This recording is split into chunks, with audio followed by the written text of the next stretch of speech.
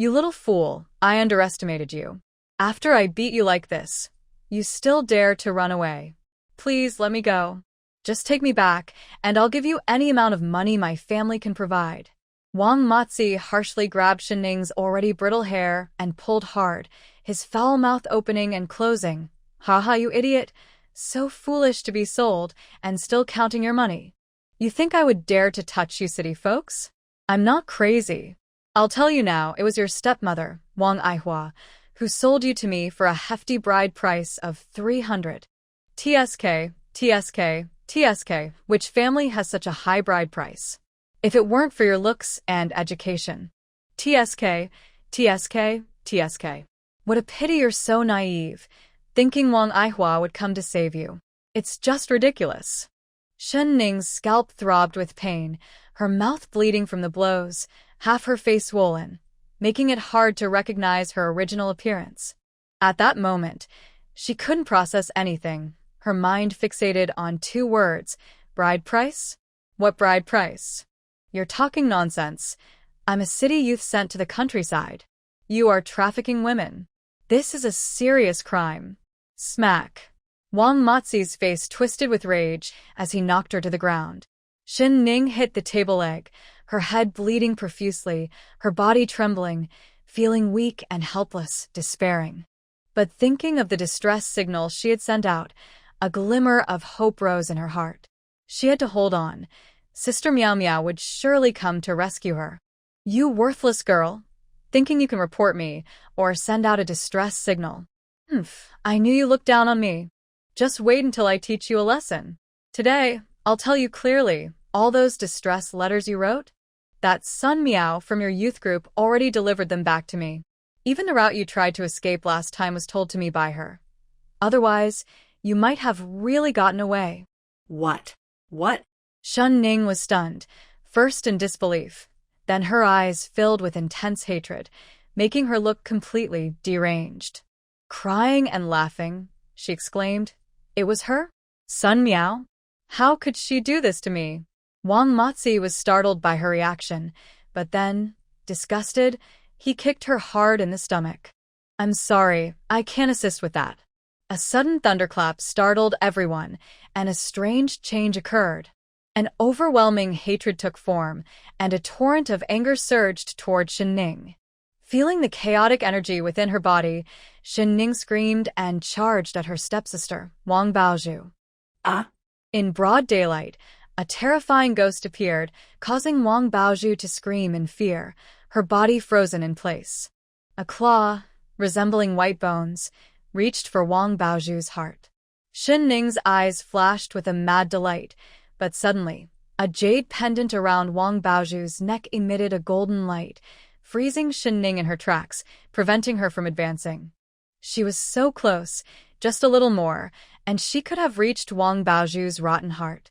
Shen Ning roared in frustration, her piercing screams echoing through the air, but the blinding golden light, burning away all filth, enveloped her soul.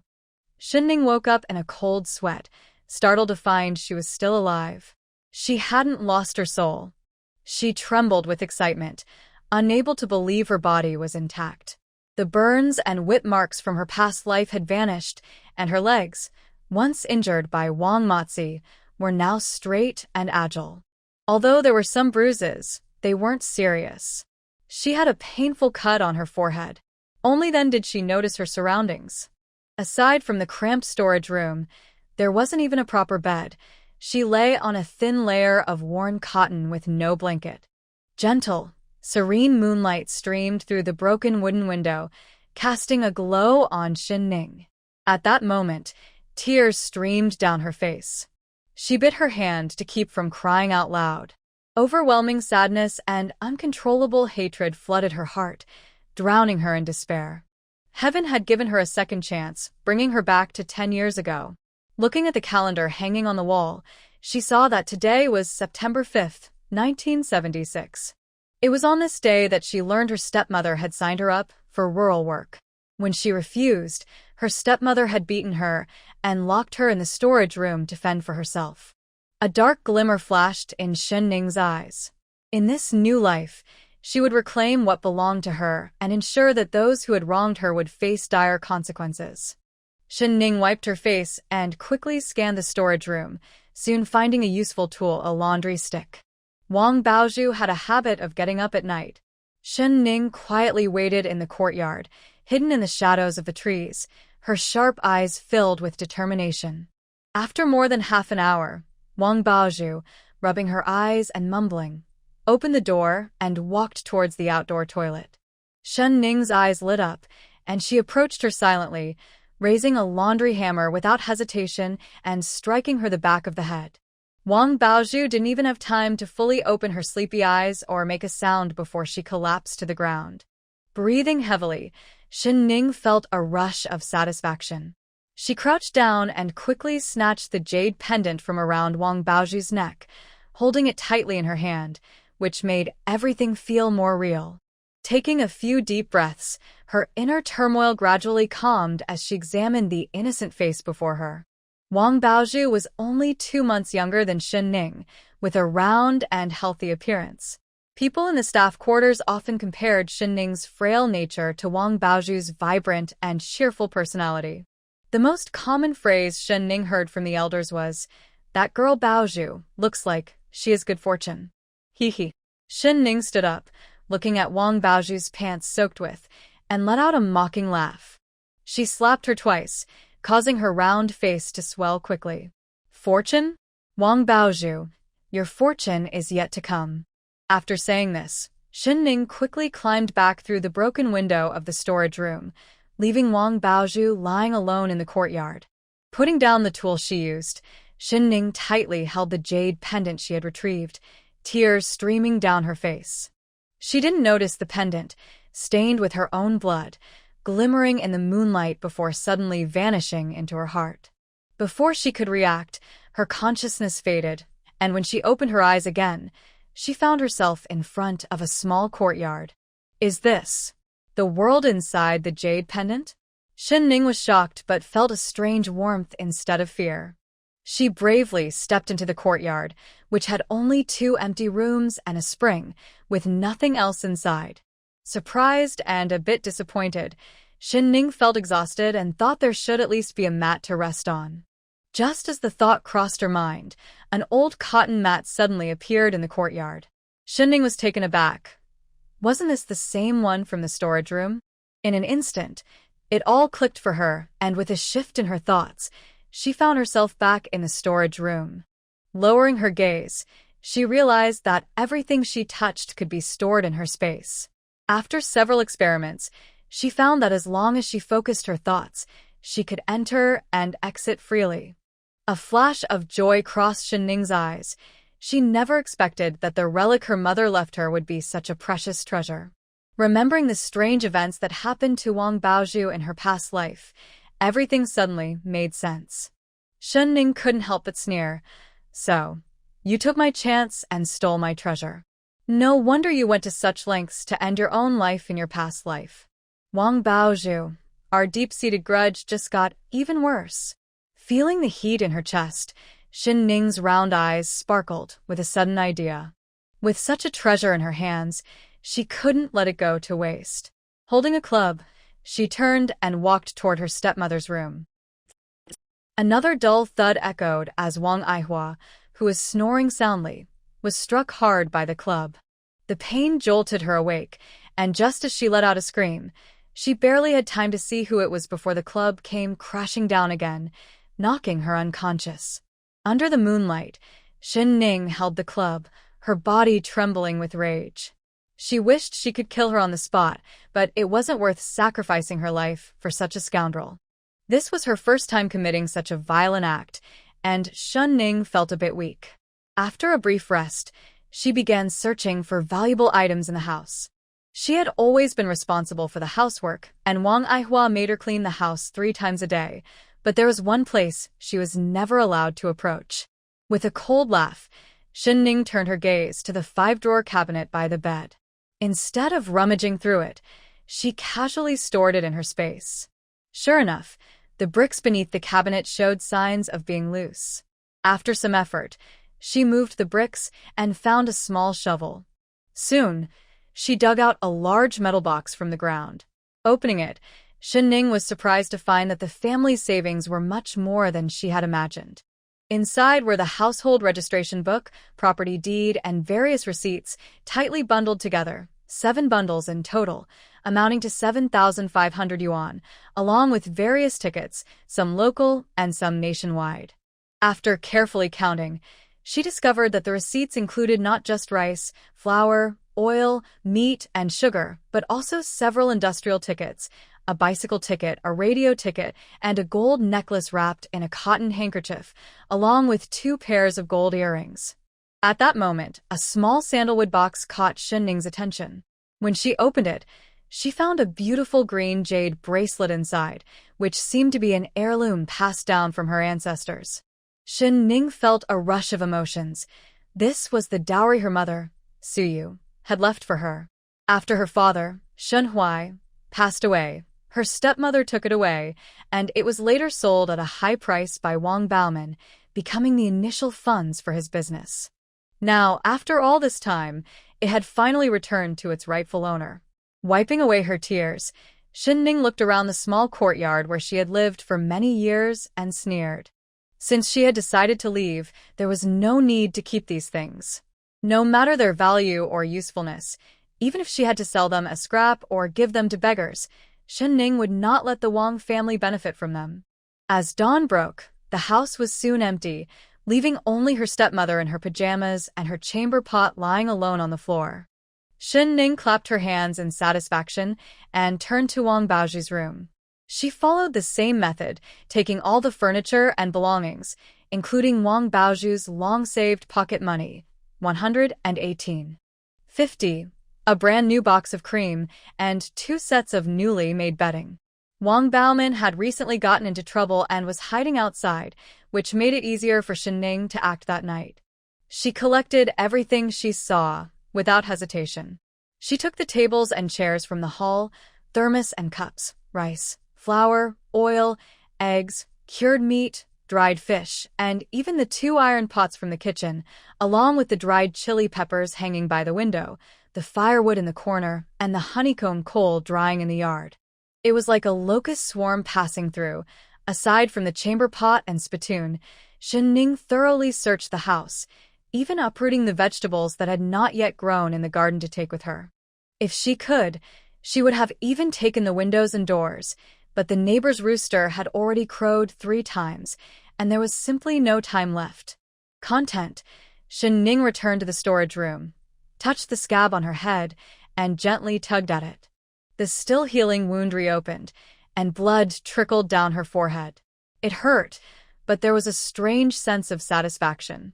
Shen Ning lay down on the worn mat to rest, gathering her strength for the big show ahead. As dawn broke, the courtyard gradually became lively. The neighbor from the Zhang family passed by the Shen family's yard with a basket of vegetables. She casually glanced around and noticed that the yard was unusually clean. After looking a bit closer, she vaguely saw something lying on the ground, which instantly scared her pale. Ah! Help! Her horrifying screams startled the neighbors, who peeked out in panic, asking what happened. Is everything okay? Wang Aihua was also awakened by the scream. As she moved, she cried out in pain, feeling aches all over her body. Her face was swollen like a steamed bun, and she could barely open her eyes. When she finally managed to see her surroundings through the pain, her heart sank. The empty room, the mysteriously missing furniture, the dug-up bricks, and the unfinished dirt pit. Everything indicated that her hard-earned savings, which she had saved for years, had been stolen. The compensation money left by Shen Hui, her coffin fund, Baomin's dowry, and Baoju's wedding gifts were all gone. Gone, all gone. She crawled to the dirt pit, unable to believe it, and started digging with her bare hands, finally realizing that it was all true. She couldn't catch her breath, her eyes rolled back, and with a thud, she fainted again. Outside the yard, the neighbors called for a long time, but no one came to open the gate, making them even more anxious. Some concerned neighbors climbed over the gate and rushed in, calling for help while looking around the empty yard, discussing among themselves. What happened to Baoju? Should we take her to the hospital? Yes. Why did she faint here? Wow, it smells really bad. Is that? Caring Sister Lee hurriedly helped Baozhu, worried about her condition, and didn't think to cover for her. She just shook her, saying, Baozhu, Baozhu, what happened? Wang Baozhu slowly regained consciousness, feeling a painful bump on the back of her head. When she opened her eyes, she saw several faces staring at her. Startled, she sat up suddenly, feeling the wet coldness beneath her and catching a strange smell in her nose.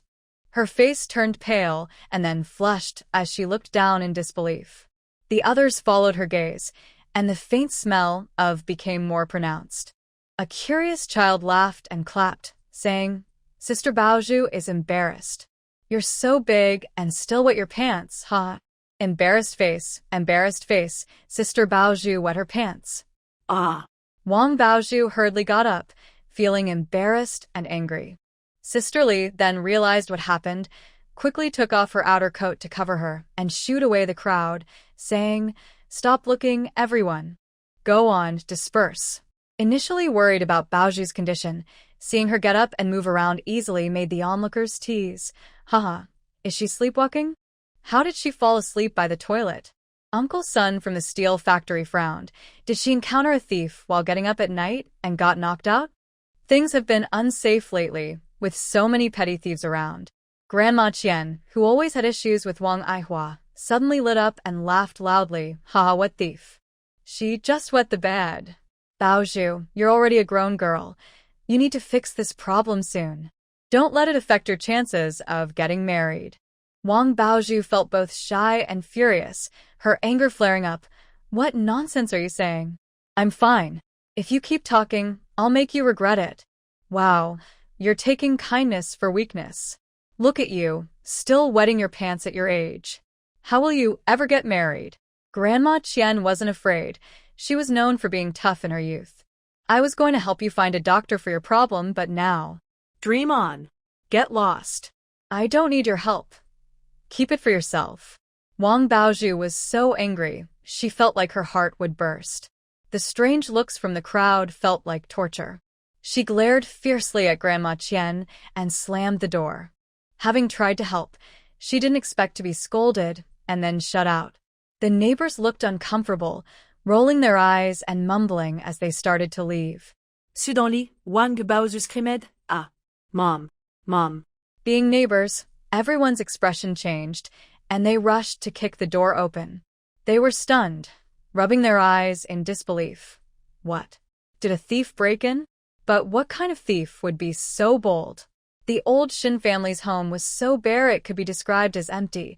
Even a mouse passing by would feel sorry for them and leave a few grains of food. Grandma Qian hurried over to join the commotion, circling the living room and kitchen, then slapped her thigh. Oh my goodness, has a thief invaded? Or is it a ghost? How could they steal everything overnight, even the cooking pots? Haha. She cleared her throat, stifling her laughter, and peeked into the room. At this moment, the caring neighbor had already carried Wang Aihua outside. Make way, make way. Can't you see her face is turning purple? She must be really upset and can't catch her breath. Sister Lee was pinching her pressure point and massaging her hand, beads of sweat forming on her forehead. She was truly a rare, kind-hearted person. However, Wang Baozhu abandoned her own mother and hurried to check her room. As soon as she opened the door, her legs went weak, and she nearly fainted. Gritting her teeth and leaning against the wall, she instinctively patted her chest. Looking down, she couldn't hold back her emotions any longer. Ugh, wow. She had lost her face, her money, and even the jade pendant she had taken from Shen Ning. Overwhelmed with sadness, she felt utterly heartbroken. The yard was noisy, and Wang Aihua finally regained full consciousness. Looking at the empty yard and hearing Wang Baozhu's cries inside, she pounded her chest, nearly spitting blood. This was all her possessions. That heartless thief. Sister Lee looked around anxiously and asked, Where's that girl Shen Ning? Yes. With all this commotion, she hasn't shown up. Shen Ning wouldn't have gotten into trouble, would she? As soon as this was said, the concerned neighbors hurriedly scattered to look for her, but there was no sign of her anywhere. I found her. Grandma Zhang helped Shen Ning out from the storage room. Shen Ning's frail body was about to collapse, and her forehead was still bleeding. Oh dear. How did you end up in the storage room? Shen Ning looked at the crowd gathered in the yard and at the devastated Wang Aihua sitting on the ground. Suppressing her satisfaction, she said, I've been living in the storage room ever since my dad passed away. Bao Shu and Aunt Wang won't let me sleep in my room anymore. Everyone gasped in shock. The storage room was cold and damp, with drafts everywhere. It was fine in summer, but what about autumn and winter? Shen Ning had been living there all this time?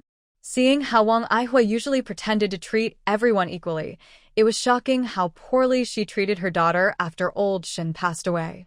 And Wang Baozhu wasn't any better. She often wandered around the courtyard, claiming Shen Ning was a spoiled rich girl who did nothing at home but boss people around. It turned out that this mother-daughter duo was just pretending to be nice while being cruel inside. At that moment, Wang Baozhu rushed out of the house and threw herself into Wang Aihua's arms.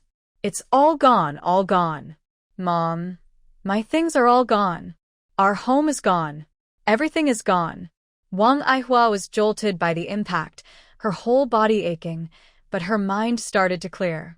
Looking at Shen Ning, who was surrounded by concerned neighbors, her pent-up anger suddenly found an outlet. She threw her shoes at Shen Ning and shouted, You lazy fool!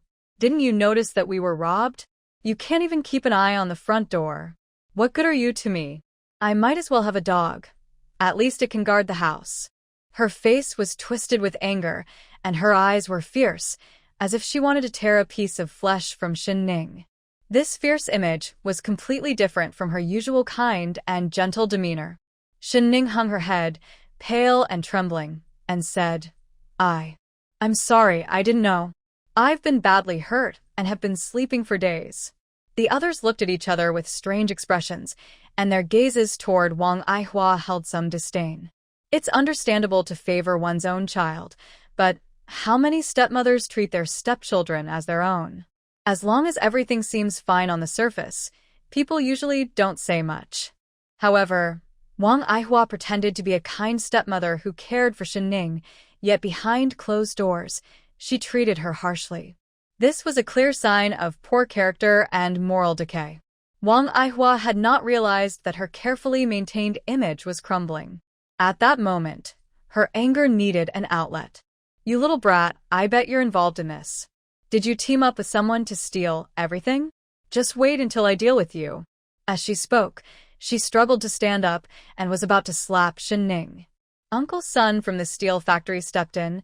Why are you blaming the child? You're an adult, and you didn't even notice your home was robbed. She's just a little girl locked in a storage room. How could she know anything? Besides, look at her injuries. That's nonsense. Her injuries were caused by my mom. We were hurt during the robbery, and she was fine. I don't believe it. Wang Baozhu's head was throbbing, and her face felt swollen. Losing her precious beads made her anxious and restless, as if she had lost the most important treasure in her life. She shouted, And my beads? You definitely took them. Give them back to me now. Shen Ning looked up in shock, her eyes red. You lost my mom's keepsake? Call the police. Hurry and call the police. Wang Baozhu continued to yell, What do you mean yours? Those are mine. Stop pretending and give them back. If my brother comes back, I'll make sure he deals with you. The neighbors watching shook their heads repeatedly. The police have already been called, but we don't know if they can recover these lost items. Li's sister-in-law finally saw the true nature of the mother and daughter. Her expression tightened. Did you too hurt Shen Ning? You beat her like this and didn't take her to the hospital, locking her in a storage room. Are you trying to harm her? Li's sister-in-law, who worked at the community office, was filled with righteous anger. Seeing Shen Ning's timid appearance only fueled her fury. Wang Aihua, I can't believe you are so cruel. When you came to the city with 2 children, you didn't even have clean clothes. After marrying into the Shen family, Shen Huai treated you well, giving your family a stable life, ensuring your children were fed, clothed, and educated. He even helped you find a job. But now that he's gone, you are tormenting his child. Has your conscience vanished? Yes. You really can't judge a person by their appearance. Exactly. No wonder the saying goes, the most poisonous thing is a woman's heart. The neighbors gathered, discussing loudly, completely exposing Wang Aihua's shame. Wang Aihua finally realized the seriousness of the situation. With a twisted expression, she forced a smile and stepped forward, trying to pull Shen Ning back. This is all a misunderstanding. Ning, quickly say something. How does Aunt Wang usually treat you? Shen Ning quickly raised her hand to protect her head, her oversized sleeves sliding up to reveal bruises. She treats me pretty well. Aunt Wang is usually nice to me and bows you. You all misunderstood. Wang Aihua's mouth twitched. You little girl. What do you mean by acting like this? Did you say I mistreat you? Have I not provided for you? Speak up. Shen Ning stepped back in fear. Before she could finish, Li's sister-in-law supported her. Don't be afraid, dear. Wang Baozhu continued to shout angrily, Shen Ning, what are you pretending for? At that moment, the crowd started to shout, the police are here. The police are here. Wang Baozhu's gaze met the approaching officer, and her sharp voice faltered, trembling with fear. Officer, she stole something from my house. Not just her, but the onlookers instinctively fell silent. The crowd parted, and Shen Ning looked up to see the leading officer, Zheng Hong, tall and imposing, radiating authority. The man named Gu Chonggang, who stood beside him, had strong features and a scar on his brow that added a fierce look to his face. If he weren't with the police, people might mistake him for a bandit. His sharp gaze swept over a few people, and the surroundings fell silent instantly. Shen Ning couldn't help but hold her breath and frown slightly, feeling anxious, but thinking of her own space brought her some comfort. Who reported this? Wang Aihua rushed to the police officer, crying and shouting, Officer, it's like this. The police officer listened carefully, while others checked around and scratched their chins in confusion. Have you had any recent conflicts with anyone? Wang Baozhu pushed through the crowd, her eyes blazing as she glared at Shen Ning, saying fiercely, It's her. She must hold a grudge against us. She's definitely the traitor, ugh. How shameless, stealing my jade. Sister Li could no longer stay silent. Standing in front of Shen Ning like a protective hen, she said, Wang Baozhu, have some shame. Let's not even talk about anything else. Who does that jade really belong to? Shen Ning has had it since she was little. How can it suddenly be yours? Do you think everyone in our community is blind? You say she colluded with outsiders to steal your things, but this is also her home, and those things belong to the Shen family. She hasn't even spoken yet, and you two outsiders are already arguing. Why not mention your irresponsible eldest son, who is always getting into trouble? Perhaps he brought this trouble upon himself.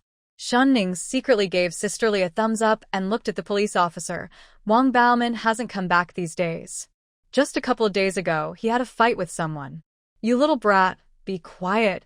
Seeing the police's suspicion shift to her eldest son, Wang Aihua panicked completely, worried that this would implicate her son, and began to cry and wail.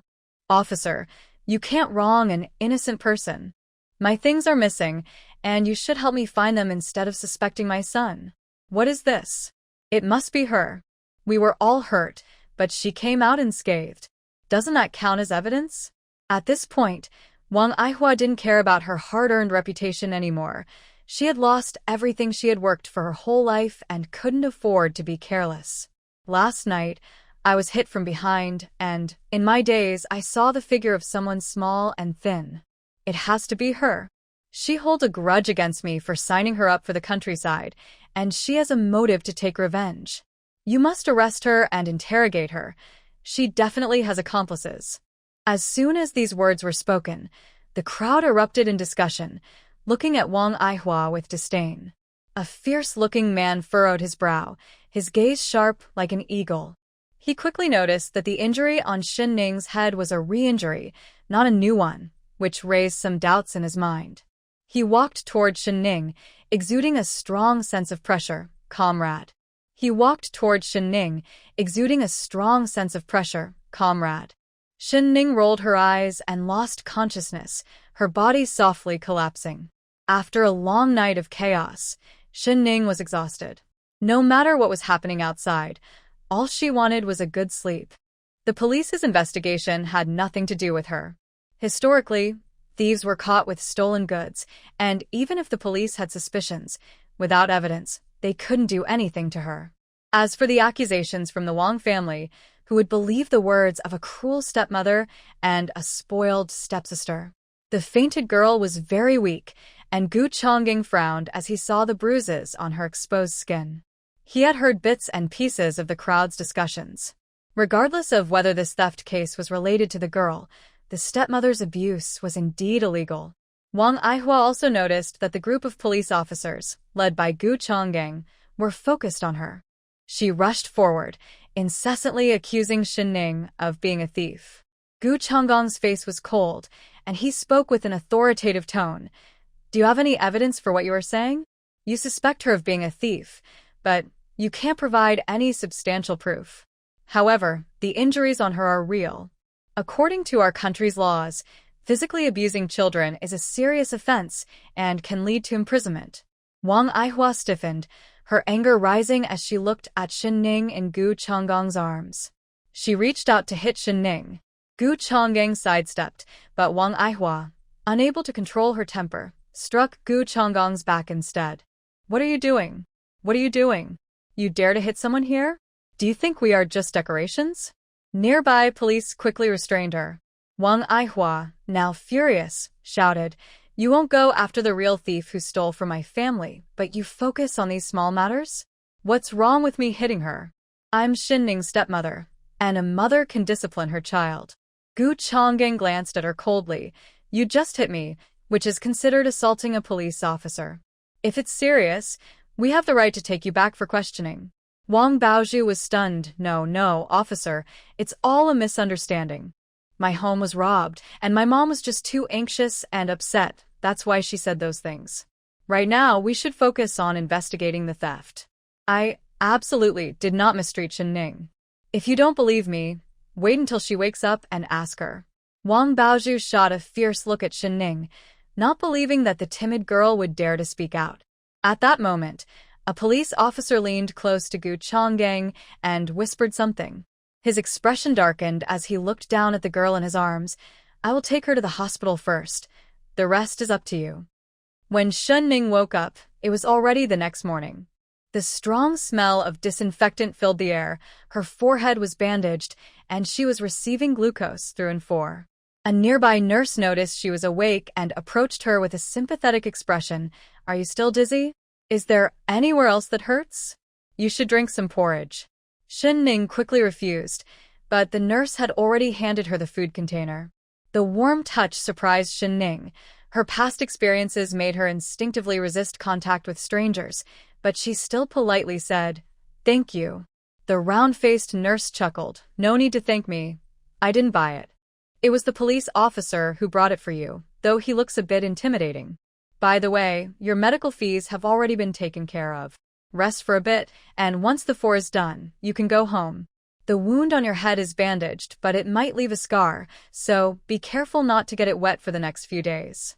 At that moment, the door to the room opened, and 2 police officers greeted her before taking out their notebooks to start asking questions. "Did you hear any noises last night, or see any suspicious people?"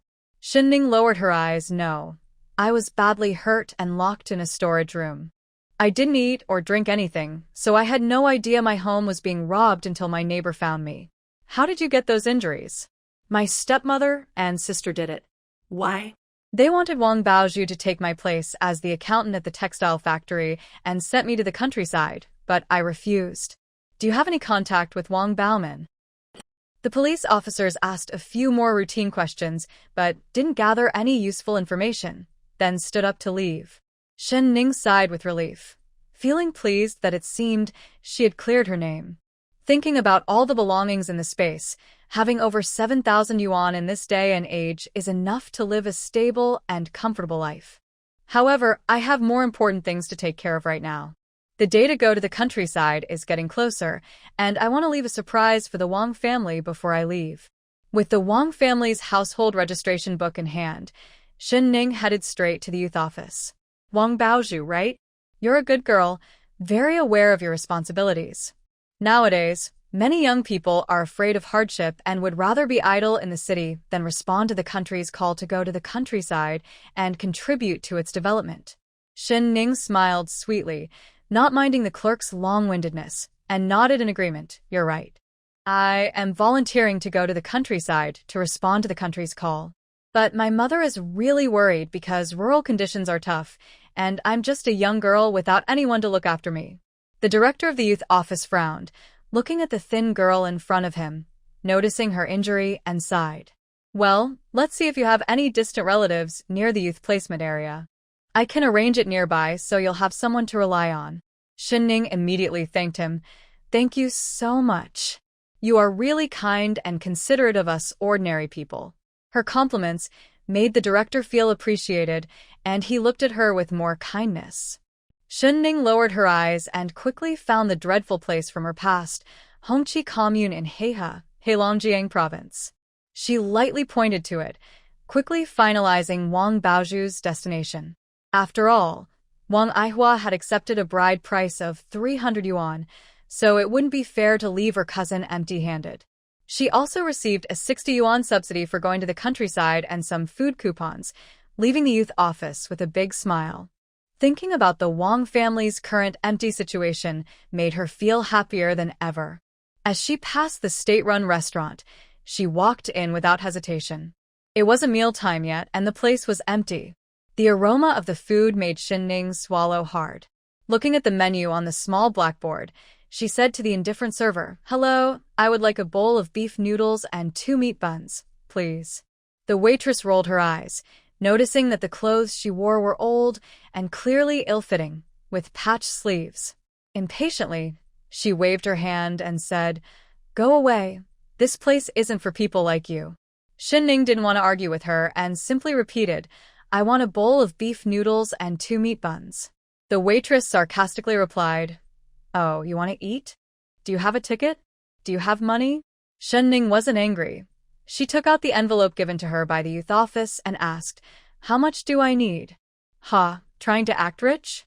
It's a total of 3.5 cents, plus 3 grain tickets and 2 meat tickets.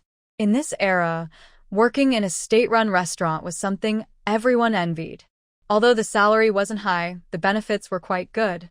The waitress considered herself superior and looked down on Shen Ning's appearance, sneering, "What, can't afford it?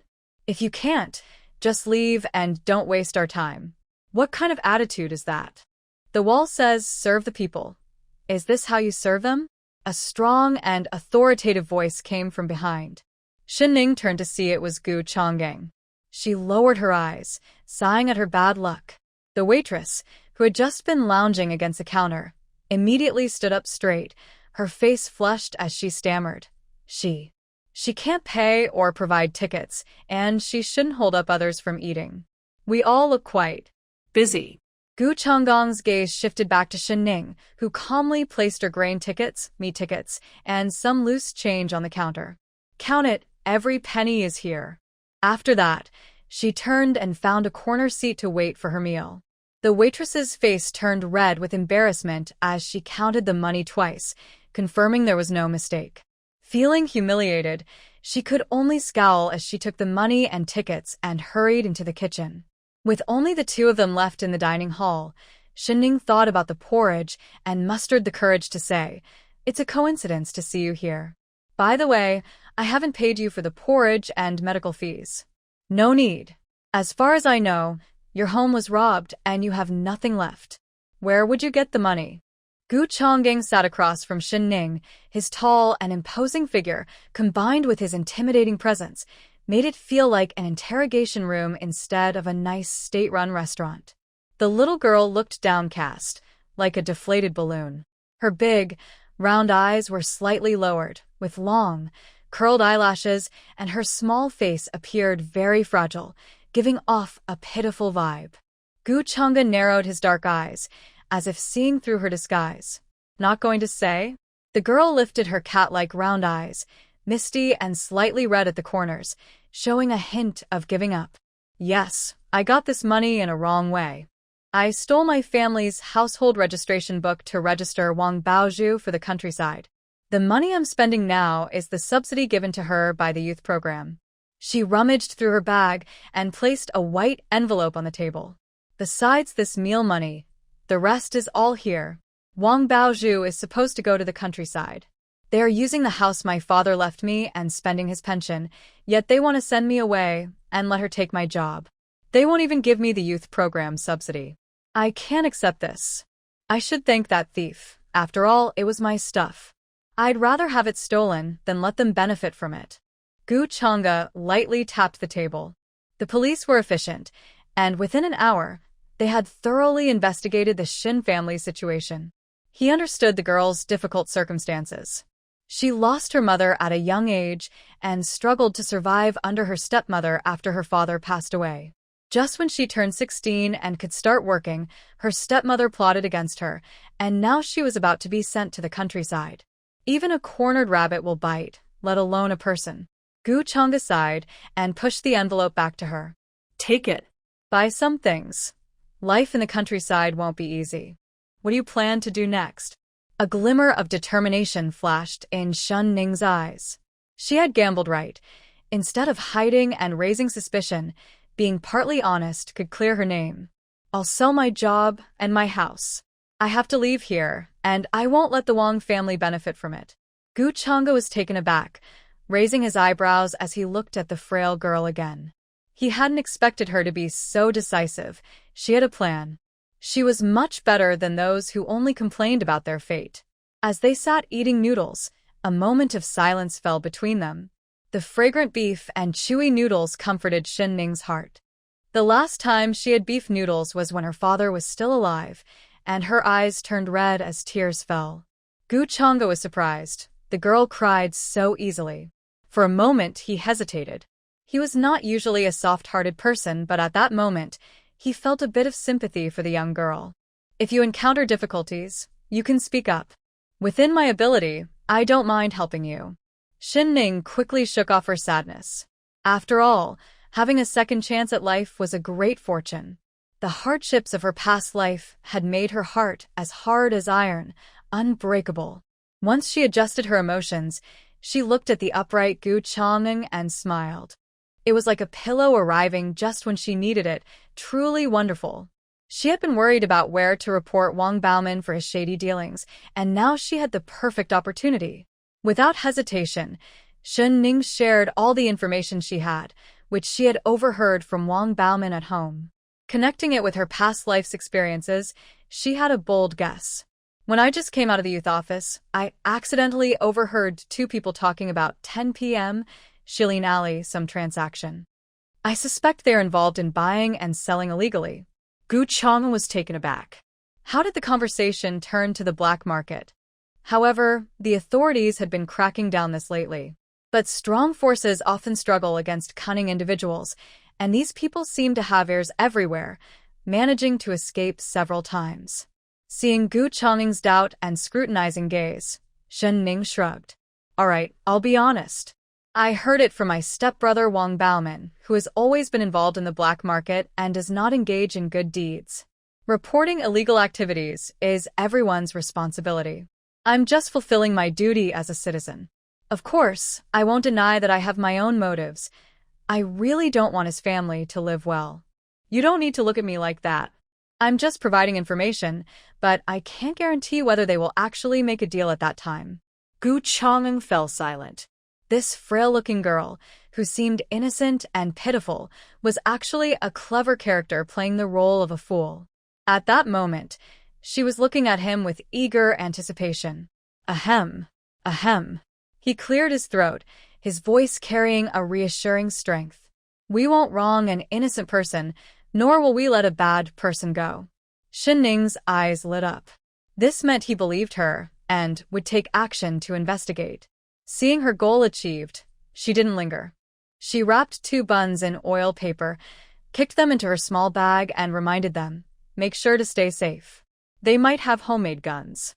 Shen Ning wasn't exaggerating. In her past life, Wang Baoman returned home late at night, trembling with fear, and secretly burned his blood-stained clothes. The next day, the news reported that 2 police officers were killed while chasing a fugitive. Now, she had already shared what she knew, and how things would unfold was no longer her concern. Having successfully set a trap for Wang Baoman, Shen Ning felt great.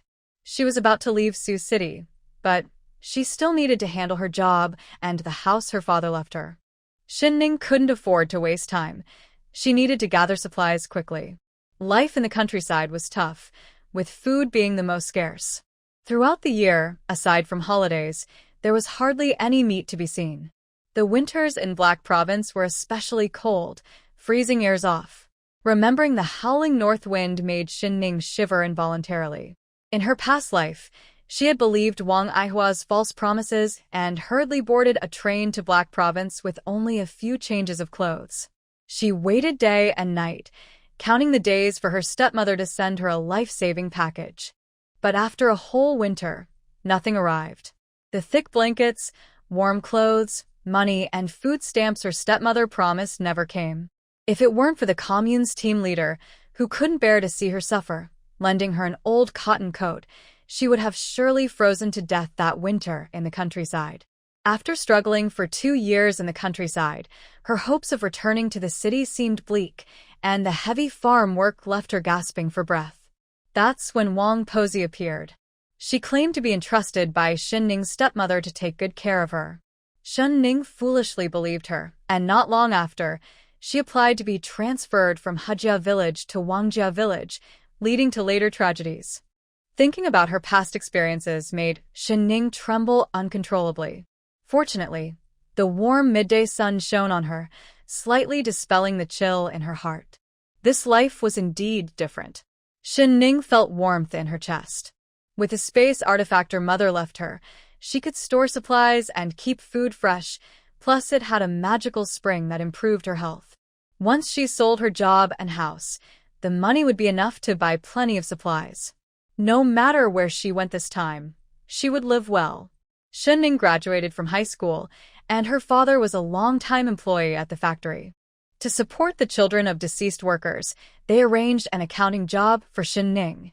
She just had to wait until she turned 18 to start working at the factory, earning 38 yuan a month. Many people envied her office job.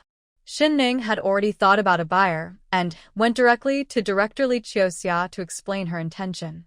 Director Li's eyes lit up, and she quickly got up to close the office door. Lowering her voice, she asked, Ning, why do you suddenly want to sell your job?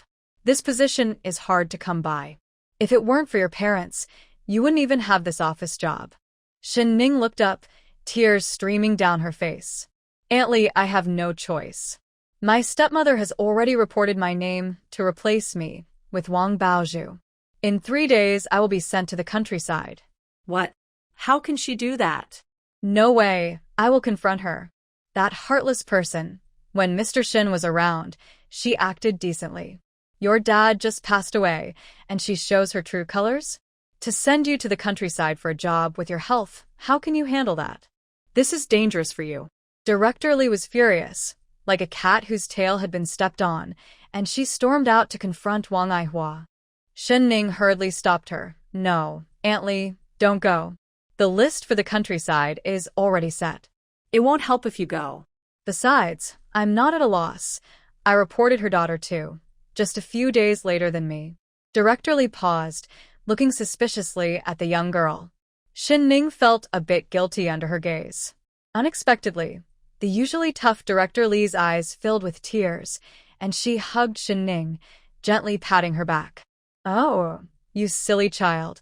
How much have you suffered to make such a decision? Nestled in her embrace, Shen Ning felt a warm feeling she hadn't experienced in a long time. I'm fine, Aunt Li. It's all in the past. I'm not the same Shen Ning anymore. I won't let them bully me. The Wang family will have to pay for what they've done. Director Li took a deep breath. She could see that Shen Ning had changed. She cursed Wang Aihua in her mind for pushing such a good child to this point.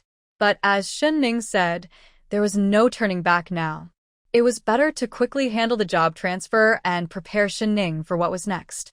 How much do you plan to sell this job for, and who will you sell it to? Isn't Sister Tian still looking for a suitable job? If Aunt Lee thinks it's okay, just give me 1,000, and also some universal food and cloth coupons. I have the household registration book and documents ready. As soon as Sister Tian arrives, we can handle the transfer right away. Seeing that Shen Ning seemed to have matured overnight, becoming wise and capable, Director Lee felt emotional. This child had such a hard life, and was still thinking of others. That stable job outside could easily sell for at least 1,003 or 4, and it was highly sought after. Alright, I won't take advantage of you. I'll give you 1,200 and various coupons.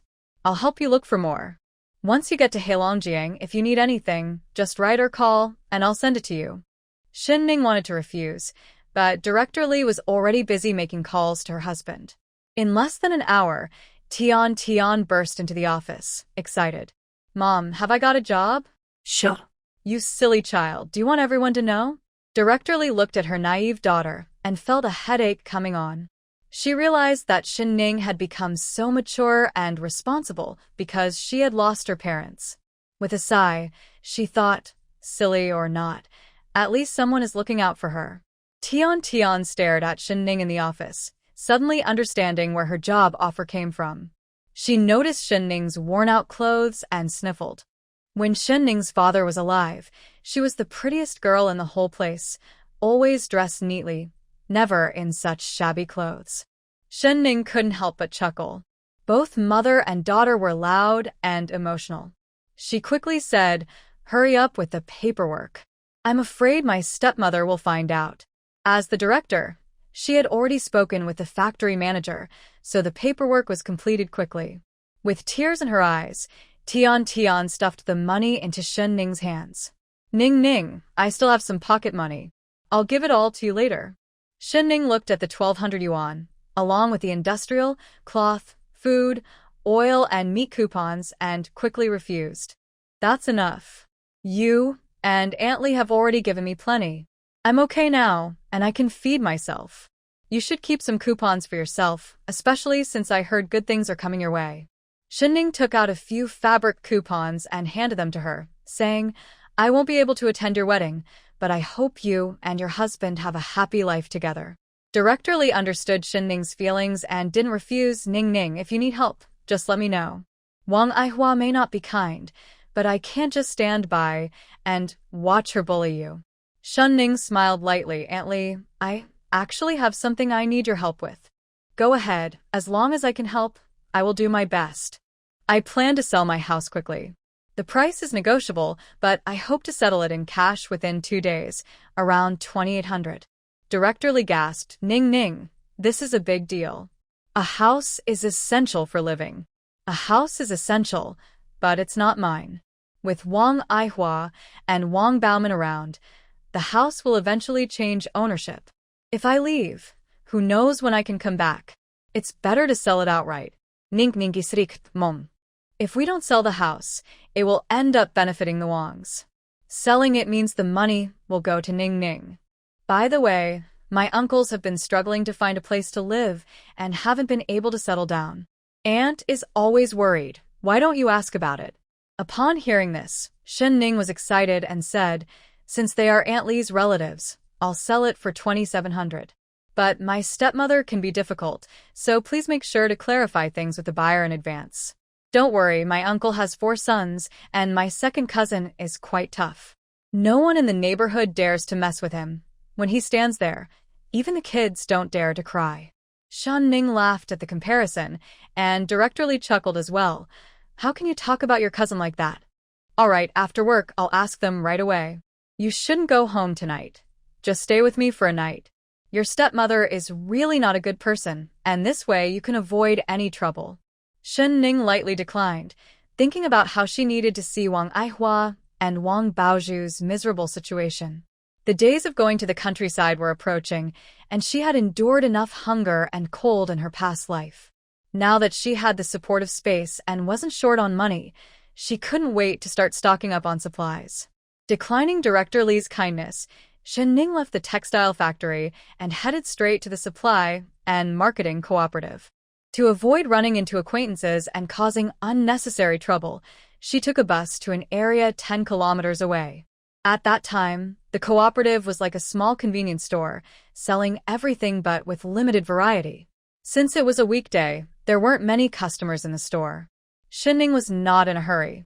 She quietly waited for the customers in front of her to finish before stepping up to speak. "Hello, I would like 30 pounds of rice, 30 pounds of flour, a bucket of oil, 2 sets of thick winter coats, and 2 10-pound comforters. I also need 10 pounds of brown sugar, 20 pounds of white sugar, 10 pounds of milk candies, and 10 pounds of fruit candies. Additionally, 20 pounds of eggs, 2 buckets of malted milk, 2 packs of red pagoda cigarettes, and 2 bottles of liquor." As soon as Shen Ning started speaking, the salesperson looked over in surprise. "That's a lot. Just having grain tickets isn't enough. You need a supply book for grains and oils." Shen Ning nodded and took out Wang Aihua's supply book. She was a worker at a cotton textile factory and had a monthly quota of 35 pounds. The salesperson checked it and smiled. "Buying so many household items? Are you preparing for a wedding? Where is your partner?" Shen Ning knew she was buying too much. Using the excuse of preparing for a wedding was a good idea, so she hurriedly nodded. "Yes, yes. My partner is a soldier, so I had to come by myself. My new home has nothing, so I have to buy everything." While weighing the sugar, the salesperson laughed. "I see. Just wait a moment. I'll get your items. By the way, do you live far? We have a cart for deliveries. You can borrow it for a 2 yuan deposit." "Thank you so much. I was worried about how to carry everything back." Shen Ning's eyes sparkled, and she took out a few milk candies from the already packed bags. "Please have some. I'm asking for so many different things. It's really a hassle for you." With her sweet demeanor, the salesperson accepted the candies and felt good. "It's no trouble at all. That's my job. Since you're preparing for a wedding, feel free to look around for more items like bed sheets, water heaters, basins, towels, and skin cream." Shen Ning's eyes lit up, and she immediately embraced her shopping spirit. If she weren't worried about raising suspicion, she would have loved to take over the store. In addition to what the salesperson mentioned, she also bought canned fruits and several yards of coarse cotton fabric.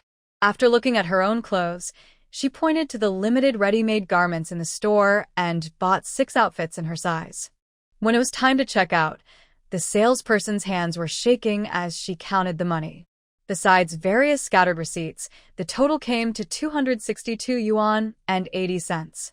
Shen Ning pushed the cart into a deserted alley and quickly stored everything in her space, making 3 trips to carry it all away. She felt as if her heart was finally filled, and she was extremely pleased. Thinking about how the policies have relaxed a lot now and the college entrance exam will soon resume, the educated youth can gradually return. With money and food, I naturally don't care about those work points, and life will be much better. When I returned to the Wang family, it was already dark. Before I even stepped through the gate, I heard Wang Aihua cursing. The family was in dire straits.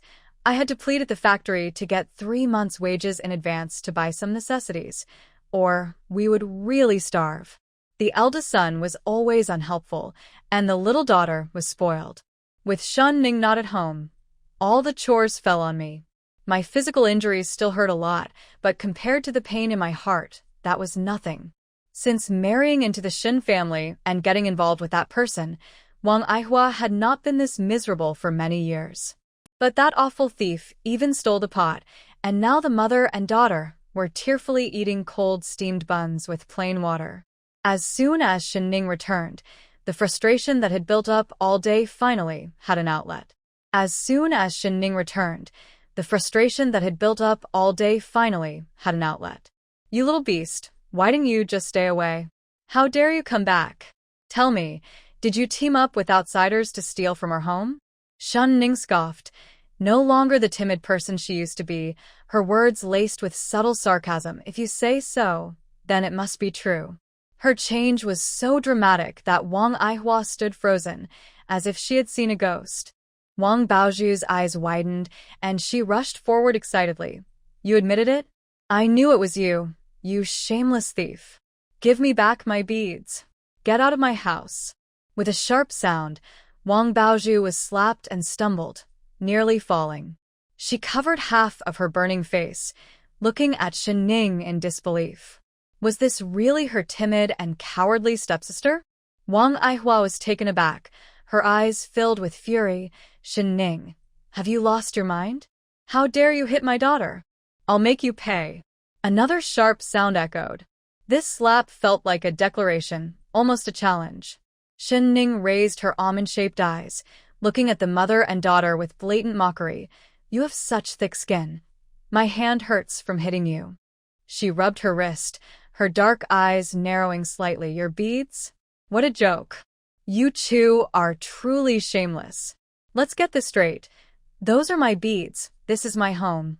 The house is in my name, and everything in this place belongs to the Shen family. What you eat, use, and spend comes from the pension my father left me. Who gave you the right to speak so boldly in my home? I used to be weak, but not anymore. Your good days are over.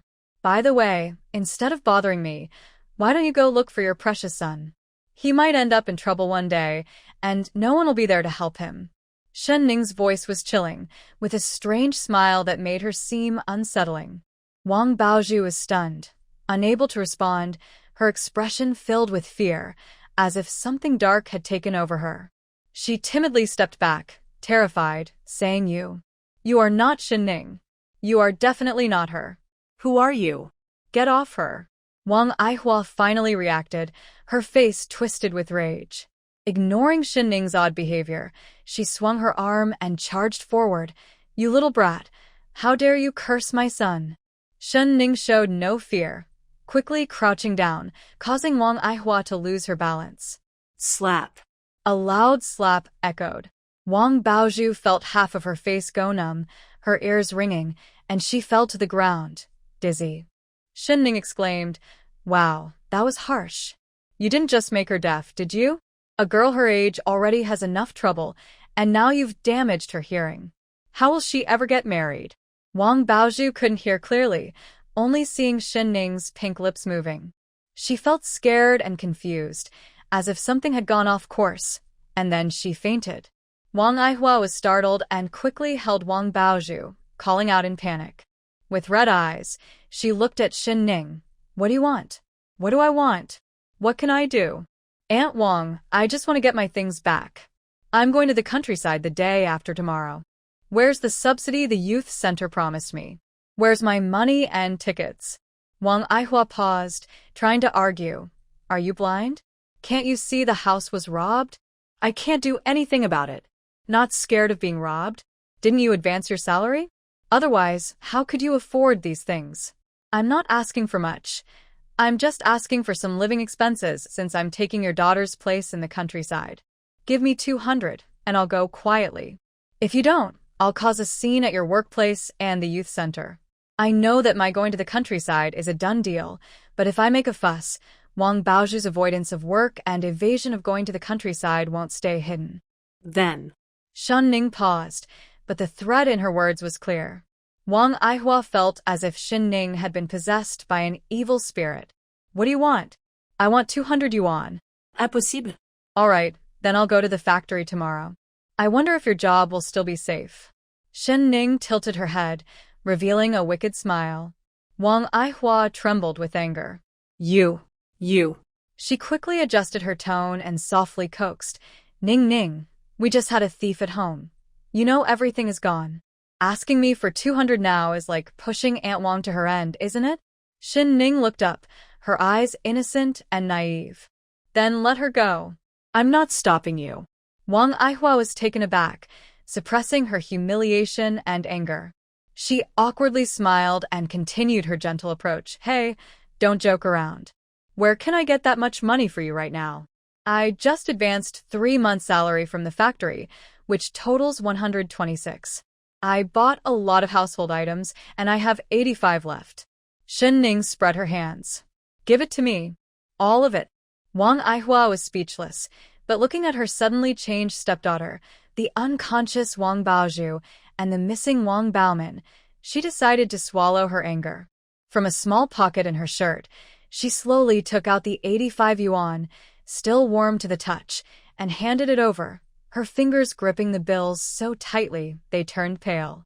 Shen Ning scoffed. If Aunt Wang is reluctant, then forget it. Fearing Shen Ning would change her mind, Wang Aihua quickly shoved the bills into Shen Ning's hand, her tone venomous and laden with meaning. Of course not. I've watched you grow up. Although I favored Baozhu a bit, I still have some feelings for you. The place I picked for you to go to the countryside is near my family's village. Their family is well off. I will write to them and make sure they take good care of you. Shen Ning sneered, her eyes flashing with a dark glimmer. Then I should thank Aunt Wang in advance. In the dark alley at midnight, shadows moved about. As two groups were negotiating, a sudden shout rang out. Don't move. Police! It's the cops. Run. A group of people panicked, scrambling for things, and turned to flee deeper into the alley, only to be caught by the police who had been waiting for them. Don't move. Everyone get down and cover your heads. The leader tightly gripped the package in his hands, looking around with a fierce gaze. One hand reached his waist, hiding a makeshift gun in his sleeve. With one shot, chaos would erupt, allowing him to escape under the cover of darkness. He slowly pulled the trigger. The sound of the gunshot echoed. It was like boiling water being poured into hot oil. The crowd erupted in chaos. The leader let out a cry, dropping the makeshift gun to the ground, clutching his wrist, and collapsing to his knees. He looked venomously toward the direction of the gunfire, blinded by the bright lights of the police car, but he remembered the scar on the person's brow. Run. Quick. Wang Bauman heard the police sirens and gunfire, feeling panicked. Although he usually engaged in petty theft and trade, this was serious. He was terrified. It was just some old items he was selling, not worth such a big fuss. Being crafty and having grown up in the area, he took advantage of the chaos, moving aside some red bricks by the alley wall and escaping through a small opening. After finally getting through 2 alleys and reaching a passage, he spotted patrolling police ahead. Sweating with fear, he took a few deep breaths, pulled out a bottle of liquor he had hidden, took a couple of swigs, and spilled the rest on his clothes. He staggered, pretending to be a drunk passerby, walking past the 2 officers. Stop. What are you doing? Where are you going? Wang Bauman laughed foolishly, appearing dazed, but secretly sizing up the officers. Me. He just went for a drink. I'm heading back now. Hee. Seeing the round-faced officer lower his guard and step aside, he thought he had successfully deceived them.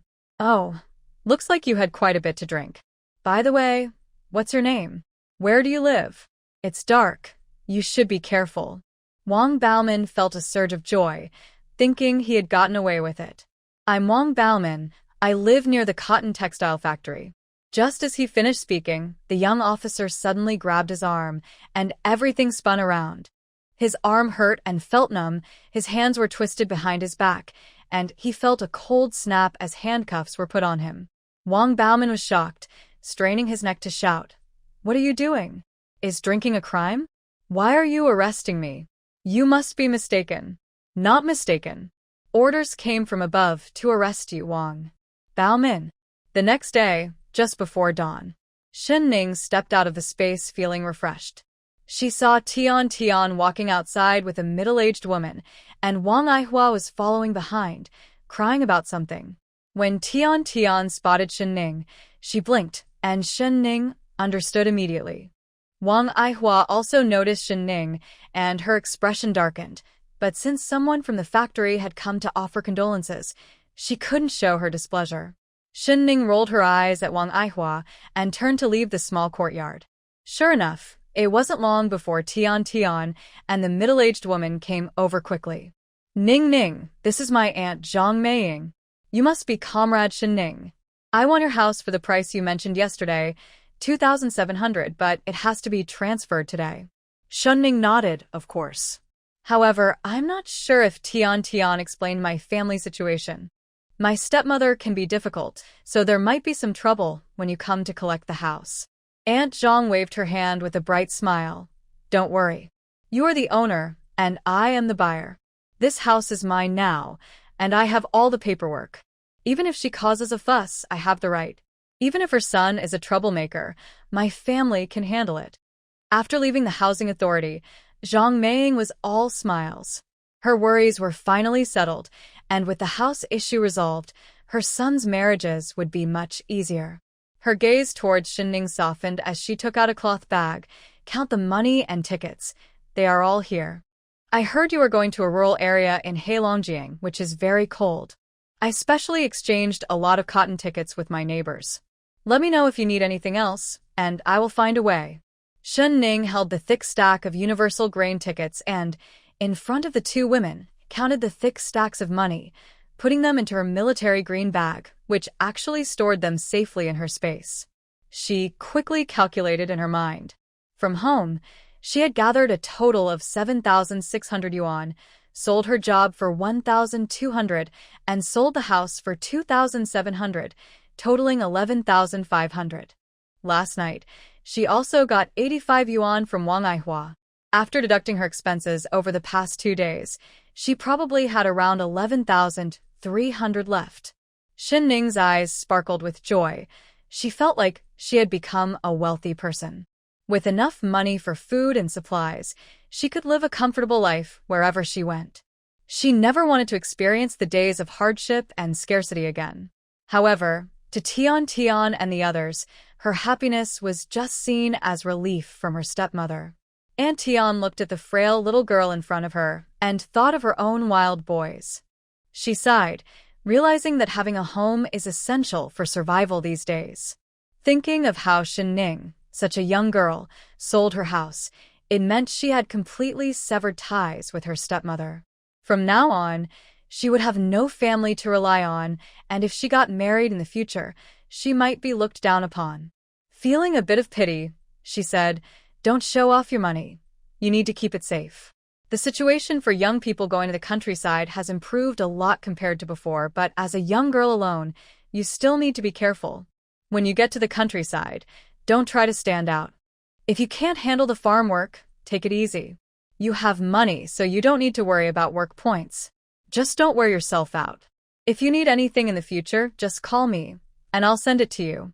These days, everyone takes pride in hard work and looks down on cheating. Even if they have thoughts in their hearts, they don't dare to speak them out loud. If someone hears them, they might be labeled as having problematic thoughts and could be sent for re-education or sent to work on a farm. Shen Ning felt a warmth in her heart. After witnessing the ugliness of human nature in her past life, she was not used to such kindness.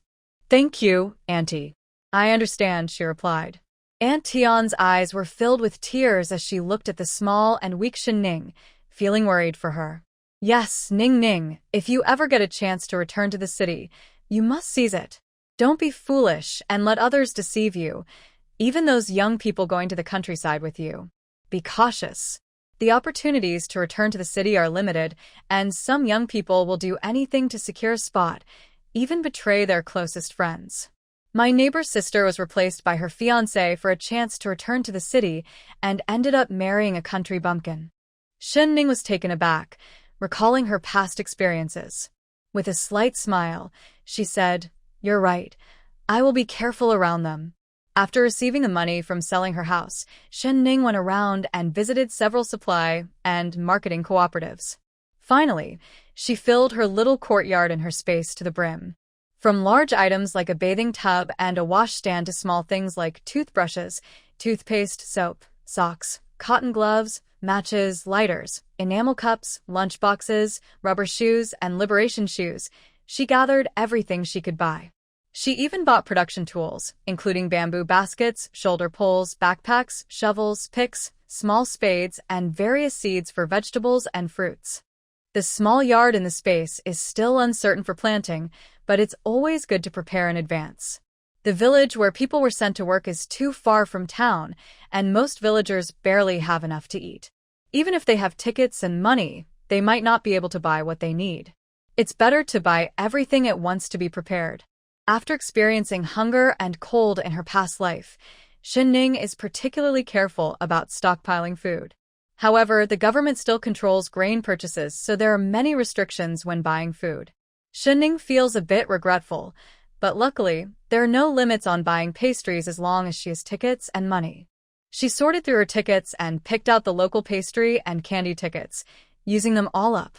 In this time of scarcity, Shen Ning boldly bought every snack available at the counter, including egg cakes, osmanthus cakes, mung bean cakes, crispy sugar, walnut pastries, tin box cookies, canned sweet soup, dried plums, malt extract, and various candies.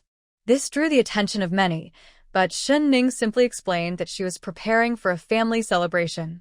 Passing by a clothing store, Shen Ning went in and bought several outfits: cotton jackets, face towels, thick hats, warm scarves, thick gloves, underwear, autumn clothes, and socks, making sure she was well prepared. Seeing a beautiful dress on a mannequin, she couldn't help but stop, lost in thought, even forgetting when she last wore a dress. Looking in the mirror, her 18-year-old youthful appearance was as beautiful as a flower. The timid look from living under her stepmother's control had faded, revealing a bright and shining self, like a pearl that had been dusted off. Shen Ning pointed to the dress on the mannequin, and the salesperson's eyes lit up as she quickly brought out all the samples in the store. Shen Ning, with her graceful figure and good looks, looked great in everything. In the end, she chose 5 dresses in different colors and styles, feeling satisfied as she left the store with her bags. After organizing her things, she headed straight to the post office. Even though she had a space to store items, they couldn't just appear out of nowhere, so she needed a reasonable way to send them. Calculating the time, she figured it would take at least a week for these items to reach Heilongjiang province. After such a long outing, Shen Ning was extremely hungry. Passing by a state-run restaurant, she went in for a hearty meal. Before leaving, she bought 50 large meat buns and 100 big steamed buns. The same arrogant waitress was there, but this time she said nothing, quickly took the money, and went to the kitchen to prepare the order. Finally, Shen Ning quickly walked out of the state-run restaurant, carrying 2 large bamboo baskets, completely ignoring the discussions and envious looks behind her. She knew she couldn't return to that restaurant. It would raise suspicions, and that would be bad. Thinking about the fragrant pork from the restaurant, Shen Ning instinctively pressed her lips together. After some thought, she decided to try her luck at the meat factory in the west of the city. As she approached the meat factory, she saw an elderly woman struggling with a basket, arguing with a passerby. The white cloth covering her back shifted, revealing fresh meat with a hint of blood. Shen Ning's eyes lit up, and she slowed her pace. The 2 people noticed her. Their arguing paused, and they reluctantly pushed each other before heading into a nearby alley. Shen Ning quietly followed them, hiding around the corner to listen to their argument. "Oldly, you're going too far. If you hadn't said your son needed fresh pork for his wedding, I wouldn't have kept so much for you. Now you say you don't want it? What am I supposed to do? Are you trying to ruin me? What can I do? The wedding is off, so what's the point of a banquet? I told you, I can only give you 2 yuan as compensation. Instead of wasting time here, you should find another buyer." You. Heartless. You know how much risk I took to get this meat, and now you want me to find buyers openly. If someone finds out, my whole family will suffer. If it weren't for my partner being sick in the hospital, I wouldn't have. I said I don't want it. 2 yuan is more than fair. You can take it or leave it. The elderly man in the checkered shirt angrily tossed a few small bills, saying, "Don't think I don't know where this meat came from. If this gets out, it won't be good for you." The elderly woman wiped her tears and angrily shouted, "If I can't get a good deal, neither will you. We might as well go down together." The old man paused, then stormed out of the alley. Shen Ning quickly slipped into the space. Once she confirmed he was far away, she entered the alley. The elderly woman heard footsteps and hurriedly picked up scattered small bills from the ground. Coincidentally, a 2-cent bill fell at Shen Ning's feet. Shen Ning picked it up and handed it over, smiling innocently. "Grandma, I accidentally overheard your conversation. I'll take all the pork you have on your back." The elderly woman was startled, took 2 steps back, and looked at Shen Ning warily. "What are you talking about? What meat? There's nothing. You're just a child. Don't block the way." Saying this, she struggled to carry her basket and tried to walk around Shen Ning to leave. "Although it's not hot today, the meat won't last long.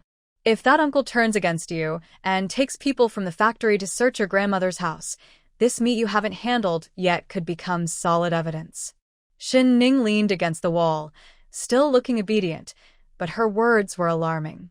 The old lady hesitated for a moment. All right, I won't ask for a ticket.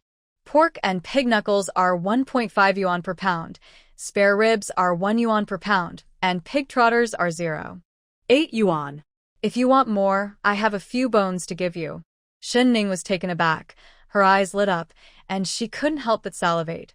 Okay, I'll take all the meat you have. The old lady was first happy, then surprised, and finally sighed. You can't take it all. Originally, that scoundrel wanted to host a banquet, so There's a total of over 200 pounds. Shen Ning swallowed hard, looking at her basket, which seemed to hold about 70 or 80 pounds. She pulled out 5 large bills from her small bag and pushed them forward. This is a deposit. I'll take it all. The old lady was overjoyed, her tone becoming sharp. You really want it all? You're not tricking me, are you? Good.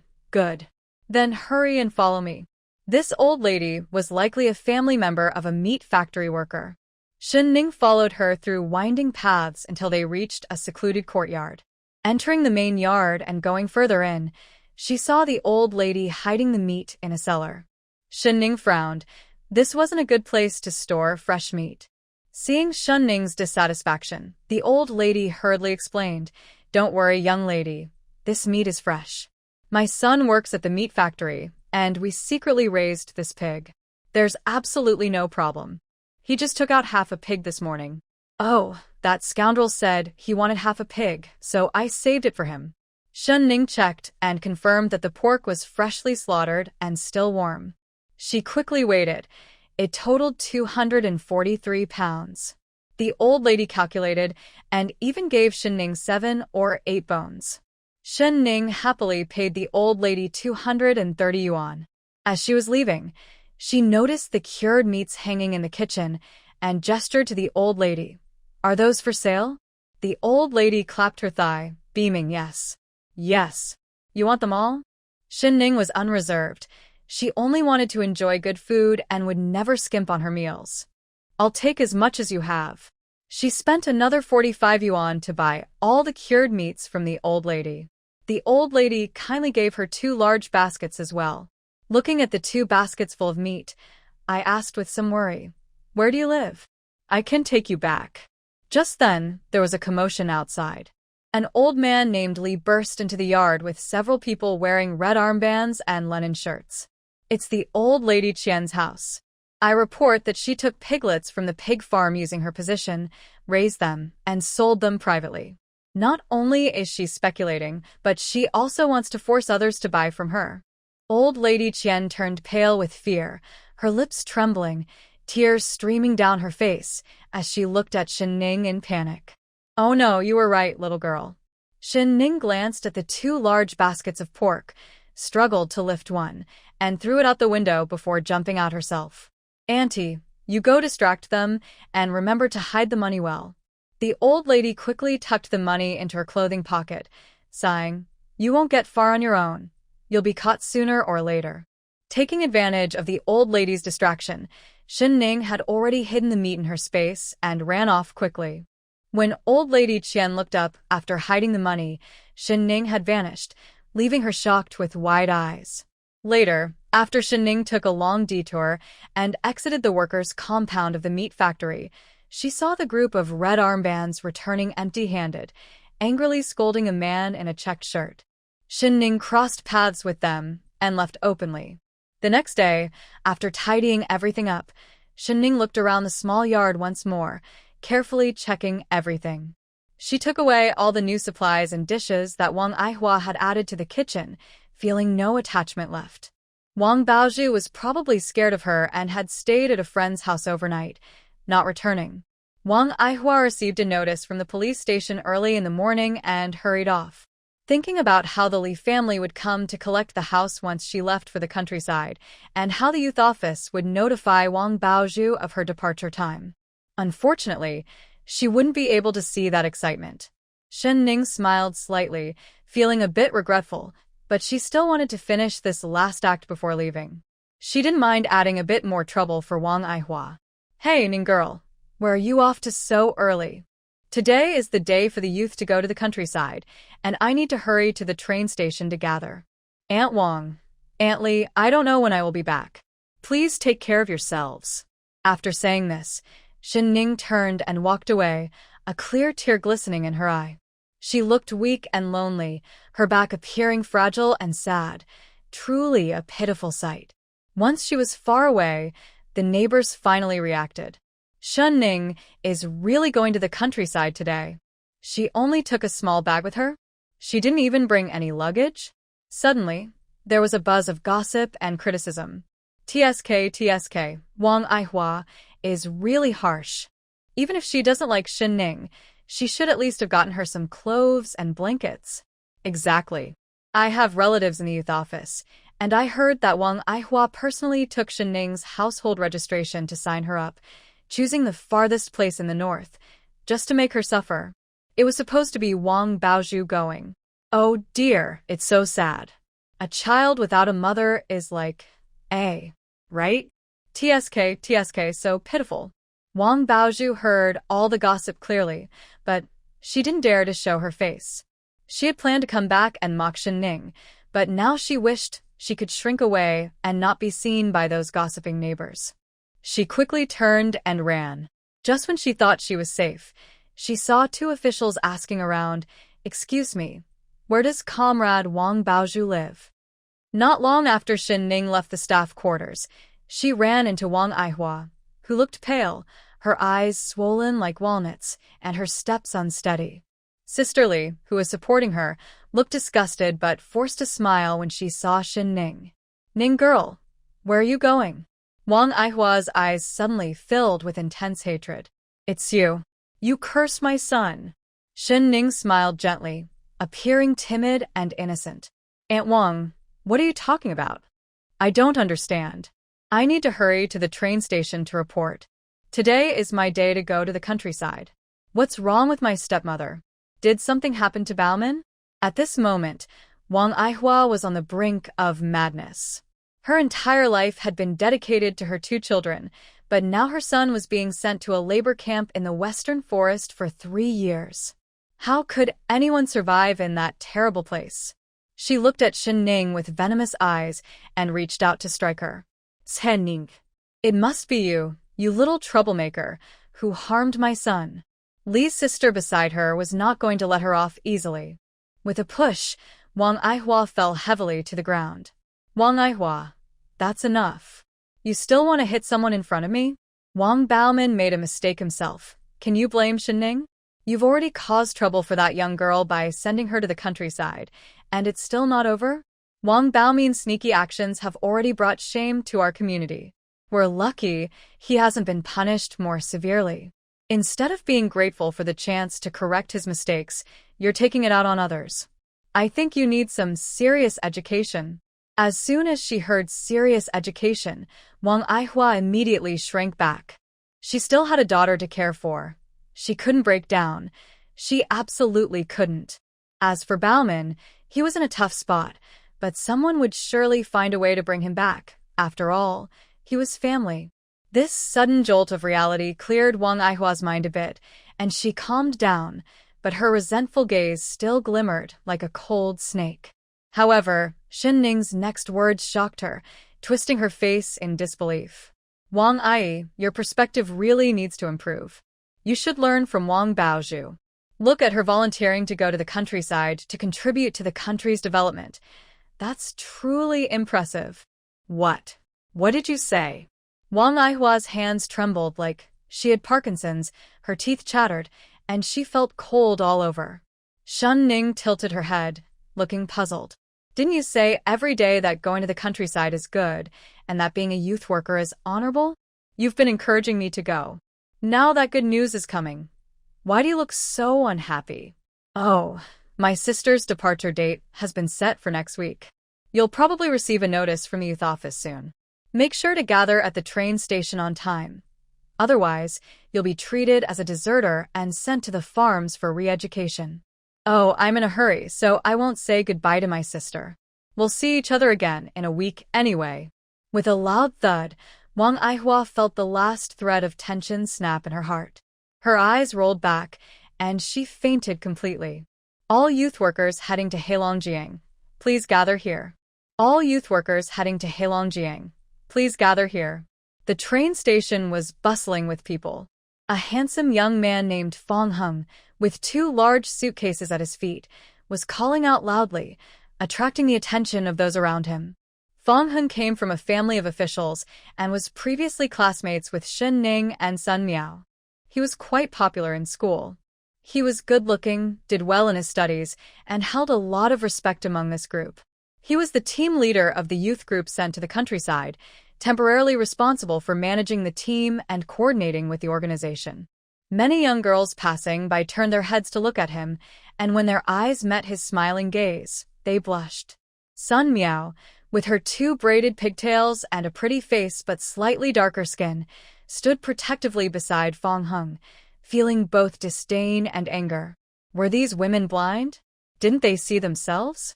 How could they flirt with Fong Hung? Around them, 4 or 5 people gradually gathered.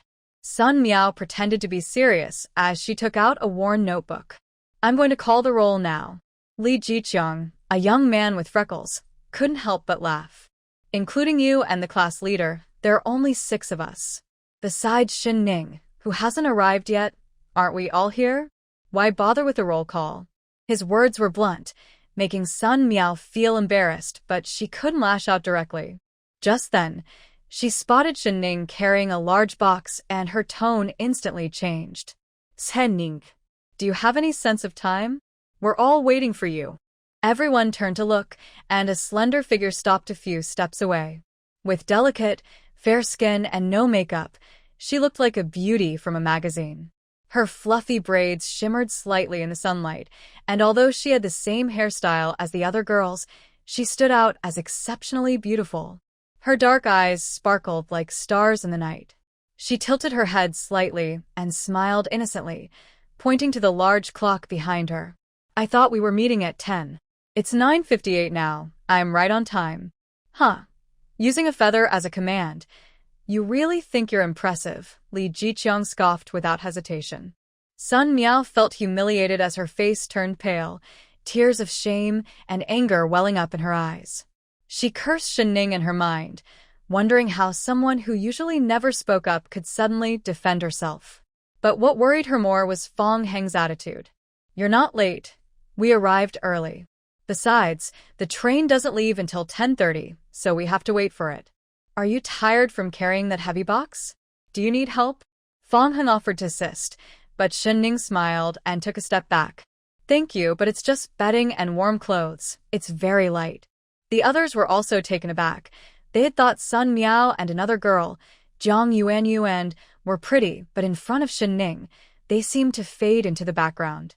Sun Meow bit her lip, feeling the familiar wave of jealousy and insecurity wash over her. Whenever Shen Ning was around, she always felt ignored. She took a deep breath and quickly composed herself, stepping forward to take her hand, but Shen Ning pulled away. Her expression froze, and she forced a smile. I'm just worried about you. Aren't we best friends? Shen Ning looked at her with a half-smile, hiding her resentment. Best friends? Sun Meow felt uneasy under her gaze and instinctively took 2 steps back. How could she find the seemingly weak Shen Ning a bit frightening? Just then, shouts came from behind. Ning Ning! Ning Ning! Everyone saw Shen Ning, who had been cold just moments ago, casually set down her box, her expression brightening as she jogged toward the girl behind her. Sister Tian. What a surprise. Huh. Best friends shouldn't flatter themselves. Left standing awkwardly, Sun Meow felt embarrassed and didn't want to turn around. She knew that the annoying boy, Li Jiqiang, was mocking her. She had no idea what she had done to deserve his relentless teasing. She had wanted to build a good reputation among the group, but after being humiliated repeatedly, Sun Meow felt like crying. She turned to Fong Hung and complained, "What's up with Shen Ning? She used to be so close to me at school, and now she acts like a stranger." Fong Hung subtly moved away from them. I don't think so. She's always been quiet and distant with everyone. Sun Meow felt her fists clench, her face burning as if it had been publicly humiliated. She was too frustrated to speak. At that moment, Shen Ning wiped the sweat from Tian's forehead. "Thank you for coming to see me off. Why are you in such a hurry? Here, I made you some braised pork. My mom wanted to come too, but some leaders suddenly came to check on the factory, and she couldn't leave. I had to take a 2-hour break just to sneak out. Remember to write to me once you get there. I'll send you things every month, so don't overwork yourself. And when you go out, don't go alone, and don't try to stand out. If you can do farm work, then do it.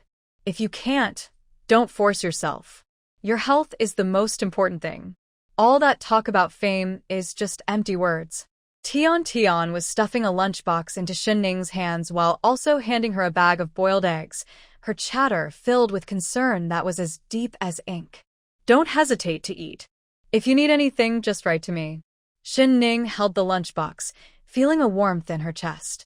She felt like a wandering spirit in the world. Even though she walked in the sunlight, her heart felt empty and cold, filled with bitterness.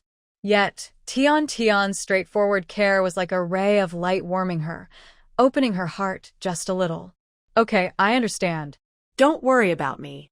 You and Aunt Lee should take care of yourselves too. You just started working, and it wouldn't be good if someone caught you off guard. You should head back." Shen Ning's eyes turned slightly red as she pulled out a bill from her small bag and firmly stuffed it into Tian's pocket. "Take this.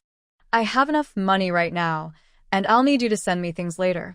If you don't take it, I won't accept anything you send." "You." "Okay, I understand." Tian finally accepted the money, reluctantly saying goodbye before quickly disappearing into the crowd.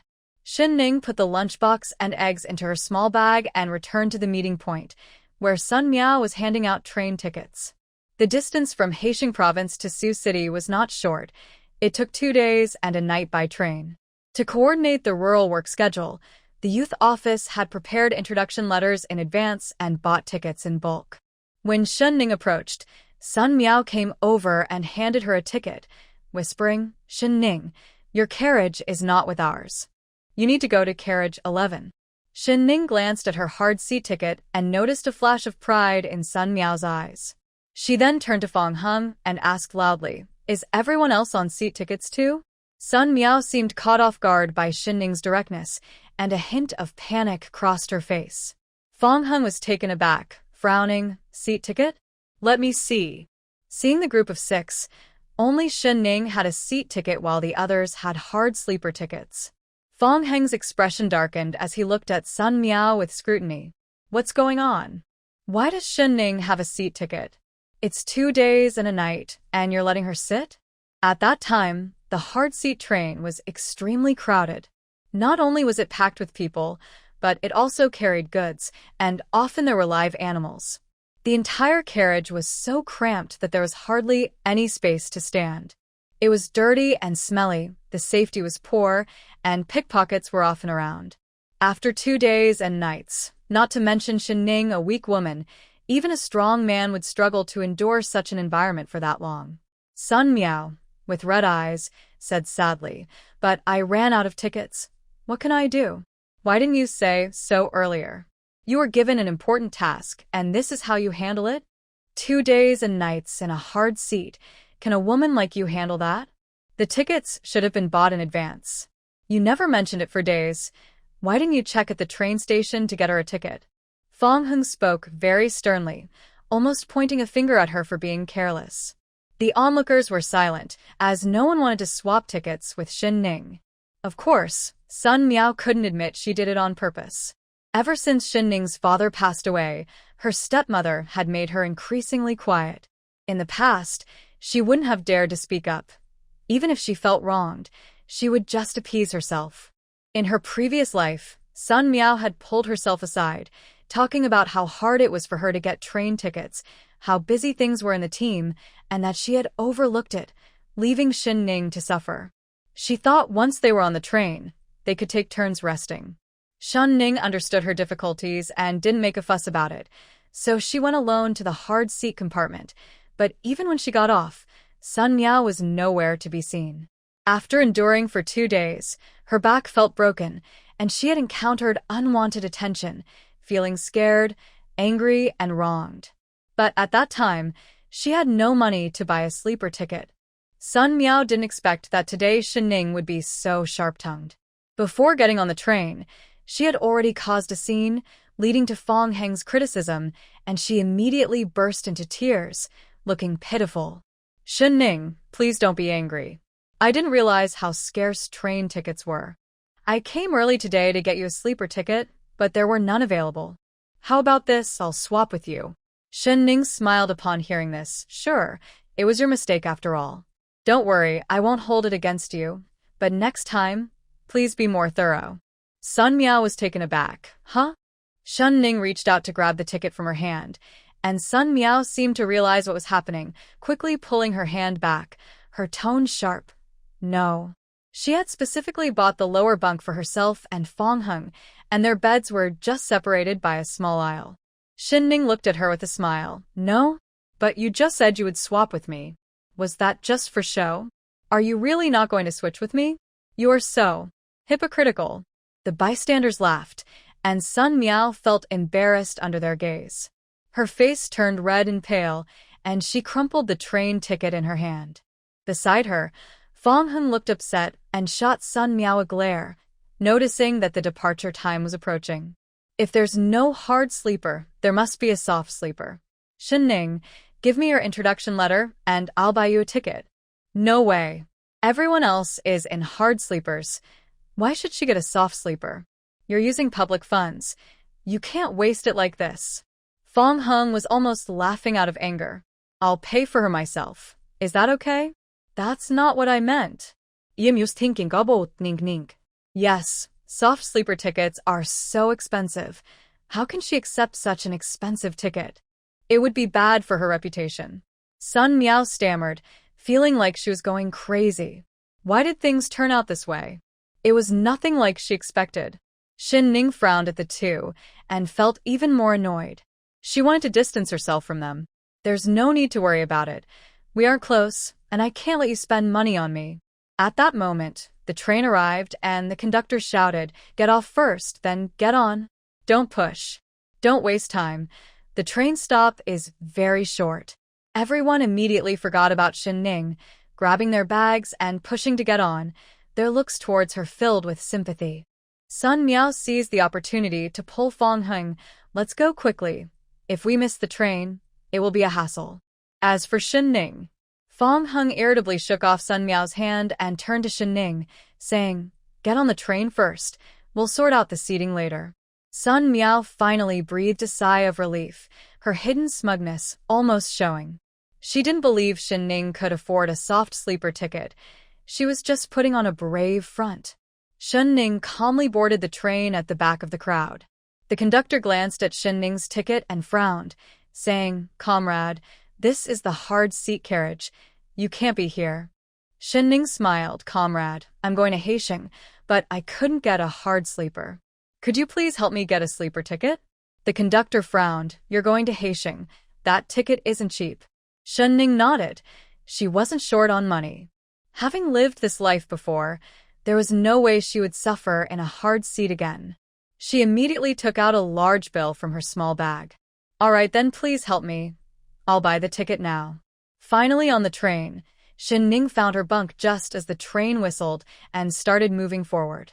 Shen Ning lost her balance for a moment, and a pair of strong hands caught her waist. Be careful, said a cold voice that sounded oddly familiar. Shen Ning was startled. Could she be this unlucky? Hesitantly, she turned to look and, sure enough, it was Gu Chang'eng, someone she had met a couple of times before. He was wearing leather shoes, and his neat military uniform had 4 pockets and a shoulder insignia with 1 stripe and 3 stars. He was tall, and since they were standing close, Shen Ning had to look up to see his face. His expression was fierce. If he weren't in uniform, people might mistake him for a bandit from the mountains. Shen Ning forced a stiff smile, surprised that Gu Chang'eng was already a captain at such a young age. What a coincidence.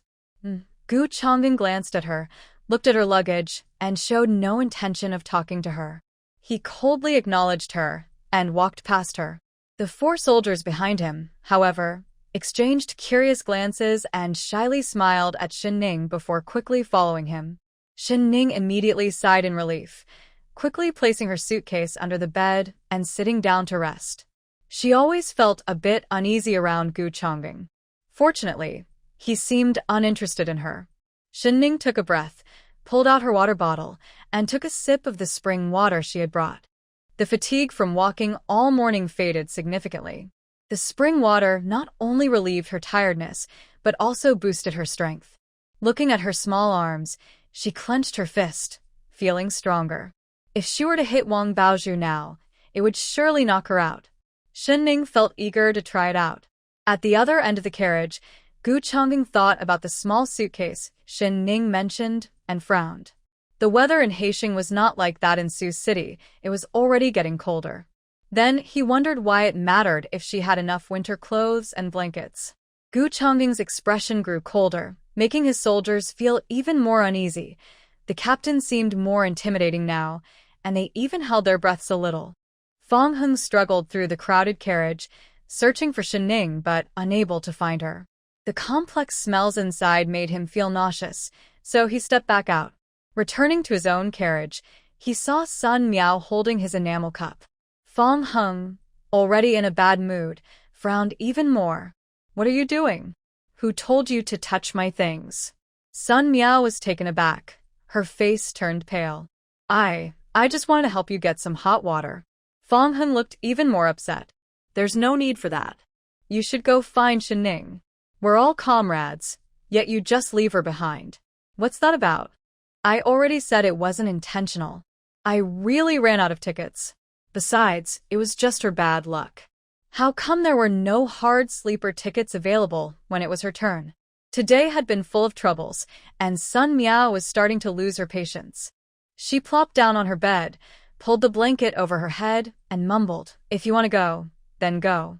If you want to switch, then switch." "I'm not going, and I'm not switching." Fang Heng slammed his enamel cup down on the small table. He glanced at the other young people traveling with them, who instinctively avoided his gaze and pretended not to hear. They weren't foolish. Why would they give up a good bed to squeeze into a crowded hard seat? If anyone should be blamed, it was Shen Ning's bad luck or Sun Miao's lack of consideration, but not them. Fang Heng sighed, thinking he should take a break and find her later. It wasn't right to leave a frail female comrade in such poor conditions for 2 days. But in reality, Shen Ning was comfortably resting on her pillow, eyes closed, her mind already in her special space. Since discovering she could organize items in her space with her mind, Shen Ning had been eager to try it out. The space was now tidy, and she was measuring her small yard with her steps. She had already planned where to cultivate the land. The temperature in this space was just right, and although the yard was small, it was perfect for growing fruits and vegetables. This space couldn't hold living creatures, so she couldn't raise any chicks or ducks, but Shen Ning didn't feel regretful. After all, having a second chance at life and a space like this was a huge blessing. After only cultivating a small patch of land, she felt dizzy and weak. Shen Ning hurriedly exited the space. When she opened her eyes, she saw Gu Chongjin standing at the foot of her bed, half reaching out his hand, frowning at her. Seeing Shen Ning wake up, Gu Chongjin withdrew his hand and said coldly, "You look unwell. Are you sick?" Shen Ning was startled and wiped the sweat from her forehead. He looked too fierce, his gaze sharp, making her feel like she was being caught in a lie. Her face flushed, and she quickly waved her hand. "No. I'm fine. I just haven't slept well these past few days. I'll be okay after some rest." Gu Chongjin didn't respond, just nodded slightly. 2 heads peeked out from the neighboring compartment, their eyes fixed on Shen Ning's face, darting back and forth between the two of them, as if they had gossip written all over their faces. Gu Chongjin shot them a cold glance, and the 2 heads quickly ducked back, bumping into each other in their haste and letting out a yelp. "I think I hurt my chin. Old Meow, are you blind?" Shen Ning couldn't help but chuckle softly, which made Gu Chongjin's expression even colder. He set down his ceramic cup and said firmly, "Drink some hot water." Looking at the steaming enamel cup, Shen Ning quickly declined, remembering that the last time he brought her porridge, the container was still with her. Though he looked fierce, he was actually kind-hearted. He truly lived up to being a member of the People's Liberation Army. She raised her water bottle and said, "No need. I brought my own." Gu Chongying nodded and took the water bottle. Shen Ning was still a bit dazed when he had already poured a jug of hot water and placed it on the small table, not even glancing at her. Feeling a bit confused, Shen Ning soon relaxed. It was normal for a soldier to be a bit cold. Helping her get water was also a way of serving the people, which was quite normal. At that moment, the train had stopped at the station. Watching the bustling travelers coming and going, Shen Ning rested her chin on her hand, feeling unusually calm. Meanwhile, in the cotton textile workers' compound, chaos erupted, with cries filling the air. The police officer frowned. After 2 days, they received another report. This area had always been safe, with only occasional petty thefts, but it was the first time they had seen the same household report twice in just 3 days. Wang Baozhu had red-rimmed eyes, and the swelling on her face hadn't fully gone down, making her round face look even rounder and somewhat comical. Wang Aihua, on the other hand, looked pale, feeling as if she might faint from the pressure. Last time, their home had been completely cleaned out, but she still had to live and eat, so she had to use her advance salary to buy 2 new blankets, kitchen utensils, and some essentials like rice, oil, and over 20 pounds of mixed grain flour, a dozen eggs, and a few new bowls. But this morning, when the police station called her in, she returned to find everything in her home gone again. Her son, Wang Baoman, had been sentenced to 3 years for speculation and was sent to the harshest and most laborious logging camp in the West. She hadn't recovered from this huge, and her tears felt like they were running dry. Thinking of her daughter at home, she managed to hold on. It is clear that even their beloved little girl cannot be protected and has to go to that remote village to suffer hardships. The mother and daughter could no longer hold back their tears, clutching the notice from the youth office about going to the countryside. They understood that all the recent misfortunes were caused by Shen Ning.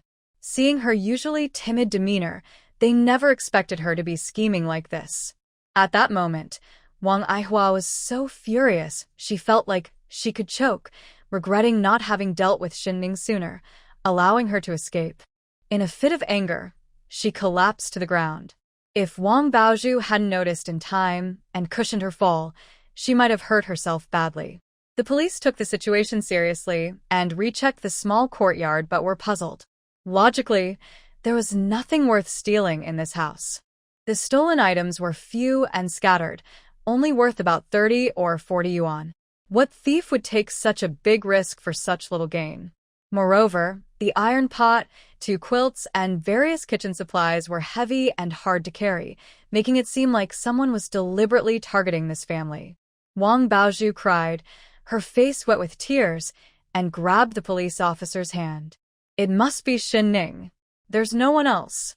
I stayed overnight at a classmate's house last night and didn't come back. It has to be her. She can't stand to see me happy. She wants to go to the countryside and drags me along, taking all the things from our home." A neighbor watching the scene scoffed. "Clearly, it's you two who are in the wrong. It should have been Wang Baozhu going to the countryside. Besides, Shen Ning said goodbye to us when she left, carrying only a small bag and nothing else. You should have some decency and stop bullying that girl. Aren't you afraid Shen Ning's father will come to settle the score with you?" The police officer frowned at Wang Baozhu. "Without evidence, this is slander." "Do you know what slander means? Even if the person involved isn't here, you can't ruin her reputation like this. I suspect this is because you offended someone outside, and they are retaliating against you." Wang Baozhu cried out, "Who could we have offended? Besides Shen Ning, who else could hate us more than her? It's her." "Well, you keep blaming Shen Ning. Why don't you tell me what terrible things you did to make her hate you?" Wang Baozhu fell silent, unable to find the words. At that moment, Aunt Zhang Meng walked in with some documents and said, "Oh, what a coincidence. The police officer is here too. Please help me as a witness. I'm here to collect the house." Her words were like thunder out of a clear sky. Zhang Meiying casually walked around the house, nodding in satisfaction. Not bad, not bad. It's quite clean. My eldest can tidy up a bit and buy some furniture, and then we can move in. Wang Aihua excitedly stepped forward to grab the property certificate from her, but Aunt Zhang quickly dodged and handed it to the police officer instead. Officer, please take a good look. I can't let her see it. What if she tries to damage it? Where would I go to complain? The officer carefully examined the documents and nodded, saying, the ownership of this house has indeed changed. It now belongs to Comrade Zhang Meiying. Wang Aihua, trembling, asked, who sold you this house? That's a joke. Of course, it was the original owner, Shen Ning. You've taken the Shen family's house, pushed Shen Ning into a storage room, and even made her daughter go to the countryside. You never intended to let her come back. You just wanted this house. Even a clay figurine has some spirit. How can you bully her like this? You have 3 days to move out, or I will report you for occupying someone else's property. And let me tell you, you better make sure Wang Baozhu goes to the countryside quietly. Don't expect her to take Shen Ning's job. She sold it to my niece before she left. Before Aunt Zhang could finish, Wang Aihua screamed and fainted. Shen Ning, of course, couldn't see the tragic situation of the Wang family. At that moment, she was happily enjoying a warm meal. Tian's cooking was excellent. The pork was perfectly stewed, tender and flavorful, with rich sauce over sweet rice that was simply delicious. Shen Ning had a good appetite and ate most of it. When she couldn't eat anymore, she put the lunchbox away. The train was still swaying as it moved forward, and there were very few people in the soft sleeper compartment. Shen Ning didn't dare to enter the space again. Instead, she took out some sunflower seeds and enjoyed the night view outside the window. Just then, a woman wearing a headscarf entered the compartment, holding a baby in her arms and carrying a small bag on her elbow. Behind her was a simple-looking man wearing an old hat that covered most of his face, also holding a baby, with one hand tucked into his sleeve. Shen Ning couldn't help but glance over. It's rare to see someone willing to buy a soft sleeper these days, especially since this couple looked like honest, rural folks. The middle-aged man, whose last name was Zhou, looked at the seats and plopped down on the bed opposite Shen Ning, casually placing the child on the bed. The little one cried weakly, like a small kitten. The middle-aged woman held another child who was lively, not crying or fussing, and was looking around with wide eyes. After sitting down, the woman unbuttoned her top in front of Shen Ning to feed the child in her arms. Feeling a bit embarrassed, Shen Ning turned her face away. After a while, the baby in the woman's arms finished eating, smacked its lips, and fell sweetly asleep. Shen Ning waited for a long time, but didn't see the woman feed the second child, who had started to cry softly, which was quite distressing to hear. Feeling curious, she frowned and reminded her, "Excuse me, is that child crying because they are hungry?" To her surprise, the woman shot her a glare and impatiently replied, "How would I not know if my child is hungry?" Do you need to say anything? "You young girl, mind your own business." Her loud tone attracted attention from the neighboring area. When the woman noticed a figure in military green next door, she immediately quieted down. The middle-aged man quickly took the child and handed it back to the woman, lowering his voice but sounding stern. "Feed him quickly. His crying is bothering everyone. Can't you see it's affecting others' rest?" The woman shrank back, roughly took the swaddled baby, and gave it a few pats while muttering, "Stop crying," like a little debt collector. Yet, she still didn't seem inclined to feed him. After a few more pats and seeing the baby still whimpering, she impatiently tossed him onto the bed, pulled out a bottle and a packet of rice cereal from her bag, mixed it up carelessly, and shoved it towards the baby's mouth. This sudden change in attitude and her evasive gaze startled Shen Ning, especially when she noticed that the water used to mix the cereal was completely cold, raising her suspicions. However, looking at the two swaddled babies, she thought maybe they were twins. In these times, the preference for boys over girls was severe, and many families treated baby boys and girls very differently. Though she disapproved, it was ultimately someone else's business, and she didn't want to interfere. Sighing, Shen Ning looked out at the night sky and decided to rest early. Out of sight, out of mind. That night, she had a restless sleep as the little one next door kept crying and the woman paced back and forth on the train with the crying child. But the other one was unusually quiet, not making a sound all night. Shen Ning was in a daze while sleeping and even dreamed about things from her past life. Suddenly waking up, she was drenched in cold sweat. It was already 1 a.m. Taking advantage of the dim light in the hallway, she looked up at the man on the upper bunk across from her. She couldn't see his face clearly, but he happened to lower his left hand, revealing that he was missing half of his pinky finger. It really was him. A storm of emotions surged in Shen Ning's heart. In her past life, she once broke free from Wang Mozi's grip to grab a kitchen knife, but unfortunately, she couldn't kill that scoundrel. In a fit of anger, Wang Mozi contacted a man named Brother Zhou, planning to sell her for 200.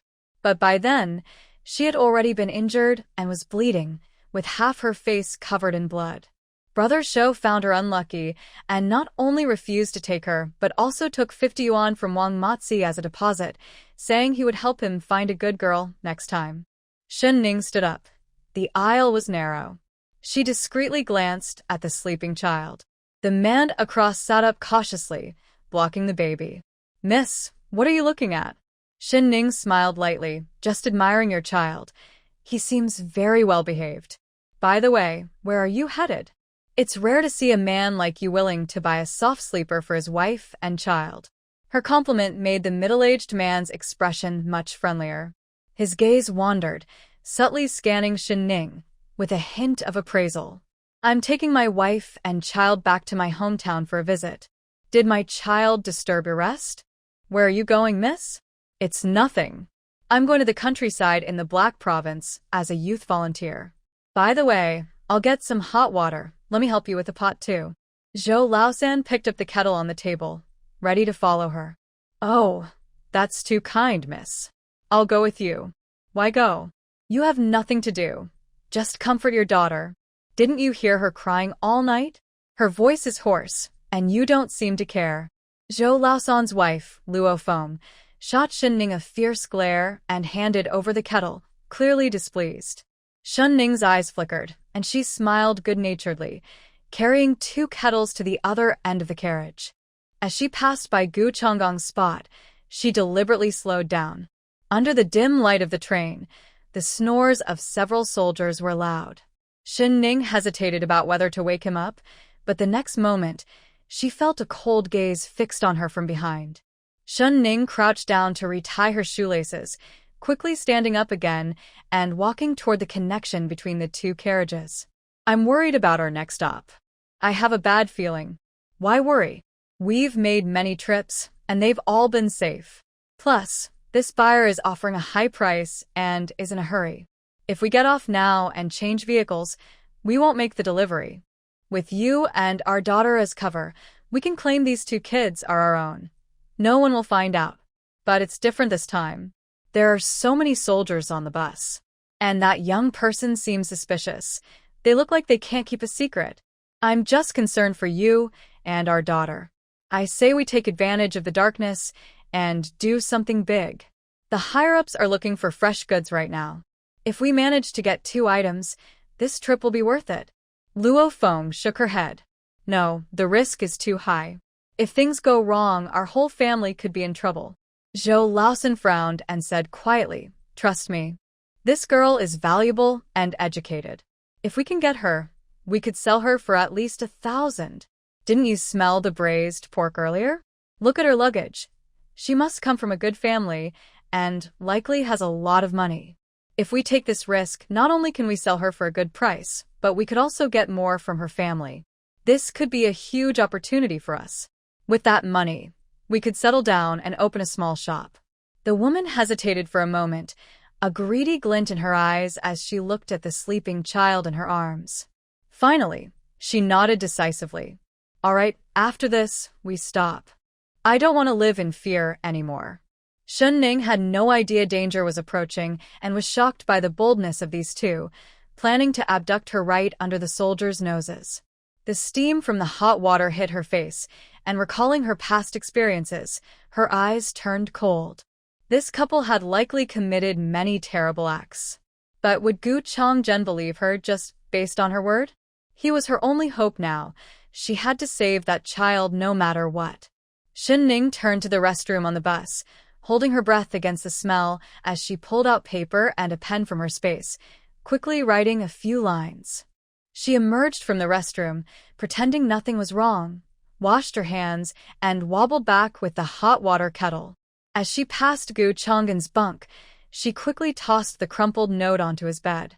The soldier's vigilance kept Gu Changgang from sleeping well. He sensed something was off when Shen Ning first walked by the aisle.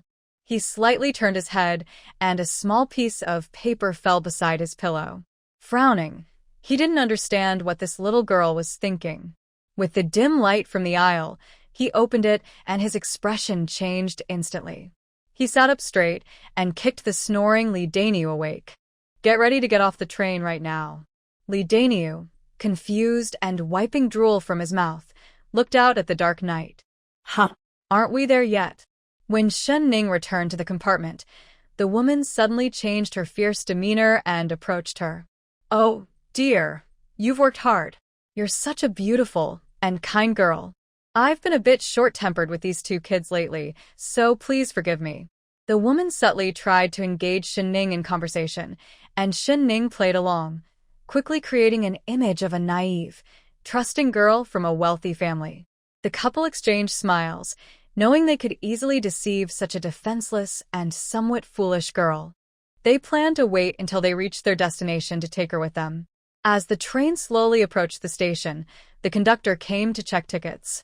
He verified the documents of the group without noticing anything unusual, and even admired the woman for having twins, calling her lucky. Gu Changgang and his group arrived at that moment, stopping and seeming interested in the twins. The narrow aisle quickly became crowded. The smiles on the couple's faces became stiff, and Zhou Laosan quietly reached for his lower back. Shen Ning's heart raced. What if a fight broke out? What if she got hurt in the chaos? Or what about that child? As the announcer called out the station, the train came to a stop. With a whoosh, the carriage door opened, and Daniu shouted, "We've arrived. Let's go, or we'll miss the chance to regroup."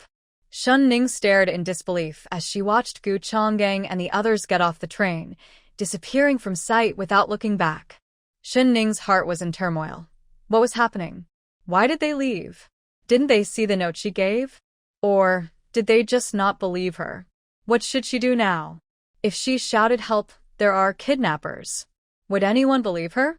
Would they turn it against her and put her in danger? When the soldiers got off the train, the couple with the surname Zhou looked even happier. They exchanged glances and immediately stood close to Shen Ning, calling her sister affectionately in front of the train attendant. As the train door closed with a whoosh, Shen Ning felt her heart sink, overwhelmed by a sense of helplessness. She knew that the person in front of her was a dangerous human trafficker, but she had no evidence. Was she really going to watch them escape and harm more innocent children? And what about Gu Changzhen? He was supposed to be part of the People's Liberation Army.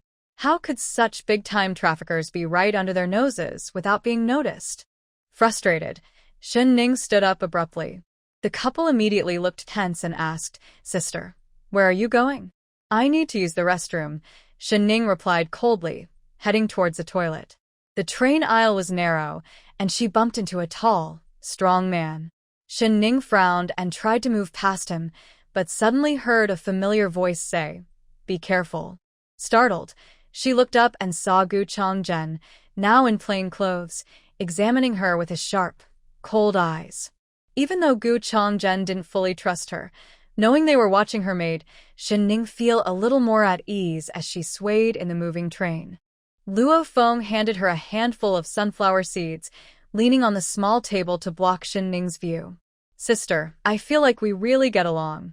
Seeing you feels even closer than seeing my own sister."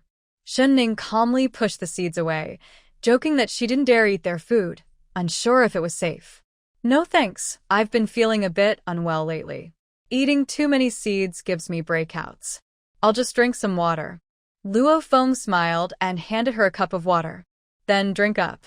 Shen Ning pretended not to notice their little actions, glancing at the white powder on the bottle's opening.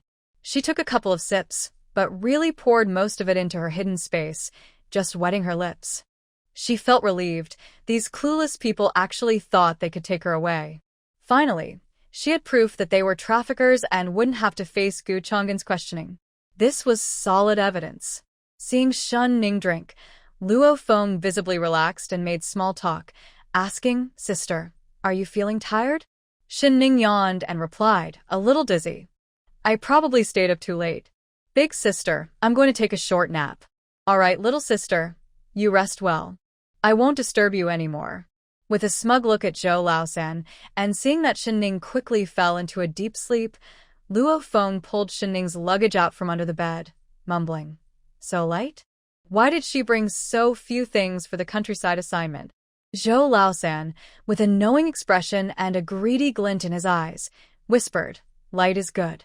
She must have brought a lot of money and plans to buy things when she gets there. We're going to make a huge profit this time. Let's get ready. We'll arrive soon, and our contact will be waiting for us. Once we get rid of this little brat and add this new cargo, we'll make a fortune." Soon, with a whistle, the train slowly stopped at the station in Jixing province. The woman tied the child to her back and helped Shen Ning up. The middle-aged man held the child in one arm and grabbed Shen Ning's luggage with the other, quietly urging, "Hurry and get off the train." Even though she knew Gu Changgen and the others were nearby, waiting to catch this trafficking gang, Shen Ning still felt nervous and scared. While she wanted to save the baby, she didn't want to put herself in danger. Determined, she thought that if things got dangerous, she would hide in her safe space. In this new life, she valued her life more than anyone else. Gu Changgen was momentarily stunned as he watched Shen Ning being helped off the train. He had been skeptical about the contents of her note, as the train attendant had carefully checked Zhou Laosan and their documents, and everything seemed fine.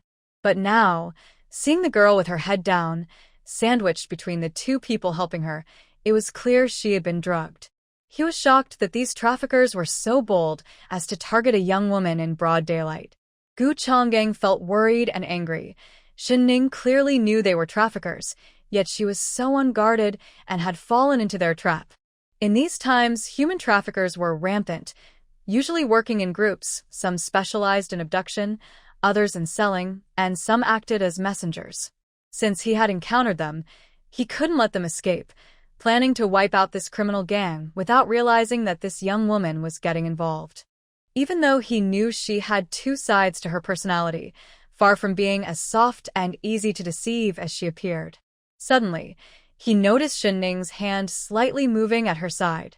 The girl had secretly beckoned to the traffickers with her finger while they were hurriedly trying to get off the train. The hidden companions widened their eyes, trying hard to suppress their laughter and keep their lips sealed. This young person was truly amusing and surprisingly bold. Gu Changgen was taken aback, his cold expression darkening even more, sending a chill through those around him. Despite being used to hard work, Luo Feng had just finished her confinement period and still felt weak. From the moment she got off the train to the exit, the short distance of 200 meters left her panting. A short man approached, wearing a dull gray jacket and looking honest and simple. In a crowd, he would blend in like a drop of water in the ocean, hardly noticeable. "Third brother, there's another one." "Oh my, judging by her figure, is she a young lady? This is a big score." "Shut up. There are too many people here. Let's hurry." Okay. I've already prepared the ox cart, and the buyer is waiting for you." Gu Changgen and his group seemed to blend into the mist, moving silently like agile leopards, following the others from a distance. They followed the group as they left the crowd, turned several corners, and entered a nondescript, run-down warehouse. After looking around, they knocked on the door. A man with a cigarette hanging from his mouth opened the door and welcomed them inside. He took the child from Zhou Laosan's arms, examined the child's face closely, and unwrapped the swaddling to check. Seeing the child still asleep, he cursed in dissatisfaction. "Don't let the medicine make her dazed again. It will ruin my reputation." Zhou Laosan flattered him. "Don't worry, Brother Wang. We were very careful this time, using a small dose." There won't be any problems. Only then did the man known as Brother Wang nod in satisfaction and instruct a young woman beside him. Quickly send it to the buyer. Shen Ning felt like her bones were about to fall apart, yet she was surprised that Gu Changzhen and the others did not intervene, watching her walk into the bandits' den. She cursed Gu Changzhen in her mind but noticed the cold gaze on her. To avoid revealing her thoughts, she quickly withdrew into her own space, letting her body go limp. Seeing Brother Wang's gaze on the ox cart, Zhou Laosan smiled and lifted the torn blanket, pinching Shen Ning's chin. Brother Wang, look at this lone young person traveling from Sioux City to He Province. I intercepted her on the way. I'm sorry, I can't assist with that. As soon as Shen Ning regained consciousness, she felt the ox cart shake violently. Hearing this, she was so scared that her scalp tingled. The child was clearly terrified, crying and pleading, I was wrong. I was wrong. I won't run away again, please spare me. Before he could finish, someone covered his mouth. Brother Wang sneered, don't blame me. Blame your bad luck. If you were a little girl, I could find you a good family to be a child bride. But unfortunately, a boy your age is already aware of things and is just an ungrateful little brat. No one wants you. Shen Ning clenched her fists to keep from making a sound. Listening to the child's desperate whimpers and recalling her own past, she felt a surge of hatred. She opened her eyes a tiny bit, her muscles tense, and her hidden hand tightly gripped a small fruit knife. Meanwhile, Gu Changge and Li Daniu quietly approached the storeroom, crouching by the earthen wall to see everything clearly inside. They watched as a boy named Xiao Lu held the boy by the neck, while Brother Wang played with a cold dagger, aiming it at the boy's eye. Shen Ning's body was tense, her fruit knife soaked with sweat, ready to leap up. Suddenly, an angry shout rang out, "Stop!" Shen Ning instantly felt weak and continued to pretend to be unconscious. The people in the yard panicked and scattered, shouting, "Run! The police are here! Run!" Gu Changge and Li Daniu jumped down from the wall and rushed into the yard, their fists swinging powerfully towards Brother Wang. Brother Wang reacted quickly, rolling to the side and using Xiao Lu as a shield before swiftly climbing over the wall to escape. Zhou Sen kicked over the ox cart to block Li Daniu and ran off with his wife. Shen Ning was unexpectedly knocked to the ground and rolled a couple of times, hoping to distance herself from the chaos, fearing she might get hurt if a fight broke out. Gu Changge and Xiao Lu were tangled up, and out of the corner of his eye, he noticed Shen Ning's swift movements, raising his eyebrows in surprise at how quickly she rolled away. Zhou San's wife, carrying a child, was slower and was soon tackled to the ground by Li Daniu, causing the child to cry loudly in fright. Don't worry about me, just run. Whether out of unwillingness or anger, Zhou San's wife struggled fiercely. Fearing for the child in her arms, Daniu delivered a hard elbow strike, and she fainted. Zhou San hesitated for a moment before abandoning his escape, pulling out a short knife to stab Li Daniu. Fortunately, Gu Changge managed to subdue Xiao Lu in time and kicked Zhou San down. I'm sorry, I can't assist with that. The police officer who rushed to help happened to walk in just in time and was shocked by the scene before him. Feeling a bit scared, he touched his head and looked at the thin little girl. Despite her small size, her strength was surprisingly frightening. Just hearing the sound of the stick hitting someone made him feel pain all over. It seemed like the girl had gone mad, trying to beat someone to death. Gu Changzhen quickly noticed Shen Ning's unusual behavior. He handed the child he was holding to Li Daniu and grabbed Shen Ning's slender wrist. That's enough, Shen Ning. Stop hitting. You're safe now. His cold, stern voice had no emotion, but it strangely pulled Shen Ning back from her nightmare. She gasped for breath, gripping the weapon tightly in one hand and clutching Gu Changgen's collar with the other, looking up at him. Though they both had fierce expressions, his somehow gave her a sense of safety. All the emotions built up over 2 lifetimes poured out at that moment, feeling both wronged and frustrated. Why did it take you so long to come? Her round, misty eyes filled with tears, and in an instant, the sparkling droplets fell down her cheeks. The little boy beside her finally came to his senses and started crying loudly. I want to find my mom. I want my mom. Mom. The 4 children rescued from the basement also began to cry, filling the entire warehouse with their wails. The police officers who came to help gently comforted the children, trying to soothe them. After such a traumatic experience, crying was actually a good thing. They worried more about those who remained silent, as it could leave lasting scars. Amid the cries, the older child Shen Ning was pulled back to reality by the sound. Feeling a bit embarrassed, she sniffled and hurriedly wiped her tears. After all, it was a bit shameful to cry in front of everyone.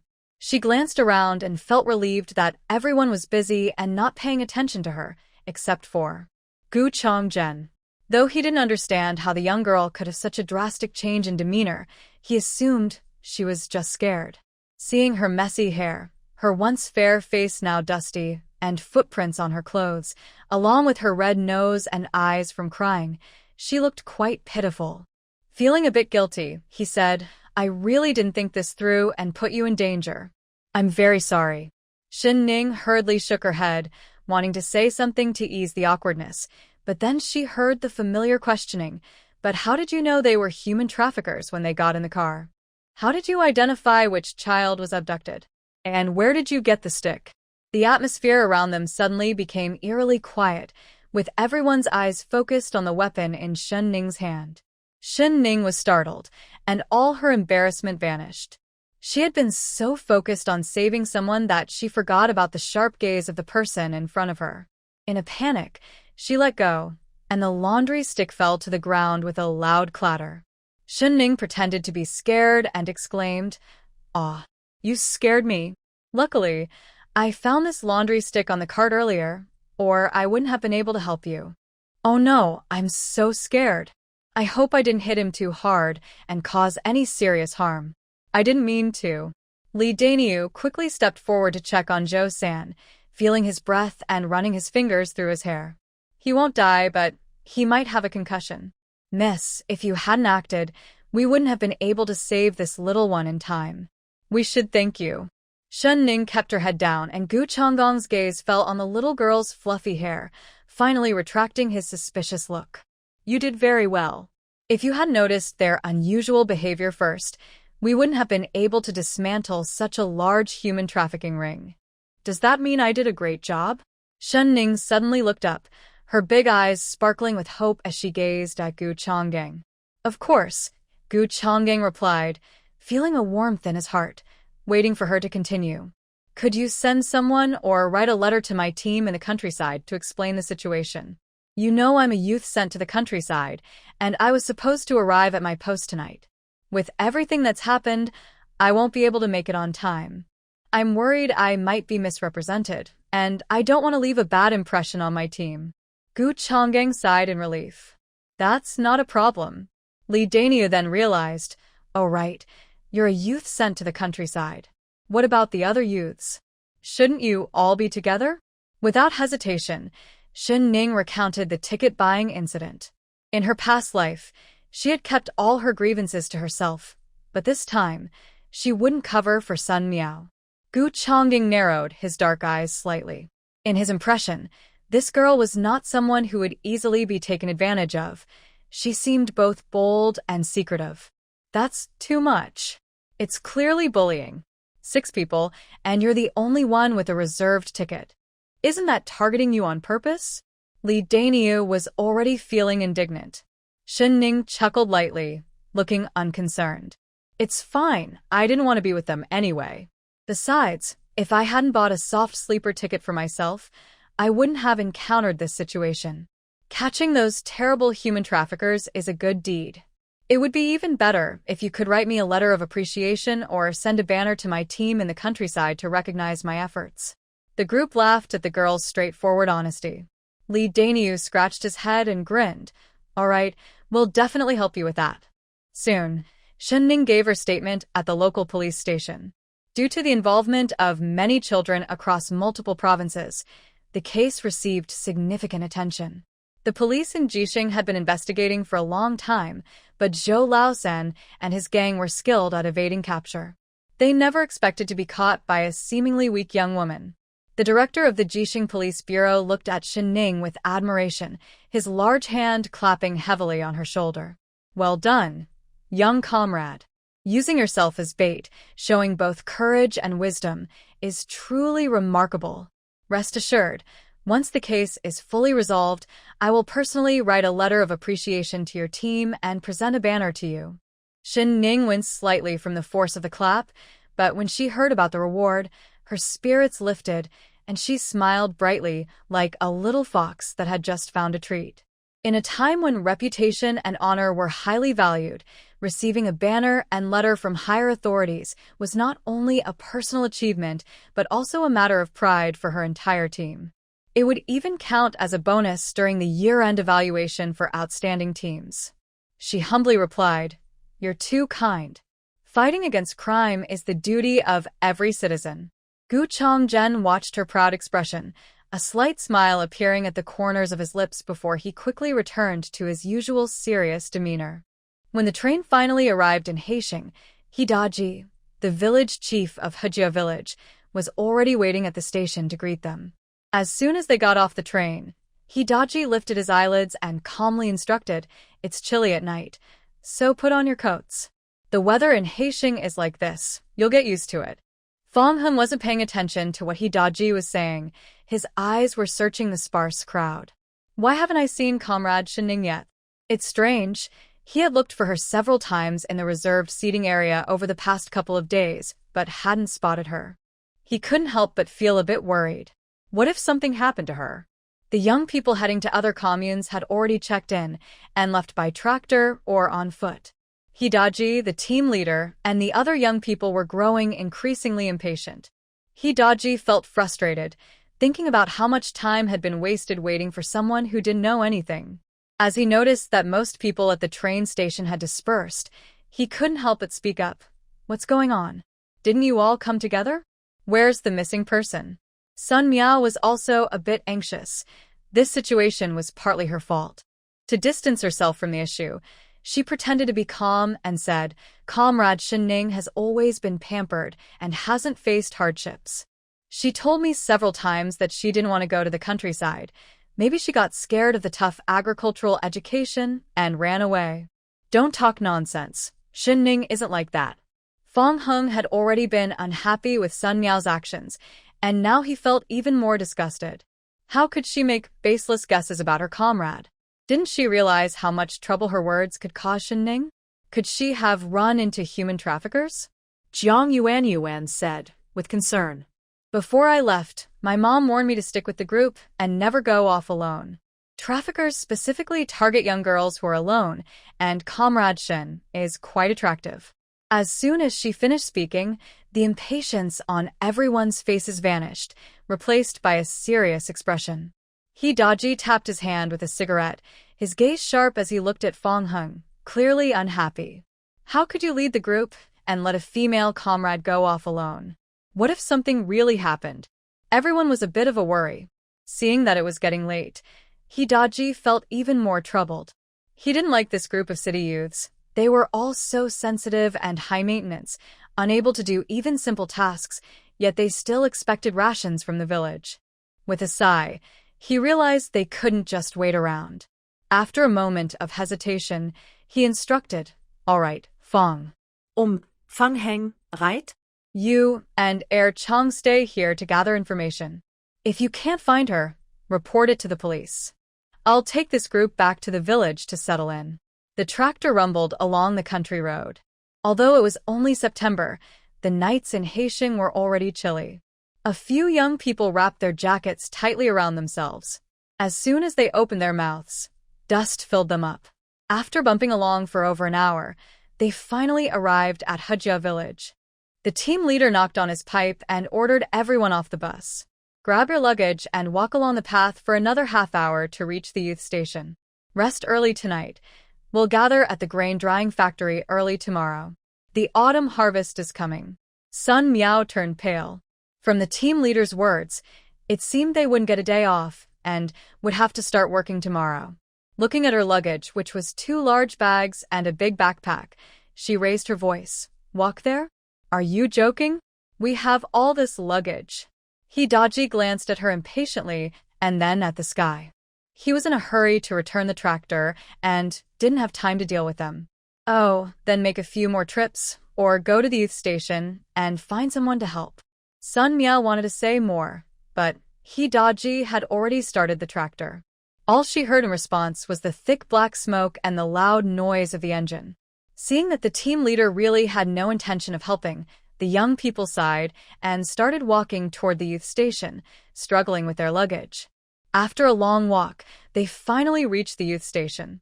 In front of them were two small yards closely packed together, with sparse fences and dilapidated houses. Everyone's faces looked grim. Although they had known the countryside conditions were poor and had prepared themselves for hardship, the reality was much more shocking than they had imagined. The older youth in the yard came out to greet them, 2 men and a woman. Their expressions showed both rejection and a sense of shared suffering. You must be the new comrades. Come in quickly. The male youth stay in the left yard, and the female youth in the right. It's getting late, and there's some hot water left on the stove. Hurry up and settle in for the night. We can talk about anything tomorrow.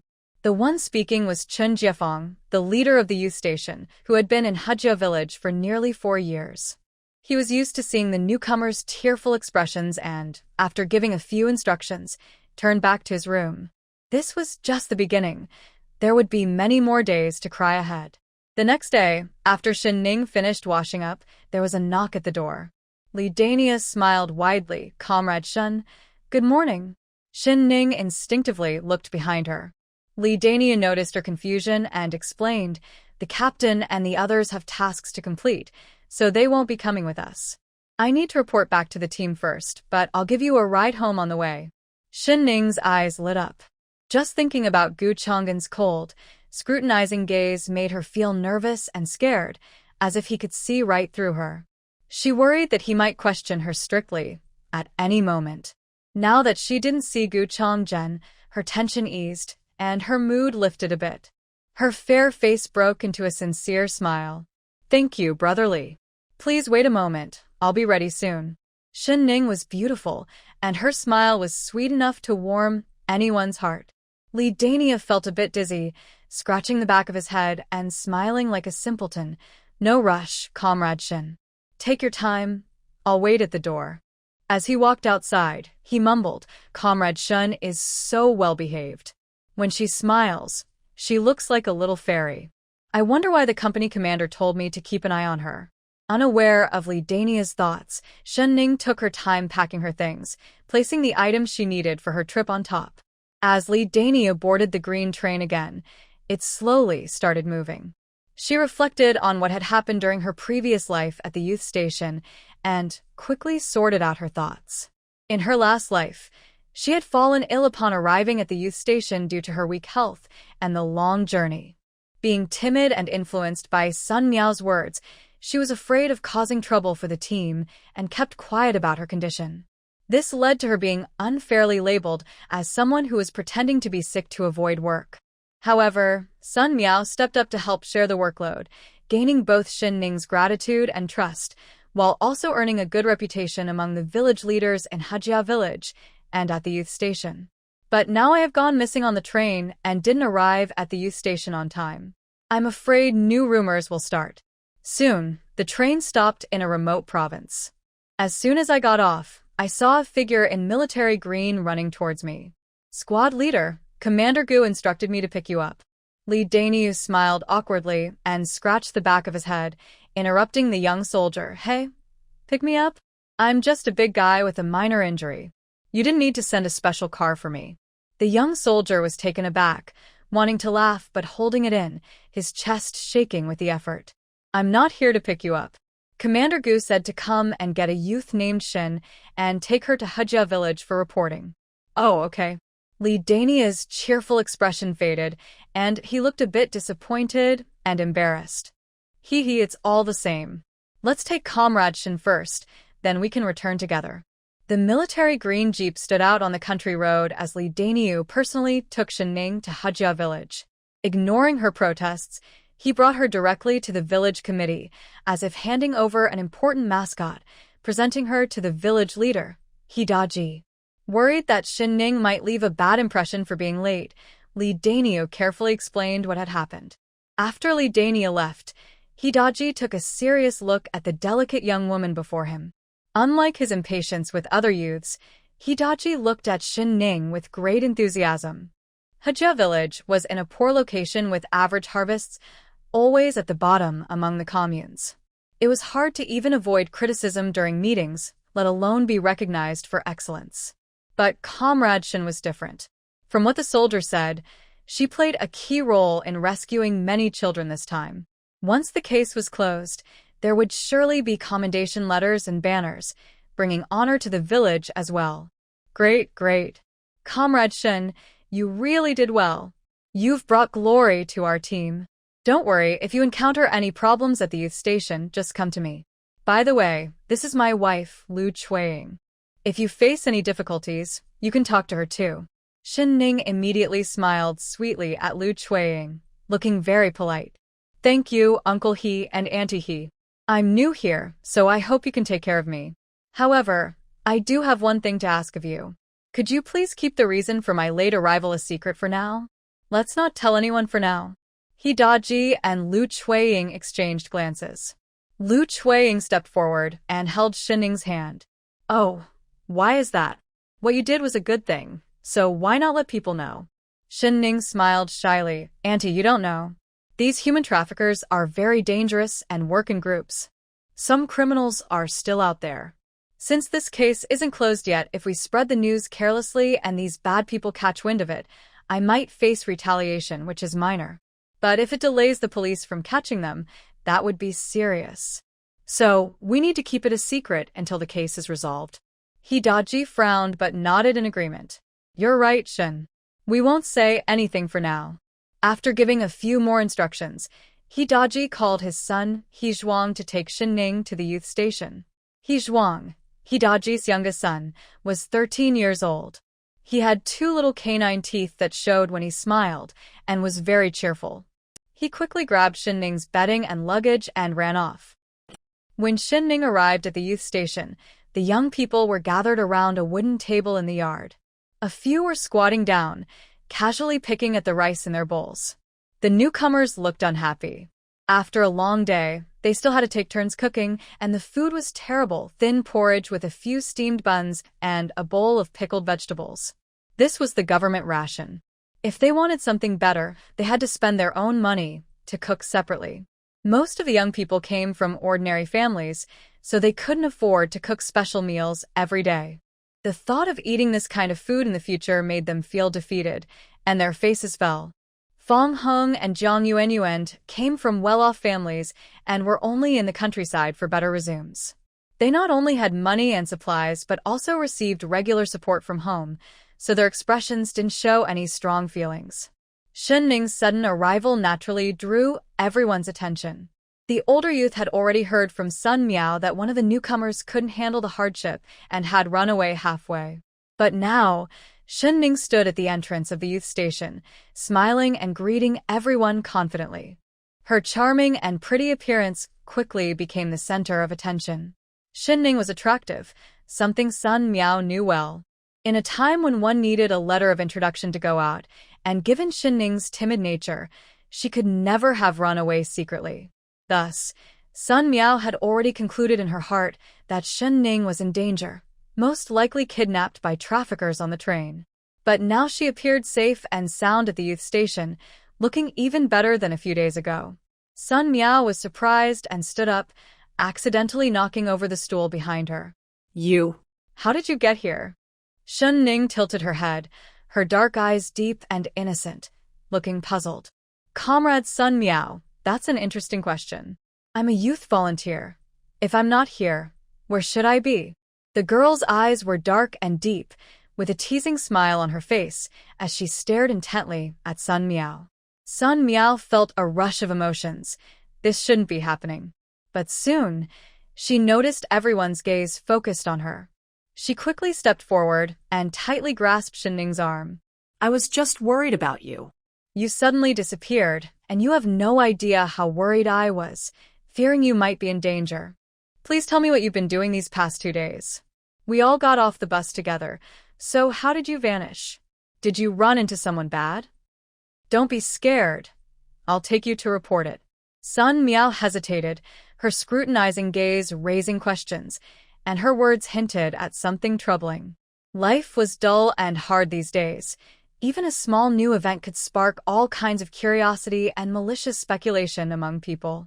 As soon as Sun Meow finished speaking, all eyes turned to Shen Ning like searchlights. Shen Ning could sense the malice in Sun Meow's words, and the others at the youth station could feel it too. If something bad had really happened to Comrade Shen Ning, wouldn't it be embarrassing to talk about it so casually? Yet, Sun Meow seemed oblivious, tears in her eyes and her voice choked, continuing to ramble on. Jiang Yuan, another female youth volunteer, rolled her eyes. Sun Meow, can you stop talking nonsense? You're not blind. Shen Ning doesn't look like someone who's been bullied. It sounds like you're hoping something bad happened to her. Shen Ning was surprised that Jiang Yuan, someone she had never interacted with, was defending her. Sun Meow paused in her crying. No, how could that be? Why look for the police? Sister Shen Ning was brought back by the police themselves, said He Zhuang, scratching his head, feeling that the atmosphere at the youth station was a bit strange. Sun Meow gasped. What? The police brought her back? Yes, the police officer drove a big car to personally bring Sister Shen Ning back. It's the first time I've seen such a huge vehicle. I wish I could ride in it someday. He Zhuang's dark red face was full of envy and longing. Sun Meow's eyes sparkled with joy, but she tried to look sad. Nink. I'm sorry, I didn't know if I said something wrong. I'm really worried about you. Don't worry, everyone is a good comrade and won't spread rumors. Shen Ning chuckled lightly, turned, and patted He Zhuang's head, pulling out 2 big milk candies from her pocket. Thank you for helping me with my luggage. It's getting dark, so you should head back. It's not safe to be out late. He Zhuang's dark face turned slightly red. Sister Shen Ning was pretty, spoke gently, and even gave him candy. Okay, goodbye, Sister Shen Ning. After sending He Zhuang away, Shen Ning turned her attention to Sun Meow, who was still acting like a concerned sister. Ning, what really happened? Why? Of course, it's because of you. Sun Meow was taken aback, not expecting such a direct accusation. She stammered. What does that have to do with me? Shen Ning impatiently brushed her hand away. You were responsible for buying the tickets. Everyone else had hard sleepers, but I had to sit in a hard seat. You left me alone, and I ran into trouble. Luckily, I met the police officer, or I would have missed my trip. Why are you always targeting me? Shen Ning's straightforwardness caught Sun Meow off guard. In her panic, her previously pitiful expression faltered as she hurriedly defended herself. I didn't mean to. Then why did you keep leading everyone to think negatively? I didn't. Boo-woo. How could you think that of me? We're best friends. Sun Meow cried, covering her face, as if she had suffered a great injustice. The ticket situation was truly an accident. You know how scarce train tickets can be. I really tried my best. I'm so sorry, please forgive me. Sun Meow cried, looking like a mess, which made Shen Ning seem more aggressive. Fong Heng stood up. They were all young people going to the countryside and should unite as a team. He didn't want them to start off in conflict, as it would reflect poorly on them. Seeing Shen Ning standing there safely reassured him, so he advised, Shen Ning, it's good that you're back safely. Comrade Sun just misspoke. Don't be angry. By the way, have you eaten? I still have some cookies. You can have a few to fill your stomach.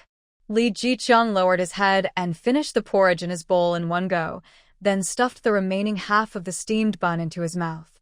The food is cold, and you're still crying. What a drama.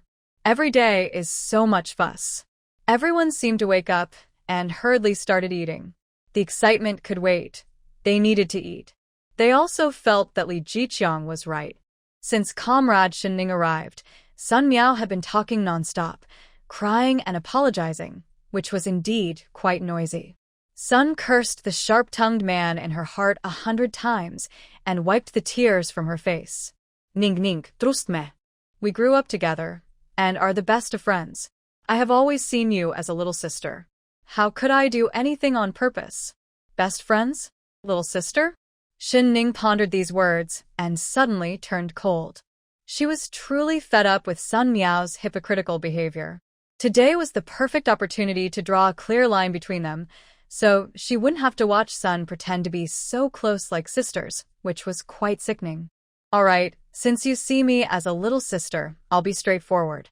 Please return the money and things you borrowed from me over the years. Since my father passed away, life under my stepmother has been tough. I didn't care about those things before, but now that I'm in the countryside and life is hard, I really need them. Sun Meow was taken aback, her face turning red as if she had suffered a great injustice. What are you talking about? When did I ever borrow anything from you? Besides, we are good sisters, we share things, don't we? Ning Ning, why have you become so unreasonable? I have never borrowed anything from you. Not even once. Do I need to spell out your family situation? Shen Ning's gaze was as cold as winter lake water, sending a chill down Sun Meow's spine. She wanted to argue back, but feared Shen Ning would expose her secrets. Sun felt both angry and frustrated, her face pale. Fine, I borrowed a few things from you. I've been busy and overlooked returning them. Just tell me, and I'll return them now.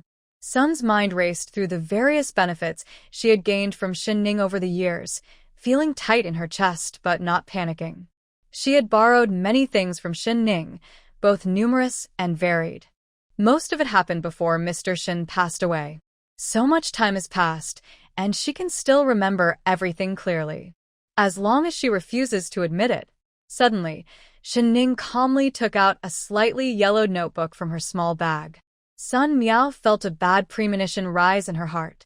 But Shen Ning didn't give her any time to react and directly flipped to the first page. March 1st, 1972, lent Sun Meow 3 dimes. March 6th, 1972, lent Sun Meow a new pair of gloves. March 10th, 1972, lent Sun Meow a fountain pen. March 28th, 1972, lent Sun Meow a hair tie. April 2nd, 1972, lent Sun Meow 20 cents. April 6th, 1972. Shut up. Sun Meow was startled, her eyes nearly blazing with anger. She never expected this seemingly timid girl to be keeping track of her, recording every detail in the notebook. Sun Meow felt her face burning with embarrassment. Furious, she reached out to grab Shen Ning's notebook. Shen Ning quickly dodged and handed it to Fong Heng, saying, "You are our team leader. You tell me, should I ask for this money back? I calculated yesterday, and Sun Meow has borrowed a total of 46 yuan and 86 cents from me over the years. There are also other items like hair ties, pens, gloves, scarves, and water bottles, which add up to at least another 40 or 50 yuan. I am only asking her to return 80 yuan. Is that too much? If anyone doubts it, they can come and see. I remember every single entry clearly." Li Jiqiang and a few other curious youths leaned in excitedly, their looks towards Sun Meow growing more strange with each page turned. Sun Meow wanted to defend herself, but found no words. She thought about running away, but feared Shen Ning would reveal more and ruin her reputation. Caught in a dilemma, she trembled with anger. You. Shen Ning, I really misjudged you. I considered you a sister, but I didn't expect you to be so calculating. Ha. My parents only had me, so I don't have any extra sisters or brothers. Besides, it's only right to repay debts. Even siblings keep accounts clear. Are you planning to avoid paying? Sun Meow was sweating profusely. She regretted and felt scared. She had sensed Shen Ning's change at the train station but didn't take it seriously, still seeing her as the same old quiet girl. She clearly knows how much she took from Shen Ning. When Shen's father was alive, everyone in the courtyard could see how much he spoiled Shen Ning. Otherwise, she wouldn't have clung to her all these years, even though she couldn't stand Shen Ning, just because she was easy to manipulate. Every time she shed a few tears in front of her and said some vague words, she could gain some benefits and take what she wanted. But now everything has changed. No, she couldn't let Shen Ning ruin her reputation, and she couldn't let this situation escalate further. Li Jiqiang watched Sun Meow's changing expressions with exaggerated amusement. Oh my goodness! Comrade Shen Ning, you really are a soft touch. Comrade Sun, you can't just take advantage of one person like this. Thankfully, Shen Ning keeps track of her accounts. Otherwise, where would you go to explain? Enough, Shen Ning. I will pay you back now, and there's no need to go over the accounts again. Whatever you say is fine. I know my family situation isn't as good as yours. I misjudged you and took feelings too seriously. But what's the point of saying this now? I hope you will take care of yourself in the future and not regret it. Relationships in this world cannot be measured by money. Payback, 80 yuan. Shen Ning was too lazy to listen to her nonsense, rolling her eyes and spreading her hands. Sun Miao's emotional card got stuck in her throat, unable to express herself. Thinking about the money she had to return made Sun Miao feel a pang of pain, and her sorrow was genuine, making her look pitiful as she cried. But looking around, no one spoke up for her. With a sob, she pulled out some coins from her pocket, slammed them on the table, and ran out crying. Shen Ning scoffed as she watched Sun Miao's embarrassed retreat. In front of everyone, she counted the money, and indeed it was exactly right. Oh, what good is face when there's no money? The subsidy for educated youth going to the countryside was only 60 yuan, and Sun Miao's family was known for valuing boys over girls, so they wouldn't give her much pocket money. If it weren't for her father secretly supporting her, Sun Miao might have dropped out of school right after elementary. She knew Sun Miao too well, which is why she deliberately gave the account book to Fang Heng. Sun Miao would definitely endure the pain and return the money to maintain her lofty image for the sake of Fang Heng. But only she knew the true feelings behind it. Everyone looked at the calm Shen Ning and then at the crying Sun Miao running away, creating an awkward atmosphere. Where there are people, there are conflicts, but it's rare to see such a public confrontation. Originally, this girl Shen Jiqing seemed gentle and easy to talk to, but unexpectedly, she turned out to be quite fierce and aggressive, showing no consideration for others. It felt a bit too much. Shen Ning didn't care about their feelings and carried her luggage to the small courtyard on the right. The female workers lived inside, in 2 old brick houses, one for the experienced workers and one for the newcomers. The inside was very simple, with a large heated bed and bedding on both sides. Shen Ning felt a bit troubled. She really didn't want to share a room with others, especially since she arrived late and had to sleep between the 2 of them. With a sigh, Shen Ning laid out her bedding on the heated bed and placed her box at the head of it. But inside, there were only a few personal clothes. She kept her valuable items hidden away. Shen Ning wanted to move away from the work point quickly, but still needed a good reason to do so. The next day, the workers gathered in the square. The team leader gave a few instructions to the new arrivals and assigned tasks. At that moment, Sun Miao looked tired and worn out. Last night, she returned to the work point hungry, only to find that no one had saved her any food. Starving and worried about the 80 yuan she had, she tossed and turned all night, finally dozing off just before dawn, which made her wake up late and miss breakfast. Unfortunately, her bad luck continued as the team leader caught her and criticized her without holding back, almost bringing her to tears. Soon, the work team received their tasks. Shen Ning, Jiang Yuan, and Sun Miao, along with the experienced worker Kai Meiwan, were assigned to a nearby field. The 3 quickly divided their work areas and got to it. The weeds in the field were tough and resilient. Bending over under the sun, they worked hard, and beads of sweat dripped into their eyes, causing discomfort. Sun Miao clenched her fists, determined to perform well and build a good relationship with the team leader, hoping to make Shen Ning and Jiang Yuanyu and look useless in comparison. But after just a short while of working, her palms began to sting, and the September sun was scorching. Before long, she was drenched in sweat, feeling sore in her back and legs, parched, and her skin burned from the sun. She straightened up and climbed onto the ridge, seeking shade under a tree, instinctively looking for Shen Ning. She couldn't believe that Shen Ning, whom she considered useless, and Jiang Yuan, the spoiled girl, could endure such hard work. But she saw Shen Ning wearing a straw hat and cotton gloves, fully equipped and well protected. Thinking of Shen Ning's fair skin that seemed to shine, I felt a surge of anger. That girl really knows how to enjoy herself. The more I thought about it, the more frustrated I became. Here I was, pulling weeds under the hot sun with my bare hands, while she had tools. I almost wanted to take her hat and put it on my own head.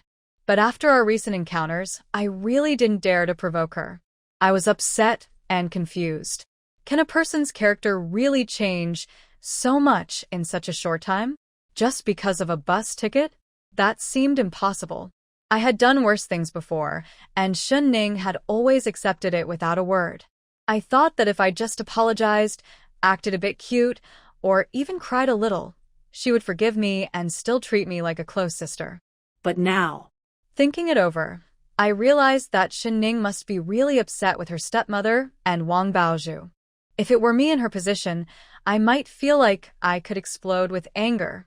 Losing my job and having to help my stepsister in the countryside would make anyone feel like a mad dog, ready to bite anyone who crossed my path. I finally understood why Shen Ning had changed, and I felt relieved.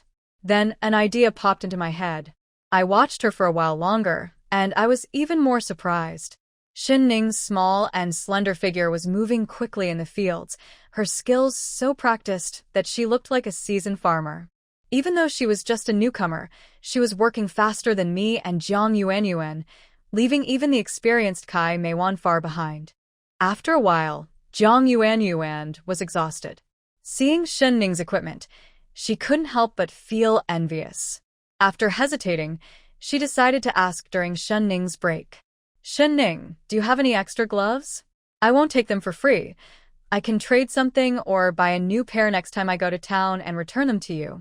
In those days, everyone was afraid of being caught with capitalist tendencies, so open trading was rare, but exchanging goods was common.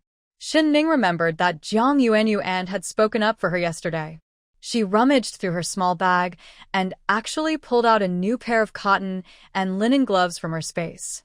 Seeing Jiang Yuanyuan's fair cheeks, she also took out a handkerchief and said, "Sure, here's a new handkerchief to block the sun. Do you need it?"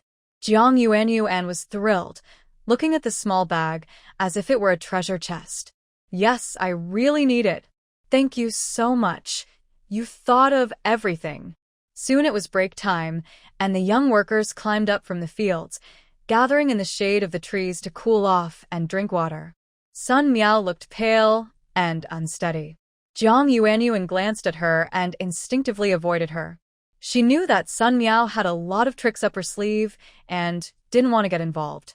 Just as Sun Meow was about to ask to borrow something, she saw Jiang Yuanyuan's reaction and rolled her eyes, closing her mouth. She looked at Shen Ning with a pitiful expression, trying to revive their past friendship. But Shen Ning didn't even glance at her. She took a few sips of water and then dove back into the fields, working hard and quickly pulling ahead of everyone else. Just then, a village official came by to inspect and saw Sun Meow hiding in the shade. He frowned and scolded her. "What's going on with this young worker? Why are you slacking off here?" Sun Meow felt wronged, holding her forehead and looking unsteady. I didn't eat breakfast this morning, and now I feel a bit dizzy, maybe from the heat." She thought she would get some sympathy and planned to mention how Shen Ning and the others had deliberately kept her from waking up and didn't leave her any food. But the village officials weren't interested in that. They just took out their notebooks and started writing something down before moving on. Sun Meow opened her eyes and saw them walking away, feeling furious but helpless. Looking at the cotton gloves in Jiang Yuanyuan's hands and then at her own red, sore palms, she instinctively tried to play the victim. "Jiang, I came to the countryside in a hurry and didn't have time to prepare properly. I'm really not feeling well today. Could you lend me your gloves? I promise I'll finish my work quickly and return them to you." Jiang Yuanyuan scoffed and rolled her eyes. No way. In the past, such farm work would have left Shen Ning exhausted and pale. But 3 years of country life had toughened her up. Moreover, after drinking half a bottle of water, her fatigue and heat disappeared. Her back didn't ache, and her legs didn't hurt. Looking at the golden waves of wheat, Shen Ning felt incredibly strong. She bent down and continued working, remembering that she needed to find a new place to move away from the young workers' camp. Soon, to everyone's astonishment, She finished her work ahead of schedule, gracefully hopped onto the ridge, packed her gloves, and slung her small bag over her shoulder. Ning ning. Ning ning. Just as she was about to leave, she heard Sun Meow calling her eagerly. Shen Ning cursed under her breath, but she had to admire Sun Meow's patience. Even though she was clearly angry, Sun Meow still greeted her with a smile. Shen Ning didn't want to respond and continued walking, but Sun Meow quickly caught up and grabbed the strap of her small bag. I've already returned your money, so why are you still upset? I was out of line before, but I'll be more careful in the future. I know you're frustrated because you have to go to the countryside, but I'm innocent. Please don't take it out on me. We grew up together among these young workers. Shouldn't we help each other? Seeing Shen Ning silent and expressionless, Sun Meow continued to coax her. Come on, I'm not mad about you embarrassing me yesterday. How long are you going to keep this up? Shen Ning looked at the strap of her bag, now muddy, and felt even more irritated. Listening to Sun Meow's feigned generosity, she felt a wave of sarcasm rise within her. Well, what do you want? If you have something to say, just say it. Don't block my way if it's nothing important. Sun Meow's expression stiffened for a moment, but she quickly smiled softly again. Look, you're done with your work. Can you help me out? I didn't sleep well last night and I didn't even have breakfast today. I'm feeling a bit dizzy, probably from the heat. We've grown up together. Can't you just move aside? Shen Ning was almost laughing in anger. She hadn't realized before how thick-skinned Sun Meow was. How about you lend me your hat and gloves? You can't be this selfish. When you see a comrade in need, you can't just ignore them. Shen Ning looked at her and suddenly laughed out loud, realizing how foolish she had been to be swayed by someone like her. Unfortunately, she had seen through Sun Meow now. Beneath her delicate appearance lay a heart that was anything but kind. With a light laugh, Shen Ning yanked her bag back. Sun Meow's eyes flickered, and she stumbled backward, falling onto the ridge. What are you two doing? He Daji and Fong Hung approached with hose over their shoulders, sounding displeased. We saw you two pulling at each other from far away. Have you finished your work? Before Shen Ning could respond, Kai Meiwan chimed in. That Shen is really out of line. Can't she see everyone is busy? She finishes her easy work and doesn't even help others. We're all in this together. Why is she so selfish? Shen Ning sneered. Then you help her. Kai Meiwan choked up. She was too busy with her own work to help others. Shen Ning spoke too harshly. She prided herself on being kind, gentle, and generous, and she couldn't stand those who were petty and aggressive. Therefore, she disliked Shen Ning, saying, I may not have the ability, but at least I have a sense of community, unlike you, who is both stingy and lacking in team spirit. Others just asked to borrow a sun hat and gloves. Why not lend them? You're just tarnishing our image. Sun Meow seemed to find an ally, her eyes filled with tears as she stood up with Fong Hang's support. Sister Meiwan, please don't misunderstand. Ning Ning lost her mother at a young age and Uncle Shen spoiled her too much, so she can be a bit self-centered. Kai Meiwan shot her a glance. A bit self-centered? Let's be honest, that's just selfish. Look at her, all covered up. Besides the grass, she even wears gloves. She shows no willingness to work hard. I think she just lacks proper upbringing and needs to be taught. Have you finished your own work? Hidaji, the village leader, was well respected in Hajia village. He frowned at the group of young people arguing and wanted to scold them. Kai Meiwan instantly wilted like a withered plant. Not yet. Hidaji criticized her without holding back. With this little work, you've wasted a whole day and still haven't finished? You have time to criticize others? Little Shen just arrived in the village yesterday, and look how quickly and well she works. You've been here a year, and look at what you've done. I'm embarrassed for you. If you can't finish this field today, don't expect any credits for your work. Kai Meiwan immediately fell silent, lowering her head to work in frustration. Sun Meow clenched her fists and looked at team leader, he, with a pleading expression. It's all my fault. I haven't eaten for 2 meals, and I'm feeling dizzy. I might be overheated. It's also my fault. Shen Ning has a quick temper, and I shouldn't have. Hidaji turned to Sun Meow, his eyes full of disdain. "Stop talking so much nonsense. Are you blind? You can't even tell the crops from the weeds? Look at how you've ruined these good crops. Even a 6-year-old, no, a 3-year-old could do better than you. You won't earn any credits today. Tomorrow, you can clean the barn instead of ruining the crops." This harsh reprimand made Sun Meow too ashamed to lift her head. Just as she wanted to defend herself, team leader he stormed off without looking back. Sun Meow's tears were uncontrollable this time, falling down like raindrops. Shen Ning couldn't help but chuckle, while Fong Hung frowned. Although Sun Meow was at fault, Shen Ning's laughter felt excessive, as if she was taking pleasure in someone else's misfortune. Just then, he looked down and saw half of her delicate face peeking out from under her straw hat, slightly flushed from work. Her pink lips were slightly curved, and even without seeing her eyes, he could imagine her playful and cute expression. The words of reprimand got stuck in his throat. Shen Ning seemed to sense his hesitation, lifted her hat slightly, tilted her head, and revealed her bright, star-like eyes. "What's wrong? Do you have something to say?" Fong Heng's ears turned red, and he stammered, "No, nothing. Just be careful on your way back." Oh. Shen Ning turned around gracefully, thinking that Fong Heng's concern was quite strange. It was broad daylight, and the youth station was only a mile away. What could happen? However, Sun Meow noticed the blush on Fong Heng's face and the flicker in his eyes.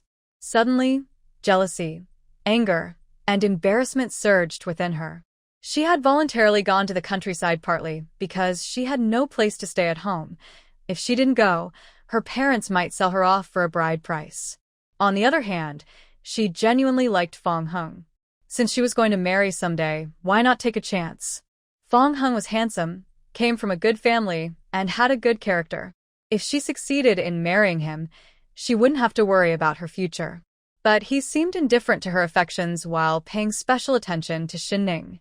Seeing Fong Hung still staring at Shen Ning's back, Sun Meow's resentment was almost overwhelming. Yet, when Fong Hung turned to look at her, she gritted her teeth and suppressed all her emotions. "It's all my fault for holding everyone back. And Ning, I truly realize my mistakes and want to repair my relationship with her, but she..." Fong Hung immediately comforted her. "It's okay. Shen Ning is still young and has some childish temper." Shen Ning wandered around the village, and since she had spent 2 years in Hejia village in her past life, she was quite familiar with everything nearby. Hejia village was very united but also exclusive. Previously, there had been incidents of young people from the city getting involved with local girls, only to leave without taking responsibility when they returned to the city. As a result, the villagers did not have a good attitude towards city youth and were fundamentally resistant. Shen Ning did not want to rent a room in a villager's home. She had a special treasure that provided space and needed a safe, independent little house of her own. Soon, she had a plan in mind and turned to go to the home of the village leader, Hidaji. Lu Chueying, Hidaji's wife, greeted Shen Ning warmly. "Oh, little Shen, what brings you here?" Shen Ning smiled sweetly, her eyes sparkling. "I actually have something to ask Uncle He. I want to move out of the youth station, but I'm not sure if that's allowed or if it would cause any trouble for you. Is it too crowded? Or are you having conflicts with the other youths?" Hidaji frowned. With so many people, there are bound to be issues. These city youths are not used to sharing a large dormitory. It's understandable they want a more comfortable place, but Hidaji didn't want to get involved with the youths and was looking for a polite way to decline. If everyone moved just because they were uncomfortable, there would be no discipline or management, and things would be chaotic. Shen Ning nervously fiddled with her clothes, looking a bit uneasy. "You really see through everything, Uncle. To be honest, my stepsister is coming to the countryside soon. If nothing changes, she'll be in our Hongqi commune, Hejia village, first team." "Stepsister? Are you two not getting along?" "Well, it's not just that. We have a serious feud." Shen Ning briefly explained her situation, leaving Lu Chueying surprised. She hadn't expected this seemingly delicate young woman to have such a tough life. "That's so I want to move out for the sake of the team, to avoid any irreversible issues that could harm its reputation." Hidaji gasped. He admired Shen Ning, seeing her as someone who clearly understands right and wrong and is brave enough to take responsibility. After a moment, Hidaji swallowed hard. If what you say is true, your stepmother and stepsister won't let you off easily. Shen Ning wasn't worried about Wang Aihua causing her trouble. She hadn't forgotten to send an anonymous tip to the cotton mill before leaving. After all, Wang Aihua had taken advantage of her position to steal fabric for years. But she wouldn't share this with Hidaji. After all, no one likes a person who secretly reports others.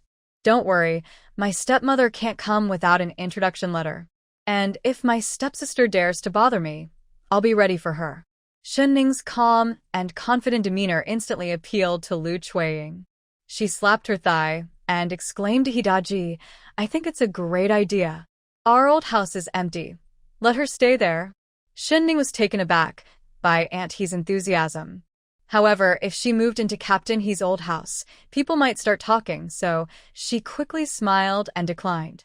I appreciate your kindness, but this isn't very convenient. When I arrived, I saw an empty brick house not far from the youth station at the east end of the village. I heard the family, they're moved to the city. Could you help me ask about renting it? He finally felt relieved, realizing he was right about the young volunteer, who was quite clear-headed. Okay, I'll make a call to check for you. You're quite well informed. That house belongs to Old Hu. He moved to the city to enjoy time with his grandchildren and was reluctant to leave his house. Renting it to you would be a good arrangement. Feeling reassured, Shen Ning quietly took out 2 packs of cigarettes and a pound of brown sugar from her small bag and placed them on the table. Seeing Captain He with a cigarette in hand, she knew he was a heavy smoker. As for the sugar, it was something every household valued at that time. What do you mean by this? Do you think I, Hidaji, need these 2 packs of cigarettes? Or do you think I won't help you rent the house without this gift? Hidaji said sternly.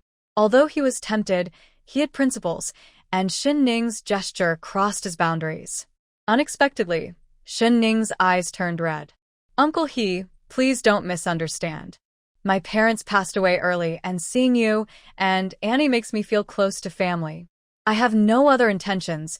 I just want to thank you and Auntie for taking care of me. I know I'm young and inexperienced, and I might have caused you trouble since I arrived. I truly feel bad about it. Her heartfelt words, along with a couple of tears, made Hidaji feel guilty for being too harsh earlier. Captain He hesitated, but Lu Chueying couldn't stand it anymore and quickly agreed. All right, just accept it. The girl means well. Look how scared you made her. She might hesitate to come to you for help in the future. Shen Ning immediately looked at Auntie with gratitude, her big, watery eyes softening Lu Chueying's heart. Don't worry, if you encounter any trouble, just come to Auntie. Come on, I'll take you to see the house now. Hidaji sighed. Fine, I'll make the call now. Chueying, take Shen Ning to have a look. If there's anything missing, help her get it. Consider it. Covering the cost of the cigarettes. Aunt He unlocked the small courtyard with Shen Ning. I must say, you have a good eye. This courtyard may be small, but it's quite new. Old Hu renovated it a few years ago, planning to use it for retirement. But his children have all succeeded and settled in the city, so they took him away. The bed and cabinet are ready, and the stove and table are all set. It hasn't been lived in for over half a year, so it's a bit dusty. You can clean it up, and then you can move in with your luggage. The space in the house isn't large, but it has great lighting, and the courtyard is neat. The furniture is well preserved, showing that the previous owner was very clean and tidy. Shen Ning was extremely satisfied. The environment here is much better than the youth station, mainly because it offers privacy, safety, and freedom, allowing her to stay away from people she dislikes. She immediately took out 2 large bills from her small bag. Aunt, this is a deposit. I want to rent it for 2 years, and I will need your help with this. You're such an eager child. Don't worry, this is in Aunt's hands. You can take the key for now, as the house still needs some tidying up. Lu Chueying was also straightforward and accepted the deposit. I'll have Old Hu write you a rental agreement, and you can settle in comfortably. It's close to my home, so if you need anything, just let me know. With the housing issue settled, Shen Ning finally felt relieved. After saying goodbye to Aunt He, she happily headed toward the youth station. But as she passed a courtyard with blue brick houses, she heard a series of harsh and cruel insults. "You ungrateful girl. You've already brought misfortune to your parents, and now you want to harm my son. Do you want to bring disaster to your brother, and me too? You bring bad luck. Just get out of here." Then came the sound of slapping, mixed with cries for mercy and sobbing. A frail young girl was thrown out of the door, landing on the dirt road, struggling to get up. An aunt passing by frowned. That eldest daughter-in-law of the Gu family is hitting her sister-in-law again. TSK, what a shame. An elderly man walking ahead suddenly spat. Humph, she deserves it. The Gu family's daughter-in-law isn't wrong. That girl is destined to bring misfortune to her parents. She's a born troublemaker. Otherwise, why did the first two boys of the Gu family have no issues, but they lost their lives because of having a daughter? And what about old Gu? How did he suddenly fall ill and die? I think that girl is quite cursed. Humph. She deserves the beating. Shen Ning helped the little girl who had fallen to the ground. Her messy short hair covered most of her face, and her clothes were torn and old, clearly too short for her. Her exposed arms were bruised, with old wounds layered over new ones, and she was so thin that she seemed like just skin and bones. That frail figure looked very familiar to Shen Ning. Without thinking much, she asked with concern, "Are you okay?" Zheng Xuemei, the eldest daughter-in-law of the Gu family, rushed out with a broom. "You little brat, what are you pretending for? A young girl with such a wicked mind. I see you can't stand to see Xiaobao doing well and want to harm him on purpose." Noticing the little girl trembling, Shen Ning instinctively shielded her with her body, suppressing her anger and forcing a smile. "Auntie, please don't be angry. The child just needs to be taught patiently." Who are you? "Mind your own business and step aside." Zheng Xuemei eyed the unfamiliar face suspiciously, hesitant to act rashly. "I'm a newcomer from the countryside." "So, what if you're from the countryside? If you get in my way, I'll hit you too."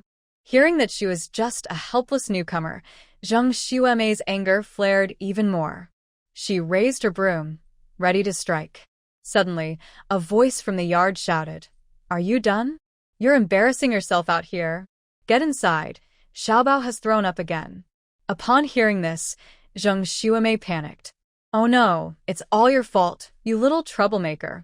Just wait. I'll sell you off tomorrow." She shot a fierce glare at Shen Ning and slammed the yard door shut. With a loud thud, the little girl behind her collapsed again, falling to the ground. Shen Ning hurriedly helped her up, feeling like she was holding a ball of fire. As she brushed aside the girl's messy hair, she revealed a dirty, flushed face that left Shen Ning stunned. It really was her. In her previous life, she had been locked in a woodshed by Wang Matzi and nearly starved to death. A dirty, silly little girl had secretly saved her food and slipped it through a broken window. Later, she learned that the girl was Sanya, a child bride from the house next door to Wang Matzi. Shen Ning had planned to find her once she settled down, but she didn't expect to reunite here. Thinking of what that woman had just said, a surge of anger rose in Shen Ning's heart. She wanted nothing more than to smash the yard door in front of her. They clearly lived in a brick house that stood out in this not-so-wealthy village, indicating a decent family background. But what kind of terrible people lived here? How could they mistreat and abuse a child like this, and then plan to sell her off to an old bachelor as a child bride? Shen Ning pushed down her frustration. Now was not the time to settle scores. Saving the girl was the priority. She quickly took out her water bottle and fed Goose Sonia more than half a cup of spring water. Then, she used a damp cloth to wipe the girl's cheeks and forehead.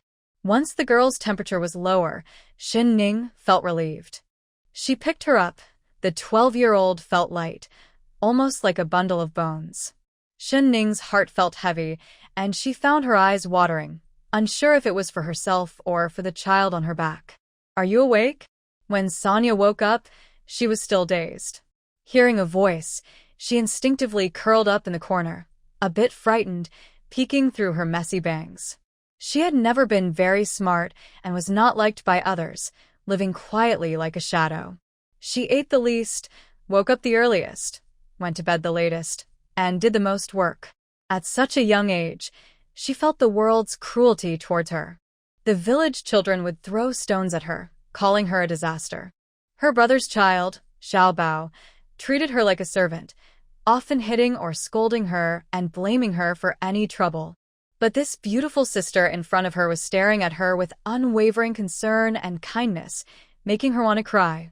The warmth in her gaze made Sonia want to draw closer, yet it also made her nervous and shy. She clutched the blanket beneath her. The soft, warm texture surprised her. Looking down, she saw dark stains on it, which startled her, and she almost tried to get out of bed. But the next moment, the world spun, and everything went dark. Shen Ning quickly supported her, saying, "Don't be afraid. I'm a new volunteer here, and I mean no harm. I saw you fainting and brought you back." Shen Ning tried to soften her voice. She didn't know much about Gu Sonia. In her previous life, she had seen her in a dazed state. But now, it seemed the girl was a bit slow to react, though her intelligence was definitely normal. Perhaps her timely arrival and the spring water she gave her had prevented a serious illness from the high fever. I'm dirty. No one had ever spoken to Sonia so gently, and she felt her face burning. Shen Ning glanced at her, more worried about Sonia's health. She handed her the prepared spring water and a warm steamed bun. "It's okay if you're dirty, just wash up. Eat something to fill your stomach first. Is there anywhere else that doesn't feel right?" While Sonia was unconscious, she quickly tidied up the small room. There was everything in the space, but now she didn't dare take anything out. Fortunately, the spiritual spring water worked well, and Sonia looked much better now. Her stomach growled, making the young girl blush, but she hesitated to reach out for food. Her eyes were timid, filled with caution, fear, and a mix of unspoken gratitude and hope. Shen Ning directly brought the bun to her mouth, speaking firmly, "Eat. Just eat. This is my rented place, so you can stay here comfortably. If you want to go home, I won't stop you. I live at the youth station, and if you face any difficulties, you can come find me anytime. I'll leave now and come back to see you tomorrow." As soon as Shen Ning returned to the youth station, Kai Meiwan frowned and kept her distance. The eldest daughter-in-law of the Gu family was quite outspoken, and the news about Gu Sanya's parents had already spread throughout the village. She felt a bit uneasy, and her tone was filled with disdain, which was clear even from afar. "I heard you were in contact with that troublemaker today." Her voice was loud, and the youth were gathered around the table, having just prepared their meals. Upon hearing her words, they all turned to look at Shen Ning. Shen Ning ignored her, took out his lunchbox, and prepared to serve himself some porridge. The senior youth, Chen Jiafeng, looked up, scoffed, and thought Shen Ning was quite arrogant and dismissive.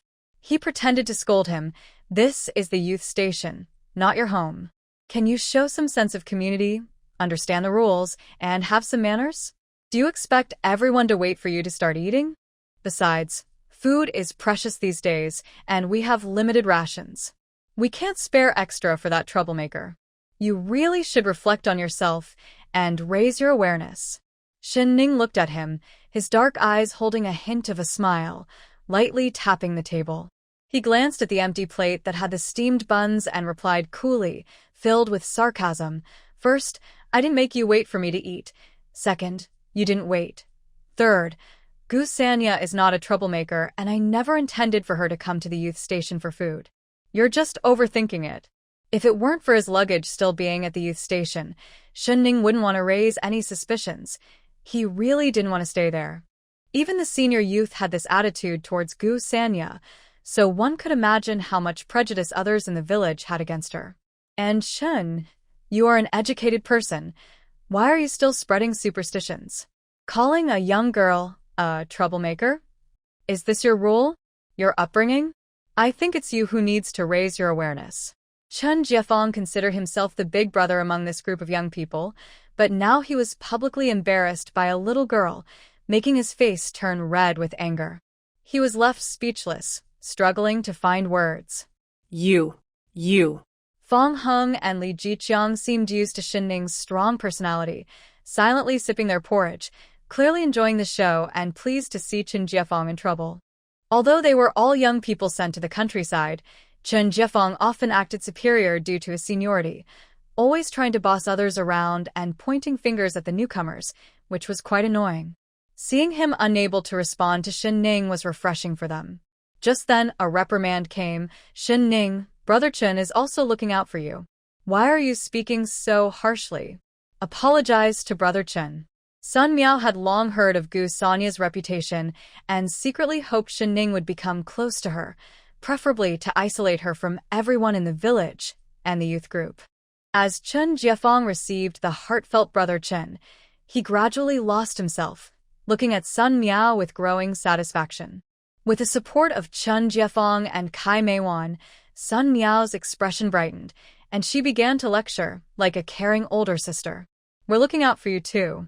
I heard that girl is antisocial and doesn't keep clean, running around the village all dirty, digging for food in the fields. Look at how dirty she is. Who knows if she has fleas? It might spread to you." Sun Miao suddenly jumped back a few meters as if startled, then pretended to apologize. "Ning, I'm not targeting you. I just have a bit of a cleanliness obsession and can't accept it. Your kindness is good, but being overly nice and letting others make a mess for you is not right." "Exactly. Stay away from me. It's both unlucky and dirty." Kai Meiwan chimed in.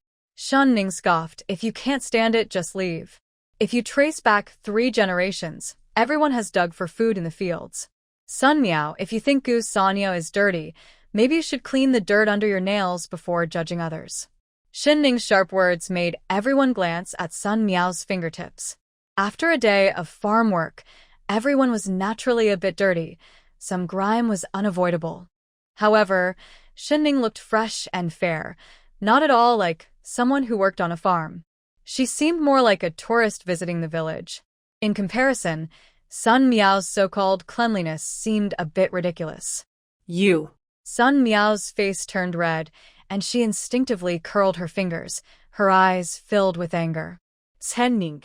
If she hadn't refused to lend me her gloves and hat, I wouldn't be in such a messy situation. Sun Miao usually cared a lot about her appearance. She had washed up a bit before dinner, but in this poor village, there was hardly any decent soap. Kai Meiwan was about to speak when Shen Ning raised an eyebrow and coldly scanned the room. "I advise you not to come over and act foolishly, or I'll insult you too." Kai Meiwan was taken aback, momentarily intimidated by her presence. Coming back to her senses, she angrily pulled back her lunchbox, like a paper tiger refusing to back down. Muttering, she dragged Sun Miao back to their room. Meow, let's go. Some people just don't know how to appreciate kindness. They'll get what they deserve one day." Chen Jiefeng had lost 2 strong allies. He couldn't argue back and felt stuck, with no one to help him. He stood there, his face dark like a piece of liver. Jiang Yuanyu and looked at Shen Ning curiously. She didn't seem like a warm-hearted person, so why was she provoking everyone over a stranger? The atmosphere became extremely tense. After all, they were all young intellectuals, and it wouldn't sound good if word got out about their conflicts. Moreover, Shen Ning was a woman, and if Chen Jiefeng truly held a grudge, her days ahead might not be easy. Fong Hung thought for a moment and tried to mediate. "All right, stop standing around. The food is getting cold." "Shen Ning, Chen, come eat." Chen Jiefeng quickly found a way out of the situation and climbed down the ladder. The ancients were right. Only women and petty people are hard to deal with. I've learned my lesson today and don't want to argue with you, you loud woman. Women should be gentle and virtuous like Sunday.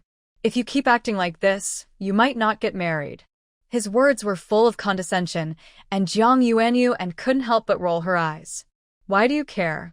Shen Ning, ignore him and come eat." Shen Ning snorted no thanks. "Just seeing Chen's face is enough to ruin my appetite. What era are we in?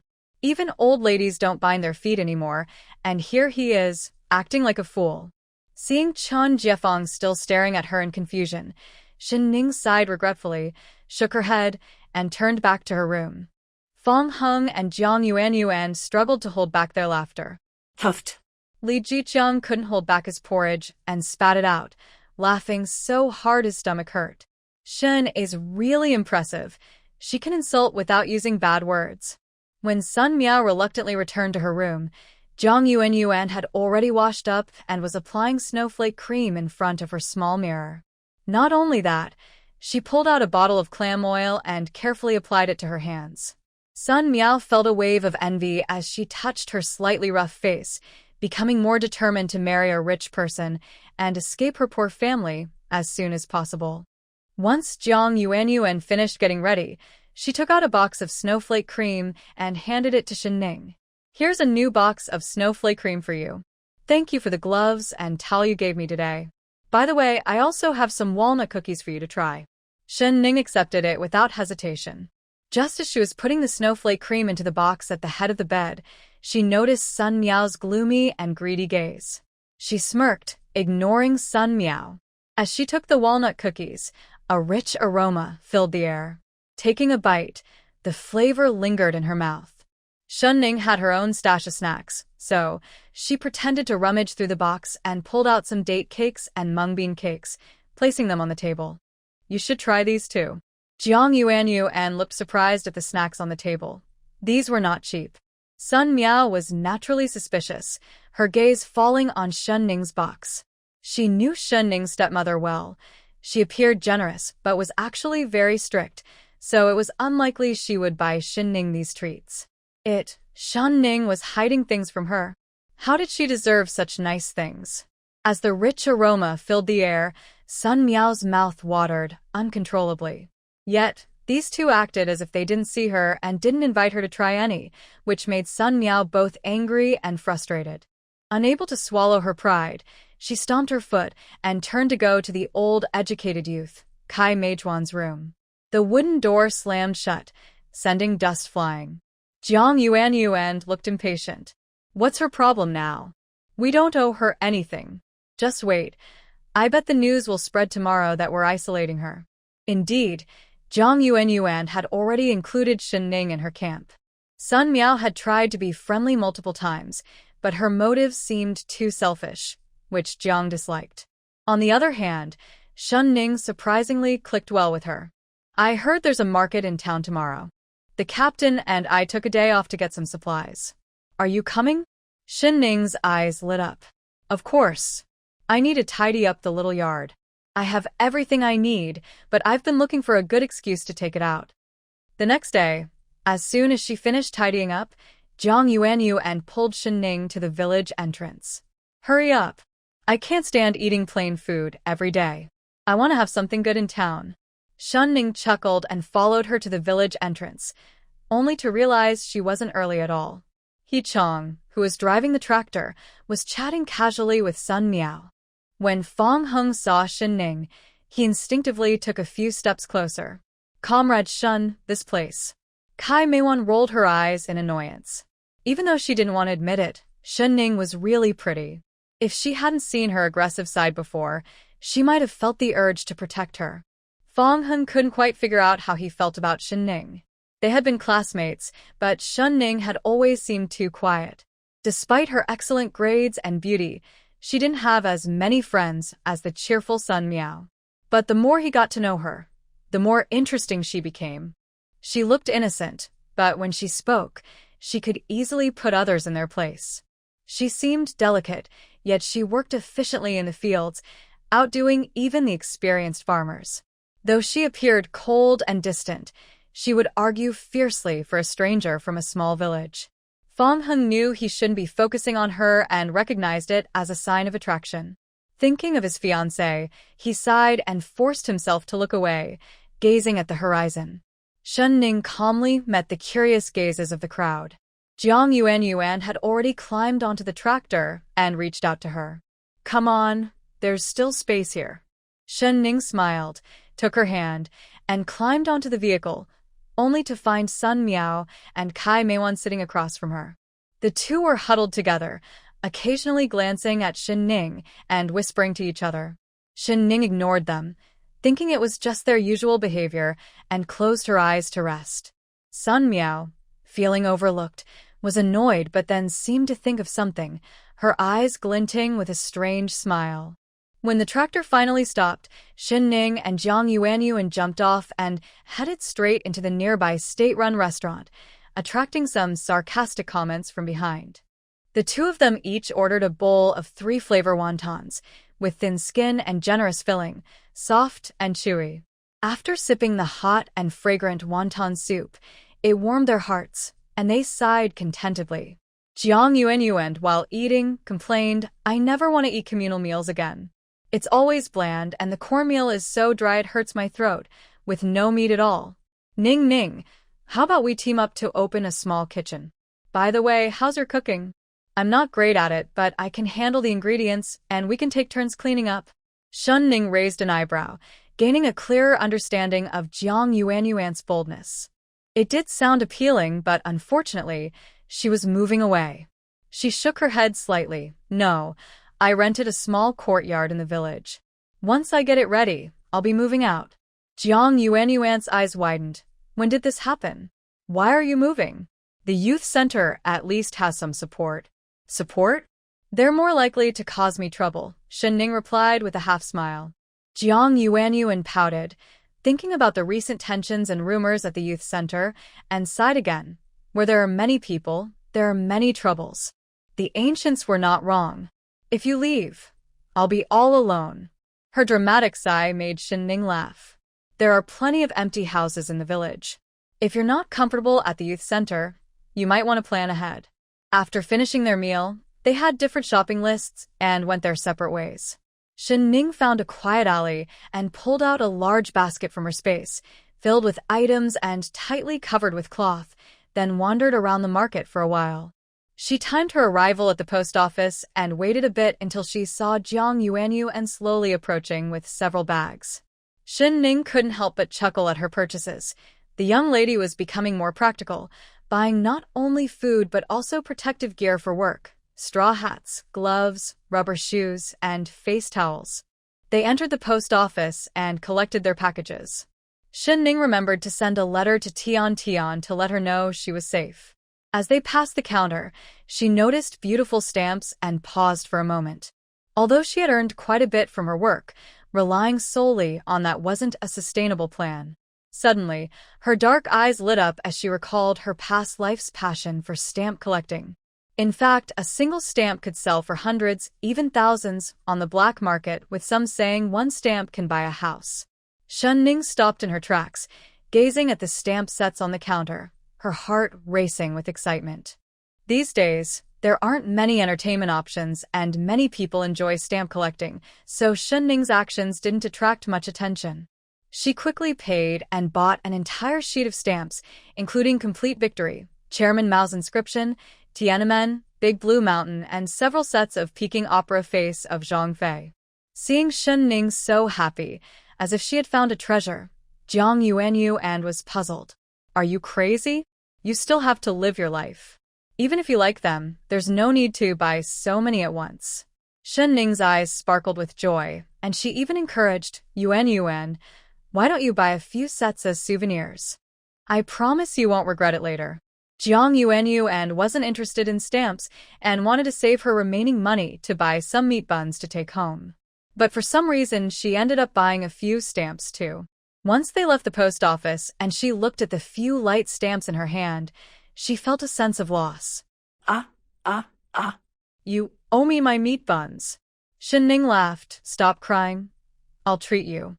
When the two finally arrived at the meeting point with their bags, Shen Ning's large package and the basket on her back were both full. Sun Miao's eyes flickered, and she felt a pang in her heart, thinking about the 80 yuan Shen Ning had taken from her. Anger nearly overwhelmed her. All of this was bought with her hard-earned money. Shen Ning was so reckless. How would she pay her back later?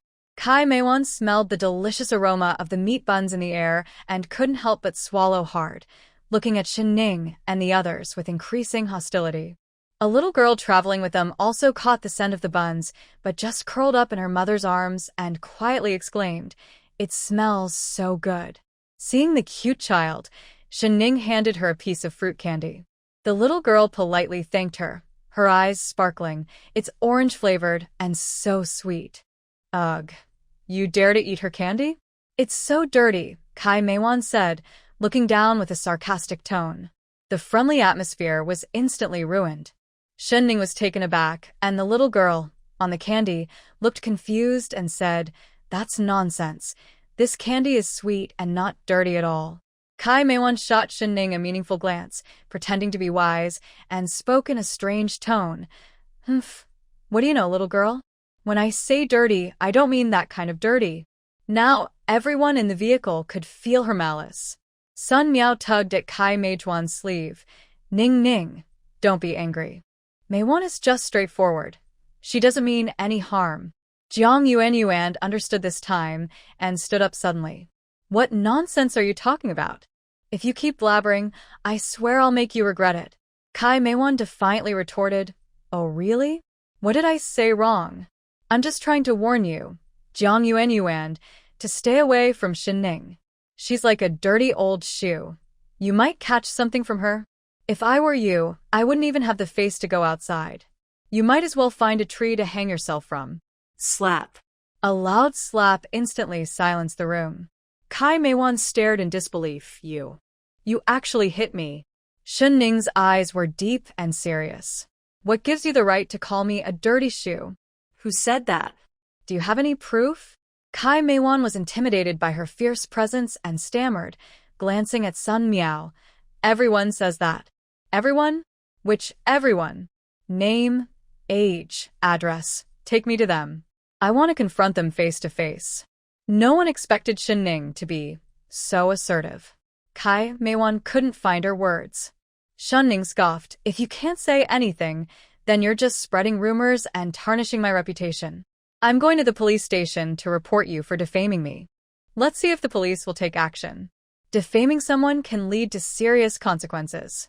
Jiang Yuan chimed in loudly from the side. Shen Ning grabbed Kai Meiwan by the collar, not giving her a chance to explain, and dragged her off the car toward the police station. Kai Meiwan was terrified. She never expected Shen Ning to be so strong. Though she was taller and a bit heavier, Shen Ning was like a force of nature. Seeing that Shen Ning was serious, Kai Meiwan panicked. "No, it wasn't me. I just heard it from someone else." It was Meow Meow. Meow Meow said it.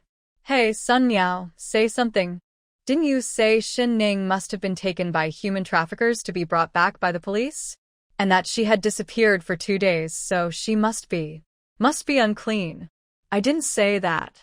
I was just worried that Ning Ning might have gone through something bad." "Sister Meiwan, you misunderstood me. Why are you spreading this around?" Sun Meow's voice rose sharply, interrupting her. Usually, when girls face such situations, they are either speechless or eager to explain.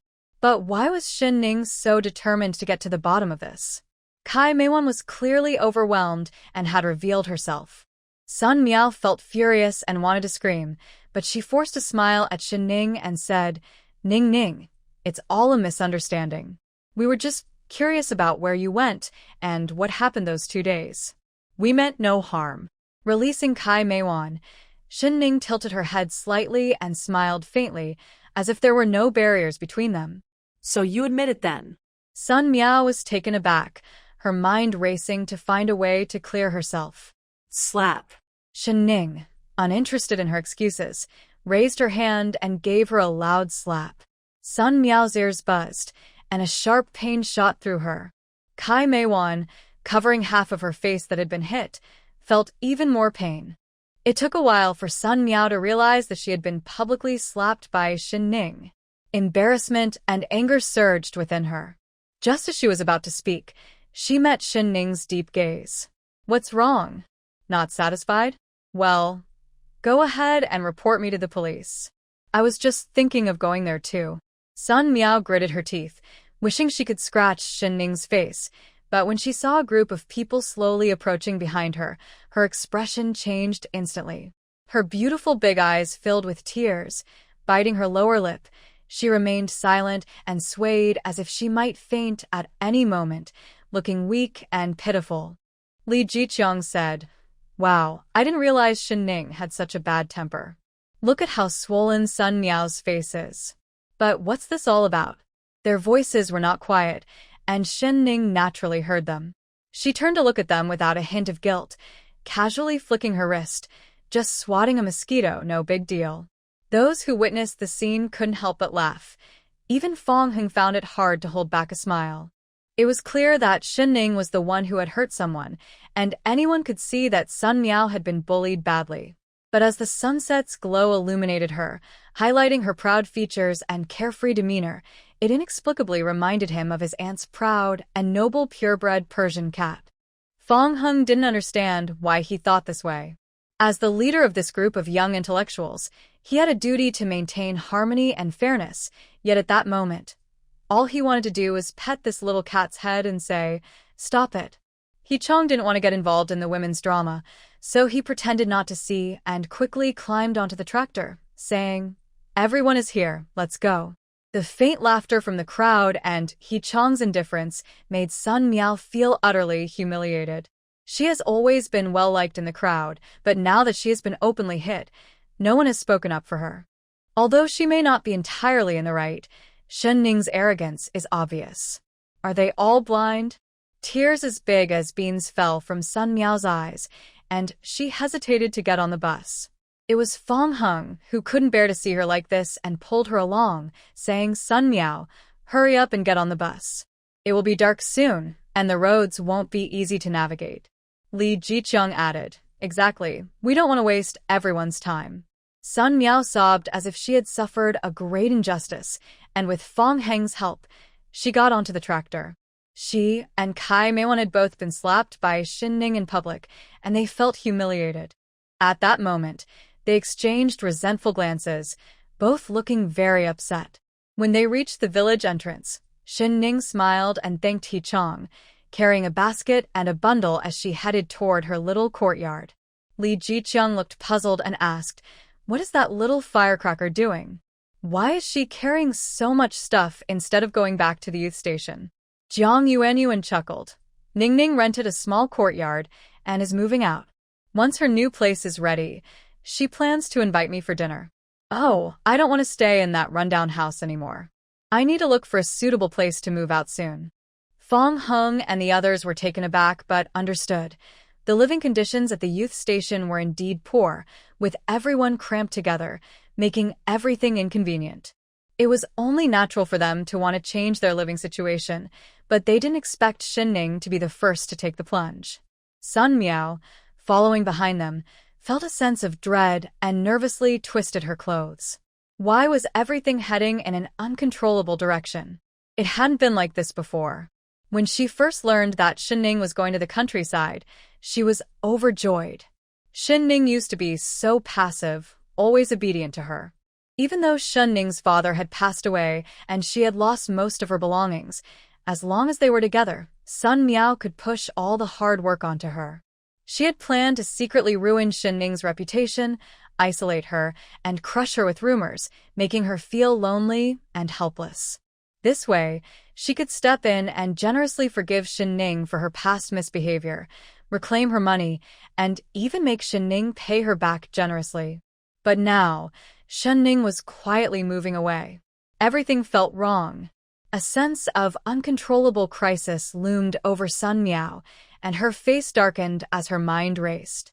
When Shen Ning arrived at the small courtyard, it had already been transformed. In a small hall, the 2 rooms on the east and west sides were cleaned spotless. Even the stove was shining. On the table were the pastries that Shen Ning had left for her yesterday, and the enamel cup was empty after drinking the spring water. However, Shen Ning looked around and couldn't find Sanya anywhere. Just then, Sanya suddenly pushed open the courtyard door, carrying a bundle of firewood. When she saw Shen Ning, she froze for a moment and then smiled shyly. The 12-year-old girl struggled to stand upright under the weight of the firewood on her back. Shen Ning felt a pang of sadness. "You're still sick. Why did you go gather firewood?" Her tone was a bit urgent, and the young girl instinctively shrank her neck, looking down and not daring to speak. Shen Ning saw her past self in the girl, timid, anxious, and alone. Her nose tinged with emotion, and her tone softened. "I'm not trying to scold you. It's just that you're still not well, and it's dangerous to gather firewood alone. What if you faint and someone bad takes you away? It could ruin your life. Shen Ning exaggerated a bit, knowing the girl felt uneasy and desperately wanted to prove her worth. Changing the subject, she said, "Thank you for helping me tidy up the courtyard. You must be hungry. Come eat something." Sanya hurriedly shook her head and pulled out half a small steamed bun from her pocket, which was exactly what Shen Ning had left for her yesterday. Gu Sanya didn't dare return to the Gu family. This time, when Xiaobao fell into the river, her sister-in-law would surely blame her. Just thinking about her sister-in-law made Gu Sanya tremble, feeling intense pain. In her short 12 years, her sister-in-law had been like a master controlling her fate. But what could she do? If she left the Gu family, where would she go? No one would take her in. She was seen as a bad omen, believed to have caused her parents' deaths, and everyone in the village avoided her. Shun Zichqing saved her, and she couldn't let her down. Soon, she would say goodbye, even if her sister-in-law wanted to hurt her. That was her fate. But the warm, gentle hand on her forehead, Shen Ning's eyes sparkling with a warm smile, was so beautiful. Why are you staring blankly? Your temperature is normal. Do you feel unwell? Gu Sanya slowly shook her head, unable to say goodbye. Shen Ning ruffled her messy, fluffy hair. Yeah, look what I brought you. Tajda. It's a big meat bun from the state-run restaurant. Wrapped in oiled paper were 2 steaming, fragrant buns, which she placed directly into Sanya's arms. Hurry and eat. It won't taste good if it gets cold. Seeing that Sanya was still in a daze and not responding, Shen Ning wasn't worried. She had learned yesterday that Sanya's mother had a difficult birth, which caused her to develop slowly. She didn't walk until she was 3 and didn't speak until she was 5. Her older siblings were quite harsh with her, and the villagers, being superstitious, kept their distance. Because of this, Sanya lived a hard life, becoming even more withdrawn and rarely speaking. Shen Ning poured another cup of spring water and placed it beside her. You eat this first. I'm going to tidy up inside. I should be able to move in with you tomorrow. Sanya, who was already slow to react, seemed stunned, unable to believe it. She looked down at the meat bun in her hand, then back at Shen Ning, appearing somewhat foolish. Hey, Shen Ning, you're busy. Lu Chuiying entered the yard, carrying some items, and her loud voice startled Gu Sanya, who quickly hid in the corner of the small yard, curling up in a ball. Nervous, she squeezed the bun in her hand, causing it to burst and reveal the greasy filling. Shen Ning hurried out to greet her, silently regretting that she hadn't locked the yard gate. She put on a smile and said, "Oh, it's you, Auntie. Come in and sit down." Lu Chuiying looked around the small yard and exclaimed, "Wow, Xiaoshen, you work fast. You've tidied everything up in just one night. Look how shiny this place is. With some luggage and a few more things you can move in." Shen Ning smiled shyly. It's all thanks to Sanya. She's such a hard worker. I saw her fainting yesterday and no one helped her, so I brought her back. I didn't expect to find it looking like this today. I thought I had entered the wrong yard. Only then did Lu Chuiying notice Sanya curled up in the corner with the bun and nodded knowingly. It must be that sister-in-law of hers who hit her again. Poor girl, she's diligent and honest, but she's a bit slow. Her fate isn't good. Shen Ning's eyes flickered, and she maintained a polite smile, not wanting to discuss the topic. It was clear that Gu's sister-in-law was cruel and mistreated Sanya, but to everyone else, it was just a light comment. This child has a bad fate. By the way, Auntie, what brings you here? Lu Chuiying smiled brightly and placed her items on the table. We've already talked to Old Hu about your house. The rent is 2 yuan a month. Your uncle and I are witnesses, so you can feel safe living here. Annie's house doesn't have much, but since you're moving to a new place, you need to get a lot of things. Keep this new kettle and enamel basin for yourself. These vegetables are from my garden. Try some. If you need anything else, just tell Auntie. Oh, thank you so much, Auntie. I'm new here and haven't gotten everything I need yet. And these vegetables look so fresh. By the way, I bought some pastries in town today. I can't eat them all and I don't want them to go bad, so please take some home for the kids. Lu Chuiying wanted to refuse, but Shen Ning had already placed a bag of pastries in her hands. Just a little treat for the kids. If you don't take it, I won't take your things either. Lu Chuiying smiled, finding Shen Ning more likable. She's sweet and thoughtful. All right then, Annie will take it for the kids. You keep busy, and if you need anything, just come to me. Okay. After seeing Lu Chuiying off, Shen Ning locked the gate and called to Sanya, "Watch the yard for me. If someone comes, let me know." Sanya hesitated but nodded. Shen Ning couldn't help but laugh at her cute expression. She walked over and ruffled Sanya's messy hair, looking at the deformed bun in her hands. "Be good and eat your bun. Once I'm done, I'll give you some candy." With that, she took a big bamboo basket and went inside, closing the door behind her to fetch things from her space. Soon, she had gathered many items, and a simple, cozy little home began to take shape. When she came out, she saw the little girl sitting eagerly at the door. As soon as she saw Shen Ning, she rushed over. The meat bun wrapped in oiled paper remained untouched, and though she was clearly hungry, she stubbornly offered it to Shen Ning. You eat. Sanya's eyes were a light brown, beautiful yet filled with fear and sadness, along with a hint of hope. In that moment, it felt like time had stopped, bringing back memories of a cramped, old shed, nailed windows, and days filled with hunger and despair. Yet here was a stubborn little girl, holding out a piece of bread, saying, "You eat." Shen Ning felt as if she was trapped in a long nightmare, beads of sweat forming on her forehead, her face turning pale. This frightened Gu Sanya, who thought her bad luck had affected this pretty young woman, and she stepped back in fear. At that moment, outside the door, the sharp and harsh voice of Gu's eldest daughter-in-law, Zheng Xuemei, could be heard cursing, "You little brat, learning to be sneaky. What are you doing hiding in someone else's house? If you have the guts, don't ever come back with me." Shen Ning suddenly snapped back to reality, gasping for air as she broke free from the nightmarish memories and saw Gu Sanya with her head down, tears streaming down her face. "I'm sorry, I caused you trouble. My sister-in-law is looking for me. I have to go back."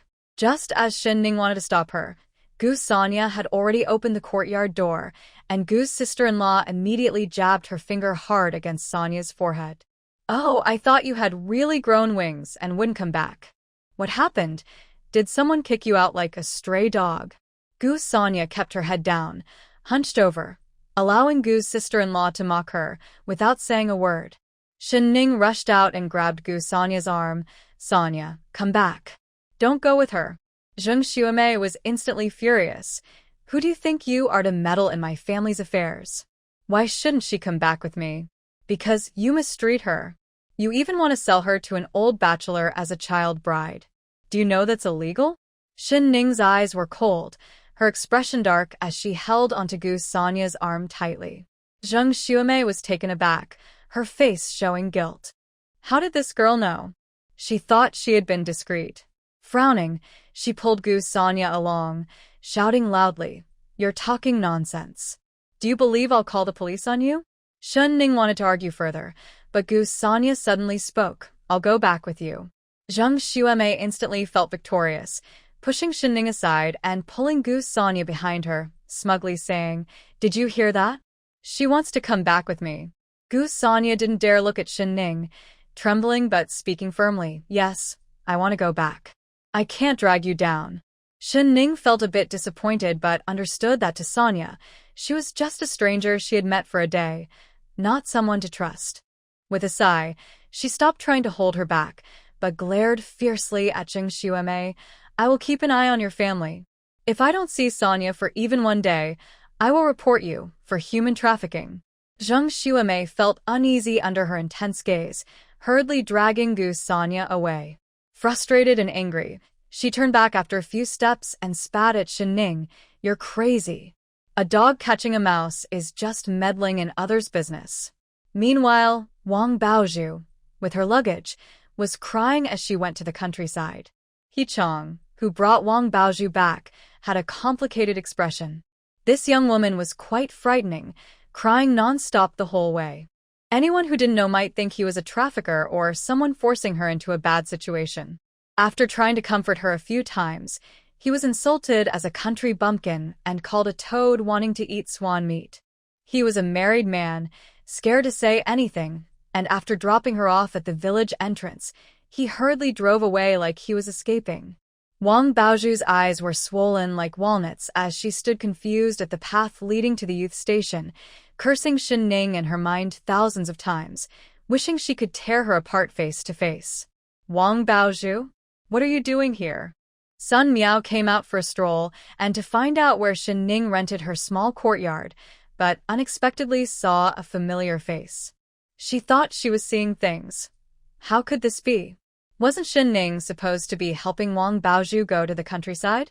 Why was she not staying in the city as an accountant but coming to this desolate place? Sun Meow instinctively felt that all of this was somehow related to Shen Ning, but it seemed unlikely. She had seen Shen Ning in front of her stepmother, timid and afraid to speak up. How could she possibly set Wang Baoju up? Wang Baoju recognized Sun Meow and scoffed, rolling her eyes. Over the years, Sun Meow had tried hard to please Shen Ning, being clever and manipulative. She wanted to play both sides, but Wang Baoju was no fool to believe in any sisterly friendship. After giving Sun Meow several cold shoulders, their relationship was far from friendly.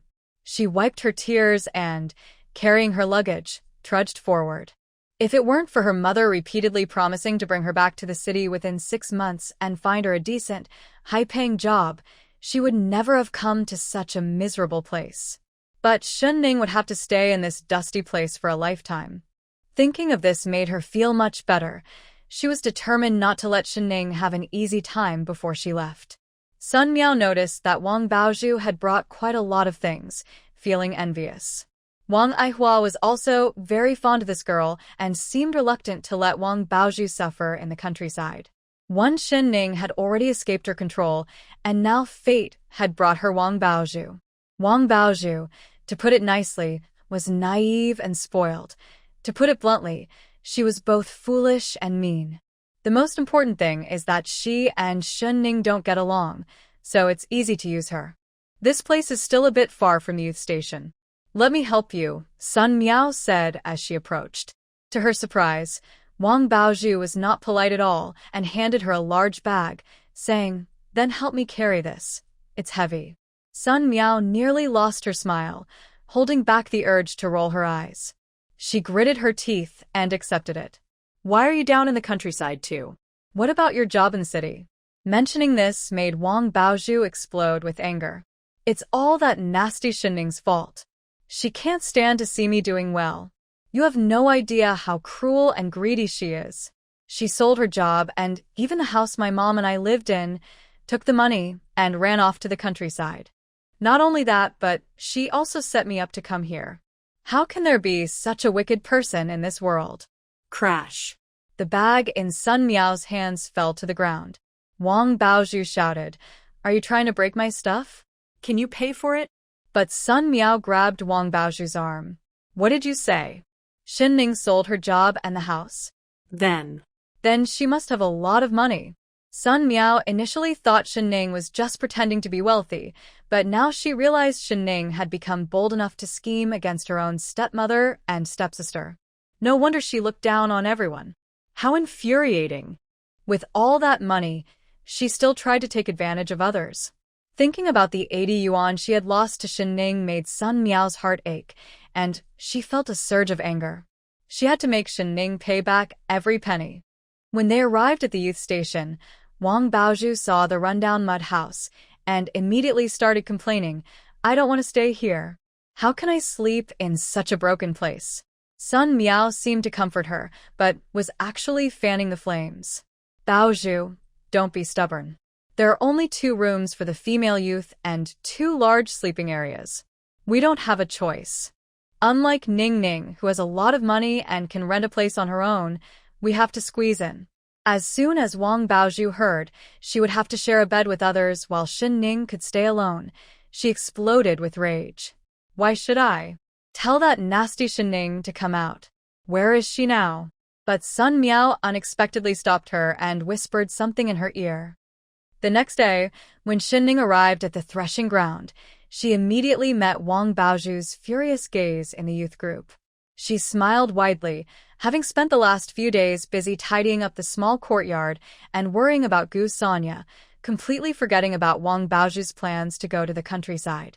Seeing her face filled with suppressed anger made me feel quite pleased. However, Wang Baozhu had always been spoiled and unruly. How could she possibly endure such a loss without causing trouble? She must be plotting something. Then I noticed Meow and Wang Baozhu walking hand in hand, looking like good sisters. Shen Ning scoffed lightly. No wonder she can keep her cool. It turns out she has a new strategist. Ning Ning. Jiang Yuan spotted Shen Ning and approached her with bright eyes. You finally made it. I really envy you for being able to move out and have some peace. You wouldn't believe it. Those two were whispering and arguing all night, and it was driving me crazy. By the way, I heard the new girl in the village is your sister? Why do I feel like she's more like a rival? In just one night, the whole village was saying you are ungrateful, harsh, and that you mistreated your stepmother, took the family's money, and sold the house to run away. Of course, I don't believe that, but what's really going on with your family? Is there some misunderstanding? Jiang Yuan came from a harmonious family, with older siblings who cared for her, so it was her first time seeing sisters who seemed to have a deep grudge against each other, making her curious. There's no misunderstanding. I really did sell my job and house to go to the countryside. You should keep your distance from me for now, so you don't get caught up in any trouble. Shen Ning's expression was calm, almost joking, but Jiang Yuan sensed the seriousness in her words. She paused, quickly grasping the key point in Shen Ning's statement, my own. Since the job and house belonged to Shen Ning, she had every right to deal with them as she pleased. How infuriating! Wang Baozhu and her group were clearly trying to twist the truth and tarnish Shen Ning's reputation. At that moment, even though Shen Ning had no real connection with the villagers, many subtle glances were already directed at her. They didn't speak, but their condemning and disdainful looks pierced like needles, leaving Jiang Yuan at a loss for words to defend her. People's words can be frightening. Ning, you should find a chance to clarify things quickly. If this goes on, you'll face serious trouble. What I say now won't convince them. They'll just intensify their accusations against me. Why should I waste my breath? Seeing Jiang Yuan frown in disagreement, Shen Ning gently patted her hand and glanced at Sun Meow and Wang Baozhu in the distance, a smirk appearing on her lips. I know what I'm doing.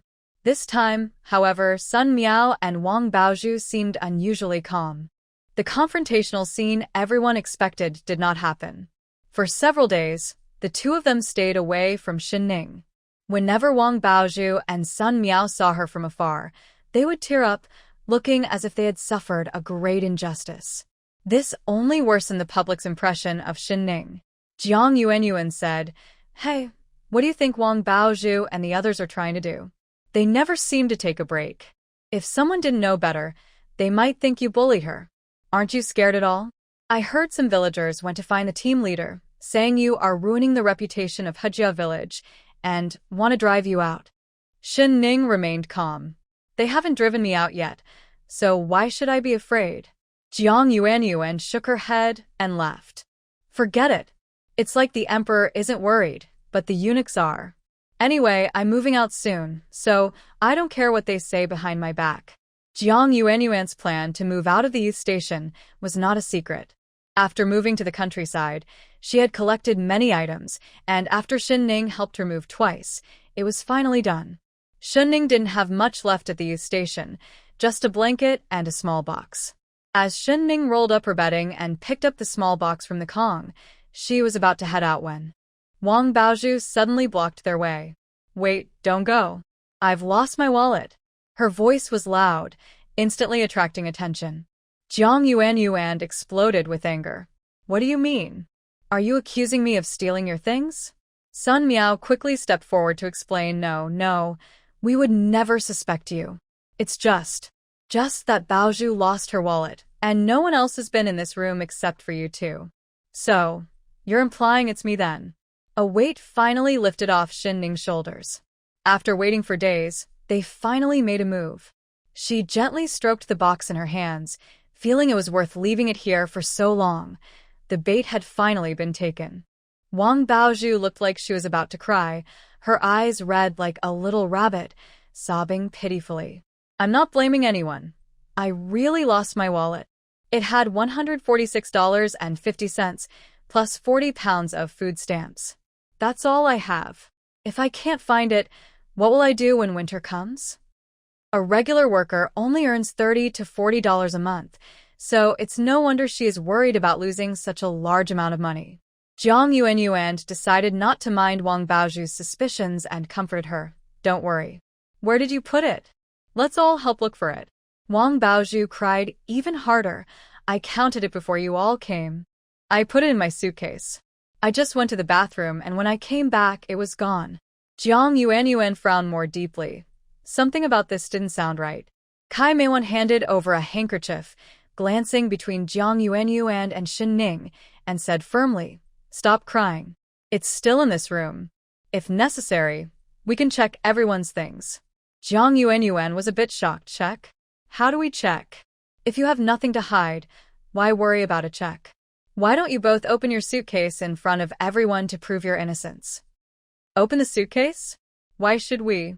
Are you the police? Maybe you are the ones trying to frame us. Jiang Yuanyuan quickly realized that this was clearly a setup. She and Wang Baozhu had no issues with each other, so it seemed like they were targeting Shen Ning. Seeing Wang Baozhu's confident demeanor, Jiang Yuanyuan feared they might find something in Shen Ning's suitcase that could cause serious trouble. Feeling guilty, Jiang Yuanyuan glanced at Shen Ning. If she hadn't insisted on helping with the luggage, Shen Ning wouldn't be in this difficult situation. Stop making wild accusations. The youth have always kept things clean here for years, and nothing has ever gone missing. Why is it that as soon as you arrive, Wang Baozhu's things go missing? Isn't that obvious? Some people have such poor character that they would even hide from their debts in the countryside. How clean can their hands be? Kai Meijuan's words were almost an accusation against Shen Ning. Jiang Yuanyuan rolled up her sleeves, ready to fight, but Shen Ning stopped her. Let's call the police. The things Wang Baozhu lost are enough to file a report. Everyone's expressions changed at once.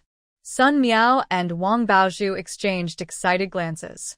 They had wanted to escalate the situation, hoping to get the village leader and team leader to witness Shen Ning being accused of theft in front of everyone. They never expected Shen Ning would suggest calling the police herself. This was perfect. Fong Hung frowned. There must be a misunderstanding. There's really no need to call the police. Why don't we all help look for it? As long as nothing is lost. What are you all up to? Hidaji's voice boomed as he looked at the crowd surrounding the youth center, shaking his head. These young people from the city not only struggle with work, but also seem to create trouble easily. Their chatter is endless. Little Shun has only been here for a few days, and rumors are spreading nonstop. The commune has already called to confirm that the case is closed, and the commendation will be announced in a couple of days. Hidaji's gaze fell on the crying Wang Baozhu, and his expression grew more displeased. Wang Baozhu really is something else. Previously, He-chan came to find him late at night, saying that this new female youth has some issues. She cries all the time and is quite self-absorbed, spreading rumors about little Shun's reputation just a few days after arriving. If this keeps up, even good people will be driven to despair. In recent years, Hejia village has not received any commendations or recognition. Just avoiding criticism at the end of the year is a big deal. After nearly a decade, they finally had a heroic story, but if these young people keep spreading rumors, the commendation might be in jeopardy. Hidaji couldn't just silence her, and he felt quite troubled. The villagers, unaware of Hidaji's inner turmoil, knew him as a strict leader who was respected but not very approachable. Soon, a villager stepped forward to explain what had happened. Hidaji's brows furrowed deeply. The youth center pointed out a thief. This would bring shame to Hejia village. The commendation was about to be announced. They must avoid any trouble. He cleared his throat. Wang, please look carefully, and everyone else help out too. If anyone accidentally took Wang's wallet, just return it. No need to make a fuss. Sun Meow smiled but fixed her gaze intently on Shen Ning. Exactly, Ning Ning. If you took it by mistake, just apologize and return the wallet. We won't hold it against you. Shen Ning's face was cold, and her voice was steady as she replied, clear and firm, I didn't take it. Don't try to wrongfully accuse me. Shen Ning's eyes were dark and intense, causing Sun Meow to feel intimidated and shy away from her gaze. If you didn't take it, why won't you let us check your bag? Shen Ning scoffed. It's strange that you all insist on checking my bag, as if you're sure Wang Baoju's wallet is in there. Did anyone actually see it? If so, why didn't you stop me or catch me in the act? Just because of suspicion, you want to search someone else's belongings? If that's the case, society would be in chaos, with everyone searching each other's things based on mere doubts. Shen Ning spoke calmly, showing no signs of embarrassment or nervousness. Her composed demeanor gradually helped Jiang Yuan, who was angry, to calm down. Exactly. Now I can say I've lost something and suspect it's with you. Would you be willing to be searched to prove your innocence? Jiang Yuan pointed at Wang Baoju and continued sternly, if you can't keep track of your own things and start suspecting others, I'm glad I'm moving out. Otherwise, if you lose something in the future, would you blame me? The crowd stepped back a few paces, as if afraid of being accused. What Jiang Ziqing said makes sense. We should keep our distance from her, or we might get blamed for lost items in the future. That would be bad luck. Exactly. Don't confuse the issue. You took it. Wang Baoju exclaimed, stomping her foot and grabbing Sun Meow. She saw it. Sun Meow, who wanted to stay in the background and stir the pot, wished she could slap Wang Baoju, that foolish teammate she had chosen, and could only awkwardly smile under everyone's scrutiny. He dodgy cursed under his breath, thinking that Sun Ziqing was also trouble. Her farm work was a mess, and she was more cunning than a beehive. In a stiff tone, he questioned, did you see Shen Ning take Wang Baoju's wallet? In an instant, all eyes were on her, feeling like they were under a spotlight, especially when meeting Shen Ning's subtle smile, which made Sun Meow's scalp tingle. She hesitated. I didn't say Shen Ning took it. I just happened to see her standing by Baoju's bed, as if looking for something. This statement was almost the same as accusing Shen Ning of being a thief. Fang Heng spoke up, dissatisfied. Sun Meow, think carefully before you speak. Don't wrong someone. Fang Heng's clear support made Sun Meow's frustration grow. She had seen Wang Baoju hide the wallet in Shen Ning's suitcase and became more assertive. I'm just stating the facts. I'm not accusing anyone unfairly. If Shen Ning didn't take it, all we need to do is open the suitcase for everyone to see, and it will be clear. She has been so resistant and uncooperative. Who knows what she's hiding inside? The crowd began to shout, yeah, let us take a look. Why is she hiding it? Did she really take something? Exactly. She must be guilty. Jiang Yuan watched the chaos unfold and became furious. She realized that Baoju and Sun Meow were colluding to frame Shen Ning, and the suitcase must not be opened. She explained loudly to the crowd, I brought Shen Ning here to help me move things. Her luggage has always been at the youth center, and she didn't even have time to open her suitcase. Stop spreading rumors. Ning Ning, let's go. Don't pay attention to them. As she pulled Shen Ning to leave, Wang Baoju blocked the door, saying, I haven't found my wallet. No one is allowed to leave. The onlookers cheered. Yeah, we can't let them go. Seeing Jiang Yuan still unwilling to agree, Sun Meow pinched Wang Baoju's back. Wang Baoju immediately burst into tears. This is all I have. If I lose it, I won't be able to live. Call the police. We must call the police. Who's calling the police? What happened? The crowd outside quickly parted to make way. Village leader He Jiawang approached with two officials, Secretary Pei, Captain Gu, this is our youth center, and Comrade Shen Ning is. Before he could finish, Wang Baoju rushed over, crying with snot and tears. Leaders, you must help me. She stole my money. It's a total of $146.50, plus 40 pounds of food stamps. Following her finger, the village leader saw Shen Ning in the crowd and changed his expression. Don't say such things. How could Comrade Shen Ning do that? We came to. But Secretary Pei interrupted He Jiawang. Let's deal with this situation first. Hearing someone take charge, Wang Baozhu finally looked up, but when she saw the tall, strong man next to Secretary Pei, her heart sank.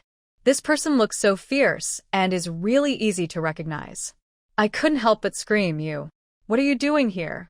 The village leader, He Jiawang, was shocked and sweating. "Why are you making such a fuss, young lady? How can you talk to a leader like that?" Secretary Pei looked at the two with interest. "Do you know each other?" Gu Chongzhen remained expressionless and silent. Secretary Pei didn't mind and smiled gently at Wang Baozhu. "Did you lose something? What happened?" Sun Meow, worried that Wang Baozhu might say something wrong, stepped forward and explained the situation, completely ignoring the pale faces of He Jiawang and He Daji.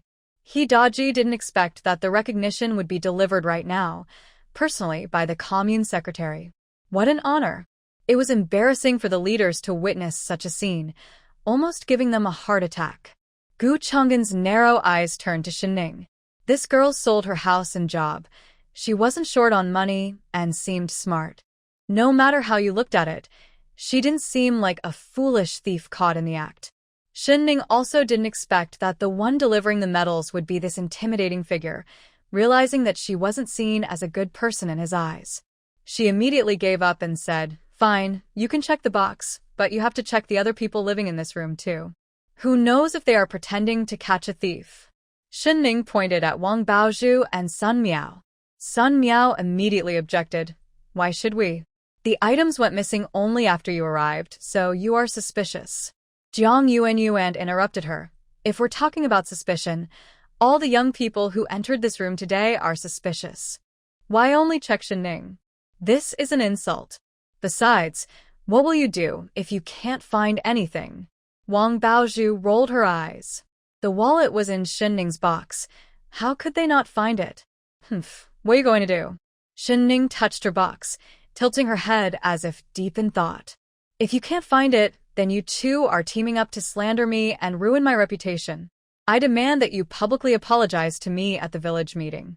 In those days, a public apology would be recorded and could greatly affect one's future. Wang Baozhu's excitement was barely contained. Ignoring Sun Meow's objections, she quickly replied, "What if you do find it?" Shen Ning smiled lightly, looking calm. "If I really stole your wallet, the law will naturally punish me." The last bit of hesitation in Sun Meow's heart disappeared. As long as Shen Ning was confirmed to have committed theft, she would definitely go to jail. Then, the money from selling her house and job would fall into her hands. The excitement in both of their eyes was almost overflowing, and they almost said in unison, "Great. It's a deal. Since the leaders are here, let them be witnesses." The village officials looked very unhappy, and Gu Chonggang had a blank expression, standing there like a statue. The commune secretary, however, smiled good-naturedly. "I have no objections. You can handle it yourselves." Seeing that no one opposed, Shen Ning slightly smiled and set down the box she was holding. Jiang Yuan was even quicker, tossing her packed luggage onto the bed. "I have more stuff, so I'll go first." Ning, let's check each other." "No way." Wang Baozhu immediately spoke up. "You and Jiang Yuan are so close. Who knows if she'll cover for you? I want to check you myself." Shen Ning was waiting for this statement. "Okay, for fairness, I will check you all too." Everyone crowded at the door, and even many were peering through the windows. Everyone was excited, their eyes sparkling with curiosity. "Yes, we must check each other. This way is fair and prevents anyone from sneaking something in." Gu Chonggang and Pei Yan watched the commotion silently, while village secretary He Jiawang's face turned dark, glaring at Hidaji. The captain felt distressed, silently cursing the troublemakers among the youth. Sun Meow and Wang Baozhu exchanged glances and began to search through Jiang Yuan's luggage in a serious manner. Soon, they shook their heads and said to the crowd, "Nothing. It's not here with Jiang Yuan." Jiang Yuan rolled her eyes, but felt a pang of worry. After Wang Baozhu and Sun Meow finished speaking, they excitedly rushed toward Shen Ning's box, even moving aside to make sure everyone could see. The crowd collectively held their breath, not knowing what to expect. As the box was slowly opened, They indeed saw a small light yellow wallet resting on top of 2 cotton jackets. Wang Baozhu jumped up excitedly, raising it high. "It's mine. I told you, Shen Ning. You really are a thief. This is my wallet. Look, it really was Shen Ning who stole my wallet. Police, quickly arrest her." "Arrest her?" The crowd gasped in shock, then erupted in strong exclamations. "It really is her. She looks so innocent, but who knew she would be so dishonest?" Kai Meiwan sneered. "Humph, just now you acted like you were wronged. You're just putting on a show. We all know who you are. Only you would do something so low." "That's right. I heard that Xin Jiqing is very restless. Previously in Sioux City, she made her stepmother and sister have nowhere to go. She even secretly sold her sister's job and their house, and then hid in our countryside." "Really? Oh, that's terrible. She looks clean and neat, but her heart is so bad, and her hands are not clean either." "Oh, this is nothing.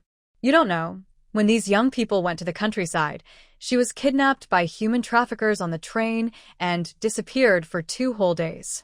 It was the military who sent someone to bring her back to our village." "What? Is that true? Then if this were in the old days, she would have been punished severely. How shameless." The discussions grew louder, and Gu Chang'an's face darkened. He already understood Shen Ning's family situation. Putting aside the theft for now, Shen Ning had risked herself to save many children. How did it turn into such a disgraceful story among these villagers? At that moment, Sun Miao's eyes were red. "Ning Ning, you usually enjoy yourself and spend money freely, but that doesn't mean you can steal. If you're in trouble, just tell me. I would never ignore you, even if I have to eat plain food." Kai Meiwan scoffed. "Humph, spending money like water every day. Turns out it's all stolen. No wonder you don't feel bad about spending." Jiang Yuan was anxious and glared at Shen Ning, upset that she insisted on opening the box. Now it was a mess, and it was hard to explain. She argued loudly. "Shen Ning has been with me the whole time. She couldn't have committed the crime. You must have put that wallet there." Wang Baozhu placed her hands on her hips, smugly saying, "Being with you the whole time could mean she stole it while you were watching. You two have been inseparable since you arrived at the youth station. You're clearly in cahoots." Jiang Yuan's face turned red with anger. "You're talking nonsense." But Shen Ning stepped forward, took the wallet from Wang Baozhu's hand, hesitated for a moment, and handed it to the more familiar-looking commune secretary, Pei Yan. With clear, calm eyes, she said, "This is not Wang Baozhu's wallet. It is mine. Although her wallet looks like mine, the amount of money inside doesn't match. My wallet contains 218 yuan, 3 sugar tickets, and 60 grain tickets. There is also a photo of me with my parents. Most importantly, to distinguish it, I specially embroidered my name on the back of the wallet." After hearing Shen Ning's words, the surroundings fell silent. Ji felt like he had just been on a roller coaster, with his emotions rising and falling, wanting to shout out loud. Without caring about his image, he leaned over and saw that indeed, a small Ning was embroidered on the back of the wallet. He immediately felt joy and exclaimed loudly, "Yes, yes, this is definitely Comrade Shen Ning's wallet." Sun Meow and Wang Baozhu were both stunned, shouting, This is impossible." Gu Chang'an took the wallet from Pei Yan, opened it, and found a faded little photo inside. In the picture, a handsome young man and woman sat with a chubby little child with pigtails, clearly Shen Ning as a child. He pulled out the money and handed it to Ji, saying, "Count it carefully." Ji counted the bills one by one in front of everyone, becoming so excited as if he had won a lottery. That's right, a total of 218 yuan, plus this photo and the embroidered name. This is Comrade Shen Ning's wallet. Wang Baozhu was taken aback, wondering if her wallet had fallen under the box. Without hesitation, she turned Shen Ning's box upside down, throwing everything out. But there was nothing. The wallet she had placed inside was gone. Sun Meow was also caught off guard by this turn of events, her eyes wide in shock. This. Shen Ning remained calm, watching Wang Baozhu go crazy with a cold smile. She didn't know where Wang Baozhu had hidden the wallet, so she decided to replace everything in the box. The items that were previously in the box were now at her space, including Wang Baozhu's wallet. As everyone watched Shen Ning's belongings scattered on the ground, she simply lowered her head and remained silent. She couldn't help but imagine how this poor young person was wrongfully accused of theft and might be crying in secret. Suddenly, she felt that her earlier words were too harsh. Only Gu Changgung noticed her unusual behavior. It seemed this young girl had zoned out again. The village secretary and the team leader had lost interest in this farce. As long as the thief wasn't Shen Ning, they could accept the recognition openly, and the team's honor would be preserved. Wang Baozhu was completely panicked. Where is my wallet? This can't be happening. I clearly put my wallet. Sun Meow quickly reacted, pinching Wang Baozhu's side hard. Wang Baozhu cried out in pain and shouted angrily, "What are you doing?" Sun Meow tried to calm her thoughts and grabbed Wang Baozhu. If it's not in Shen Ning's box, then it must be a mistake. Let's keep looking. Just let it go. My wallet is missing, and you tell me to let it go. Wang Baozhu's voice rose sharply, clearly in distress. No. There's a thief. My wallet is really gone. Shen Ning sneered. We should definitely search thoroughly. After all, a thief at the youth station is a serious matter. If we don't catch this thief, everyone will be suspected of stealing, which would ruin our reputations. I have already proven my innocence with Jiang Yuanyuan. Now it's your turn. The other youths nodded in agreement. That's right. We need to find this troublemaker quickly to protect everyone's belongings. Yes. Exactly. It's time to check you. Yes, we must check. Sun Meow wanted to refuse, but Jiang Yuanyuan, already annoyed by the situation, stepped forward and opened Wang Baozhu's box. After checking, she said, "It's definitely not here." Shen Ning walked over to Sun Meow's bed. Sun Meow instinctively blocked her, saying, "Let Jiang Yuanyuan check." Shen Ning smiled slyly. What's wrong? Are you afraid of me? Or do you have something to hide?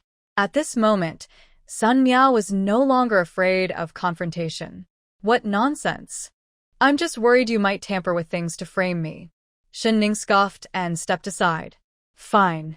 Jiang Yuanyuan carefully checked Sun Meow's belongings, but found nothing, and shook her head. Sun Meow finally relaxed, feeling relieved. It was just a misunderstanding.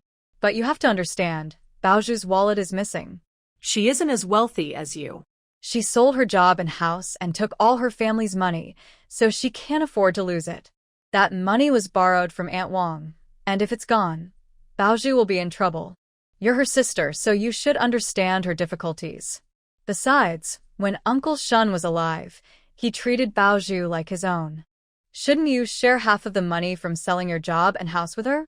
Although Sun Meow didn't know why the wallet that should have been in Shen Ning's box was missing, she still wouldn't let her off the hook. She only wanted more.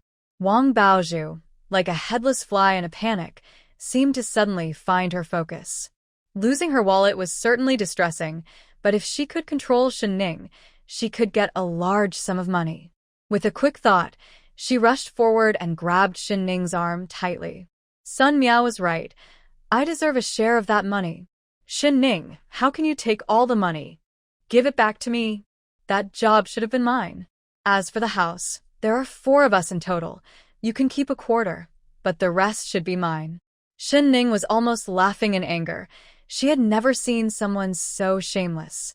Today, she would clear her name from the accusations Wang Baozhu had placed on her. Shen Ning looked at Wang Baozhu with a mocking smile. You are a Wang, and I am a Shen. What makes us family? My father died in a work accident, and you want to take the job that was given to me. You want to claim my compensation, and you've even taken the dowry my parents left me. Isn't that enough? After my father passed away, you all have bullied and mistreated me. Now you won't even leave the house my mother left me alone. Are you trying to drive me to despair? As she spoke, she took out 2 documents and handed them to the team leader. These are certificates issued by the Sioux City Cotton Textile Factory and the Housing Authority, both stamped by the government. They prove that my actions are compliant and legal, and there is no question of misappropriating funds. On the other hand, Comrade Wang Baozhu has been maliciously tarnishing my reputation and spreading falsehoods about me. If you don't believe me, you can write to the street office of the cotton textile factory where I used to live for verification. Everyone was surprised to learn such details. Seeing Shen Ning's bright eyes, it was clear she carried a heavy burden. Wang Baozhu looked guilty, unable to argue back. It was clear to everyone what was happening. Someone shouted angrily, "Wow, I can't believe there are such shameless people in this world. Shen Ziking is so pitiful. How could she have such a wicked stepmother? How heartless. This is truly despicable. Living off the compensation left by her father and the house left by her mother while mistreating Shen Ziking. Don't they fear the consequences? Oh no, Shen Ziking is so unfortunate. I used to say such things about her. I feel terrible." Wang Baozhu's face turned pale, and she hesitated, wanting to argue. But Shen Ning whispered in a voice only they could hear, "You and your shameless mother are truly disgusting." Wang Baozhu was indeed furious. She grabbed Shen Ning by the collar and was about to hit her. Shen Ning raised her hand to block, but in the struggle, she was pushed onto the bed, knocking over Sun Meow's neatly folded blanket and revealing a corner of a wallet. Jiang Yuan, who wanted to break up the fight, froze and exclaimed, "What is this?" Everyone followed her gaze, and Wang Baozhu quickly stood up, pulling out the wallet corner, which was unmistakably hers. Wang Baozhu was stunned and then screamed in anger, her rage finding an outlet. She slapped Sun Meow across the face, saying, "You, Sun Meow, always taking advantage of others. Now you dare to steal my wallet? Do you think I'm as weak as Shen Ning? No wonder you were hesitant about letting anyone search your things. It turns out you are the thief. How dare you steal my wallet?" Sun Meow staggered from the slap, her head buzzing. She looked in disbelief at the wallet that should have been in Shen Ning's box, shaking her head wildly. Hearing the murmurs around her, she realized that if she couldn't clear her name from this theft accusation, her life would be ruined. She shouted, "No, it wasn't me. I didn't take it." In the chaos, she suddenly pointed at Shen Ning and yelled, "It was you. You framed me. You stole Wang Baozhu's wallet." Wang Baozhu didn't care. She just knew her wallet had almost disappeared. If she couldn't get it back, she would have to live on very little. And Sun Meow was the despicable thief. Shen Ning smiled, watching the commotion unfold. "Sun Meow, if you really are in trouble, just ask for help. We are all comrades and would never ignore you. Why resort to such low tactics? Don't accuse me. I didn't take it." Sun Meow was now feeling the weight of being wrongly accused. She forced herself to stay calm, but Wang Baozhu was relentless, demanding an explanation. Sun Meow regretted teaming up with someone so foolish. With tears in her eyes, she looked at the leaders and said, "I am innocent. Wang Baozhu, think about it. I've always been with you. How could I take your wallet without you noticing? Even if I had taken it, why would I put it in such an obvious place and keep insisting on searching?" Shen Ning scoffed, her confidence growing. "Always by your side? This isn't right. Didn't you just say you saw me searching for something at Wang Baozhu's bed? How come only you saw it when you were together, but Wang Baozhu didn't? Besides, you were searching the boxes so hard, drawing everyone's attention to the luggage. Who would have thought you hid the wallet under the blanket? It turns out the most dangerous place is the safest.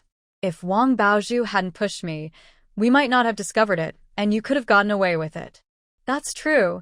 This Sun Jiqing looks gentle and kind, but who knew she could be so sneaky, stealing and then framing others? It's disgusting." "Exactly. You can't judge a book by its cover." I noticed she always spoke in a sarcastic tone and often badmouthed Shen Jiqing behind her back. But she wasn't entirely wrong. Although Shen Jiqing didn't take the wallet, the previous incident might not be false. In any case, neither of them is a good person. The villagers were talking loudly, and the people involved could hear everything clearly. Gu Chang'an's mood darkened even more. He already had a fierce look, and now his expression was frighteningly grim. This human trafficking case spanned 3 provinces, resulting in the capture of 16 traffickers and the rescue of 28 children and 13 women.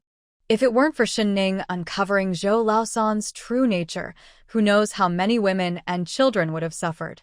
As a result, the higher-ups took it seriously, awarding certificates, banners, and bonuses, and especially granting Shen Ning the Bravery and Outstanding Youth Awards. Thinking back to when this young person was worried about leaving a bad impression on the team for being 2 days late in Jixing, how could rumors spread like this? I can't imagine how upset she must be during this time. Gu Chongzhen felt a surge of frustration thinking about how everyone looked down on and blamed Shen Ning just now, as if a fire was about to burst out. He had only intended to deliver the commendation to the team and leave, but now he changed his mind. County Secretary Pei Yan glanced at his friend, puzzled by his bad mood. Who upset him? Was it because these young women were too annoying? He cleared his throat to remind his friend to calm down, but it startled Village Secretary He Jiawang. Thinking that the leaders were there to give commendations, yet they stumbled upon such a mess. It was a disgrace for He Jia Village. He looked at the troublemakers, his expression growing darker. Stop making baseless accusations. I'm asking one last time, what is going on with this wallet? Wang Baozhu, did you lose your wallet or not? Sun Meow, did you take her things or not? Facing the sharp gaze of the village leader, Wang Baozhu trembled in fear. I really lost it. He Jiawang spoke more harshly, directly asking Sun Meow, the wallet was found in your blanket. How do you explain that? Sun Meow glanced up at Shen Ning and saw her calmly watching the situation unfold, which made her clench her fists in frustration. What she thought was a perfect plan had completely failed. The wallet, which was supposed to be a stain on Shen Ning's life, had now become a weapon aimed at her. Sun Meow forced herself to calm down and quickly thought through her options. The excuse about losing money to blame Shen Ning had failed, and she couldn't let herself get caught up in this. She grabbed Wang Baozhu's arm and whispered urgently, it must be that Baozhu remembered it wrong. She's always careless, and she probably just misplaced it, which led to this misunderstanding. Wang Baozhu wanted to speak, but Sun Meow shot her a fierce look and quietly said, don't forget, we're in this together. Wang Baozhu angrily closed her mouth and rolled her eyes, remaining silent. Who are you trying to fool? Just misplacing it and ending up in your blanket? Li Jiqiang scoffed. Sun Meow, do you think we're all fools? You and Wang Baozhu made such a big scene. You're not trying to extort money from Shen Ning, are you? Fang Heng nudged him with his elbow, and Li Jiqiang winced, awkwardly falling silent. Hijia village had always been unwelcoming, and the villagers had not liked the educated youth for a long time. Causing a theft incident would only harm their reputation further. Since Wang Baozhu's wallet had been found, it would be better to downplay the situation. The village officials seemed to hope for the same, but they couldn't show it too openly in front of their superiors. They could only ask again, Wang Baozhu, think carefully. Did someone steal your wallet? Or did you just misplace it? Wang Baozhu held her breath, seeing Sun Meow's warning gaze. Afraid that she would recklessly accuse Shen Ning, she lowered her head. Maybe. I remembered it wrong. The village officials finally sighed in relief. Clearing his throat, one of them lectured, you young people are so careless. Such an important item should be kept safe, and you make such a fuss. Aren't you embarrassed? Thankfully, it was found. If it hadn't been, it would have wrongly accused someone else. Seeing that the village leader wanted to brush this matter aside, Shen Ning was naturally unhappy, but there was nothing she could do. However, no one could escape their punishment. They just agreed that my box doesn't contain what they are looking for, and they must publicly reflect on their actions and apologize to me. Why should we? Wang Baozhu spoke up, only to be met with disapproving glares from the crowd. The village leader was eager to kick this troublemaking young woman out and immediately frowned. You're right. You have wronged Shen Ning and should sincerely apologize. I think for the next 2 months, you two will be responsible for cleaning the pigsty. We will hold a village meeting in a few days. Gu Chonggang suddenly interrupted the village leader. No need to wait a few days. After tomorrow's recognition meeting, let these 2 young women publicly reflect on their actions. For now, they should apologize. Pei Shuji was taken aback. Recognition meeting? This was not what they had planned. Wasn't it supposed to be a simple acknowledgement at the village office, followed by a few polite words? It seemed this young man wanted to extend the event. Pei Yan appeared calm on the surface, but inside, he was in turmoil. He discreetly assessed Shen Ning. She was indeed attractive, but she looked a bit too delicate. Could it be? Gu Chongying noticed his friend's teasing and maintained a serious expression, giving him a warning glance that made the scar on his brow look even more intimidating. Pei Yan dropped his teasing smile, adjusted his gold-rimmed glasses, and resumed his polite and refined demeanor. Yes, I think this arrangement is quite good. Those who need recognition should be recognized, those who need to reflect should reflect, and those who need to apologize should apologize. It won't delay anything. The villagers were taken aback. What recognition meeting? Did they hear correctly? Who was being recognized? Who could make such a fuss that a county leader would come personally to acknowledge them? Village leader He Jiawang was grinning from ear to ear, looking at Shen Ning as if she were a shining gold ingot. Shen Ning felt uneasy under such scrutiny and quickly looked away, only to meet Gu Chonggong's cold, narrow gaze. She immediately broke into a cold sweat, hoping he hadn't seen her secretive actions earlier. He dodgy looked at the motionless Wang Baozhu and Sun Meow with dissatisfaction. You wronged Shen Ning, causing chaos at the youth station. Why aren't you apologizing quickly? Wang Baozhu's face fell. She would rather be punished than apologize to Shen Ning. She thought about how her current situation was all Shen Ning's fault. Hearing the faint laughter around her, she felt both angry and upset. After all, she was just a shy girl. Pouting, she bumped into Shen Ning's shoulder and ran away in tears. Shen Ning stumbled and nearly fell. Jiang Yuan quickly supported her and couldn't help but shout, "Who does that? They don't apologize for their mistakes and still bump into people." Gu Chonga casually pulled back his foot, and Pei Yan, who was very observant, didn't miss it. He teased, "That little girl is really pitiful. She got bumped and didn't dare to say anything." Gu Chonga. This little one must be hiding something bad in her heart. Sun Meow also wanted to leave, but with so many leaders present, it was the perfect time to make a good impression. She couldn't afford to mess up again. She quickly changed her expression to one of guilt and sincerely said, "Ning Ning, I'm really sorry. I was misled by Baozhu and thought you took her wallet. Please don't take it to heart, okay?" She thought that with so many leaders around, Shen Ning would, despite her reluctance, give her a way out for the sake of appearances. However, Shen Ning scoffed and mocked, "No way. I think you not only have bad eyesight but also a bad brain and a bad heart. You should hurry and see a doctor. You seem to be falling apart." Ah! Laughter erupted from many people, and Pei Yan stifled his laughter, whispering to Gu Chonga, "This girl is interesting. Is she good at changing faces like in Sichuan opera?" She didn't dare to speak when her stepsister bumped her, but now she's not holding back at all. Gu Chonga looked at the lively Shen Ning, his usually stern expression softening into a smile. Yes, her insults are quite sharp. After she finished her retort, Shen Ning heard Gu Chonga's comment and felt deflated, like a deflating balloon. Stealing a glance at his tall figure, she felt caught and suddenly nervous, as if she had been caught stealing. She quickly smiled politely at the village secretary and team leader, saying, "I have some things to attend to at home, so I'll be leaving now." She then nodded slightly to Gu Chonga and Pei Yan, saying, "Goodbye, leaders." With that, she hurriedly made her way through the crowd, eager to escape. Gu Chonga watched her retreating figure, nearly laughing at her simple farewell. After all, he had helped her several times. If it weren't for wanting to clear her name, he wouldn't have stayed an extra night for the awards ceremony. But she, without even greeting me, dares to pretend she doesn't know me. Humph, what a heartless little thing. When Shen Ning finally ran back to her little courtyard and locked the door, she let out a sigh of relief.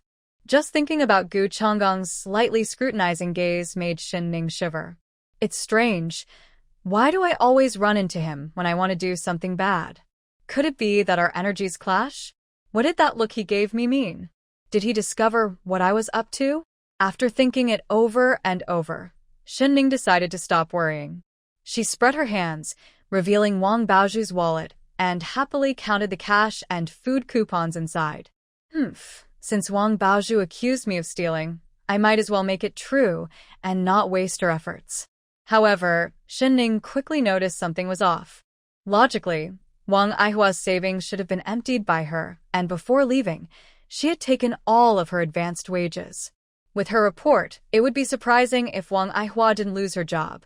So how could she have over 100 yuan and so many food coupons to give to Wang Baozhu? Shen Ning tossed the wallet back into her space, her mind racing. Wang Aihua didn't have any relatives in Sioux City, and her social circle was very simple. Where did this money come from? Could someone be helping her? Shen Ning thought about it and decided she needed to find a chance to call Sister Tian Tian to ask about the situation. She didn't want Wang Aihua to have it too easy. She was even more worried about the trouble this unknown change could bring her. The next day, Zhang Yuanyuan knocked on the door early in the morning. Shen Ning was making egg pancakes, pouring golden egg batter into the pan, sprinkling it with chopped green onions, and spreading it evenly across the bottom of the pan. Before long, the batter had set. With a gentle flip, she cooked it until both sides were slightly crispy, and the aroma of the green onions filled the air. A perfect little green onion egg pancake was ready. Shen Ning invited Zhang Yuanyuan to sit down, quickly made 6 pancakes, and packed 2 in a lunchbox before bringing out millet porridge and pickled vegetables from the kitchen. The weather in September was lovely, and the two set up a small table in the courtyard. Taking a bite of the fragrant pancake and sipping the rich millet porridge with the crunchy, tangy pickled radish was quite delicious. Oh, ning your cooking is amazing. Thinking about what I ate during my days at the youth station, it was more like pig food. Zhang Yuanyuan sighed and said excitedly, "Did you hear? Not long after you left last night, Wang Baozhu caused a scene again. Can you guess what she did this time?" Shen Ning already knew but still asked, "Oh, why?" Zhang Yuanyuan couldn't help but laugh. She lost her wallet again. They say this time it's really gone. She cried and shouted all night, but luckily I moved out. Does she have a problem? She actually suspects you stole it. Last night, she even wanted to come search your yard, and the village leader scolded her for it. Ha ha ha, I wish you were there to see it. Shen Ning paused while drinking her porridge, raising an eyebrow. Is that so? Of course. I really think she has some issues. Yesterday, she ran out crying with her wallet and everyone saw it. She can't blame you for this. She probably lost it on the way and just wants to pin the blame on you. Just ignore her. After breakfast, Zhang Yuanyuan affectionately linked arms with Shen Ning as they walked to the threshing ground. They met many villagers along the way, all curious about today's awards ceremony, chatting excitedly about it. After listening for a while, Zhang Yuanyuan leaned closer to Shen Ning and whispered, "Do you know who those 2 people the village leader brought yesterday are?" Shen Ning raised an eyebrow and Zhang Yuanyuan continued, "The one who looks refined is the new secretary of the Hongqi commune, the top leader here. The one next to him, although in casual clothes, has a strong presence, so he must be a soldier. He walks alongside the secretary, so he's probably an officer too." Shen Ning raised her eyebrows, thinking Zhang Yuanyuan had a good eye for people, as expected from someone from a prominent family. Shen Ning felt playful and asked, "So, who do you think the award ceremony is for today?" Zhang Yuanyuan pursed her lips. "Honestly, I thought about it all night and couldn't figure it out. Why would they come to the youth station for no reason? They can't just be here to watch the excitement, right? Did someone among the youth do something significant? But I haven't heard any rumors about it. They must be here to inspect the youth's life in the countryside. Ugh, these officials love to do these superficial projects. Instead of that, they could improve the food for the youth." Seeing Zhang Yuanyuan's passionate expression, clearly frustrated with the food at the youth station, Shen Ning couldn't help but chuckle. The seemingly aloof and proud young lady is actually a real foodie, and this contrast is quite amusing. Zhang Yuanyuan couldn't figure it out no matter how hard she tried, so she gave up and pulled out a bag of sunflower seeds from her pretty handbag, handing it to Shen Ning. Shen Ning, take it. Why are you just standing there? If you don't like sunflower seeds, I have some preserved plums too. Who cares about the awards? We can just sit here, enjoy the seeds, and watch the show. Especially after the awards, Sun Meow and Wang Baozhu will have to go on stage to read their reflections. Aren't you looking forward to that? Shen Ning took the seeds, and oh, they were 5-spice flavor. The more she looked at Jiang Yuan, the more she liked her. This friend was just perfect for her taste. I am looking forward to it. Come to my house for lunch, and I'll cook you some braised pork. Jiang Yuan's eyes lit up with admiration for Shen Ning. Really? Ning, you're so great. I just love you. Cut it out, how pathetic. You look like you've never had meat in your life. Wang Baozhu's sarcastic voice came from behind. Jiang Yuan's smile froze, and she straightened up, returning to her usual cool demeanor. Shen Ning didn't let it slide, smiling playfully. Oh, it's Comrade Wang. Did you find your wallet? Have you finished writing your reflection? Or did you clean the pigsty? With each jab, Wang Baozhu's expression grew darker. Shen Ning, don't go too far. Is it fun to kick someone when they're down? Do you feel good about rubbing salt in someone else's wounds? You've been friends with Baozhu for so many years, and you don't even care about your friendship. I never expected you to be this kind of person. Sun Meow's voice rose in righteous indignation, her eyes filled with tears as she defended her friend, standing next to Wang Baozhu like a moral judge. Jiang Yuan rolled her eyes. Here we go again, Sun Meow with her self-righteousness, as if she were some kind of saint. It's ridiculous. Shen Ning wasn't angry at all. Instead, she looked at the suddenly appearing Sun Meow with a bright smile. Honestly, I'm quite looking forward to your performance on stage later. Comrade Sun, please don't be nervous. You should really shine. When you teach others, you speak so well, so I bet your reflection will be just as impressive. Though her words were sarcastic, Shen Ning's expression was serious, as if she genuinely anticipated Sun Meow's performance. Sun Meow felt like her chest was about to explode, and her eyes were red from anger. The laughter around her made her feel even more embarrassed. After Shen Ning spoke, she turned back to continue discussing lunch with Jiang Yuan, not even giving Sun Meow a second glance, as if she were just an insignificant ant that could be easily crushed. This humiliation was hard to bear. Fortunately, at that moment, the village officials gathered around the commune secretary and Gu Changgang, and the crowd's attention quickly shifted as everyone leaned in to look. Hey, the award ceremony is about to start. Really? But who are they going to honor? Who knows? It's all very mysterious. Asked the team leader yesterday, and he just scolded me. What's with all the secrecy? Jiang Yuan had already entered full gossip mode, pulling Shen Ning to sit on a small stool, munching on sunflower seeds while chatting. Honestly, I didn't pay attention yesterday, but the new commune secretary Pei is quite handsome. Broad shoulders, narrow waist, bright eyes, and very polite. He looks to be around 27 or 28, and he would definitely charm those young girls who haven't seen much of the world. Just as Jiang Yuan finished speaking, a few women behind them whispered, I heard he's the new secretary, young and capable and quite good-looking. Too bad I married, or else. Or else what? Do you think he'd be interested in you? Dream on. Why not? Can't I dream? You mind your own business. All right, dreaming. The women behind them laughed together, their conversation becoming more lively. Jiang Yuan widened her eyes, eavesdropping with great interest. Shen Ning felt a bit embarrassed, surprised that Jiang Yuan had this side to her. Perhaps their loud chatter caught Gu Changgong's attention, as he glanced their way with a frown. The previously chattering women suddenly fell silent. Even their breathing became softer. Once he looked away, a heavy sigh was heard from beside them, and even the usually bold Jiang Yuan patted her chest, saying, Wow, that guy looks really fierce. He seems more like a soldier than anything else. But he was looking at you just now. Did you offend him? Shen Ning quickly shook her head. It must be a misunderstanding. Jiang Yuan looked them over and agreed that they didn't seem to have much in common. The village secretary had started his speech, and everyone's attention was drawn back. Shen Ning glanced around and spotted Gu's eldest daughter-in-law, Zheng Xuemei, who was holding a little boy of about 7 or 8 years old, chatting warmly with him. She instinctively searched for Sanya, but found nothing. Was Sanya at home, locked in by her sister-in-law, or was she delayed by something? Shen Ning had already warned Jing Xuemei last time, so she shouldn't dare to act for a while.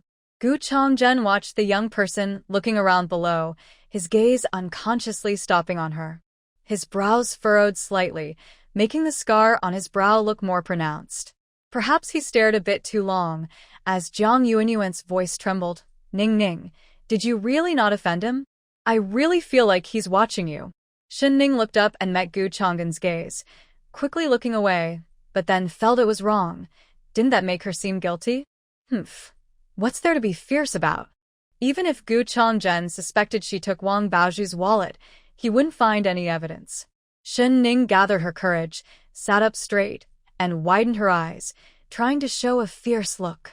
But to Gu Chongzhen, it lacked any intimidation and instead resembled a fluffy puppy, making him want to pet her. Gu Chongzhen was startled by his own thoughts and quickly averted his gaze, clearing his throat as if to chase away the strange idea. However, this scene caught Pei Yan's attention and he thought, is this brother finally getting it? Unfortunately, it was time for him to speak on stage, so Pei Yan regretfully walked up to the podium. Secretary Pei Yan said a few formal words. Then he passionately recounted the heroic story of how the public security organs, after much hardship, successfully took down a group of heartless human traffickers across provinces, rescuing 56 trapped women and children. The villagers listened with tears in their eyes, and the applause was thunderous. Jiang Yuanyuan felt that even the sunflower seeds in her hand didn't taste good anymore and sighed. I think this secretary should stop being an official and become a storyteller. He tells it so well that I feel nervous just listening. Pei Yan continued, I'm sure everyone is curious why I called this commendation meeting today. The reason is simple. The successful resolution of this shocking nationwide human trafficking case was thanks to one person. She was smart and insightful, seeing through the traffickers' disguise. She seized the opportunity to secretly report to the soldiers, and she even risked her safety, pretending to be lured by the traffickers. At the last moment, she struck the criminal leader and saved the trapped child. It can be said that her contribution to this case is irreplaceable. If it weren't for her bravery, many women and children could have been harmed. Shen Ning felt her face flush with embarrassment. If she hadn't been involved in the case herself, she wouldn't have believed that the person Secretary Pei was talking about was her. She had just stumbled into the situation and didn't feel as heroic or noble as he described. But the villagers were already excited, whispering to each other, Who is it? Who is it? This is amazing, just like a hero from ancient times, doing good deeds without seeking recognition. No, it's a modern-day hero, truly remarkable. Exactly. Seeing the villagers' interest piqued, Pei Yan raised his arm to quiet them. Now, let's warmly welcome this hero to the stage. She is Shen Ning, a young volunteer from Sioux City who came to work in Hejia village. On behalf of the city and county leaders, I extend my highest respect to Comrade Shen Ning and present her with the Bravery and Outstanding Youth Awards. I hope everyone will take Shen Ning as a role model and learn from her. What? Who? Shen Ning, the most beautiful young volunteer. The crowd hesitated for a moment, their minds processing the news, but they instinctively began to clap, their eyes turning towards Shen Ning in the crowd. Is it really her? How is that possible? Shen Ning felt very embarrassed, lowering her head slightly, a few strands of hair covering her flushed face. She wanted recognition and a banner, but not like this. Pei Yan, still wanting more, said, Now let's invite Comrade Shen Ning to the stage to share her thoughts on outsmarting the human traffickers. Seeing no way to escape, Shen Ning stood up confidently and walked slowly to the stage. Jiang Yuanyuan, still in shock, looked beside her and saw it was empty. She then looked up at the figure on the stage, dropping the candy in her hand in surprise. Shen Ning. Wait, the person being honored is Ning Ning. Not only was she surprised, but the other young volunteers were also taken aback. Remembering what had happened earlier, they quickly connected the dots. No wonder Shen Ning had mysteriously disappeared at the station and was later brought back by a military jeep. No wonder the village secretary had suddenly brought leaders to inspect the young volunteer site yesterday. Suddenly, everyone stood a little taller, filled with pride. Li Jiqiang rubbed his chin and said, "Wow, Shen Ning is quite impressive." Quietly, she went after human traffickers. "Amazing! I really admire you, Brother Chong." It seems Sun Qing wasn't completely spreading rumors. Shen Ning really did escape from a trafficker's den.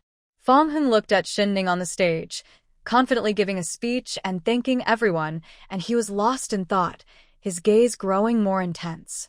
He couldn't believe that such a small figure held such a passionate and resilient spirit. Sun Meow and Wang Baozhu couldn't believe that this celebrated hero was Shen Ning. How could that be? The person who used to be timid and never spoke up had transformed into a great contributor to stopping human traffickers, a hero praised by all. This realization was harder for them to accept than anything else. Shen Ning on the stage felt uneasy too, with so many eyes on her, filled with admiration and praise. In this era, people had a blind admiration for heroes. Some villagers shouted, "Shen Jiqing, you're amazing." Yes, amazing. Shen Ning felt a rush from the straightforward compliments and shyly smiled. Then she said, "In such a pressing situation, I didn't think too much. I just knew I couldn't let them take the child away. I believe that all of you here would have made the same choice in my place. I just followed my heart and did the right thing. The real heroes who captured the traffickers are our great soldiers. Knowing they were behind me gave me the courage to fight back. This medal is a recognition of me, but I believe it truly belongs to our brave soldiers." Shen Ning's passionate speech instantly lifted the atmosphere. Pei Yan teasingly nudged Gu Changzhen, clapping while whispering, "Hey, did you hear? She said that medal belongs to you." Gu Changzhen glanced at him expressionlessly, then looked at Shen Ning on stage, a slight smile forming at the corner of his lips, almost a smirk. The little trickster, speaking so sweetly. When she saw him, she ran away faster than a rabbit, showing no sign of trust or gratitude. It was time to present the medal to Shen Ning, but unexpectedly, Secretary Pei playfully handed the medal to Gu Changzhen instead. Gu Changzhen was taken aback, but calmly stepped in front of Shen Ning. A tall and strong figure suddenly surrounded Shen Ning. His imposing presence made her instinctively take a step back. With calloused fingers, he gently tugged at her collar, saying, "Don't move. Be careful not to poke yourself." Gu Changzhen spoke coldly, and Shen Ning quickly pulled her foot back, standing still like a quail waiting to be cooked. The bronze medal shone with a metallic gleam under the sunlight, and the red ribbon fluttered slightly.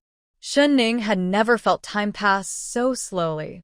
Seeing her timid demeanor, Gu Changzhen felt a bit irritated. Just a moment ago, she had been lively and talkative. Why was she so scared now? Did he really seem that unapproachable? Usually self-centered and indifferent to others' feelings, Gu Changzhen began to reflect on whether he was too fierce and had frightened her. He tried to soften his expression, adjusted the big red flower on her chest, straightened the medal, and offered her a smile. However, his usual serious demeanor made the smile seem more like a warning to Shen Ning. She felt a chill and stammered, managing a forced smile. "Thank you." Shen Ning was petite and completely hidden behind Gu Changzhen on the platform, so the crowd couldn't see her expression. But Secretary Pei noticed both of their expressions and couldn't help but laugh internally, while maintaining an official smile on his face as he continued the process. Finally, he brought out the banner, and both the village head and the team leader's eyes widened. This was the honor he had been dreaming of for the team. Shen Ning finally found an opportunity to take the banner and waved at the team leader and village head, who instantly smiled broadly. They stood on either side of the banner, their faces flushed with excitement amidst the thunderous applause from the villagers. In her heart, Shen Ning felt increasingly satisfied with this moment, knowing it was an honor that could make the news. Her ancestors would be proud. The publicity officer had waited a long time and finally reached the last photo session. Shen Ning wanted to stand a little farther from the intimidating Gu Changzhen, but Secretary Pei subtly adjusted their positions, bringing them closer together again. He then called out, "Everyone, come a little closer. The camera can't fit you all. Shen Ning was nudged closer, her back nearly pressed against Gu Changgong's chest. Before she could step away, she heard the publicity officer wave. Look here, everyone smile. Shen Ning instinctively looked at the camera and offered a slight smile. With a click, the final group photo was captured at that moment. The villagers below were very excited, and amidst the thunderous applause, the award ceremony finally came to a perfect end. Shen Ning let out a sigh of relief and hurriedly left the stage, unable to bear the pressure any longer. Watching Shen Ning on stage receiving everyone's admiration, Sun Miao's hand trembled as she clutched her reflection paper, crumpling it beyond recognition. Especially when she noticed Fang Heng looking at Shen Ning with open affection. Even the town's leader, the commune secretary, treated Shen Ning kindly and praised her. At that moment, Sun Miao's feelings of gloom intensified. In the past, she only wanted to step on Shen Ning to create her own gentle and warm image, using Shen Ning to drain her of all her value. But now, she wished nothing more than for Shen Ning to fall from grace, to be humiliated and trampled upon. Wang Baozhu felt equally upset. A voice in her head kept telling her that this glory and recognition should not belong to Shen Ning. She should always wear her dull clothes, hiding in a dark storage room, being ordered around. Thinking about having to go on stage to read her reflection paper made Wang Baozhu's eyes redden with unshed tears.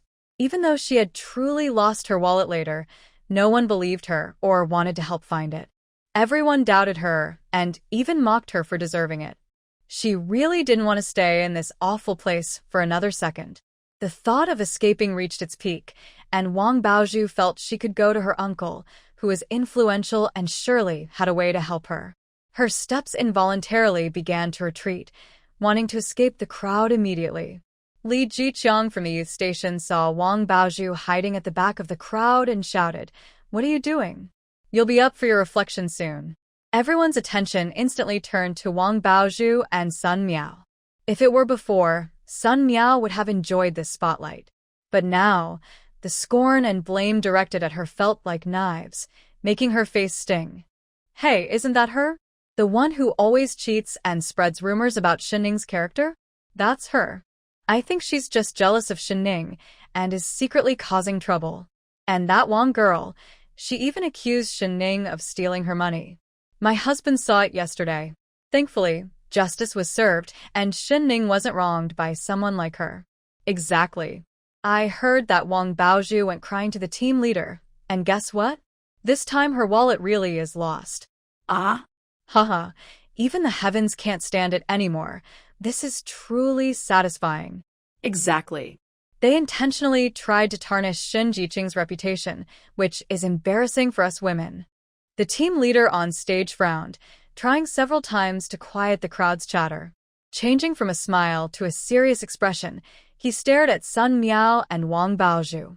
It's good to correct your mistakes, so Sun Miao and Wang Baozhu, come up here and apologize to Comrade Shen Ning in front of everyone. Make a sincere reflection. We are all educated youth. You should learn from Shen Jiqing to improve your awareness and not create trouble every day, disrupting the unity of the team. Sun Miao's face turned bright red as she hesitated to step onto the stage under everyone's gaze. Seeing Shen Ning's smug expression, she took a deep breath to suppress her rising emotions.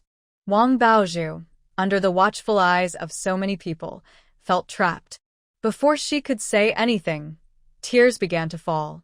With her round little face, she looked quite pitiful. Shen Ning smirked, thinking this was too much. Young people really need to work on their emotional resilience. Noticing Wang Baozhu looking down and not speaking, the villagers of Hejia village grew restless. Stop pretending to be mute. Speak up. With red eyes, Wang Baozhu seemed to be provoked. She grabbed the microphone from the stand, and her loud voice pierced the air.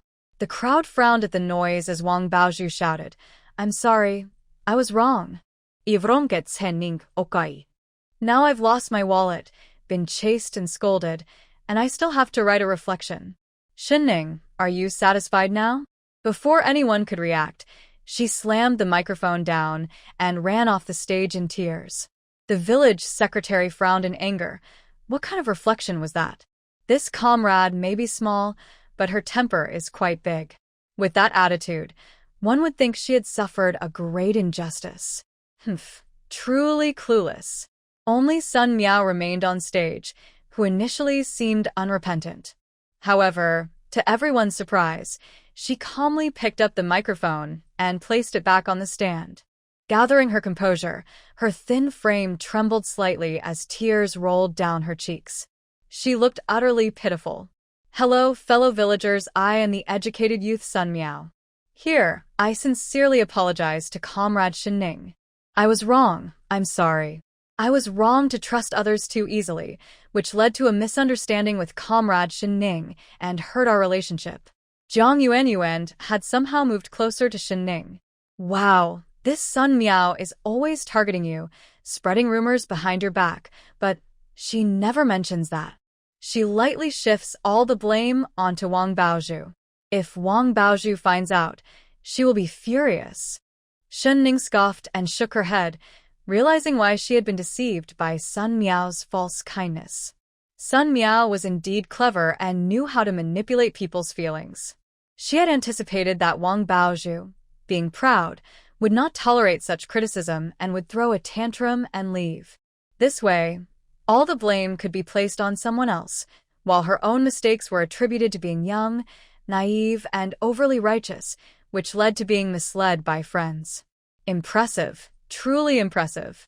On stage, Sun Meow continued her emotional performance. "I swear everything I did came from good intentions. I am just young and sometimes act thoughtlessly, unintentionally hurting Comrade Shen Ning. I sincerely apologize to Comrade Shen Ning and hope you can forgive me. I also hope everyone can give me another chance. In the future, I will be more careful with my words and actions, and I will strive to distinguish right from wrong. I am willing to accept the supervision of all leaders and villagers, and I hope Comrade Shen Ning can accept my apology and give me a chance to improve." After her tearful self-reflection, most villagers softened. Let it go. Who hasn't made mistakes when they were young? Exactly, admitting mistakes and wanting to change is what makes a good comrade. Sun Jiqing, next time be more careful and don't let others use you. We're all from the same youth group, we see each other all the time. Shen Jiqing won't hold a grudge. Right, look at her crying so pitifully. She realizes her mistakes. Much better than that Wang Baozhu.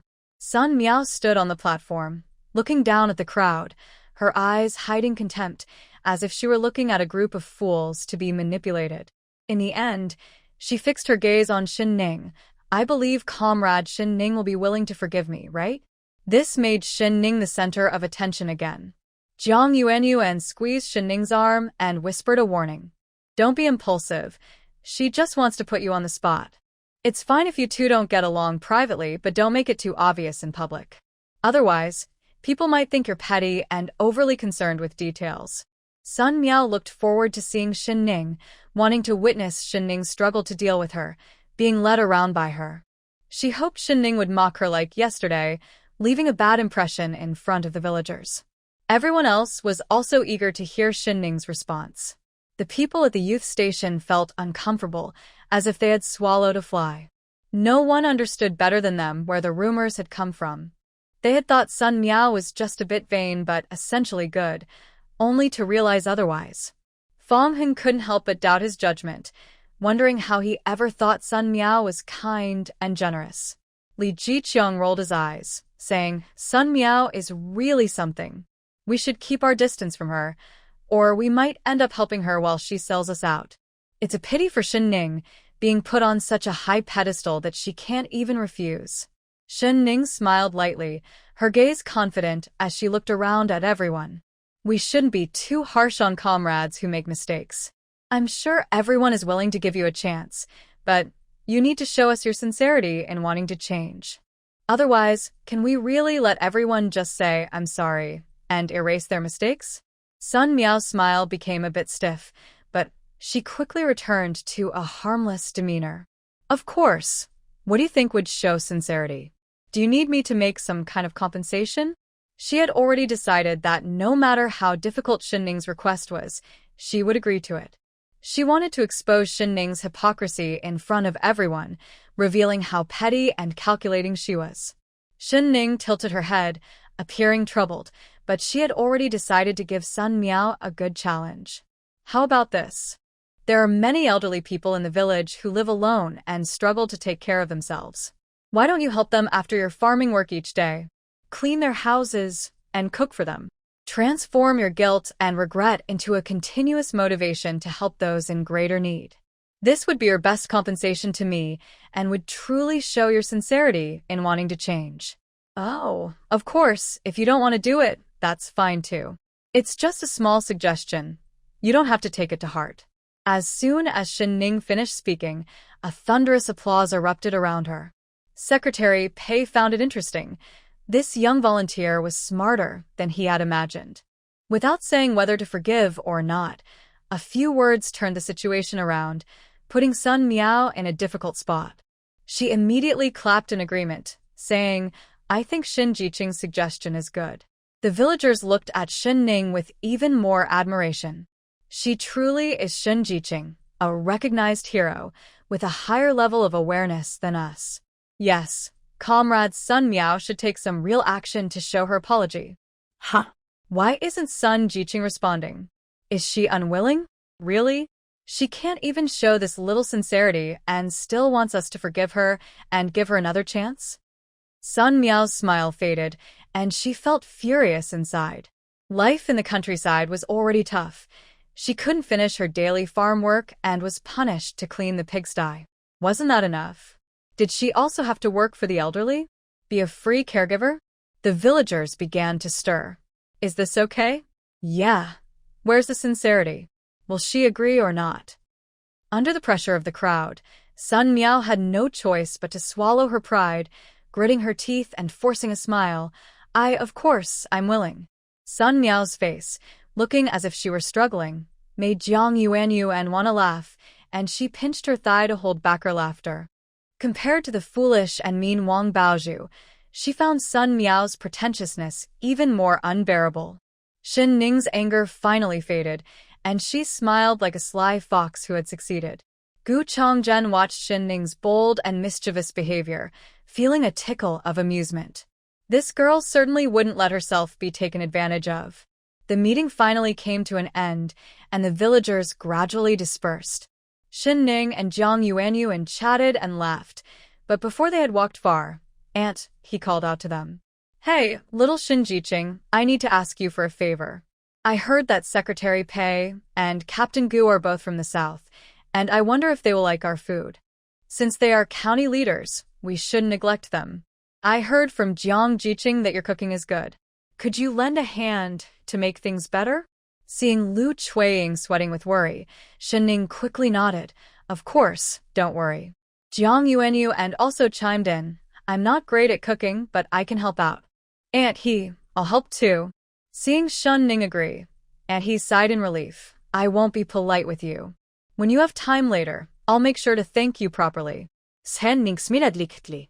She was always generous with her kindness towards those who helped her, so she immediately followed Aunt He to the village committee. After some discussion, they quickly decided on the menu. Heizhuang also brought fresh ingredients in a basket, and when Shen Ning saw the lively big Christian carp, she got an idea. Pei Yan, as the head of the commune, and Gu Chonggang, the battalion commander, were naturally busy with work. Their visit to Hejia village was not just to commend Shen Ning for her bravery, but also because, after thorough on-site investigations, Hejia village was chosen as a key experimental site for poverty alleviation. As the saying goes, to get rich, one must first build roads.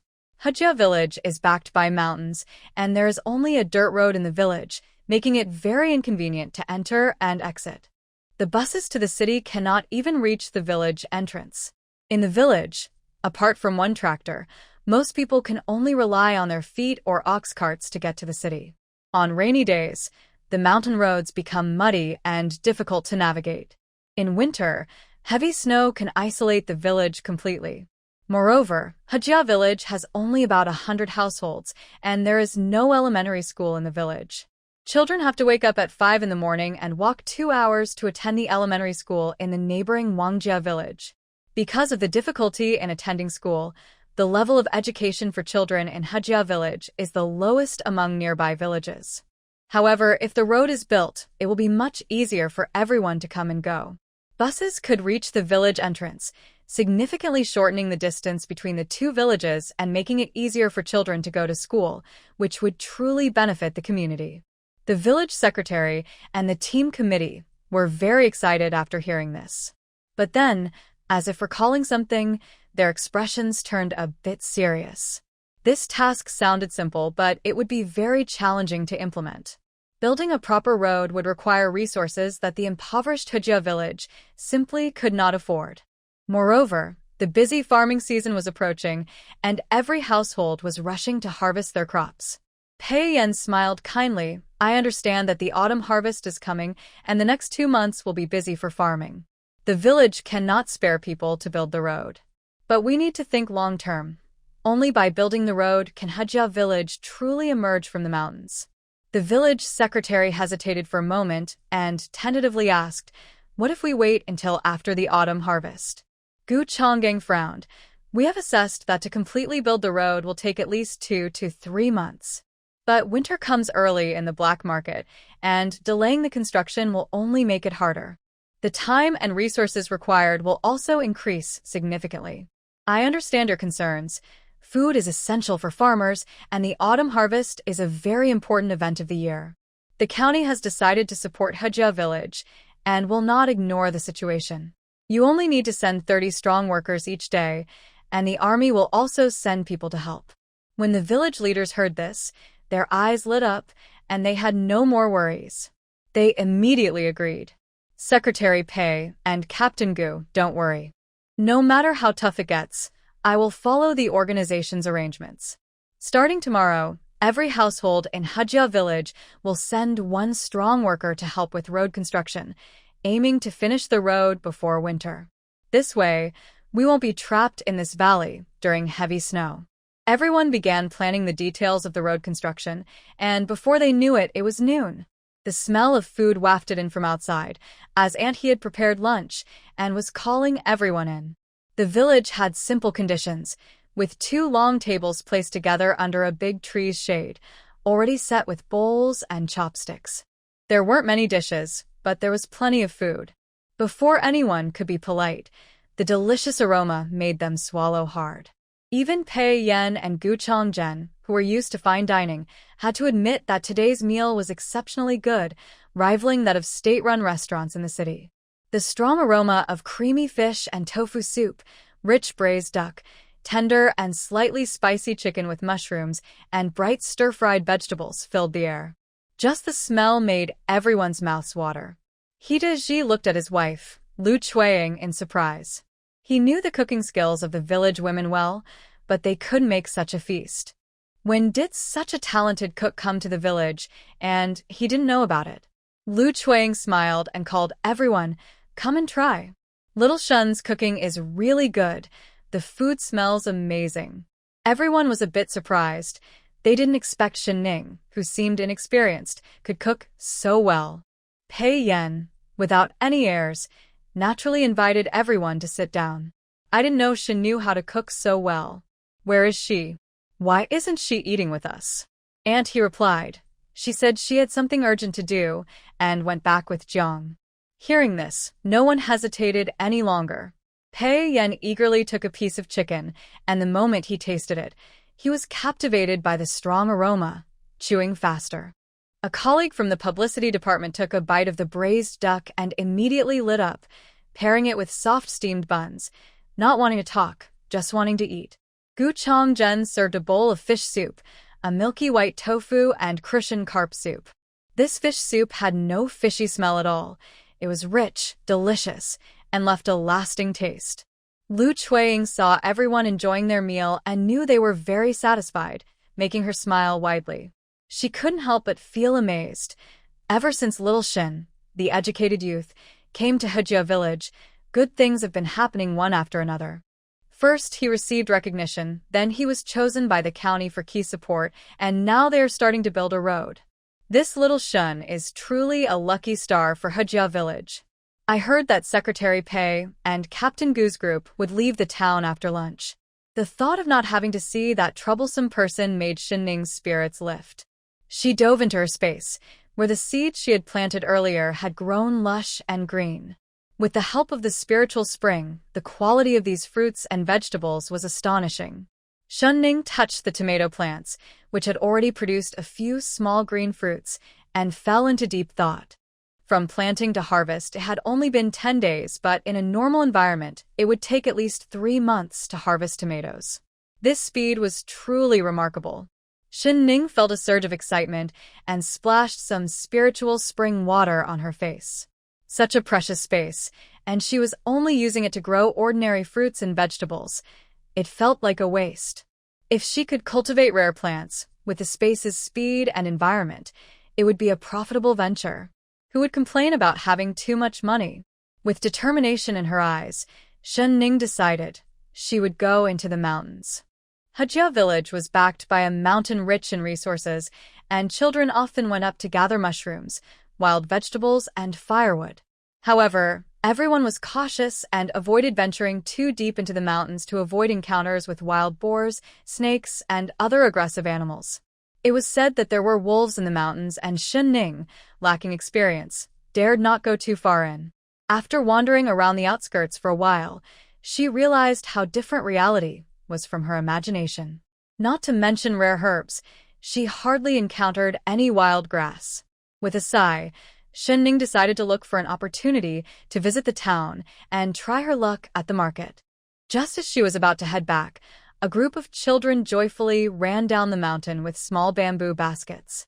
Upon seeing Shen Ning, they eagerly greeted her. "Hey, it's educated youth Shen. Sister Shen." The leading children were He Daji's twins, He Zhuang and He Xiaojun. The award ceremony had just ended, and everyone admired the exceptionally beautiful young woman. "Sister Shen Ning, do human traffickers look fierce? How are you so brave? Were you scared at that time? How much can a child be sold for? How many can you buy for 100 yuan? Are the police really strong? Can they punch a tiger to death?" Shen Ning felt like she had fallen into a circle of little ducks, with the noise of children chattering around her. She couldn't help but smile. It had been a long time since she felt such vibrant energy and liveliness. She took out some fruit candies from her small bag and shared them with the kids, hoping to quiet them down. "What did you all pick? Was it fun in the mountains?" The children, who had been chattering nonstop, suddenly fell silent, staring at the candies in Shen Ning's hand, nudging each other but hesitating to reach out. Shen Ning patted He Xiaojun's little bun hairstyle. She was He Daji's daughter, fair and plump like a steamed bun. "It's okay, it's from your sister. Go ahead and eat." Seeing He Xiaojun take a candy, the other kids cheered and eagerly stuffed the fruit candies into their mouths. He Zhuang, munching on a candy, asked Sister Shen, "Are you going to the mountains to look for treasure?" Shen Ning laughed at him. "Treasure? Are there treasures in the mountains?" "I don't know if there are treasures, but I heard that a big official from the county is going to the mountains to look for treasure." Shen Ning didn't take it seriously and turned her gaze to the wildflowers in He Xiaojun's basket. "These flowers are really beautiful. Can I see them?" He Xiaojun quickly stuffed the flowers into Shen Ning's hands. "Do you like them?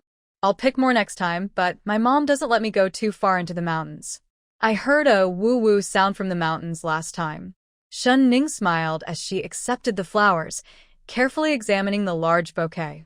One flower looked increasingly familiar. Was this a butterfly orchid?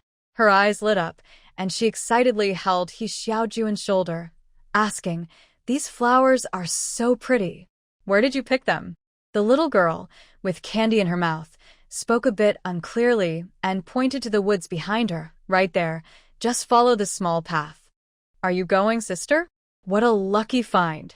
Shen Ning felt ecstatic, thinking that fate was on her side. She even imagined a future filled with precious orchids in her space. She was just an ordinary person, and such temptation was hard to resist. She waved goodbye to the children and headed into the mountains. Following the path the children pointed out, she ventured deeper into the mountains. After walking for about 15 minutes, I could clearly feel that the humidity was heavier here. Following the sound of water, I walked for a long time, and indeed, there were more wildflowers along the roadside. After climbing I finally saw a small valley. Unknown wildflowers covered the hillside, creating a beautiful scene. I suppressed my excitement and took out my basket and small shovel to carefully search for my target. As I searched through the flowers, I finally found a rare orchid beside a rock in the shade of a tree. I remembered that my mother loved to tend to flowers, especially orchids. The most vivid memory I have of her is when she held an orchid and smiled gently at me. Unfortunately, orchids are delicate, and shortly after my mother passed away, the flower beds in our yard became neglected. When Wang Aihua came into our lives, that area was naturally turned into a vegetable garden. My mother and I were different. She truly appreciated flowers. She admired the elegance of orchids, loved their subtle fragrance, and cherished their noble and proud nature. But I was just an ordinary person, only caring about the value this orchid might bring me in the future. If my mother were alive to see me like this, I wonder if she would be disappointed? I shook my head and quickly moved past the sadness. Looking at the slender leaves and pure white petals of the orchid, which had a delicate and rich fragrance, I carefully identified it and couldn't help but smile. I was quite lucky. This was an extremely rare Su Guanhee orchid. I carefully dug it up along with some of the roots and soil, then gently transplanted it into my space. I continued to search around the rocks and, to my delight, found 2 more beautiful jade orchids and 3 ordinary butterfly orchids. Today was truly a lucky day, and I had gathered a lot. Though these orchids might not seem special now, to most people they are not much different from the wildflowers by the roadside. But as someone who has wandered for nearly 10 years, I knew that in a few years there would be a surge of interest in orchids in our country. This would significantly increase their value, with rare varieties potentially selling for thousands or even tens of thousands. The rising prices seemed out of place in this newly stable era. By then, orchids had even become an investment, a shortcut to making big money. Shen Ning gently touched the long leaves of the orchids. All she wanted in life was to eat well, sleep well, and watch her enemies from her past meet miserable ends, suffering greatly. But to achieve her perfect revenge, she needed financial support. After packing everything and safely moving several orchids into her space, Shen Ning dusted off the dirt from her clothes and walked down the mountain. Along the way, she saw some thriving wild mushrooms and thought of a delicious mushroom soup, making her swallow hard. She quickly picked a small basketful. Seeing the wildflowers blooming beautifully, she happily gathered a big handful and skipped back. Just then, she heard a howling sound from the mountain, and Shen Ning stopped, feeling nervous and looking around. Could she really be so unlucky as to encounter a wild wolf? Feeling extremely anxious, she glanced around, reassuring herself that she still had her space, and if things got dangerous, she could protect herself. The sounds of the forest seemed to freeze. Shen Ning carefully tried to determine the direction of the animal's call but missed the footsteps behind her. Shen Ning, you. Ah. Shen Ning jumped in fright and swung the wildflowers in her hand towards the person behind her. Ow, it's me. It's me. Fong Hung blocked his face while calling out. Shen Ning finally came to her senses, realizing she had been too nervous and accidentally hurt Fong Hung. She was about to apologize when she saw his injured face and gasped. Half of Fong Heng's face was slightly swollen from the hit, with a few scratches and some flower petals stuck to his head. Hastily dropping the ruined wildflowers, she said, I'm so sorry. I thought there was a wild animal and you startled me. Are you okay? How did you suddenly appear here? Fong Hung touched the painful, swollen part of his face and said, Ow, I didn't believe you could knock out a human trafficker with one hit before, but now I really do. You hit hard. I wonder if you added steel to those flower stems. It really hurts. I heard from He Zhuang and the others that you went into the mountains, and since it was getting dark, I thought it wouldn't be safe for you as a young woman, so I came to find you. I guess I was just being overly cautious. Shen Ning felt a bit guilty and smiled awkwardly. Ever since she drank the spring water, Not only had her health improved, but her strength had also increased significantly. Looking at the bloodstains on Fong Heng's face, it was quite a sight, with a few thorns embedded in his skin. Shen Ning felt a bit embarrassed and took out some red medicine and a cotton pad from her small basket. She actively helped him clean his wounds, saying, "Just bear with it a bit." After saying that, she held his chin with one hand and carefully pulled out the thorns with the other. Then, she dipped the cotton pad in the red medicine and gently applied it to his wounds. Don't get it wet for the next couple of days. It probably won't leave scars. Shen Ning felt a bit guilty. To be fair, Fong Heng was very handsome and charming. He was quite popular in school, and many girls liked him. If her accidental injury caused him to be disfigured, she would feel terrible. Fong Heng's originally handsome face now had a few purple-red marks, and half of his face was swollen from the thorns, which looked painful. But at that moment, he didn't feel any pain. Being so close to Shen Ning made his heart race, especially when her slightly calloused fingertips accidentally brushed against his cheek. He knew it was just a normal contact for applying medicine, but he couldn't help but feel his blood rush, his cheeks burning, and even his neck felt hot. Suppressing his feelings, he suddenly grabbed the red medicine and cotton pad from Shen Ning's hands and turned away, saying, I can do it myself." Shen Ning also thought that it was better for boys and girls to keep some distance. She was worried because the thorns were too close to his eyes. After checking carefully and confirming that his eyes were fine, and it was just some surface wounds, she nodded and stepped back a bit. "Okay, you can apply it yourself. Make sure to use enough. The injured area is quite large." Fong Heng couldn't see his face clearly, so he just randomly applied the red medicine to the painful spots, completely unaware that he looked like a character from a story. When he turned back around, Shen Ning's eyes widened slightly, and she almost laughed out loud. It was her fault, so it wouldn't be fair to laugh at him, but it was hard to hold back. Fong Heng wasn't foolish. He quickly realized what was happening and shrugged his shoulders, saying, "If you want to laugh, go ahead. Just don't hold it in." Shen Ning couldn't hold back any longer and lowered her head, laughing heartily. Unlike the past when she faced mockery from Sun Meow and Wang Baozhu, this time her laughter was genuine and joyful. Her eyes sparkled, and her smile was bright. The warm glow of the setting sun fell on her smiling face, making Fong Heng's heart skip a few beats. He felt that he would never forget this moment. Suddenly, he turned and dashed into the woods, and soon came out holding a large bunch of colorful wildflowers. "Here for you." Shen Ning was taken aback and didn't take them. Fong Heng seemed to realize his actions were a bit reckless and scratched his head. "The wildflowers you picked earlier, weren't they ruined? So consider this bunch as compensation. Just take it." Shen Ning instinctively stepped back, but Fong Heng firmly pushed the flowers into her arms, causing her injury to sting a bit. "Ow, you keep it. It's good for self-defense too. Hitting someone with this really hurts." The earlier light-hearted atmosphere vanished instantly. Shen Ning held the flowers in her hands, looking at Fong Heng's awkward state, and couldn't help but laugh. "Sorry, I was reckless today and made you go through so much trouble. I'll make you something delicious another day as an apology." Just then, there was a rustling sound from the woods. Gu Chang'e unexpectedly emerged from the trees. When he saw Shen Ning, he slightly raised his gaze and then noticed Fong Heng standing protectively beside her.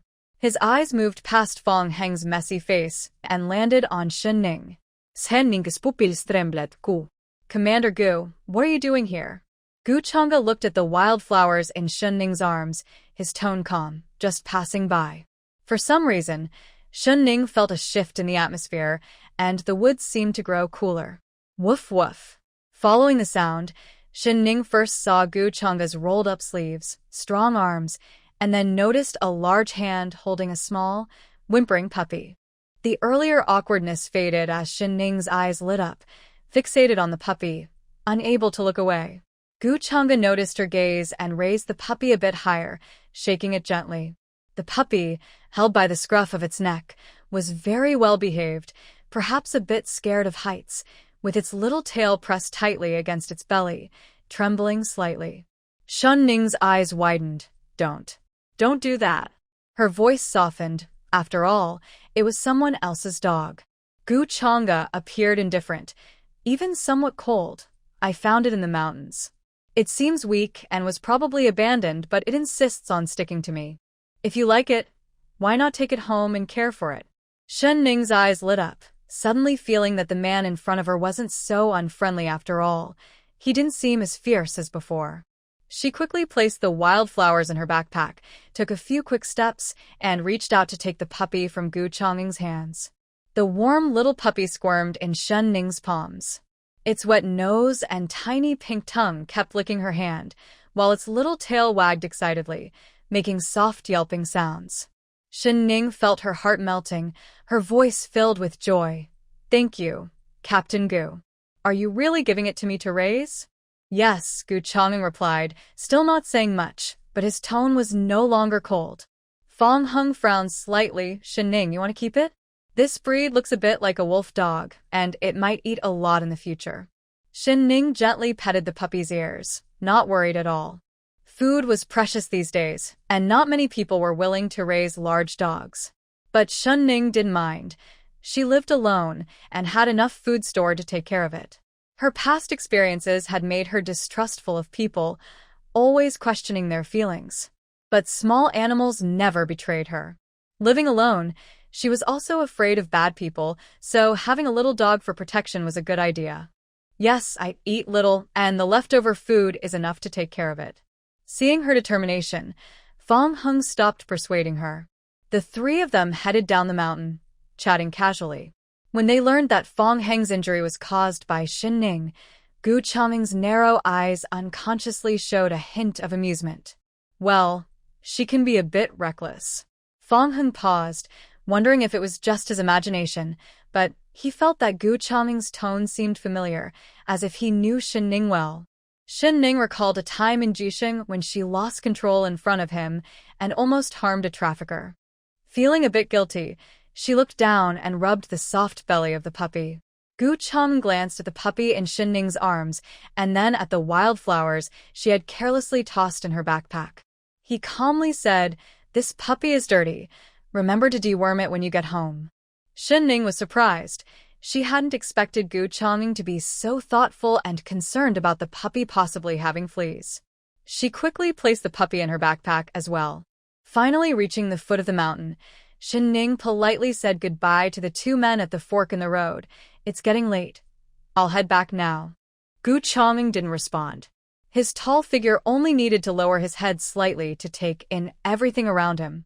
Seeing that restless little creature tearing apart the wildflowers in the basket, he couldn't help but smile slightly and said, "Good dog." Shen Ning thought he was reluctant to part ways and, fearing he might change his mind, quickly hugged the small basket to her chest. It's getting late. You should head back soon. Goodbye, goodbye." As she spoke, she covered the small basket and ran off.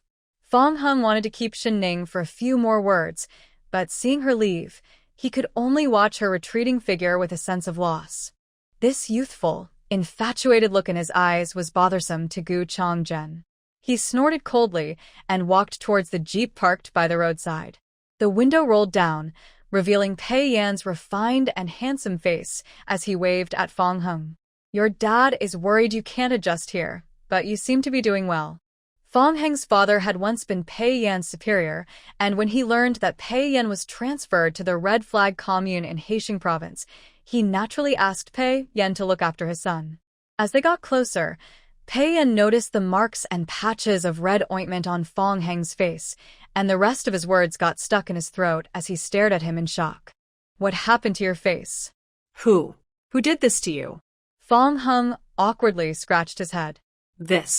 It's a misunderstanding."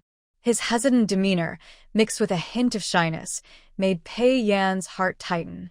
Thinking of Shen Ning, who had just run away, he scanned Fang Heng from head to toe with a suspicious look. It wasn't that little youth Shen Ning, was it? As soon as he finished speaking, Fang Heng hurriedly defended her. She didn't mean to. It was an accident. Gu Chang'e slammed the car door shut, his expression unchanged. "You two, hurry up and talk." We're short on time. Pei Yan frowned slightly, confused. Who was it that said there was no rush? Why was there a hurry now? Turning to Fong Hung, he said, take care of yourself. If you need anything, you can find me in the county. Write to your parents often. They are worried about you. Yeah, I will, but… Fong Hung seemed to gather a lot of courage, hesitating for a moment before saying firmly, please tell Secretary Pei to inform my dad that I want to settle down in the countryside. I don't want to delay Comrade Zhang Ruoyu. He should find a chance to clarify things with the Zhang family and cancel the engagement. Pei Yan raised an eyebrow, puzzled. Why don't you say something so important yourself? Asking me to relay it seems odd. Fong Heng's dark eyes flickered. I'll go back tonight and write a letter to my parents explaining this. But letters take too long, and I can't wait. I want to cancel the engagement with Zhang Ruoyu as soon as possible. Could you please pass on a message? It would be a heads up for my parents. Pei Yan nodded slightly. It was just a simple message, so he wouldn't refuse. Okay, Before he could finish, Gu Changzhen coldly urged drive. The driver immediately started the vehicle. Fong Hung stared blankly as the jeep sped away, frowning but not thinking much of it. There must be some urgent matter. He couldn't shake the feeling that Guing Chang's expression was not good just now. It wasn't until Fong Heng's figure was far behind that Pei Yan looked at his friend with a strange expression. Why are you in such a hurry? I hadn't finished speaking. Is something wrong with your mood today? Did you find an issue during the mountain survey? Gu Changzhen nodded. We still need professional surveyors to come with the right equipment for testing to make a final decision. Pei Yan nodded slightly. This isn't urgent. Let's first fix the main road to Hejia village. We can plan the rest later. Gu Changzhen replied coldly, then thought for a moment and asked, are you really going to pass on the message? Pei Yan raised an eyebrow. His friend wasn't usually one to care about such trivial matters. It's just a message. It doesn't break any rules. Besides, Fong Heng's father is my former leader, and by seniority, he should call me uncle. I've met his fiancée, Zhang Ruoyu. She's a soldier from the Sioux art troupe. They grew up together and are well matched, but why does this guy suddenly want to break off the engagement? Gu Changzhen fell silent, recalling the scene where he saw Fong Hung give a wildflower to Shen Ning. His impression of Fong Hung worsened. It's really inappropriate to be so attentive to another girl while having a fiancé. He's such a hot-headed kid, always changing his mind. Breaking off an engagement is a serious matter. He should think it through and talk to his parents himself instead of having you relay the message. Pei Yan thought for a moment and agreed, you're right. Luckily, I hadn't agreed to him just now. As Shen Ning returned to her small courtyard, she saw Gu Sonia squatting at the door. Sonia. If you run away again, I'm really going to be angry. She raised her voice intentionally and Gu Sonia, frightened, didn't dare to move. However, she also didn't come closer. The two were about 10 meters apart, with Sonia hanging her head and twisting the hem of her clothes with her dirty little hands. Shen Ning looked at the small bundle of neatly arranged firewood at the door, exactly like the one from a few days ago. The puppy in the basket was bumping around and barking. Shen Ning turned to Gu Sonia and ordered, help me bring in the firewood. She then went into the small yard, listening to the sounds behind her. Sure enough, after a while, Gu Sonia slowly brought in the dry wood and neatly stacked it in the corner. The basket she had set down was knocked over by the little puppy, which was happily exploring the yard. When it saw Gu Sonia, it barked a few times playfully. Gu Sonia hesitated, but then gently petted its fur. The puppy became proud, biting at Gu Sonia's pant leg and excitedly running in circles. Shen Ning looked at the dirty girl and puppy. She went to the well, filled a large bucket with water, and mixed in some hot water from the stove, calling Gu Sonia over to wash up. The soap became slippery when wet, quickly lathering into thick bubbles, which intrigued Gu Sonia. At home, she never got to use things like soap. Even the hot water was only available after the little ones were done. But Shen Ning didn't mind her dirtiness. She held Gu Sonia's hand and helped her wash.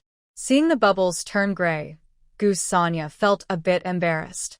Shen Ning, however, didn't care, gently touching the calluses and burns on her hands.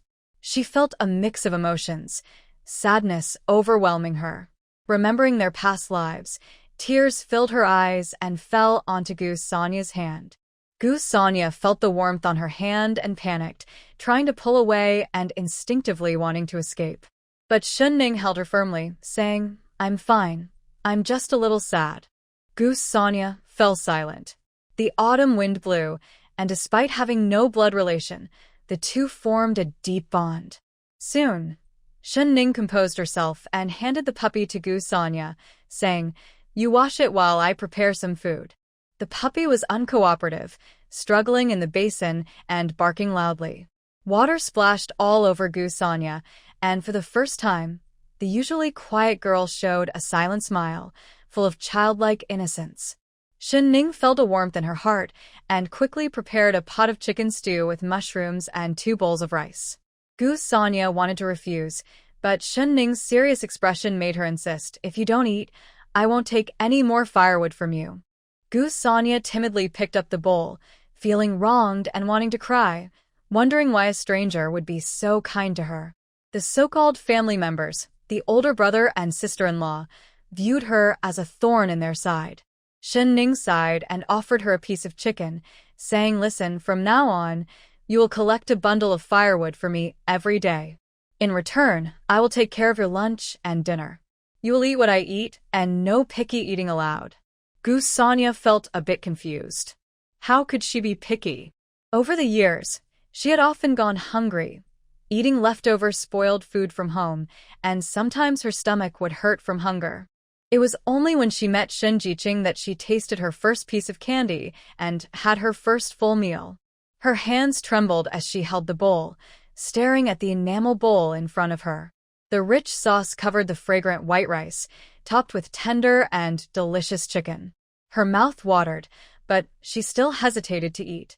A little puppy, freshly washed, was anxiously circling the table, tugging at Shen Ning's pants. Seeing Goose Sonya not moving her chopsticks, Shen Ning said, "If you don't eat soon, I'll feed your meal to the puppy." The puppy seemed to understand, tilting its head and waiting eagerly for food. It was a good dog and really wanted to eat meat. Goose Sonya seemed to read its eyes, fearing the puppy would get her food. She quickly took a big bite, her eyes lighting up. It was so delicious. This was definitely the best meal she had ever eaten. Worried she might choke, Shen Ning poured her a glass of spring water and handed it to her. "From now on, you can eat at my house. If your brother and sister-in-law give you trouble, you can come to me." When Fong Hung returned to the youth station, everyone was surprised at first, then burst into laughter. Li Jiqiang patted Fong Hung on the shoulder, saying, "What happened? Why are you acting like Guangong?" Getting closer, Li Jiqiang noticed the scars on Fong Hung's face and was shocked. "What happened? Who dared to hurt my brother? I'll help you get back at them." Fong Hung pushed his hand away, saying, "It's just a small injury, I'm fine. Besides, it wasn't intentional. With injuries like that, it's not just a small thing. We should go find the team leader." Sun Meow had just finished cleaning the pig pen and instinctively wanted to check on Fong Hung when she saw he was hurt. However, she forgot that she had just come from the pig pen and didn't smell very pleasant. Plus, during her self-reflection, she had shifted all the blame onto Wang Baozhu, and while the villagers were misled by her pitiful appearance, those who knew the truth saw through her act. At that moment, no one had a kind expression for Sun Meow. Li Jiqiang covered his nose in disgust, saying, "Stay away from me. It smells." Sun Meow's face turned bright red. She felt more embarrassed facing hundreds of villagers than she did now. She had cleaned up and changed into fresh clothes. Although Fong Hung didn't say anything, he instinctively took a couple of steps back to avoid touching Sun Meow. "My business is none of your concern." With that, he rushed into the house. Sun Meow withdrew her hand, hurt and confused about why Fong Hung, who was usually kind and polite, suddenly became so cold. Tears fell heavily to the ground, shattering like glass. Kai Meiwan couldn't bear to watch anymore and pulled the seemingly lost Sun Meow back to the room. Sun Meow hugged her blanket and cried sadly. Wang Baozhu shot her a disdainful glance, thinking she was so clever when analyzing things for herself. But in the end, Not only did she fail to trap Shen Ning, but she also got criticized, had to write a self-reflection, and really lost her wallet. Now, Wang Baozhu blamed the loss of her wallet entirely on Sun Meow.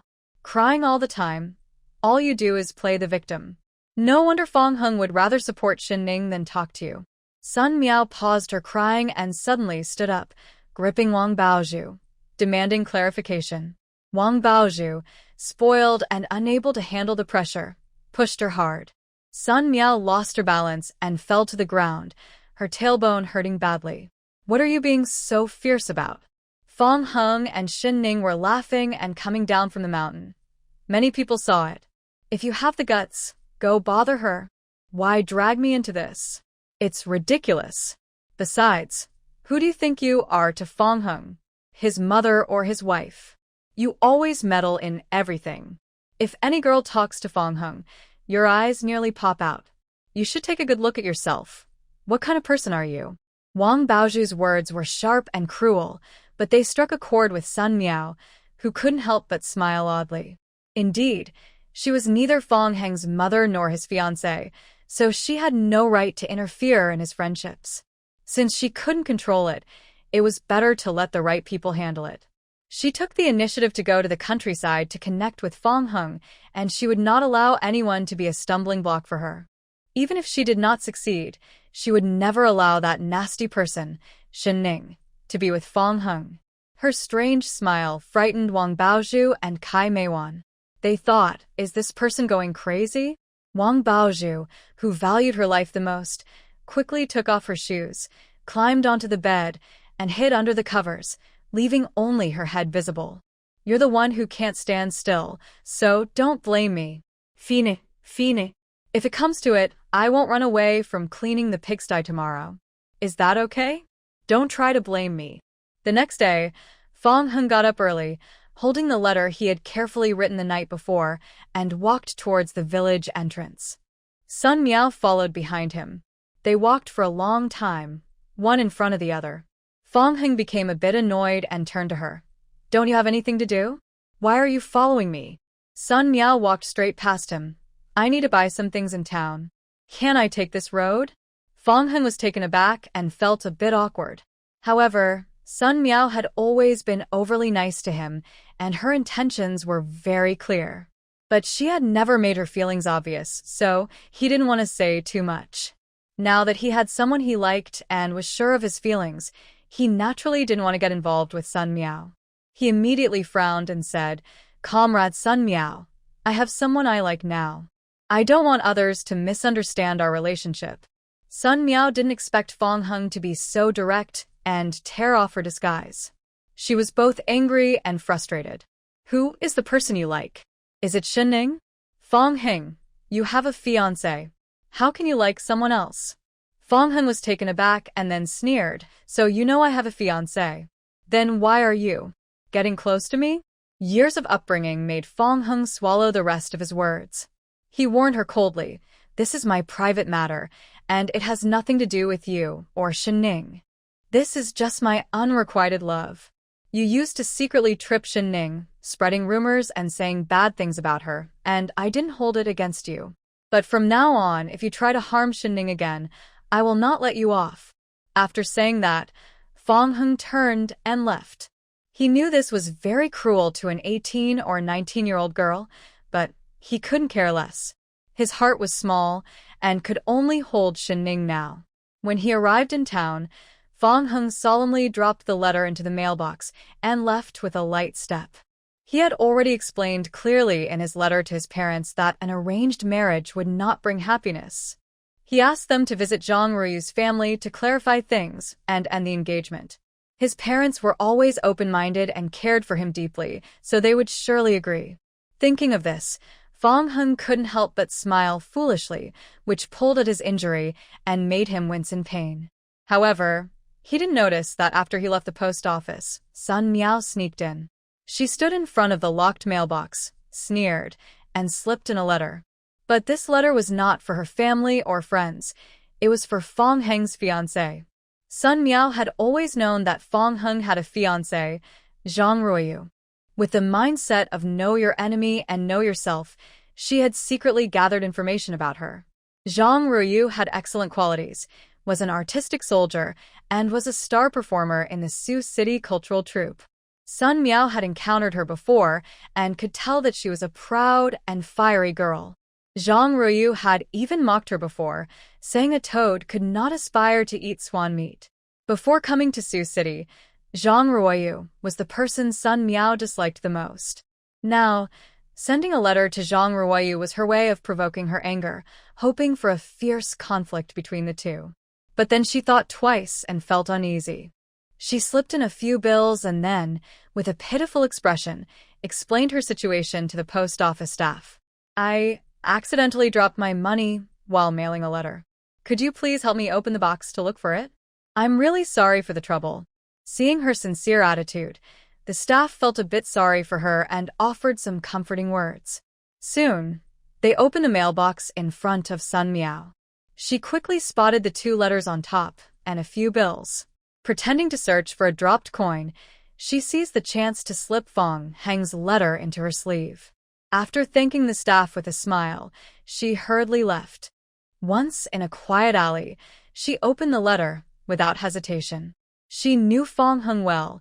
He had a strong sense of morality. Since he dared to admit he liked Shen Ning, he would definitely end the engagement and not let Shen Ning bear the blame.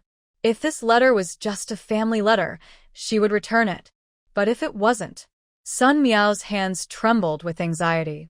As she opened the letter and read it piece by piece, her expression turned bleak, and she felt utterly defeated. Fang Heng not only asked his parents to cancel his engagement, but also expressed his intention to marry only Shen Ning. He even invited his parents to visit Hejia village during the new year, wanting to formally introduce Shen Ning to them. Sun Meow leaned against the old stone wall behind her, took out a match, and lit a corner of the envelope. The flame grew stronger, just like the jealousy burning inside her. Why? Why was Shen Ning so special? What made her so favored by her parents since childhood? Even though she wasn't hardworking, had a quiet personality, and wasn't sweet-tongued, she effortlessly captured everyone's attention and affection. Why was it that what Sun Meow had to struggle for, Shen Ning could obtain without any effort? Scenes from the past flashed through Sun Meow's mind like a quick slideshow until the flame burned her fingers, waking her from her thoughts. Looking at the charred letter, Sun Meow smirked and said, if I can't have it, Shen Ning, you can't have it either. We'll see." Sun Meow burned Fang Heng's letter and was about to leave when she looked up and saw a young man leaning against the wall, watching her with a mocking expression.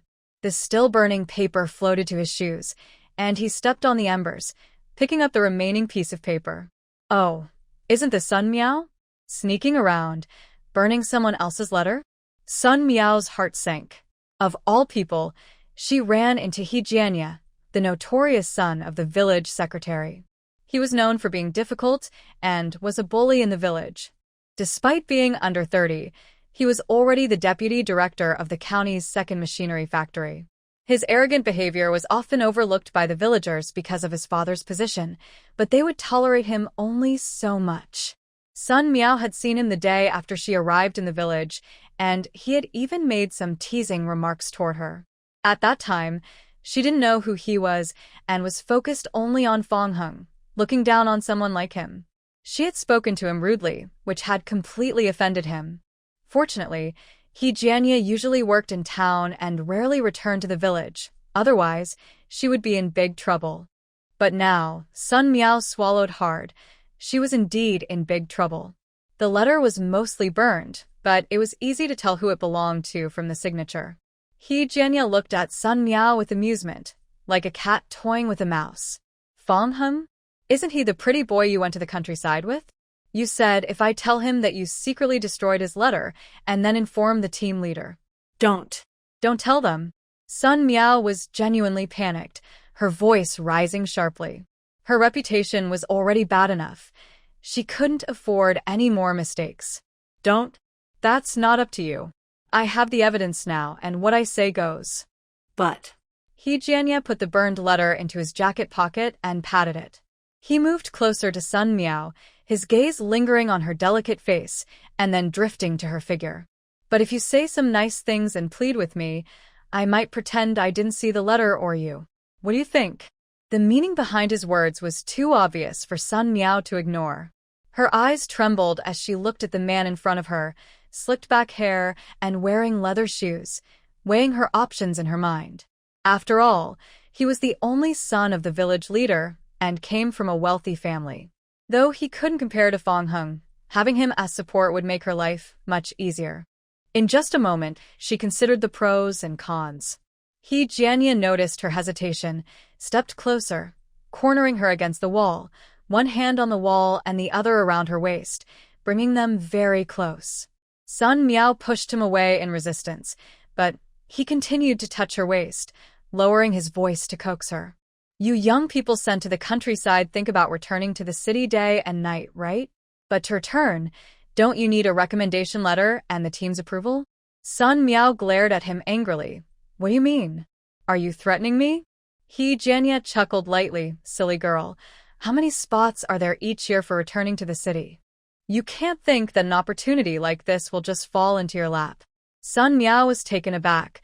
The implications of his words were significant, but she couldn't believe it. I don't believe you have that much power." "Ah." He Jianya sneered. "I can't decide who gets to return, but I can make sure a little young person like you never gets back, stuck in this village forever."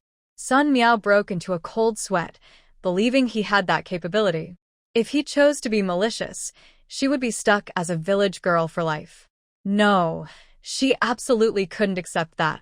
The fear in her eyes pleased He Jianya, and he continued, "As long as you stay by my side, I will never treat you poorly.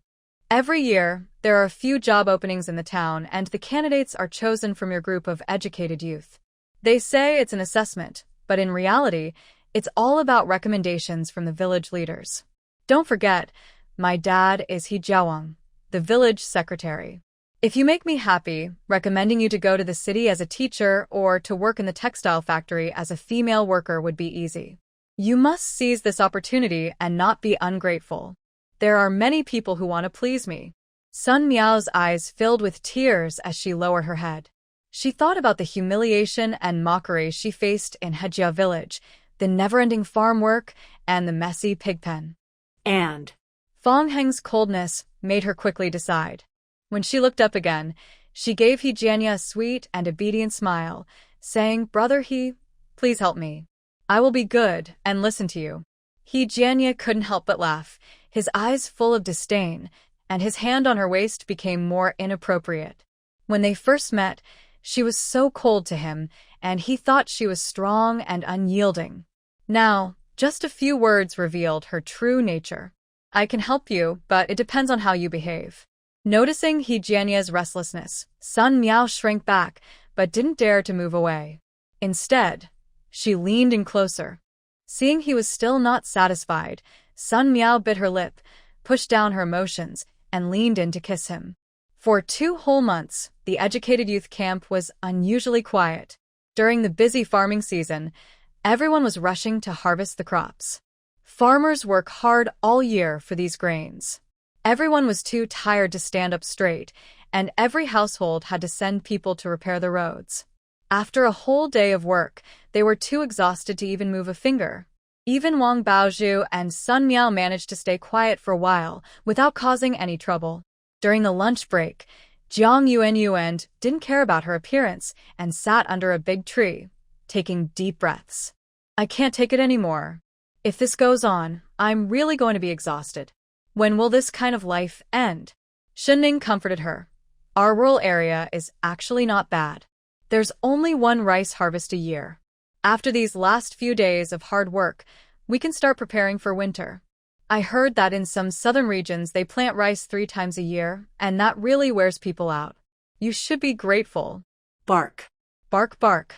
As if in agreement with Shen Ning, the little dog, Meow, also barked back. Its fluffy round head affectionately rubbed against Shen Ning's pant leg, causing quite a commotion. "Coalball, stop making a fuss. Go play somewhere else."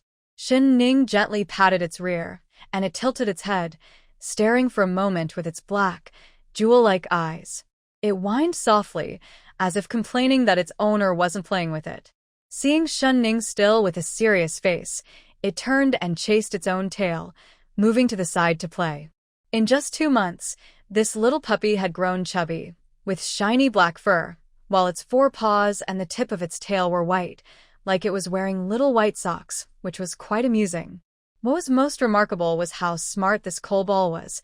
As the village elders would say, this black dog was becoming quite clever. Only Shen Ning knew that it was all due to the magical spring water, which made kobold's intelligence far above that of ordinary dogs, and its physique was much stronger, with an impressive bite force. A few villagers looked at kobold with a hint of greed in their eyes, as if they were seeing a piece of walking meat. Shen Ning was also worried that these people might have bad intentions toward kobold and feared that if she wasn't careful, kobold might hurt someone. So, she always stayed close to it. Jiang Yuan looked at kobold with envy. I really envy it, living without a care. I'm in a tough spot. I'm already exhausted and still have to find time to review high school material.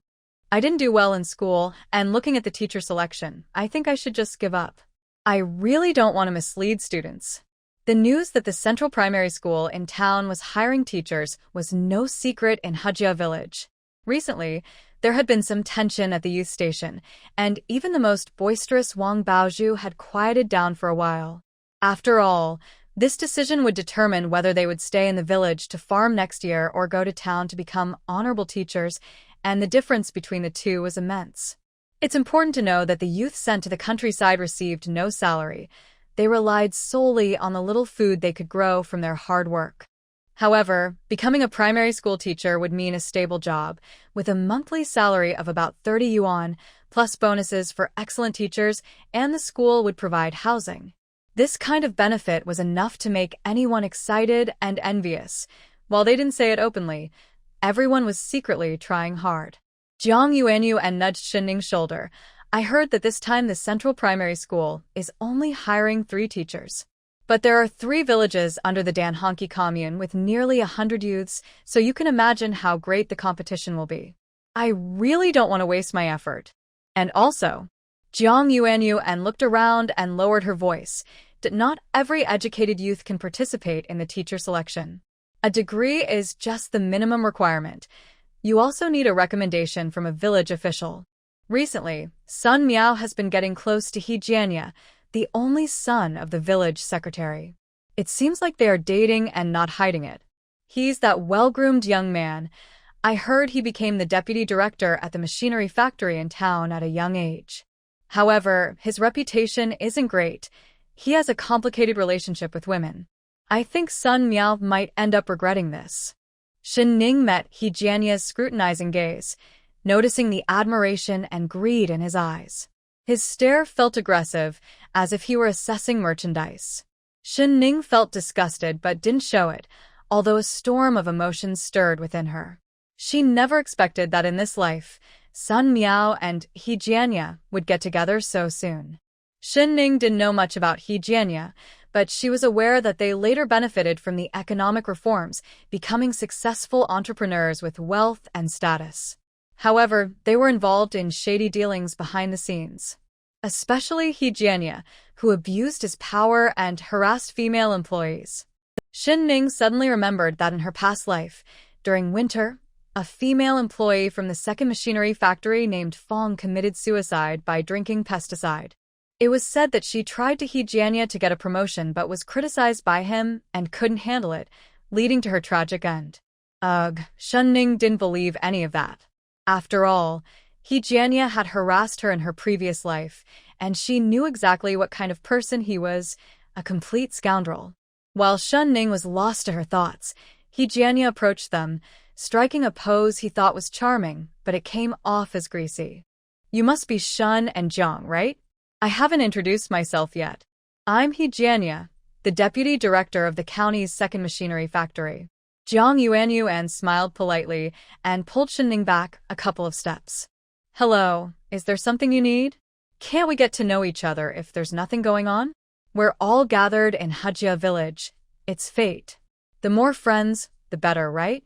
No need to be so tense. I won't bite. His slick demeanor made Jiang Yuan and Shen Ning feel very uncomfortable. Alarm bells rang in their heads, and due to his position, they didn't say anything rude. They made an excuse about being busy and hurriedly left. "I'm sorry, I can't assist with that. I'm sorry, but I can't assist with that." As for whether Shen Ning truly cared, she didn't. She only looked forward to seeing what kind of trouble Shen Ning would face in the hands of He Jianya. He Jianya was indeed interested. Aside from money, it was hard not to be drawn to such a face. These past few days, Shen Ning felt very annoyed. He Jianya seemed to stick to her like glue, often trying to be friendly. Even when Shen Ning harshly rejected him, he still acted like a lovesick fool, which made her furious. The village was buzzing with gossip, claiming that He Jianya had taken a liking to the young Shen Ning. As the saying goes, a strong woman fears a persistent man. It wouldn't be long before they would celebrate a wedding. Although He Jianya had a bit of a rough past, his father was the village secretary and he himself was quite accomplished, working as the deputy director at the county's machinery factory. This marriage seemed very promising. Some of the older women whispered enviously, thinking Shen Ning was just playing hard to get and would soon agree to date He Jianya. As an orphan with no family, being able to connect with the village secretary's family was a huge opportunity for her. Jiang Yuan was furious when she heard these rumors. She knew Shen Ning's character well. What was He Jianya that Shen Ning would ever like him? The gossip was so rampant that it was hard for Shen Ning to pretend she didn't hear it. But what was He Jianya really trying to do with all this attention? Shen Ning suspected that He Jianya's sudden pursuit was encouraged by Sun Meow. But she couldn't quite understand why Sun Meow would do that. After all, she was someone who couldn't stand seeing Shen Ning shine or do well. How could she possibly push someone to help her? With He Jianya backing her, Sun Meow's burden had certainly lightened. She was less motivated to work and even slacked off on cleaning the pig pen. The team leader had scolded her several times, but Sun Meow and Wang Baozhu only admitted their mistakes verbally while still trying to take it easy, showing a complete lack of concern. Shen Ning couldn't figure out what these two were up to, which made her feel uneasy. After thinking for a few days, Shen Ning decided to take the initiative. After all, there's no such thing as a thief that can hide forever. Soon, a perfect opportunity presented itself. Today was a day off, and the young workers were taking advantage of the rare holiday to go to the county to buy supplies and improve their meals. Moreover, a new department store had opened in the county, and everyone wanted to check it out. Shen Ning had always wanted to buy a bicycle to make traveling easier. Jiang Yuan was supposed to go with her, but just before leaving, she had a terrible stomachache because of her period. Since Shen Ning had other plans today, she went out alone. As expected, when she arrived at the department store, she saw two unpleasant figures. Sun Meow was following He Jianya, acting like a dutiful wife. Even though she knew Shen Ning didn't like her, she still approached her with a bright smile, saying, "What a coincidence. Are you here to shop too?" Looking closely at Shen Ning's outfit today, the jealousy in her eyes was hard to hide. Shen Ning was already beautiful, with silky black hair and smooth, fair skin. Her almond-shaped eyes sparkled. When she wasn't smiling, she had a cool demeanor, but when she did smile, her eyes curved sweetly, warming people's hearts. The light yellow dress she wore highlighted her graceful figure, making her look stunning. Ugh. She was just a flirtatious person by nature. Sun Meow secretly cursed in her heart but still smiled on the surface, saying, "I was wrong before and I apologize. Please don't be angry. What do you want to buy? I can go with you." Shen Ning replied coldly, "No need. I can shop by myself. I don't need your false kindness." After saying that, she turned to leave. However, He Jianya blocked her, half coaxing and half threatening, "Don't rush to leave. Sun Jiqing was wrong before. She's been wanting to apologize to you. There's no better day than today. Let me treat you to a meal, and you two can have a good talk. Since you both are from the same youth group, there's no need to make things so awkward. Sun Jiqing wouldn't deny me this little favor, would she?" Shen Ning pretended to hesitate, as if she were truly concerned about He Jianya's status, and reluctantly agreed, "Fine." But I'm here to buy a bicycle, so you might have to wait a bit. A bicycle? Sun Meow stuttered for a moment, her smile faltering, filled with unexplainable resentment and jealousy. In those days, bicycles, watches, and sewing machines were considered the three major items, and they were quite valuable. In the entire He family village, there were only a handful of families that owned bicycles.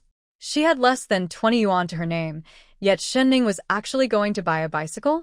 A regular bicycle cost at least 150 yuan, nearly half a year's salary for an average family. Jianya raised an eyebrow, thinking that Shen Ning was bragging. Who talks about buying a bicycle as casually as buying half a pound of candy? It often involves the whole family working together, picking and choosing, going back and forth 3 to 5 times. They probably just want to take a look first. On the surface, there was no sign of disturbance. In fact, the person smiled and pointed out, "The bicycles are on the 2nd floor. I'll take you there." Shen Ning did not refuse.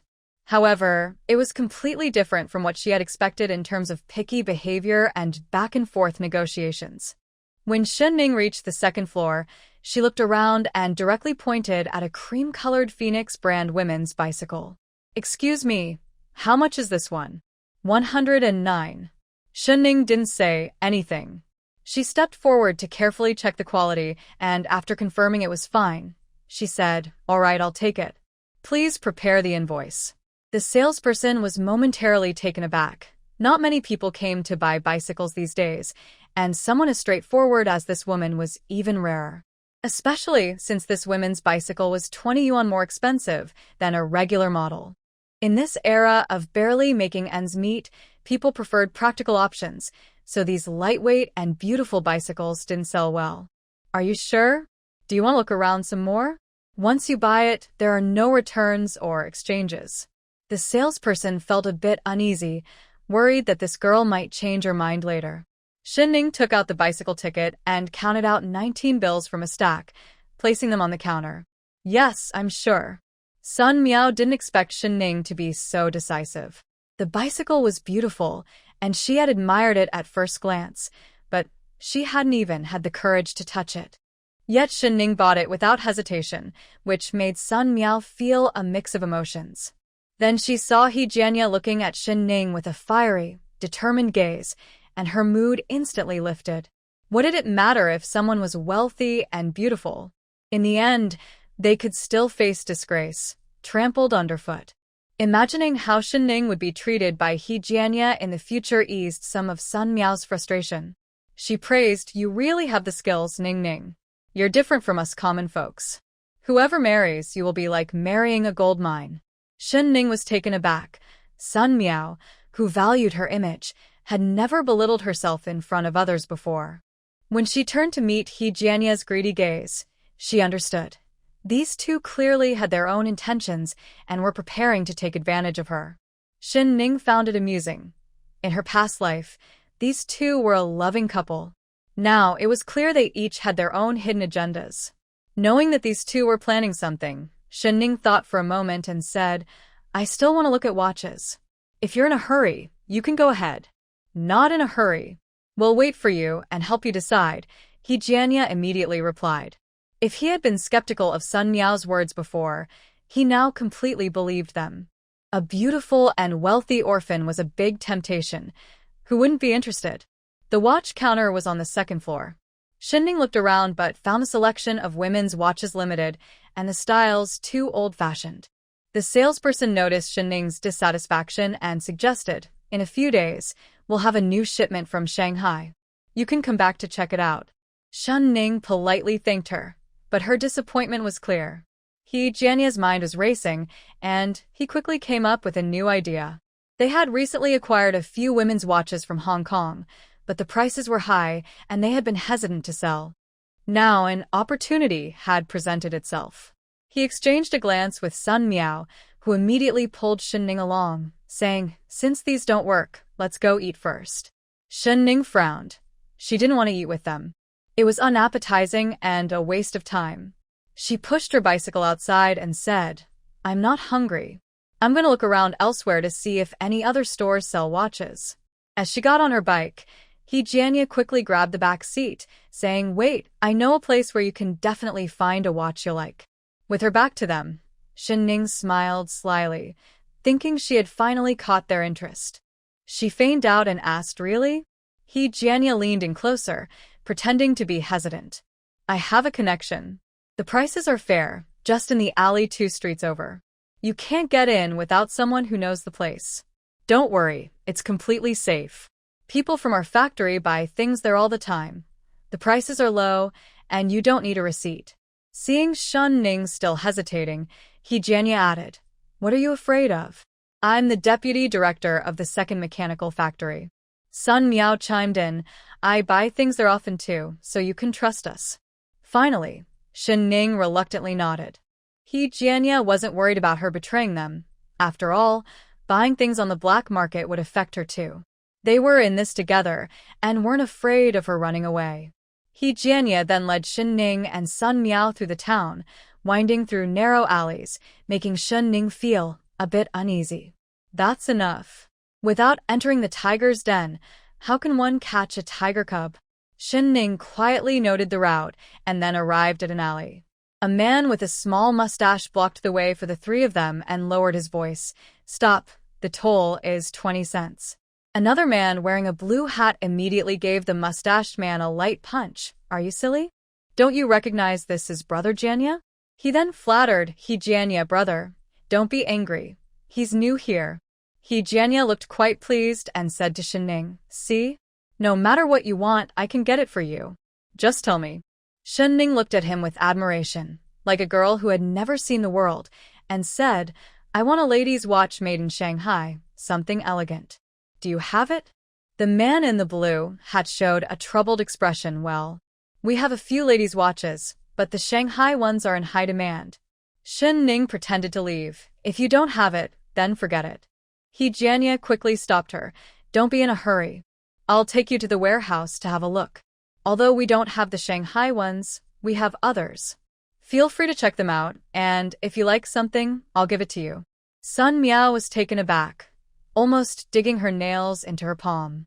She had been with He Jianya for almost 2 months, always at his beck and call, yet he only rewarded her with some worthless trinkets while being generous to Shen Ning. One shouldn't compare. The more one compares, the more dissatisfied one feels. Shen Ning rolled her eyes. "No need. I can afford it myself." "Yes, yes, yes." He Jianya pretended to be indulgent, but his eyes were filled with greed. Shen Ning followed the two men for a while longer and arrived at the back door of a small courtyard. Upon entering the yard, she saw a locked room.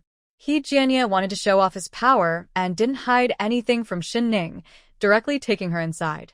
The room's windows were covered with heavy curtains, making the light quite dim.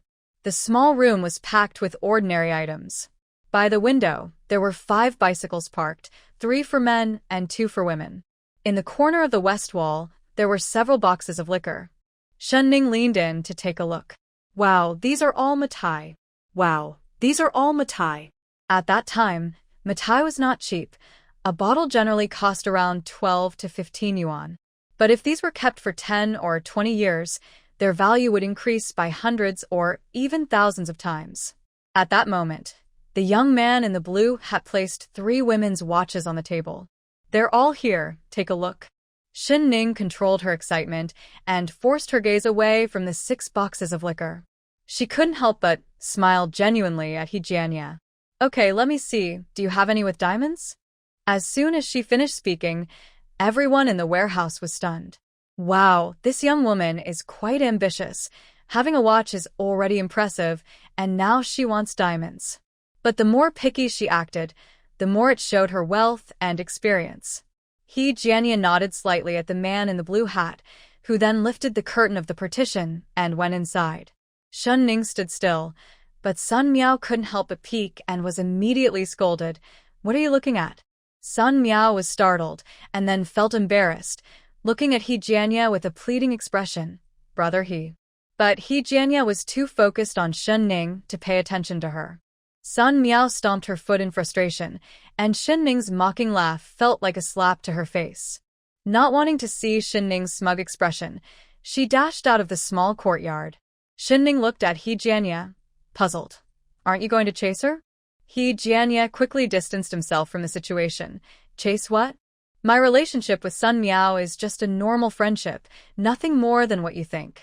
Before long, the man brought out a fancy box.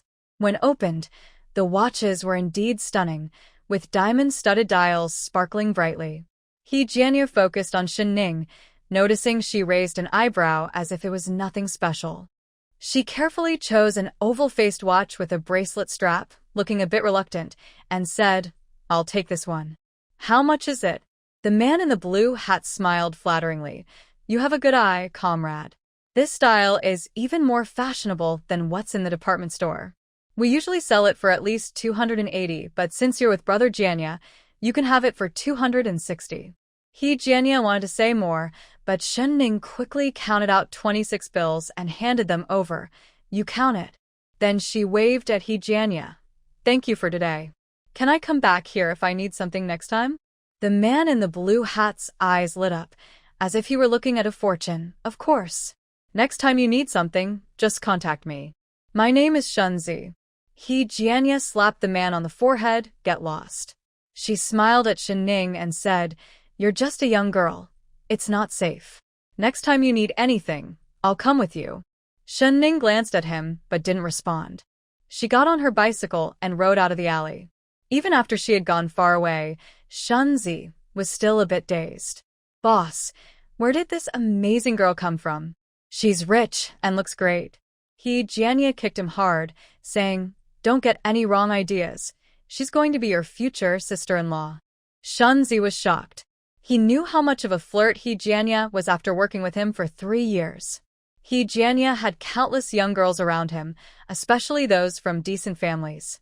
He didn't miss any chance to flirt with them. Even married women with a bit of charm weren't safe from his advances. But this was the first time he heard the term sister-in-law. It seemed that this girl was something special. The boss was really interested. Shen Ning quickly disappeared into a deserted alley on her bicycle. 5 minutes later, a dark-skinned man in plain clothes and a small hat walked out of the alley and headed straight for the police station. Seeing no one around, he dropped a note into the tip box and left.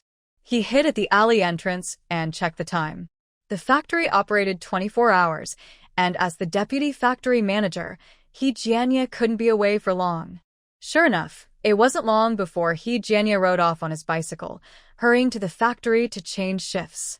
Shen Ning had a strong sense of direction, and thanks to her training, her physical abilities were impressive. Though she looked delicate, she was surprisingly strong. She easily climbed over several walls and reached the storage room where she had hidden her items earlier. Shen Ning had already checked the warehouse. There were guards outside. The door was locked, and the windows were tightly secured. It looked very safe, but there was a ventilation duct above. Wearing gloves, she found the tools she needed and opened the ventilation duct with ease. Shunzi was still outside chatting, completely unaware that a little thief had entered the supposedly secure warehouse. Shen Ning moved like a nimble cat, landing safely inside. She headed straight for the corner of the west wall where 6 boxes of Mao Tai were stacked together. Each box contained 12 bottles, so 6 boxes meant 72 bottles in total. Shen Ning's eyes lit up as she thought about the price of Mao Tai in 10 years. She swallowed hard, realizing she was about to strike it rich. She first stored the Mao Tai in her space, then headed toward the inner room separated by a curtain. She didn't forget how nervous those people were when Sun Meow peeked in earlier. Even though she was mentally prepared, when she actually found 2 old mountain ginseng roots and a small plate of gold jewelry in the back room, Shen Ning was still stunned. Wow, how much is all this worth? Wait. Shen Ning felt a wave of fear. He Jianye definitely didn't have the ability to acquire these on his own. There must be other forces behind him. Shen Ning hesitated for just a moment before putting everything into her space. After all, He Jianye was a complete scoundrel, and anyone partnering with him couldn't be good either. Besides, the police would be arriving soon, and this hideout wouldn't be safe. Losing a few items wouldn't matter. Who could really say anything about it? Shen Ning smiled brightly, looking like a money-loving person. If she weren't worried about alarming others, she would have laughed out loud. After making sure she left no traces, Shen Ning climbed up to the ventilation shaft. Safely landing, she pulled the ladder back and quickly disappeared into the alley. After changing back into her own clothes, Shen Ning rode her bicycle, pedaling so fast that sparks seemed to fly. Although she trusted the government, with her report and specific address, He Jianya would likely face justice. But Shen Ning still didn't dare to relax. She needed to hurry back to his village to establish an alibi for herself. As if on cue, Wang Baozhu was wandering at the village entrance. Shen Ning's eyes lit up with excitement as she rang her bike bell and headed straight toward her. Wang Baozhu was startled and couldn't dodge in time, falling into a nearby ditch and getting mud all over her face, with a cut on her chin. "Are you crazy?" Shen Ning. "Riding so fast, are you in a hurry to reincarnate?" Shen Ning pretended to check her watch. "Oh no, it's already 7. I really need to hurry back for dinner." Her smug expression made Wang Baozhu furious. "Get over here." "Why would I? Do you want me to slap you?" "Fool. If you can, come chase me." After saying that, Shen Ning pedaled away quickly. Back at the courtyard, Shen Ning immediately took out the braised pork she had stored in her space and went to find the team leader, greeting many villagers along the way, who warmly returned her greetings. Night fell. He Jianya was patrolling the machinery factory when suddenly Zhao Shun rushed in, looking flustered. He Jianya's face darkened as he pulled Zhao Shun aside. "Are you crazy? How did you find this place? Are you trying to get me killed?" "Big brother, something bad happened. The police. It's the police. They raided our warehouse. Wang Ji, my accomplice, has already been caught. I came to tell you, let's run away together. By the way, big brother, you are the deputy factory manager. Quickly give me a letter of introduction so I can hide for a while." He Jianya felt weak and couldn't believe it as he grabbed Shunzi's arm. "What did you say? The police? How could there be police? That hideout has always been very secretive. What about the stuff inside? Did you take it out?" Shunzi winced in pain, feeling anxious, fearing that Wang Ji would expose him. He only wanted to leave this place quickly. No. I went to the bathroom, and when I came back, I saw the police taking Wang Ji out and other officers were moving things out. Brother, stop talking. As long as we are safe, we can figure things out later. We should run first in case Wang Ji. He Jianya quickly calmed down. Don't worry, he won't betray me. But you can't leave. How can I not leave? It's too dangerous here. He Jianya's expression turned cold. You need to turn yourself in. Shunzi was shocked. Turn myself in? Big brother, you want to turn yourself in? He Jianya sneered. Not me, but you. Shunzi understood now, stepping back in fear. He Jianya, you can't be serious about making me take the blame for everything? No, that's impossible. I won't do it. He Jianya laughed coldly. You don't have a choice. You've been in the black market for a long time. The police will find out easily. So you must turn yourself in. You can't let them trace this back to me. Zhao Shunzi wanted to refuse, but He Jianya ominously said, but don't forget, if you run, your mother, your wife, and your kids can't escape. I remember your wife just had a baby last month. Shunzi angrily replied. What do you want? You're threatening me. He Jianya patted his shoulder. Shunzi, don't worry. I will take care of my brother. And you know my abilities. With me helping you from the outside, even if you have to go to jail, I will look after your family. You have nothing to worry about. I can give you 1,000 yuan right now to help you settle them. He Jianya's gaze was menacing, a mix of threat and temptation. Zhao Shunzi's face twisted in hesitation, but he soon gave in, nodding resignedly. At dawn, He Jianya personally took Shunzi to the police station to turn himself in. Officer, when I got off my night shift, I saw this person acting suspiciously. I asked a few questions, and he tried to run away. I felt something was wrong. The police officer looked at the two men and asked, What is your name? He Jianya, with a serious expression, looked somewhat brave as he replied, I am He Jianya, the deputy director of the machinery factory. Everyone has a responsibility to fight crime. You don't need to praise me. The officer chuckled and asked again, Your name is He Jianya? He Jianya felt uneasy and nodded hesitantly. The officer said, "You're just in time. We were about to look for you. Someone reported that you have been using your position as deputy director to engage in illegal activities and smuggle goods." The next day, Shen Ning took a walk around the village and noticed some gossip circulating. Surprisingly, it wasn't news of He Jianya's arrest. Instead, he had been invited to the police station for a chat and was released unharmed after just one night. Some villagers even claimed he was acting heroically. Jiang Yuanyu and looked incredulous. Really? With his flashy and slick demeanor, he can be a hero and fight crime? I'd sooner believe a pig could climb a tree. Shen Ning felt a chill. It seemed He Jianya had powerful backing. He might have pushed one of his loyal followers to take the blame, clearing himself of suspicion. Regardless, He Jianya was out without a scratch, and now he would surely investigate the warehouse incident, which could lead back to Shen Ning. Fortunately, his actions were discreet, and even the complaint letter he wrote was in his left hand, messy and mostly in pinyin. Sure enough, it wasn't long before He Jianya and the village secretary arrived. Seeing Shen Ning, He Jianya remained calm and greeted him with a smile, but Shen Ning did not return the friendliness. Beside them, Wang Baozhu seemed to find a lifeline and grabbed the village secretary's arm. "Secretary, you have to help me. Shen Ning, for some reason, deliberately rode her bike into me yesterday at the village entrance, and I fell into a ditch. Look at my chin, it's injured. She's trying to harm me. You can't let her get away with this. Make her write an apology. Make her pay me." He Jianya immediately asked, "She hit you with her bike? What time? Where?" Wang Baozhu shouted, "At 6 o'clock. She was in a hurry to get home for dinner, riding recklessly at the village entrance, and knocked me down. A person with such bad character is a disgrace to the youth group."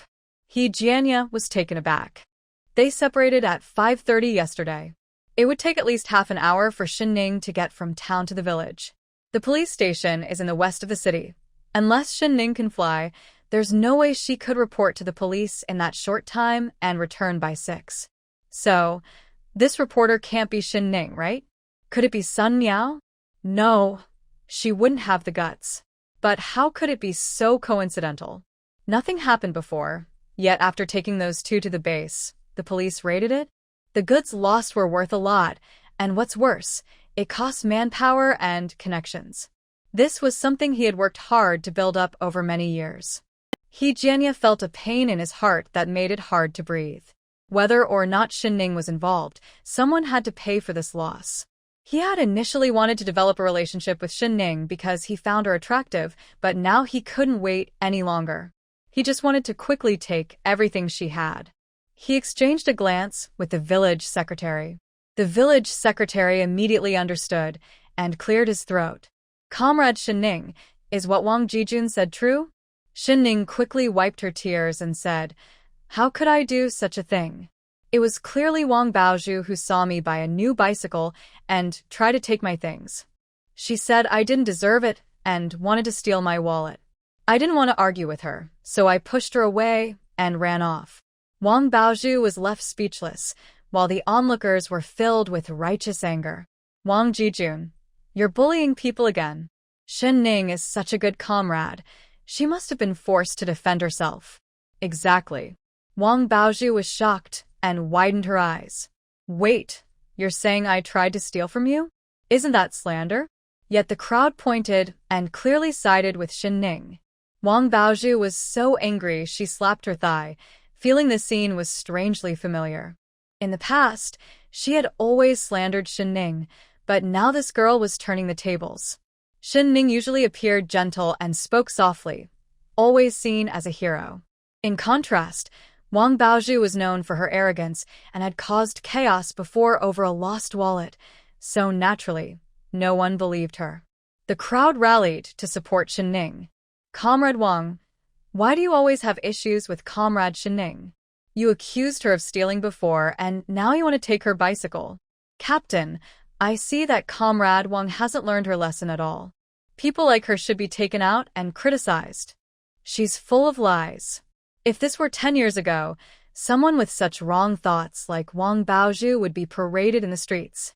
criticized, and sent to the farm for re-education. Wang Baozhu was so angry she felt like she might have a heart attack, but she didn't dare to speak up, fearing that these foolish villagers would take her out for criticism and education. She could only say, "I didn't mean to take her bicycle, really I didn't. She crashed into me on purpose." Fine, I won't press charges." When Shen Ning met her furious gaze, she felt delighted inside. So, this is what it feels like to be the villain. Watching Wang Baozhu struggle to defend herself made her even angrier, yet she had to swallow her frustration. Shen Ning felt relaxed and simply said, "Nice." After the crowd dispersed, He Jianya and the village secretary, He Jiawang, locked the door. "Jianya, you look unwell. What's going on?" "Dad, something serious has happened. The warehouse in the alley was raided by the police last night." "What?" He Jiawang was shocked and began to pace anxiously. "What should we do? If they trace it back to us?" "Don't worry, Dad. Zhao Shun has taken all the blame. But we suffered a huge loss this time. A big part of my fortune is gone, and I can't accept it. If I find out who stabbed me in the back, I will make them regret it." He Jiawang's expression was also grim. "We need to keep a low profile. Even if Zhao Shun and Wang Ji say nothing, the new commune secretary is not easy to deal with. Otherwise, I wouldn't have heard anything about the crackdown on the black market." He Jianya was still a bit suspicious. "Dad, can you confirm when Shen Ning came back yesterday? How could she go to the black market right before it got shut down? Don't forget, she has caught human traffickers before. She could be involved." He Jiawang was taken aback and shouted, "You! How could you take her there? Are you out of your mind?" He Jianya also felt regret. "I only mentioned that I had some connections in the black market, nothing more. Besides, she bought something from me, so we're in the same boat. You usually seem smart, but how could you be so foolish at a critical moment? If she gets caught buying something in the black market, it's just a matter of writing a self-criticism and being educated by the police. But you're involved in smuggling on a large scale. That could lead to serious consequences." He Jianya pouted, "I know I was wrong. The urgent thing is to find the traitor, the person who wrote the complaint letter." He Jiawang thought for a moment and shook his head. "It can't be Shen Ning. Yesterday, she cooked a pot of braised pork and delivered it to He Daji's house. I was there too. It was only 7 o'clock then, and the meat takes at least an hour to cook properly. In the evening, they held a meeting for the youth, and she was present the whole time, so she had no chance to leak any information." Finally, He Jianya let go of his suspicion about Shen Ning, but he still felt very confused. "Dad, I plan to propose to Shen Ning." He Jiawang's eyes widened in surprise. "You boy, how can you just decide on a whim? Have you thought this through?" He Jianya nodded. "I'm at the age to start a family. Shen Ning is great. She's beautiful, has money, and has even been seen by county leaders. Marrying her would be good for us." He Jiawang hesitated a bit. "That girl doesn't seem easy to handle, and she's quite straightforward." "I'm afraid." "Afraid of what? Aren't women like that? Once she's married, she should listen to her husband. If she doesn't, a little discipline will do." He Jiawang nodded in agreement. "As long as you have a plan in your heart, that's good. There are kids in the village your age who already have 2 or 3 children. Shen Ning is indeed nice, pretty, and smart. I'll hire a matchmaker to propose. I guess she might be shy, and after a few visits, she'll agree. Besides, there's no young man in the village with better conditions than you. But you need to behave yourself and not stir up trouble with young girls. Don't think I don't know about you and that son Meow. If she causes a scene, you won't have a good time." He Jianya scoffed. "Just her? Don't worry, that girl won't dare. I have something on her." He Jiawang acted quickly. The next day at noon, the matchmaker brought He Jianya, carrying 2 pounds of pork and 2 pounds of brown sugar, to knock on Shen Ning's door. Such a grand gesture naturally attracted the attention of the villagers. "Jianya, what's this?" He Jianya beamed. "I have fallen for comrade Shen Ning at first sight, so I hired a matchmaker to propose to her." Li Jiqiang, who was carrying a home from work, frowned and returned to the youth center. Fang Heng waited and waited, but did not receive a reply from his parents, feeling quite troubled. Perhaps they were busy and delayed in responding, or maybe the letter got lost. Fong Hung calmed himself down and decided to write another letter to his parents, urging them a bit. Hey, what are you writing? Come on, let's go see the excitement together. Fong Hung ignored him, the pen scratching on the paper as he felt impatient. He wanted to express his feelings to Shen Ning. Jianya brought a matchmaker to propose to Shen Ning. The pen stopped, and a large blot of ink spread out. Fong Hung turned around sharply. What are you talking about? Li Jiqiang squinted, noticing Fong Hung's flustered expression, and sighed. Brother, wake up. You have a fiancé. Besides, a strong dragon can't suppress a local snake. If you try to compete with the village chief's son for her now, life might not be easy for you in the future. Also, I don't think Shen Ning has any feelings for you. The way she looks at you is not even as warm as how she looks at her dog. Fong Hung's face grew darker, and Li Jiqiang's voice became weaker. Fong Hung suddenly stood up. Li Jiqiang quickly stopped him. Hey, where are you going? Don't act impulsively. Outside the courtyard, it was noisy. Shen Ning was counting her spoils in her space. She had left in a hurry yesterday and hadn't had time to look closely. Now, a plate full of shiny gold jewelry lay before her, and Shen Ning felt her eyes almost dazzled, unable to stop smiling. Her fingers were adorned with rings, and her wrists were stacked with 7 or 8 gold bracelets. Wow, this is really heavy. This joy, unfortunately, had no one to share it with, and Shen Ning felt a bit regretful. Suddenly, she heard the coal ball barking wildly. She hurriedly took off the jewelry and exited her space. Outside the courtyard, there were people everywhere. Shen Ning opened the courtyard door and was startled. Before she could say anything, a round and cheerful ant approached and grabbed her hand. Oh, so this is little Shen, the educated youth. Look at her, she's really beautiful, like a fairy. I'm not just saying this. After being a matchmaker for so many years, I've never seen a girl more stunning than her. I'm completely taken aback.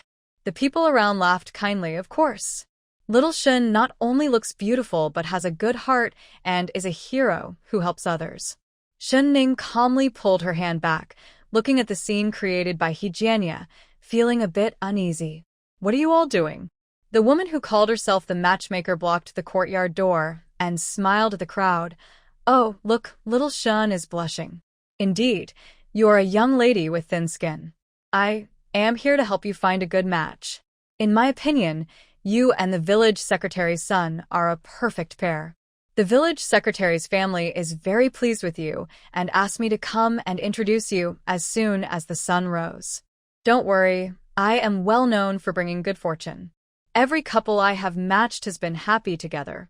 Shen Ning's expression suddenly darkened, and she pushed the matchmaker out, locking the courtyard door with a loud, Hey, open the door, young lady.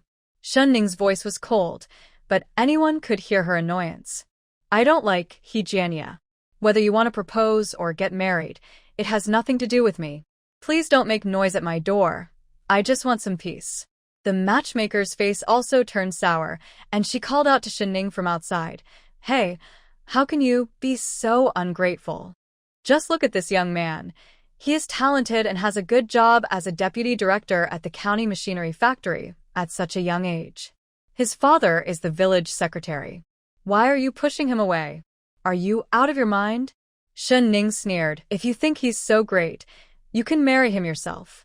Why come here to bother me? The crowd couldn't help but burst into laughter. But when they saw Jianya's dark expression and fierce eyes, they quickly quieted down and stepped back, afraid of his anger. The matchmaker felt embarrassed after being rejected multiple times. She thought it was strange. She had assumed these two liked each other, but the girl was so resistant while the boy had even sent someone to propose. Wasn't that humiliating? She felt frustrated but couldn't express it. Jianya's family was influential, and she couldn't afford to offend them. Besides, he was generous. Just for this visit, she would receive a 3 yuan thank you gift, and if they got together, she would get a big red envelope. But Shen Ning was too rude, which made the matchmaker angry, and her words became harsh.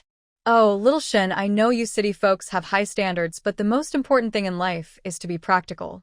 don't you think? Jianya is a great guy with a good background, abilities, and good looks. I really don't understand what you are dissatisfied with. Look at you. Besides your good looks, what else do you have?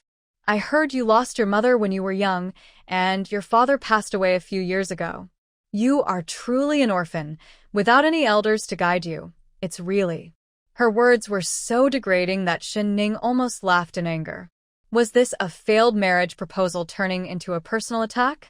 The more she thought about it, the angrier she became, so she turned and went to the kitchen to find a water basin. The matchmaker, not hearing Shen Ning's movements, became even more arrogant.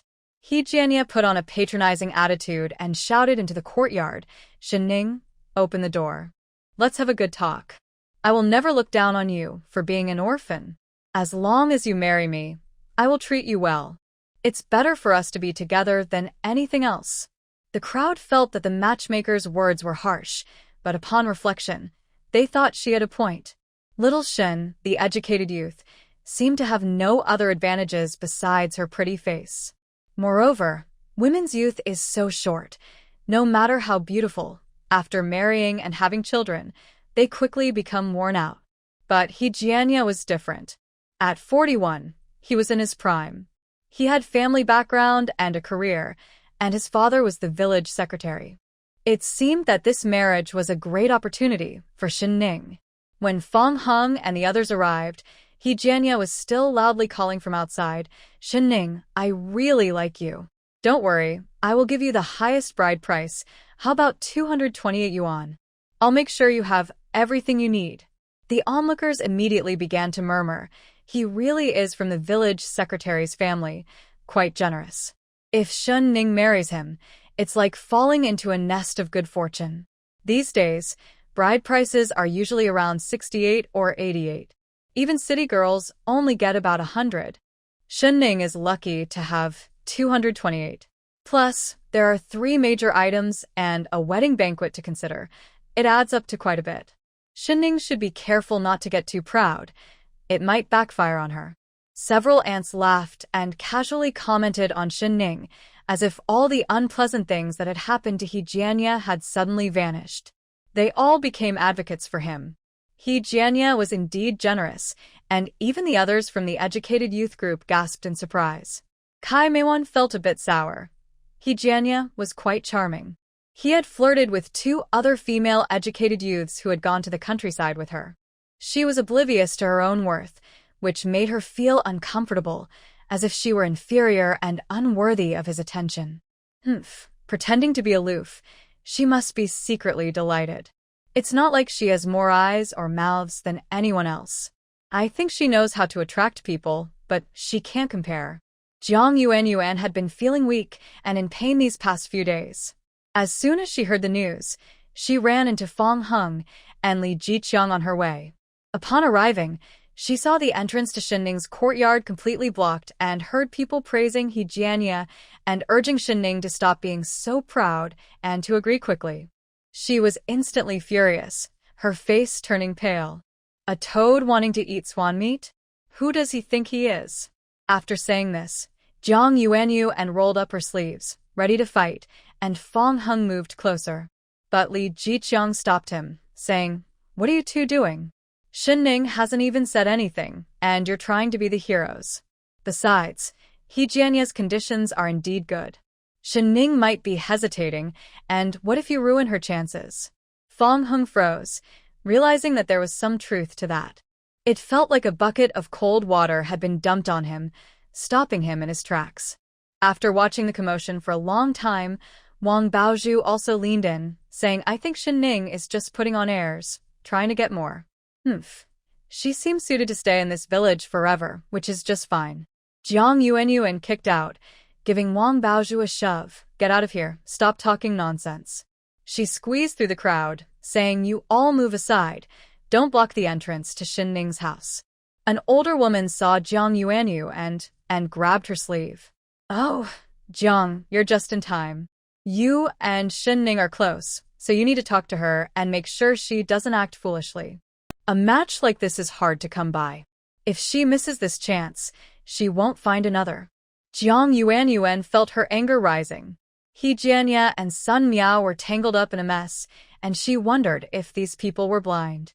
If it weren't for Sun Meow's reputation, she would have asked how this flirtatious man could be considered a good match for Shen Ning. To her, this was clearly a disaster waiting to happen.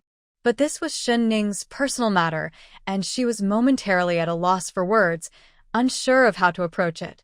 Suddenly, the closed courtyard door was pulled open. Everyone was taken aback, thinking that Shen Ning had finally agreed, feeling a mix of disappointment and acceptance. Before Jiang Yuan could speak, Shen Ning shouted, Yuan, get back. Jiang Yuan instinctively pressed against the wall. Suddenly, a large basin of water was splashed out, containing some spoiled vegetable leaves. She was stunned. The previously noisy crowd fell silent in an instant. Cough, cough. The matchmaker and He Jianya were the first to be caught off guard, choking on the water. The cold water drenched them from head to toe, hitting their faces like a slap. He Jianya wiped his face, his expression full of disbelief. He never expected Shen Ning to be so bold as to embarrass him in public. Despite their previous encounters, she had always been polite due to her status. He never imagined she would turn on him today without leaving him any dignity. The onlookers were also shocked. Some villagers who had been supporting He Jianya hesitated to speak up when they saw his embarrassed state. Shen Ning was fierce. Even the village chief's son was not worth their trouble. They quietly stepped back. The matchmaker, after years of arranging marriages, never thought she would face such a situation. Usually, families welcomed her with tea and gifts. She had never encountered such a bold girl. Even if a marriage didn't work out, they would still smile to avoid a bad reputation. She was so stunned that she could barely speak you, but couldn't form a complete sentence. Shen Ning threw the wooden basin into the yard with a loud crash. The crowd trembled again, too afraid to say anything. He Jianya tore off the vegetable peel from his head, his face dark with anger. Shen Ning, don't push your luck. My interest in you is a blessing from your ancestors. Shen Ning tilted her head slightly, her eyes filled with mockery. You can keep that blessing for someone else.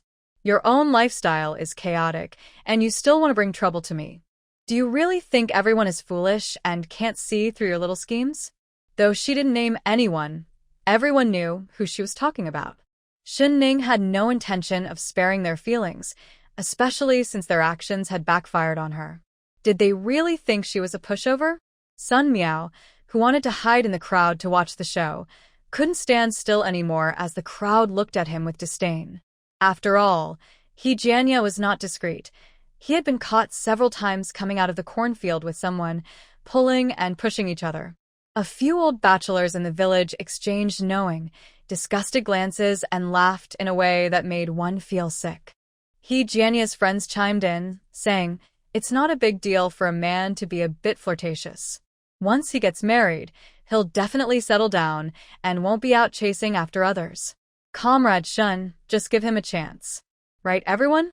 Shen Ning, too lazy to argue with them, pulled Jiang Yuan behind her and said to the crowd outside, Shen Ning, am making it clear today, I will never marry and will remain single forever. I absolutely will not consider He Jianya. If you think it's fine, go ahead and marry him yourselves, but don't bother me. If this happens again, I won't just throw vegetable water. It will be boiling water. Shen Ning's face was cold, looking quite intimidating, and her gaze warned the rowdy young men. I have a fierce dog in my yard. If anyone dares to trespass and something happens, getting bitten, then you can only blame yourselves. Just as Shen Ning finished speaking, a large black dog with white paws suddenly rushed out, barking and showing its teeth at the crowd. Its sharp teeth were frightening. He Jianya and the others were startled by the sudden appearance of the dog, and everyone scrambled back. Someone stepped on someone else's foot, and they all fell in a heap. Amidst the chaos, shouts and curses erupted, creating a very messy scene. Shen Ning coldly watched the commotion and called out, Meow, come back. The black dog, which had been barking fiercely, immediately turned and went back inside. Shen Ning slammed the yard door shut, completely shutting out the commotion. Turning around, she saw Jiang Yuanyu and, looking shocked, Shen Ning thought she was scared and awkwardly scratched her head, saying, I don't usually act like this. Jiang Yuanyuan rushed over to hug her, eyes sparkling, and exclaimed, Ning Ning, you were so cool just now. After a while, Jiang Yuanyu calmed down but looked a bit worried. But, by doing that, you've completely offended He Jianya and embarrassed the village leader. Do you think they will make things difficult for you? Shen Ning patted her shoulder reassuringly. He Jianya and Sun Meow had never had good intentions, but she didn't need to tell her everything. However, today she had clearly seen the true colors of these people in the village. At their core, they look down on women. When they reject He Jianya, they think she is being ungrateful. And those restless troublemakers seem to believe that being a man makes them superior. If a woman is flirtatious and behaves poorly, people will quickly judge her and want to shame her. But when a man flirts around, others just see it as gossip or romantic adventures. It's truly ridiculous. Under Sun Meow's influence, she now appears to everyone as a wealthy orphan, someone anyone can take advantage of. After sending He Jianya away today, tomorrow there will be more like Wang Jianya and Zhang Jianya trying to take advantage of her. They want to take everything from her. After much thought, Shen Ning decided to leave this place as soon as possible, and the opportunity was right in front of her. If she could become a teacher at the Central Elementary School, she would be able to eat better food and move into the staff dormitory, ensuring her safety. Jiang Yuanyu was still a bit shaken, but Shen Ning pulled her into the room and took out some high school textbooks. Come on, let's study and review. The teacher selection is in a month. Jiang Yuanyu groaned, no way, I can't do it. Shen Ning didn't push her too hard. She remembered that in her past life, the Central Elementary School had hired 2 temporary workers mainly to teach art and music. Shen Ning raised an eyebrow. You seem to be good at drawing. Jiang Yuanyu was surprised. How do you know? That's not something to share. A few years ago, it was heavily punished. Her uncle's family suffered a lot. Shen Ning chuckled. Well, you must know a bit. Jiang Yuanyu seemed confused by Shen Ning's sudden change of thought, but she quickly caught on. You have insider information. Is there another position besides teaching? Shen Ning smiled. I just think it's good to be prepared. Jiang Yuanyu's eyes lit up. Growing up in the courtyard, she wasn't foolish and quickly agreed. That's true. Besides teachers, there are positions for publicity workers, accountants, scorekeepers. There are so many things a youth can do. Meanwhile, He Jianya was humiliated in public and looked frighteningly gloomy. The matchmaker, scared by the sudden appearance of a black dog, fell to the ground and was now rubbing her waist, complaining. Oh, dear, what is this? This girl is too fierce. It seems I won't be getting any bride price. I should head home now, she said as she tried to get up and leave. But He Jianya suddenly scolded, You haven't accomplished anything. Where do you think you're going? The matchmaker was so scared that her legs went weak. Trembling, she pulled out $3, thinking, wow, money from the village leader is really hard to earn. However, He Jianya suddenly changed his expression and pressed her hand down, saying, Auntie, that's not what I mean. We still need to discuss the marriage. The matchmaker gulped, feeling that He Jianya might be furious. The young girl had made her stance very clear, and now he still wanted to talk about marriage? Wasn't that just embarrassing? He Jianya sneered, staring at the closed wooden door, and said, If Shen Ning doesn't want to, there are others who would be happy to marry me. Everyone realized he had alternatives, and the excitement of the day was far from over. The villagers, who had been in a hurry to change clothes after getting splashed, now relaxed. After all, it would be a shame not to enjoy such fresh gossip. He Jianya looked around and spotted Sun Meow quietly stepping back in the crowd. He pointed, Come here. He didn't even bother to call her by name, turning to the matchmaker and saying, Give her the things. In 3 days, it will be a good day. Everyone is invited to join us for a feast. Sun Meow stood frozen, as if struck by lightning. He Jianya didn't even ask for her opinion, treating it as casually as if he were buying a pet. The matchmaker was momentarily stunned but quickly realized that this girl was likely the one mentioned in He Jianya's romantic affairs. She noticed the red marks on Sun Miao's collar and her attractive figure, which suggested she had been well cared for by men. Her gaze held a hint of disdain, but she forced a smile, even though she was drenched and looked quite comical. Oh, this young lady looks like she would be a good mother, and she's quite lovely too. They say fate is wonderful and unpredictable. I see you and Jianya are truly meant to be together. You two are a perfect match, aren't you? The crowd, eager for entertainment, chimed in. Yes, well said. Absolutely right. He Jianya scoffed, shaking the water off his clothes, and didn't respond. His attitude made it clear he looked down on Sun Miao. The crowd, recalling how the two had interacted earlier, couldn't help but smirk. Oh, why worry about these formalities? I think we can just have the feast tonight and head straight to the wedding. Ha ha ha. An old bachelor glanced at Sun Miao's noticeably full chest and said, they've been spending every night together. Ha ha ha. Everyone burst into laughter. A group of women spat at Sun Miao. Shameless, you're embarrassing all women. Sun Miao's face turned bright red, but she held her head high. Stop talking nonsense and ruining my reputation. Oh, reputation. He Jianya's friends mocked her with a teasing tone. Sun Miao was so angry she stomped her feet. She had come to see Shen Ning's excitement, but instead, she became the laughingstock. Unlike Shen Ning, she couldn't stand firm and had to plead, He Jianya, say something.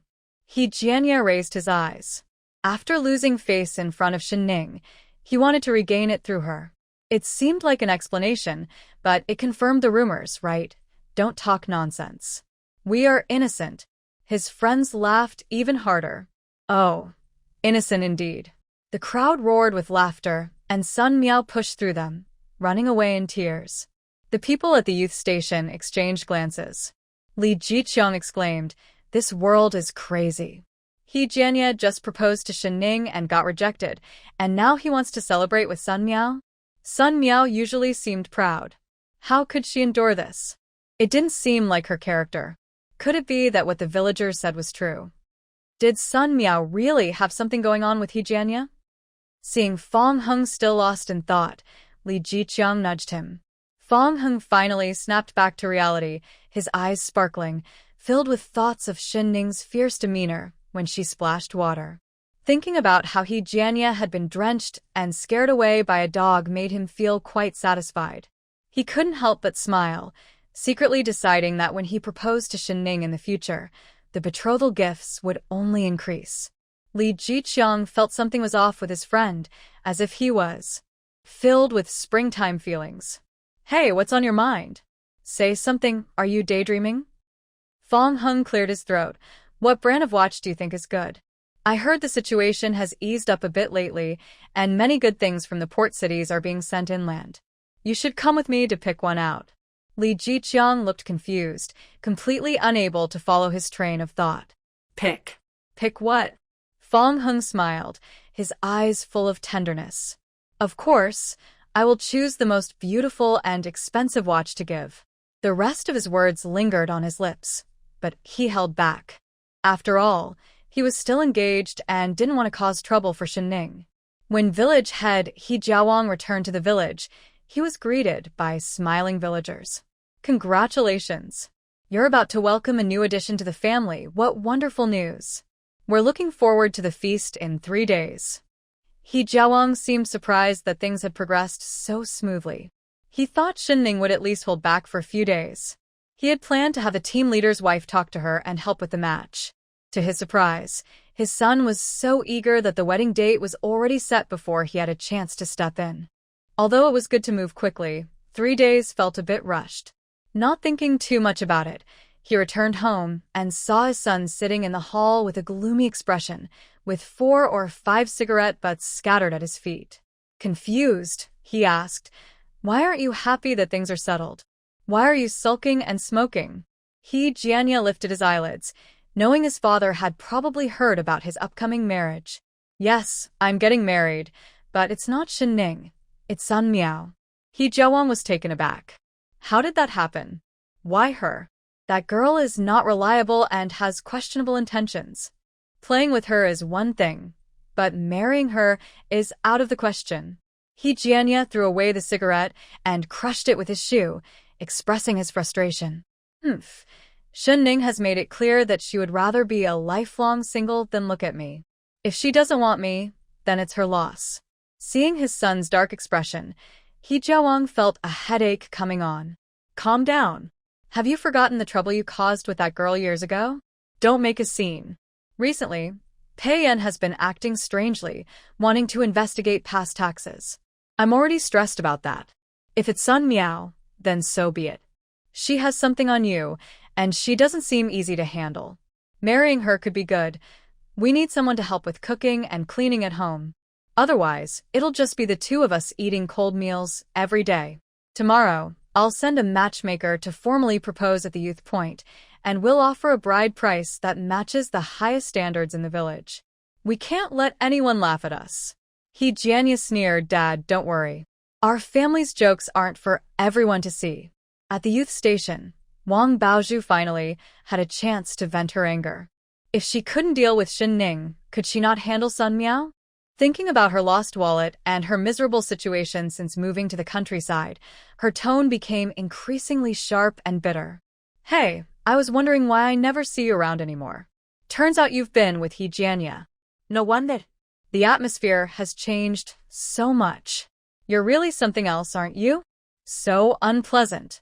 Sun Meow was exhausted from being pointed at by villagers and didn't want to say a word. She climbed onto the bed and fell asleep immediately.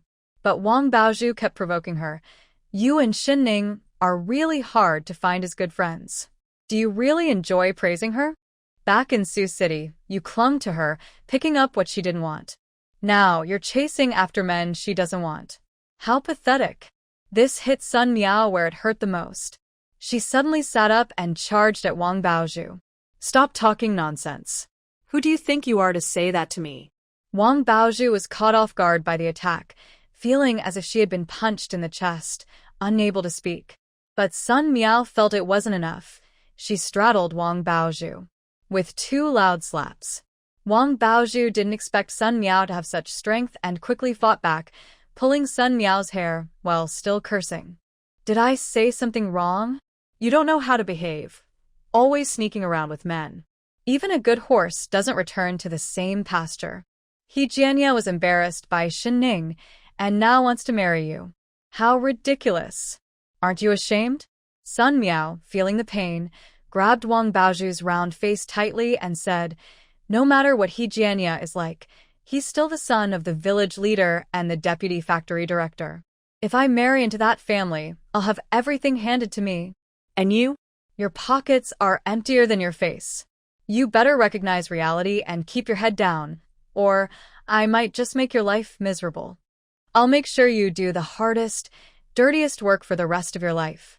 Wang Baozhu was frightened and realized that even though Sun Meow's reputation was terrible, she had gained real benefits.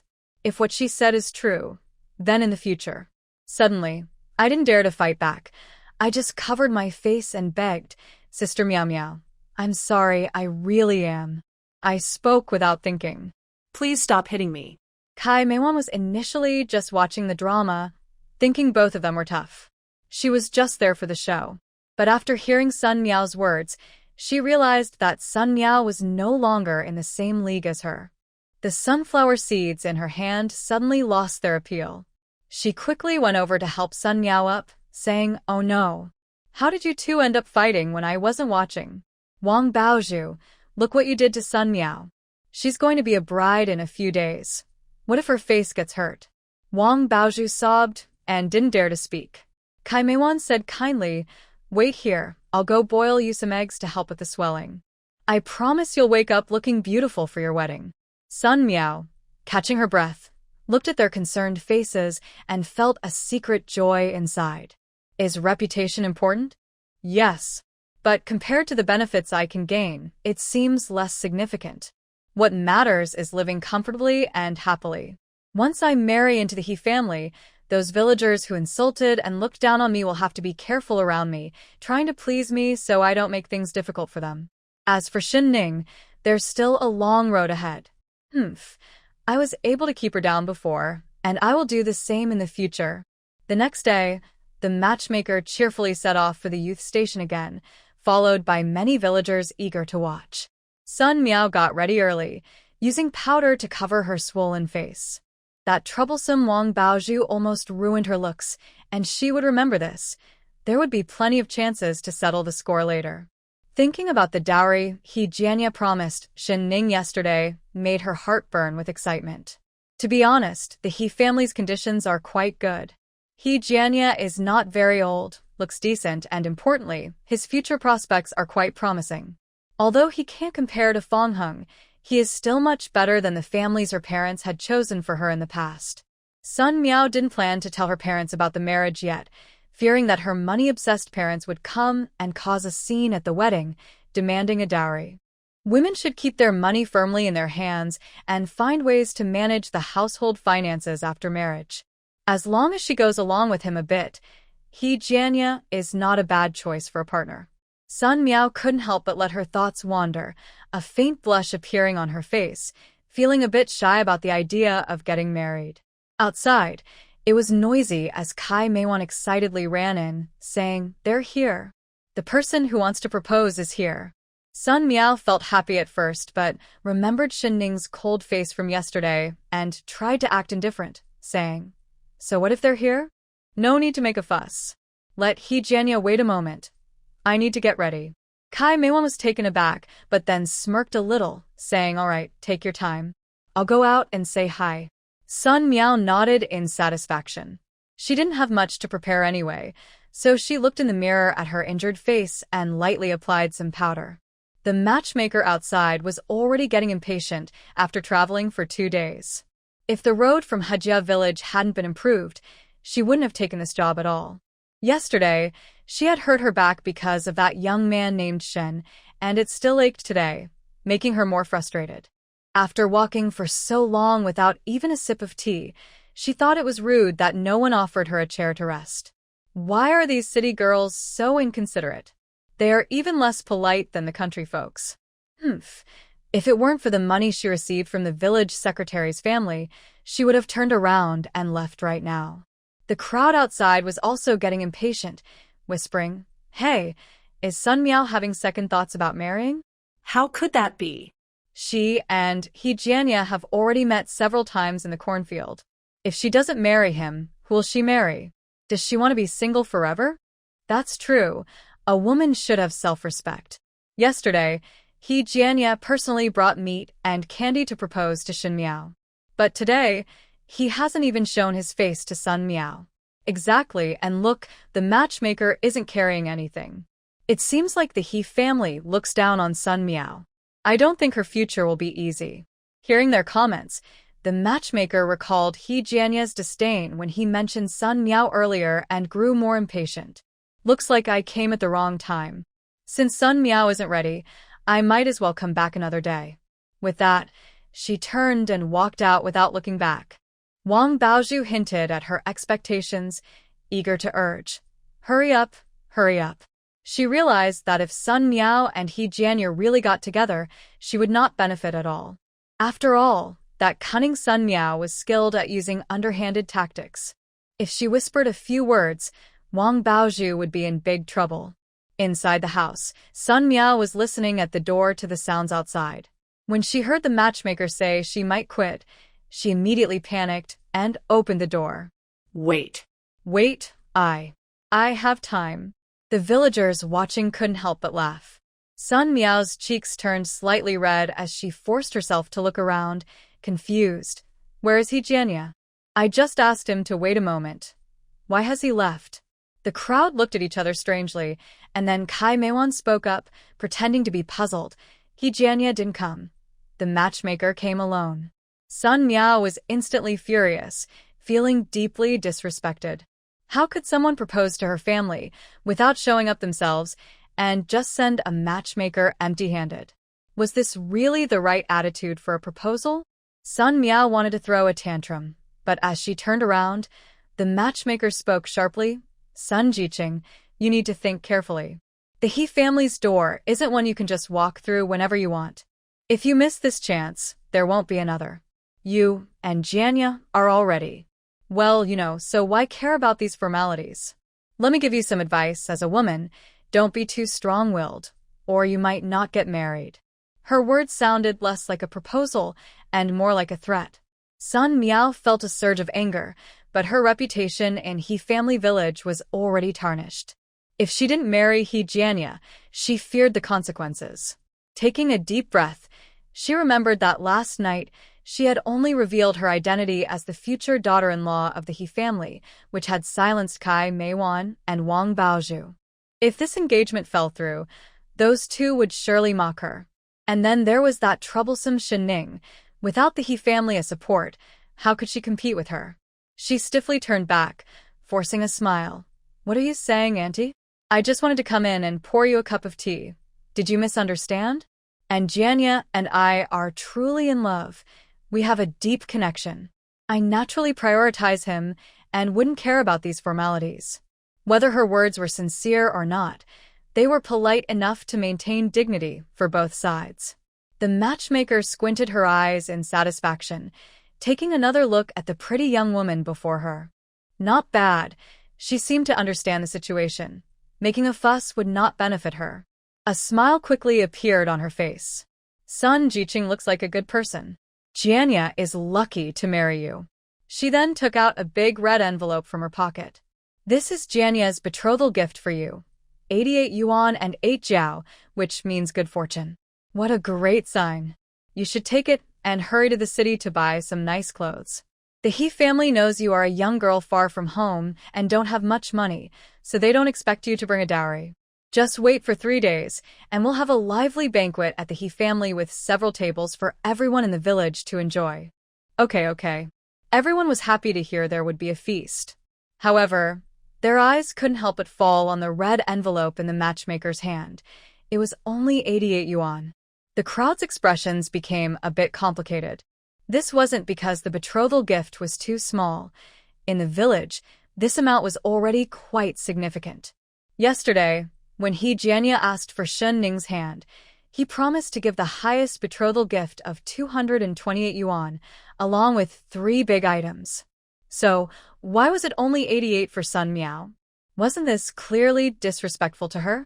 Well, Sun Meow didn't have much reputation in the village anyway. Her previous actions had already cost her that. Sun Meow stood there, stunned and in disbelief. How much? 88 yuan and 8 jiao. Is this all He Jianya plans to give me? What about the 3 big items? The watch, bicycle, and sewing machine? Sun Meow felt increasingly upset. After sending off the onlookers, she sneaked over to the He family and happened to see He Jianya locking the door as he was about to leave. She rushed up. Wait. He Jianya, seeing Sun Meow, impatiently clicked his tongue. Why aren't you preparing for the wedding at the youth center? What are you doing here? Sun Meow's eyes turned red, and tears threatened to fall, looking quite pitiful. You didn't come when they proposed, but what's with the betrothal gift? You clearly said yesterday that it would be 228 yuan and 3 big items.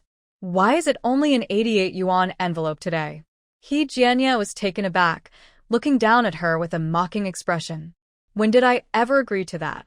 If I were marrying Shen Ning, it would be that amount, but I'm marrying you. Do you really think you deserve it? Don't you know what kind of person you are? I'm sorry, but I can't assist with that. In our Hujia village, go ask around how many young girls can have such a high bride price. Sun Meow gritted her teeth, looking both unwilling and resigned. Then, I want a watch, just like the one on Shen Ning's wrist. As soon as she finished speaking, He Jianya's expression turned extremely ugly, and he suddenly grabbed Sun Meow by the neck. Is it you? Are you jealous of Shen Ning? You left early that day to report us to the police.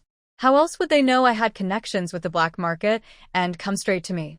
Sun Meow struggled to breathe, her pale face turning red. No, it's not me, really. Why would I do such a thing? It must be Shen Ning. I'm on the same boat as you. Reporting you would only hurt myself. He Jianya coldly scrutinized her, then suddenly released his grip. Sun Meow fell heavily to the ground, tears streaming down her face. But now it was too late for regrets. She could only blame herself for being careless and giving Jianya a handle to grasp. One wrong step led to another. Overwhelming regret suffocated her. She even started to resent Fong Hung. If it weren't for him, she wouldn't have chased him to the countryside and ended up in this difficult situation. Jianya had no time for her twists and turns and coldly warned, "It better not be you, or I'll crush you like an ant." Shen Ning was completely unconcerned about what happened at the youth dormitory. At that moment, she was riding her bicycle with Jiang Yuan, racing through the fields. The autumn harvest was over, and the team had delivered the grain. This year's youth had come late, and the work points they earned were not enough for them to survive the winter. Fortunately, everyone received subsidies when they went to the countryside, so they all rushed to the town before winter to buy necessary supplies and food. They also needed to make 2 thick quilts and warm cotton jackets. After all, winter in the Black Province was no joke. It was said that every year, some lazy people froze to death in their homes. Jiang Yuan looked a bit worried yet excited. "I heard that winter in the Black Province has months of continuous snow. My mom sent me several thick quilts and jackets, and when I wear them, I look like a ball. So ugly. But I've never seen snow. Have you, Ning?" Shen Ning pedaled hard, and upon hearing Jiang Yuan's question, dark memories from her past resurfaced. She had indeed seen snow, and almost froze to death in her first year in the countryside. Each winter after that was filled with the pain of hunger and cold. Behind her, Jiang Yuan did not notice her unusual behavior and was filled with the joy of youth. "It's a pity I don't have a camera. Otherwise, I would take a few pictures to send to my mom, along with some of my own beautiful photos. She must miss me a lot. I'm even looking forward to winter. What about you, Ning?" As they rode faster on the bicycle, Jiang Yuan exclaimed and hugged Shen Ning's waist tightly, her laughter ringing like silver bells along the path. Shen Ning didn't respond, feeling uplifted by her happiness, and pushed away heavy memories from her mind. More than anyone, she looked forward to each day, which felt like a gift from above, a life she had never dared to imagine before. Shen Ning rode her bike all the way to the state-run restaurant. Jiang Yuan, feeling generous, glanced at the menu and ordered braised beef, braised ribbon fish, stir-fried wood ear mushrooms, and a bowl of tomato egg soup, along with 2 large bowls of rice. "I must treat you to this meal, since you brought me here. Don't worry, later I'll go to the department store to buy a bike, and we'll each have one on the way back. I don't want to tire you out." Shen Ning didn't argue, and they chose a quiet corner to eat and chat. She had planned to visit the second mechanical factory later to inquire about the worker Fong Qing, who had died unjustly because of Jianya. However, Jiang Yuan insisted that Shen Ning accompany her to pick out a bicycle at the department store. Shen Ning felt conflicted. She didn't consider herself a good person, but it was hard to watch a vibrant young life fade away. Yet, she also knew that Jianya had his eyes on her, and rushing to the mechanical factory could put her in danger if someone spotted her. Shen Ning's thoughts scattered, and she became a bit distracted. Suddenly, Jiang Yuan squeezed her hand, bringing her back to reality. She saw Jiang Yuan motioning with her lips and signaling her to look back. At some point, 2 young women in work uniforms entered the state-run restaurant, holding aluminum lunchboxes and chatting as they waited. "I heard the deputy factory manager is getting married, Ching. That's really great news. You have no idea how I feel like hiding from that guy every day at the factory. I hope that once he gets married, he'll behave himself. I'm really scared. If this continues, The woman's voice suddenly choked up. Her companion quickly handed her a handkerchief. "Here, wipe your tears. It's my fault for bringing him up. Hey, who says we have no power and influence? When we feel wronged, we can only hold it in and endure a little longer." After the girl finished speaking, she sighed, looking a bit lost. Jiang Yuan had a strange expression. Is he from the mechanical factory number 2, with the last name He? What a coincidence. Shen Ning didn't expect it to be such a coincidence either. But in reality, it wasn't too surprising. Shen Ning had come here hoping for a bit of luck. There were several state-run restaurants in town, but the one they were dining at was the closest to Mechanical Factory number 2. One could say that even fate couldn't stand by and watch Jianya's wrongdoings, which led to this encounter. Seeing the two girls had already gotten their meals and were about to leave, Shen Ning put down her chopsticks, reminded Jiang Yuanyuan a couple of times, and got up to follow them out. Jiang Yuanyuan was focused on her meal, not looking up at all. It wasn't until her stomach felt full and the food had gone cold that she grew impatient waiting for Shen Ning to return. Jiang Yuanyuan didn't ask many questions. Everyone has their own little secrets, and if Shen Ning wanted to share, she would. She just kindly asked if she wanted the kitchen to reheat her food. Shen Ning shook her head. She had just gone out to portray herself as a girl being harassed by Jianya. Unexpectedly, after hearing this, the two girls advised her to let it go and not confront Jianya directly. They mentioned that Jianya had powerful connections, making him hard to offend. Many female employees in the factory had been harassed by him, and some had reported him. Yet, Jianya still held his position as deputy factory director and had ruined the reputations of those who reported him. Shen Ning realized how strong the forces behind Jianya were. Perhaps even the county government had spies for him, or else those reports wouldn't have been discovered by Jianya. She felt a bit anxious, but quickly sorted her thoughts. In this day and age, women valued their reputations, and given Jianya's influence, it was understandable that they were afraid and unwilling to testify. It would be better for her to wait and see how things unfolded. With Jianya and Sun Miao's nature, even if she wanted to let it go, they wouldn't leave her alone. She just needed to quietly wait for them to create trouble and gather evidence. Suddenly, Shen Ning's eyes lit up, urging Jiang Yuanyuan, "Let's go. Didn't you want to buy a bicycle? Let's go now. I need to buy some things too. Hurry up." When they arrived at the department store, as soon as they bought the bicycle, Shen Ning eagerly pulled Jiang Yuanyuan to the radio counter. Jiang Yuanyuan couldn't help but tease. Indeed, being wealthy makes a difference. Look at others. Even when they get married, they might not have the 3 main items. But you've already bought everything in advance. Just think about how much pressure your future partner will have. Shen Ning chuckled and didn't argue. She glanced around the counter, her eyes passing over a heavy radio. She remembered that a new model of portable cassette player had come out, small and designed for playing tapes, and it could also record sound. Shen Ning asked the salesperson about it. The salesperson immediately smiled and presented a silver portable cassette player. "Are you planning to learn a foreign language? This player is compact and easy to carry. We also have matching English tapes and Russian tapes. Let me know if you need any." Jiang Yuanyuan was taken aback, then looked at Shen Ning with admiration. "Are you planning to teach yourself English?" "Oh, that sounds complicated. Just listening to it gives me a headache." Shen Ning felt a bit awkward, not wanting to explain that she got the cassette player to set up a trap for Sun Miao and Jianya. "I just think it's interesting and want to listen for fun. I'll take the English tapes. By the way, do you have any blank tapes? I'd like 2 of those too." No matter how much Sun Miao regretted it, 3 days passed quickly. Jianya, being the only son of the village leader, couldn't have a shabby wedding. After being humiliated by Shen Ning earlier, Jianya decided to invite the entire village to celebrate. Families close to him brought their whole households, while those who didn't interact much sent one representative to join the feast and give gifts. Sun Miao, being a young intellectual sent to the countryside, had no relatives in his village. The other young intellectuals temporarily acted as her family, and the team leader's wife, Lu Chuiying, helped with the arrangements at the village leader's request. Weddings during this time were relatively simple. Some newlyweds wore new military uniforms with a big red flower pinned on as their wedding attire.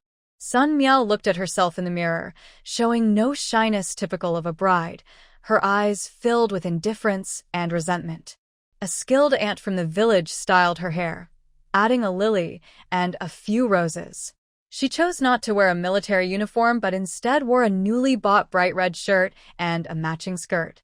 Her waist was cinched, and her chest was noticeably full. The nearby aunts turned their eyes away shyly, thinking that Sun Miao's outfit was too revealing and bold. Later, we still need to toast, and with so many men around, it feels a bit awkward. But Sun Meow didn't mind. She touched the rose in her hair, twirled around, and asked, "How do I look today? Am I prettier than Shen Ning?" Of course, of course. You are the bride, and no one can outshine you today. You are the most beautiful one here, Kai Meiwan said generously, offering compliments. She then took out a brand new thermos from her room. I know my conditions aren't great, so please don't mind. This thermos is new, and I haven't used it yet. It's for your makeup. We came from the same youth program, so let's keep in touch and not become strangers. Sun Meow smiled but looked critically at it, nodding without saying a word. Just then, Wang Baozhu stumbled in, and Sun Meow stopped her, asking, "Where's your contribution money?" Wang Baozhu quickly covered her pocket, looking terrified. "I don't have any money. You know my wallet was lost, and my mom hasn't sent me any money this month." Sun Meow nodded in understanding. "All right, then you owe me 2 yuan. Remember to pay me back next month." Wang Baozhu's eyes widened in shock. In these times, only close friends would give 2 yuan. Most people only gave 30 or 50 cents. She felt their relationship wasn't worth 2 yuan, and even 2 dimes seemed too much. You're robbing me." Sun Meow sneered. "Just a few days ago, you called me Sister Meow Meow." "What? Now you're denying it." Remembering the scene where she had begged for mercy after being beaten, Wang Baozhu immediately felt defeated and said helplessly, I understand. Once my mom sends me money, I'll pay you." She felt wronged and almost cried. These days had been so tough for her. Being bullied by Shen Ning was one thing, but now even Sun Meow was stepping on her toes. It was so frustrating. She took a deep breath and secretly vowed to eat her fill today to make up for the 2 yuan. Jiang Yuan and Shen Ning were also from the youth program. Although Shen Ning and Sun Meow didn't get along, everyone still had to be polite on the surface. Otherwise, they might be labeled as not united, causing division, which no one wanted. Plus, Shen Ning was genuinely interested in seeing the festivities. After all, she and Sun Meow had been close in a past life, and despite their current rivalry, she felt it was important to attend the wedding. The two arrived just in time for the makeup ceremony. In the yard, a car was parked with a big red flower tied to it, and on it were 2 new quilts, 2 wooden basins, 2 thermoses, and a small wooden box. The dowry may not be impressive, but in this backward village, it's acceptable. Jiang Yuan reluctantly took out 50 cents and said, "Here, I wish you a happy marriage." Sun Meow glanced at it and then turned her attention to Shen Ning, saying, "Baozhu gave 2 yuan. As her sister, you can't be outdone." Everyone's gaze shifted to Shen Ning, and whenever Sun Meow and Shen Ning met, there was bound to be some drama. At this moment, everyone was eagerly watching Shen Ning, and Jiang Yuan nervously tugged at her sleeve, worried that Shen Ning might be stubborn. After all, the situation was not in their favor. After today, Sun Meow would be the village chief's daughter-in-law. Shen Ning gently patted Jiang Yuan's hand and reminded her that she had cleared out her little courtyard before leaving, so there was plenty of space. She pulled out 2 nearly new pillowcases from her bag and said, "Talking about money feels so tacky. The mandarin ducks on these are hand-stitched by me. I wish you and Jianya a long and happy marriage with many children." Wang Baozhu stepped forward to take a look. The embroidery was not impressive and looked quite familiar. She didn't think much of it. In these times of scarcity, colorful bed sheets and mandarin duck pillowcases were quite common. She didn't recognize that these were her mother Wang Aihua's pillowcases, with the rough embroidery done by her own hands. Sun Meow's expression suddenly darkened. On such a joyful day, she felt dismissed, as if even a small gift was too much to ask for. Yet, Shen Ning spoke sincerely, "I know my skills aren't great. I worked day and night for 3 days to finish these, and my fingers got pricked. This is my heartfelt gift. Please don't mind the rough stitching. After all, some feelings can't be measured by money, right?" This sounded very familiar. It was the same line Sun Meow had used to deal with Shen Ning before. Li Jiqiang laughed without restraint. "That's right. It's the thought that counts." This backfired on Sun Meow, and even if she wanted to get angry, she had to hold it in. Deep down, she knew Shen Ning's skills well, but no one else had seen them. Arguing with Shen Ning would only make her look bad, so she begrudgingly accepted the pillowcases and forced a smile, saying, "Well, I truly appreciate your kindness." Just then, a loud crackling of firecrackers sounded outside, and the villagers who came to heed Jianya cheered joyfully. "The groom is here to pick up the bride. The groom is here to pick up the bride." No matter the past disagreements among a few people, they all came from the same youth group. On this joyful day, everyone happily sent Sun Meow off. As she passed the entrance, Sun Meow saw Fong Heng gently playing with He Xiao Jun's hair, completely ignoring her. It felt as if she was just attending a stranger's wedding. Even if they were strangers, he should at least say, "Congratulations on your wedding." He was so indifferent, so heartless. Just then, Fong Heng suddenly looked up, smiling as he waved and walked towards her. His handsome face was as refreshing as it had been in school, and his comfortable life had kept a hint of innocence in him. When he smiled, it felt like sunshine warming her heart. Sun Meow suddenly had a ridiculous thought. If Fong Heng came to take her away, she would definitely go with him, without hesitation. As Fong Heng approached, Sun Meow felt her heart racing, thump-thump. The sound was so loud it drowned out the joyful noise around her. All she could see and feel was this man walking towards her, as if he was her entire world. But as he got closer, Sun Meow realized he didn't even notice her. He brushed past her, excitedly heading towards Shen Ning, saying, "Shen Ning, you're here too. Let's sit together later." Li Jiqiang also leaned in. He Jianya is at least a deputy factory director, so the banquet will be great. Finally, we can have better food. I'm tired of those steamed buns. Seeing them laugh and joke together, all focused on their fun, Sun Meow felt tears welling up in her eyes, unable to believe it, yet feeling completely heartbroken. It seemed even fate was mocking her foolish hopes. She swayed slightly, paused, and from deep within, a sense of resilience and determination arose. She coldly glanced at the laughing crowd and walked purposefully towards Hejianya. This was the path she chose. Even if she had to cry or kneel, she would see it through. One day, she would live more splendidly than any of them. She would smile as she watched them cry. She wanted to see them kneeling at her feet, weeping and regretting how they had underestimated and mistreated her. It felt like a long time had passed, but it was just a brief moment. Sun Meow had composed herself. She was determined to win and marry beautifully. Seeing Sun Meow dressed beautifully today, with a proper smile on her face, Hejianya was quite pleased. He glanced at Shen Ning without leaving a trace, determined to marry Sun Meow but not letting Shen Ning go either. Since she didn't want a title, she could expect to be treated poorly. He handed a bunch of flowers to Sun Meow, picked her up, and spun her around amidst the cheers of the crowd, then placed her on the back seat of the bicycle. He grabbed a handful of candies from the basket and tossed them to the children, saying, "Let's go." Taking the bride home. Regardless of how Sun Meow and Hejianya behaved before, they were now married, and Sun Meow became the daughter-in-law of the village leader. In Hejia village, everyone treated her well. Even the ants who once looked down on her had to greet her with smiles. Perhaps feeling a sense of pride, after their marriage, Hejianya treated Sun Meow fairly well in public, finding her a relaxed job as a scorekeeper in the team. However, now that the autumn harvest was over, Sun Meow went to the foot of the mountain every day with a notebook to calculate work points for the young men repairing the road, showing off for a while. "Look at her, she's getting too full of herself." Jiang Yuan frowned while helping to carry tools.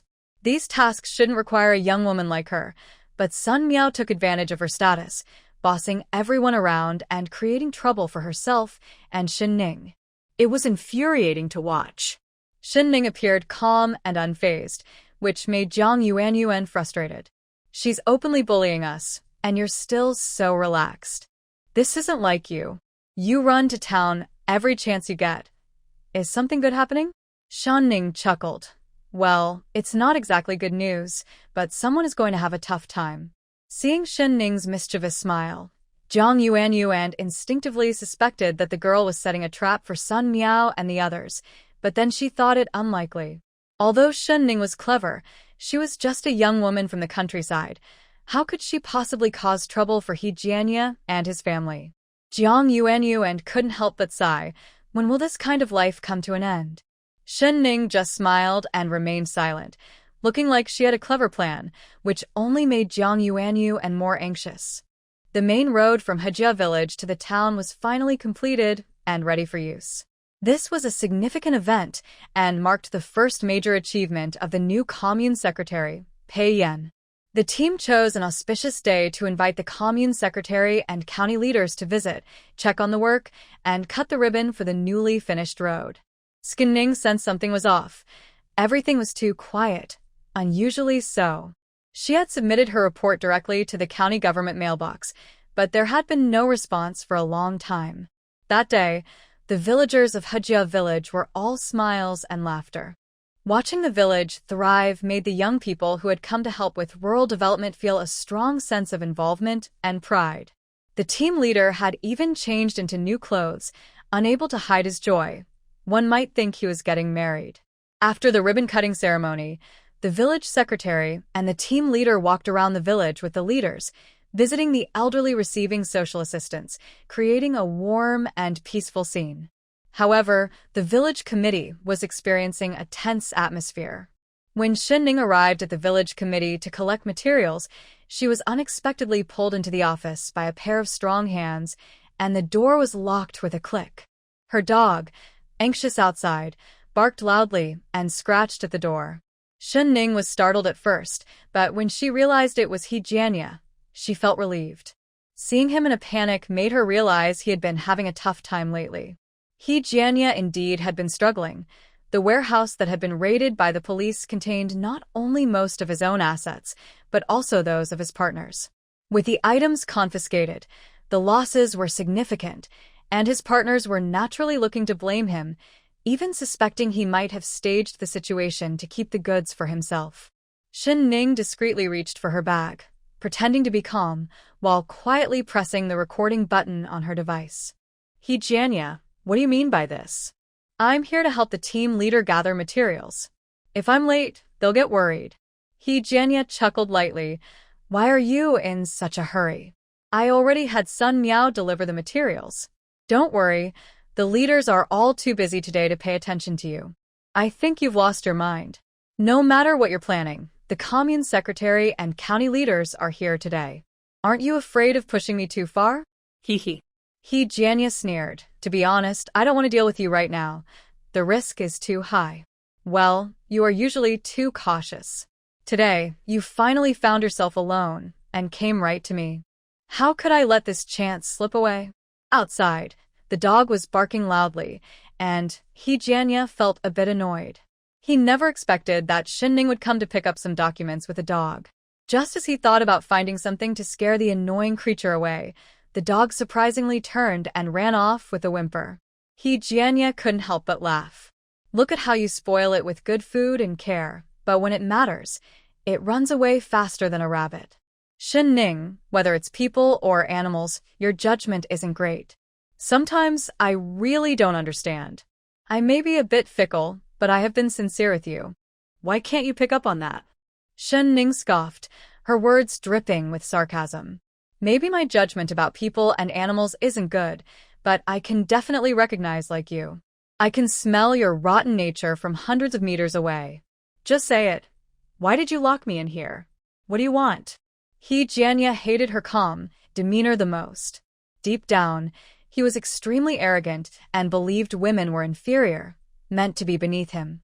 He couldn't stand being looked down upon, especially by someone he considered a mere plaything. What do I want? Do you really think I called you here for no reason? Shen Ning, don't be so clever. You think I can't see through your little tricks?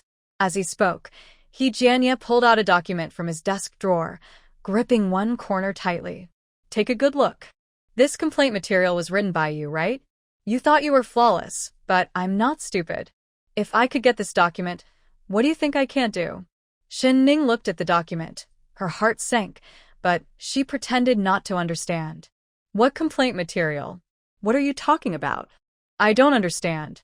Jianya sneered, took out a lighter, and set the complaint document on fire, tossing it into the fire pit. Watching it burn to ashes, he couldn't hide his satisfaction. It doesn't matter if you don't understand. The complaint materials you carefully delivered to the county secretary's office were easily obtained by me. So tell me, what do you have to fight against me? Seeing Shen Ning silent, Jianya felt even more triumphant. You don't think you can persuade them once and have a second chance, do you? I'm not afraid to tell you the truth. I have plenty of spies in the machinery factory. There are those women who have taken my money and benefits. If they dare to betray me, I will make their lives miserable. Shen Ning, I gave you a chance, but you didn't cherish it. However, Shen Ning showed no fear. She looked straight at Jianya and said, "Are you admitting to using your position as deputy factory director to take advantage of female employees and harass them?" So what if I admit it? Do you have any evidence? Since I did it, I can handle it. Those women have already taken my hush money. It was a mutual agreement. What can you do about it? Jianya's laughter grew more arrogant as he pressed closer, making Shen Ning feel uneasy and step back. Cornered with nowhere to escape, Jianya looked down at Shen Ning with an evil glint in his eyes. Shen Ning, you are somewhat clever. I don't know how you did it, but I am sure the destruction of my black market hideout is connected to you. So what if I did it? Jianya seemed surprised that Shen Ning admitted it so directly. Shen Ning continued, I reported your black market hideout and contacted the female employees you harassed, submitting anonymous complaints. Shouldn't someone like you be punished? Even if my report fails this time, I will submit more complaints once I'm out. If the county can't handle you, the province will. I refuse to believe there is no justice in this world, especially for those of you who hide behind public service while doing terrible things. Jianya seemed taken aback by Shen Ning's boldness.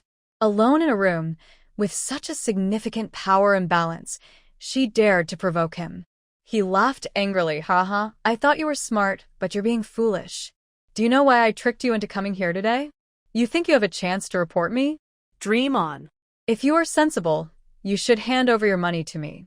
As long as you follow me, I will treat you well. Shen Ning felt nauseated by his greasy demeanor. Just because of you? Don't you have a mirror at home? Do you really want me to say such harsh things? I'm sorry, but I can't assist with that. At that time, she not only wanted to post a notice at the village entrance, but also send a copy back to Sioux City. She wanted Shen Ning to feel ashamed for the rest of his life. But right now, she couldn't let this dog ruin things. Sun Meow glanced at the dog and said impatiently, It looks too fierce, like it might go wild. What if it bites someone? Jiang Yuan, quickly hold onto its leash and tie it up first. Although Jiang Yuan felt uneasy, she agreed with Sun Meow. Coal Ball was usually well-behaved, but it was still a strong dog, and if it got provoked, it could hurt someone. She reached for the leash, but Coal Ball seemed to understand their conversation and broke free, running away. Sun Meow was furious, but seeing that it wasn't running toward the village committee, she sighed in relief. Forget it, let it go. A mere animal can't call for help. At that moment, Gu Chongzhen and others were inspecting the village and visiting families on low-income support when a large dog came running towards them, barking wildly. Gu Chongzhen didn't recognize it at first. After all, 2 months ago, it was just a skinny puppy abandoned by its mother. In just 2 months, Shen Ning had raised it into a strong adult dog. Its appearance was so alarming that some villagers shouted, Hey, isn't that Shen's dog? It looks like it's gone mad. Feeding such a heartless creature so much food is a waste. What if it hurt someone? Gu Chongzhen quickly realized this was Shen Ning's dog. They had many military dogs in their camp, and he recognized that this dog wasn't actually mad. It seemed anxious and was looking for help. Was its owner in danger? Gu Chongzhen's heart sank. Coal Ball, as if it had spotted Gu Chongzhen, ran straight towards him. The crowd scattered in fear, but Gu Chongzhen stood his ground, causing Pei Yan to shout, Chongzhen, get out of the way. Coal Ball skidded to a stop, bumping into Gu Chongzhen's thigh. Ignoring the pain, It whimpered and grabbed the hem of Gu Changgen's pants, pulling him forward. Without hesitation, Gu Changgen took a big step, asking where to. He instinctively felt that the dog could understand him. Sure enough, the dog ran a couple of steps forward, then turned back to look at Gu Changgen, who immediately followed the dog and ran after it. This left the leaders looking at each other in confusion. Why was Captain Gu running after a dog? Unable to help themselves, they took a few steps as well, feeling that their actions were somewhat strange. Only Pei Yan realized something was off. Why haven't we seen Comrade Shen Ning? Hidiji scratched his head, feeling puzzled. Well, I just asked Xiao Shen to go to the village committee to get some documents. But it wasn't her who delivered them. It was Comrade's son Meow. She said Shen Ning was feeling unwell, so she went instead. He felt confused, as something seemed off. Shen Ning and son Meow usually didn't get along. How could she ask her for help? Suddenly slapping his forehead, he thought about how these city folks always cause trouble. What if something happened to Shen Ning? At that moment, Gu Changgen had already run to the village committee with the dog. He immediately noticed obvious scratch marks on a wooden door and heard muffled cries from inside. Cold sweat broke out as he felt like he had fallen into an ice cellar. He was filled with a sense of fear and regret, though he couldn't quite understand why. His body reacted faster than his mind. He kicked the wooden door, making it loosen, then kicked again, hearing the lock snap. With another powerful kick, the entire door flew open. With a loud, the wooden door was kicked open. The ground was covered in dark stains, and Gu Changgen didn't dare to look closely. He quickly stepped inside. Gathering his courage, he scanned the room but didn't see the young woman. The window was wide open. She must have escaped through there. Before he could breathe a sigh of relief, he was stunned by the shocking scene before him. The room was a mess. A disheveled man was trying to curl into a ball. His face was flushed, and he was rubbing against the foot of the bed. Blood was oozing from his arm wounds with every movement, yet he seemed oblivious, still moving against the bed. Just then, a clear female voice came from the loudspeaker. "Hello. Can you hear me?" It was the village's loudspeaker, and Gu Changgen immediately recognized Shen Ning's voice. The sound of a tape rewinding was followed by a crackling noise, and then the conversation between He Jianya and Shen Ning came through the loudspeaker. Confused villagers and leaders immediately stopped in their tracks, looking towards the village loudspeaker. Sun Meow was the first to sense trouble, her face turning pale. Everyone was stunned by the conversation. Although they knew He Jianya was not a good person, they never expected him to be so bold. He was engaging in shady dealings and harassing female employees. As the village secretary, He Jiawang not only failed to advise his son, but also helped He Jianya block reports showing he was worse than an animal. At that moment, He Jiawang, who was accompanying the leaders on an inspection, turned pale and shouted, "This is slander. Pure slander." As soon as he finished speaking, He Jianya's lewd and arrogant laughter echoed from the loudspeaker. "I've dealt with women tougher than you, and some even ended up in despair after I got them pregnant. So what? In the end, my father handled it." They left without a word, defeated. "In Hajia village, I, He Jianya, am the king. I'm not afraid to tell you that the county government's document manager is my uncle. If you want to submit a report to the county secretary, dream on." At this point, not only was He Jiawang pale, but even Wang Dequan, who was next to Pei Yan, looked white as a sheet, trembling like a leaf. Wang Dequan clenched his fists and immediately protested. "No, it's not like that. Really, these matters have nothing to do with me." Unfortunately, no one was fooled. No one believed his excuses. Gu Changgen listened for a while and, seeing the situation, quickly understood what had happened. The village secretary's son tried to scheme against Shen Ning, but those girls were not easy targets and turned the tables on him. They chose to expose this during the county leader's inspection, intentionally escalating the situation, fearing that officials would cover for each other and suppress the issue. This girl was ruthless. When she acted, she made a big impact. Even if the highest authorities came, they couldn't save the He father and son. With her actions, the county government would have to undergo a complete overhaul from top to bottom. Shen Ning confirmed that the recording had spread throughout the village, feeling satisfied as she opened the door to the broadcasting room. Outside, the coal ball was anxiously scratching at the door, pacing around her in circles and whining continuously when she opened it. Shen Ning gently patted its head. "Don't worry, I'm fine. That silly guy thought he could scare me?" Hee. I pulled out a big pair of scissors and poked him in the arm, making him jump in fright.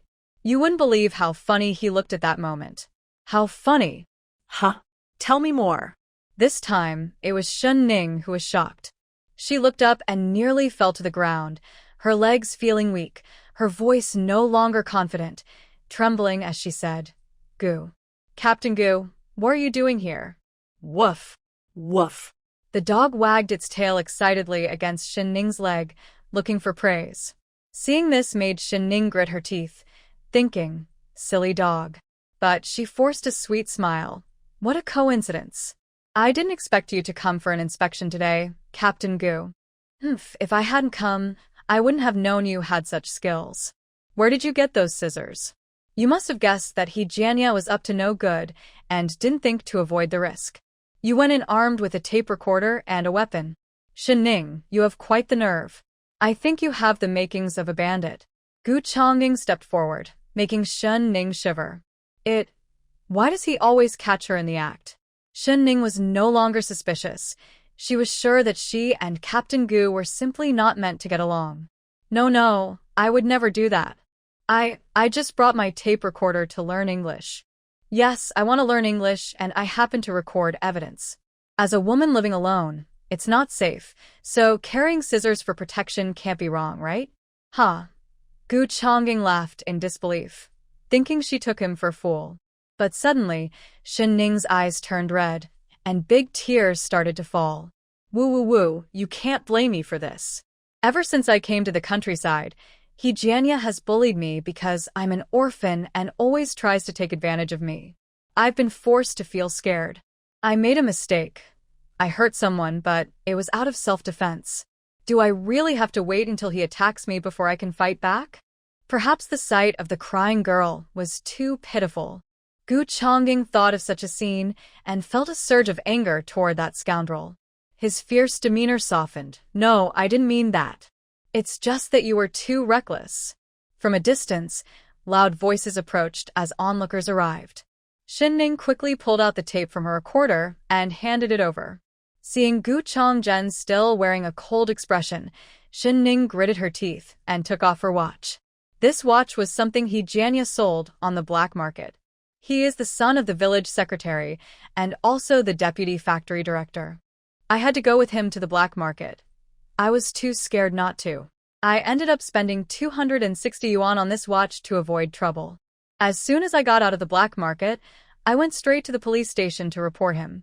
But he Jianya came out without any issues. What could I do? I felt hopeless. He clearly has protection behind him, so I had to escalate the matter. After all, I am trying to help the community. Her voice grew quieter under Gu Chongqing's gaze. Although my methods were a bit extreme, his crimes are real. He admitted to them himself. You can't let crime go unpunished. He must be severely punished. Gu Chongzhen noticed Shen Ning's reluctance and attachment when she took out the watch. He tossed the watch lightly in his hand, and Shen Ning's eyes widened, following the watch like a cat drawn to something shiny. Shen Ning looked pained and quickly warned, "Hey, be careful not to drop it." Even though this watch was forced on me by He Jianya, I did pay for it. Once the case is over, can I have it back? She asked cautiously, her eyes sparkling with hope. Gu Chongzhen scoffed. You want this watch back? Seeing Shen Ning nod vigorously, Gu Chongzhen suddenly smiled mischievously. No way. This is stolen property and will be confiscated by law. No way. This is stolen property and will be confiscated by law. As expected, the young girl instantly lost her spirit, looking as if all her energy had been drained. He quickly turned away to hide his uncontrollable laughter. Weighing the delicate watch in his hand, Gu Chongzhen thought it would be good to teach the girl a lesson, so she wouldn't be so bold every day and do anything she wanted. When the commune secretary and county leaders arrived, they saw Gu Changzhen calmly walking ahead, while Shen Ning, like a child who had done something wrong, followed behind him with a pitiful expression. Soon, some curious villagers peeked out and shouted, "Oh my, what happened to Hejianya? Why is there so much blood?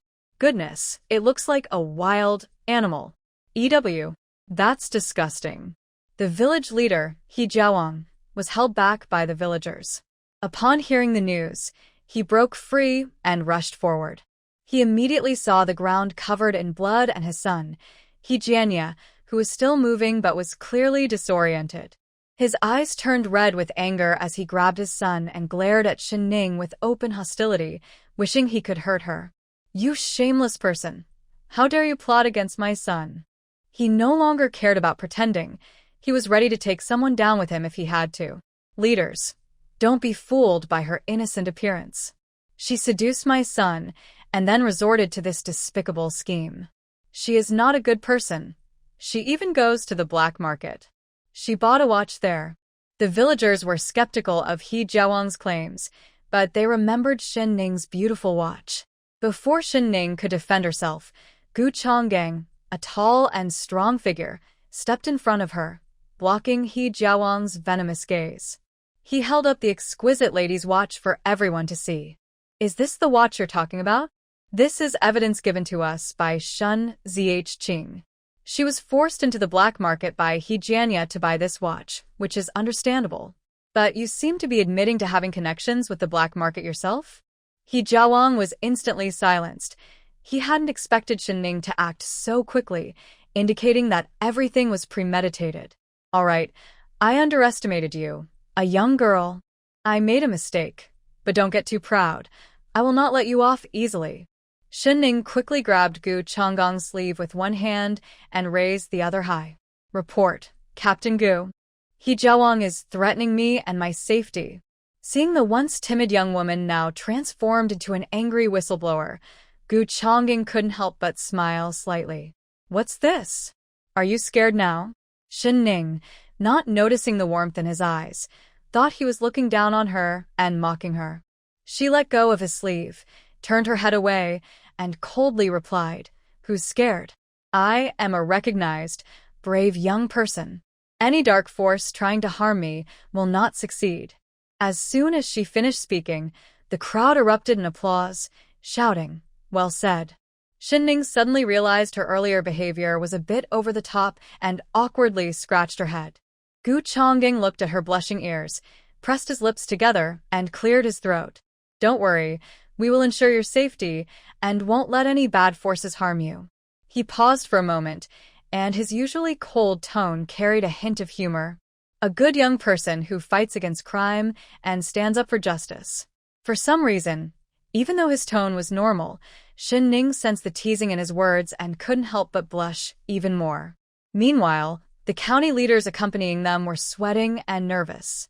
What was supposed to be a simple ribbon-cutting ceremony had unexpectedly revealed a connection between the village committee secretary and county leaders, involving the mistreatment of a female informant from the countryside. Now it was a disaster. Over the years, they had received many favors from Hejianya, and now they were trembling, fearing a thorough investigation by the commune secretary.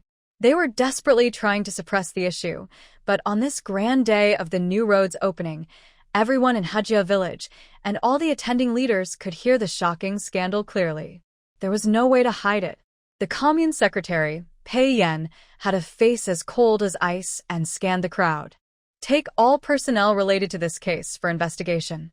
Sun Meow hid in the crowd, watching as Hejianya was pinned to the ground, struggling and making inappropriate movements, while the village secretary, He Jiawang, looked pale and defeated. Yet, Shen Ning, who should have been disgraced and scorned by everyone, was being protected by a military officer, which filled her with an overwhelming sense of fear. This was strange, really strange. Since she arrived in the countryside, it felt like a curse had been placed on her. Everyone who had wronged her seemed to meet a bad end. But soon, she realized something even more terrifying. If the He family fell, what would happen to her? What would she do? Would she be implicated? especially since she had also played a part in plotting against Shen Ning? No, she was still so young. How could she go to jail? She shook her head in panic and stepped back, but a sharp-eyed villager noticed her. That's Sun Meow. Yes, she is He Jianya's wife. She has used the He family's power to make life difficult for us common folks. Let's catch her. She must be an accomplice. He Daji was already fed up with Sun Meow, who always caused trouble. He immediately said, I clearly sent Shen Ning to get the documents. Why did it change to you? Did you conspire with He Jianya against Shen Ning? Jiang Yuan looked at Sun Meow's guilty expression and immediately started shouting, It was you who was supposed to deliver the documents, but you lied to us, saying Shen Ning took them to the captain. I see you are deliberately stalling for time, preventing us from finding help. Thankfully, Shen Ning was not injured. Sun Meow, we are all women. How can you assist the wrongdoers and harm your own comrades? Sun Meow instinctively tried to escape, but was stopped by a crowd of villagers. Before she could defend herself, Captain Gu coldly ordered, Take her away too. Sun Meow and He Jianya were taken for questioning. Because the evidence provided by Shen Ning was so clear and comprehensive, the He family had no chance to argue. He Jianya was seriously injured and was rushed to the hospital. According to the doctor, the injury on his arm was not serious. Although it was deep, it did not hit an artery. The continuous bleeding was due to He Jianya struggling after being drugged. However, because of an overdose of medication, He Jianya's lower body was completely damaged, and he would never be able to live as a normal man again. When the news reached Shen Ning, she raised her eyebrows, unable to hide her glee, and muttered, Serves him right. Noticing the expressions of those around her, she quickly pretended to be a frightened little partridge. That medicine was meant for me, but luckily I had a self-defense tool with me. Caught off guard, I subdued him. I had no idea what that medicine was. I was so scared that I made him drink it all. Gu Changzhen snorted, unsure if he believed her or not. However, Pei Yan and others looked at Shen Ning with a hint of fear. This girl was truly fierce, not to be underestimated. Although Sun Meow was usually very cunning, in the face of the principal confess for leniency, resist for strictness, and her natural fear of the police, she quickly confessed everything about He Jianya. She insisted, however, that she was not an accomplice, claiming she was also coerced and had to help He Jianya deceive Shen Ning due to his intimidation. She portrayed herself as a victim of He Jianya, tearfully confessing her plight. As she spoke, she rolled up her sleeves to reveal bruises, both new and old, which added credibility to her words. Just as the police were about to continue questioning her, her face turned pale, and she clutched her stomach, crying out in distress. It hurts, my stomach hurts, it really hurts.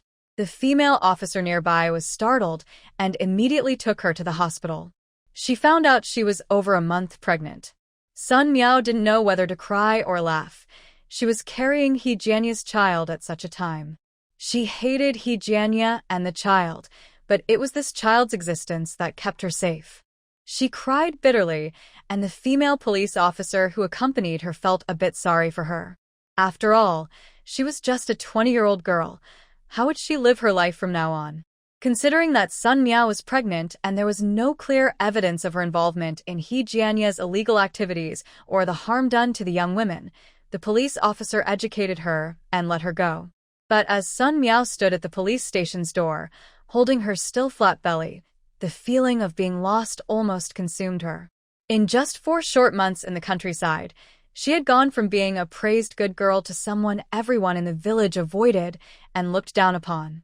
She had gone from being an innocent young woman to a mother-to-be, carrying the child of a convict. How could she live with this? Then there was the He family. Since she was pregnant with He Jianya's child, and with both He Wang and He Jianya gone, the He family should belong to her. She knew that He Jianya had harmed himself with too many drugs and would never have children. As long as this child existed, she could control the He father and son. She thought, just like a clever rabbit has multiple burrows, she didn't believe the He family had left themselves with no way out. Once everything settled, She would have everything from the He family and secretly deal with this child. With this thought, Sun Meow finally felt relieved and gathered her spirits to head toward He family village. Returning to the village, facing the villagers' mockery, Sun Meow felt numb. When she saw the He family's gate wide open from a distance, she noticed the inside was in disarray, clearly vandalized. She trembled with anger. How dare you invade someone else's home and destroy their things? The neighbors who had been polite and welcoming when she married into the family now looked at her with disdain. Look, who is this returning? The troublemaker from the He family? Exhausted, Sun Meow had no strength to argue with them. She just wanted a bed, a blanket, a place to rest and feel safe for a while. But even that small wish couldn't be fulfilled. The He family home was in ruins and unlivable. Even her money, clothes, and belongings were mostly destroyed. The woman nearby sarcastically commented, "You're not thinking of taking anything from the He family, are you? Don't even think about it." When you were taken for questioning, the police sent someone to the He family to look for evidence. Wow, the He family has been involved in corruption for years. The officers even left with a big box of money, along with some scattered ledgers and evidence, including photos. Another woman was cracking sunflower seeds, carelessly spitting the shells at Sun Meow's feet. Anyway, the He family is completely finished. In ancient times, wouldn't this be considered a house raid? Ha! The two laughed heartily, completely ignoring Sun Meow's increasingly unhappy expression. Well, it's a shame. Just this afternoon, several groups of people came, all relatives of the women He Jianya had harassed and bullied. They came in with tools looking fierce and started smashing things inside. Exactly. Even the team leader's persuasion didn't help. Our He family village is innocent, yet we ended up with this disaster, ruining our village's reputation. I say, it's good they're smashing things. It's about time these two father and son faced the consequences of their terrible actions. A few villagers gathered, chattering and laughing loudly, filled with mockery and disdain. Sun Meow felt like her tears were about to dry up. Were these people trying to drive her to despair? They didn't even leave her a place to stand. Seeing her pale face, the woman beside her noticed she looked unsteady, shrugged, and didn't say anything more before turning to go inside. After all, this young woman wasn't a good person either. She even helped He Jianya plot against the young woman from Shen Ning. Who is the young woman from Shen Ning? She's a brave hero who fights against crime. Ugh. These two still want to target her. They have no conscience. With orders from above, the police were determined not to take this lightly and aimed to completely eliminate He Jianya's criminal group. The police station mobilized almost all its forces, visiting He family village and the machinery factory, uncovering more corrupt officials and unjust cases. The entire city seemed to be in turmoil, launching a thorough cleanup campaign. In the end, it was revealed that He Jianya abused his power, using his position to harass women and intimidate female employees at the machinery factory. He Jiawang abused his power for personal gain, bribed superiors, embezzled government funds, and even colluded with his brother-in-law Wang Duquan, who works in the county government, to intercept reports and retaliate against whistleblowers. He also has blood on his hands. Not only that, He Jianya engaged in speculative activities and smuggled prohibited goods. After the incident, he even coerced Zhao Shun and others to take the blame for him. All these crimes came to light, leading to several cases being consolidated for trial. The investigation revealed something suspicious. Are you saying that someone is taking advantage of a situation? Just before police took action, they already swept through He Jianya's small warehouse and took away the most valuable items? Gu Chongzhen pondered over the similar testimonies before him. The police officer in charge of the investigation sighed in frustration. I don't know who has such skills to quietly move things right under the noses of both the police and He Jianya's group. According to the testimonies, He Jianya and his associates still have no idea that their warehouse was robbed before the police arrived. For some reason, Gu Chongzhen immediately thought of Shen Ning. According to her testimony, she had dropped the whistleblower letter into the police station's mailbox right after coming out of the black market. Could it be her? Theoretically, A young girl like Shen Ning couldn't possibly sneak away with 6 boxes of Mao Tai on her own. But he had seen strange cases before. Previously in Sioux City, Shen Ning's home had been inexplicably emptied, which seemed impossible but had really happened. Noticing Gu Changzhen deep in thought, the police station chief frowned. "Have you thought of something?" Gu Changzhen shook his head after a moment. Investigations require solid evidence. Without proof, one cannot speak recklessly. However, there was indeed something strange about Shen Ning. After layers of questioning in the interrogation room, Shen Ning finally passed safely. Once outside the police station, she couldn't help but breathe a sigh of relief. She had enough valuables now, and she wouldn't take such risks again. After all, that Captain Gu was not easy to deal with.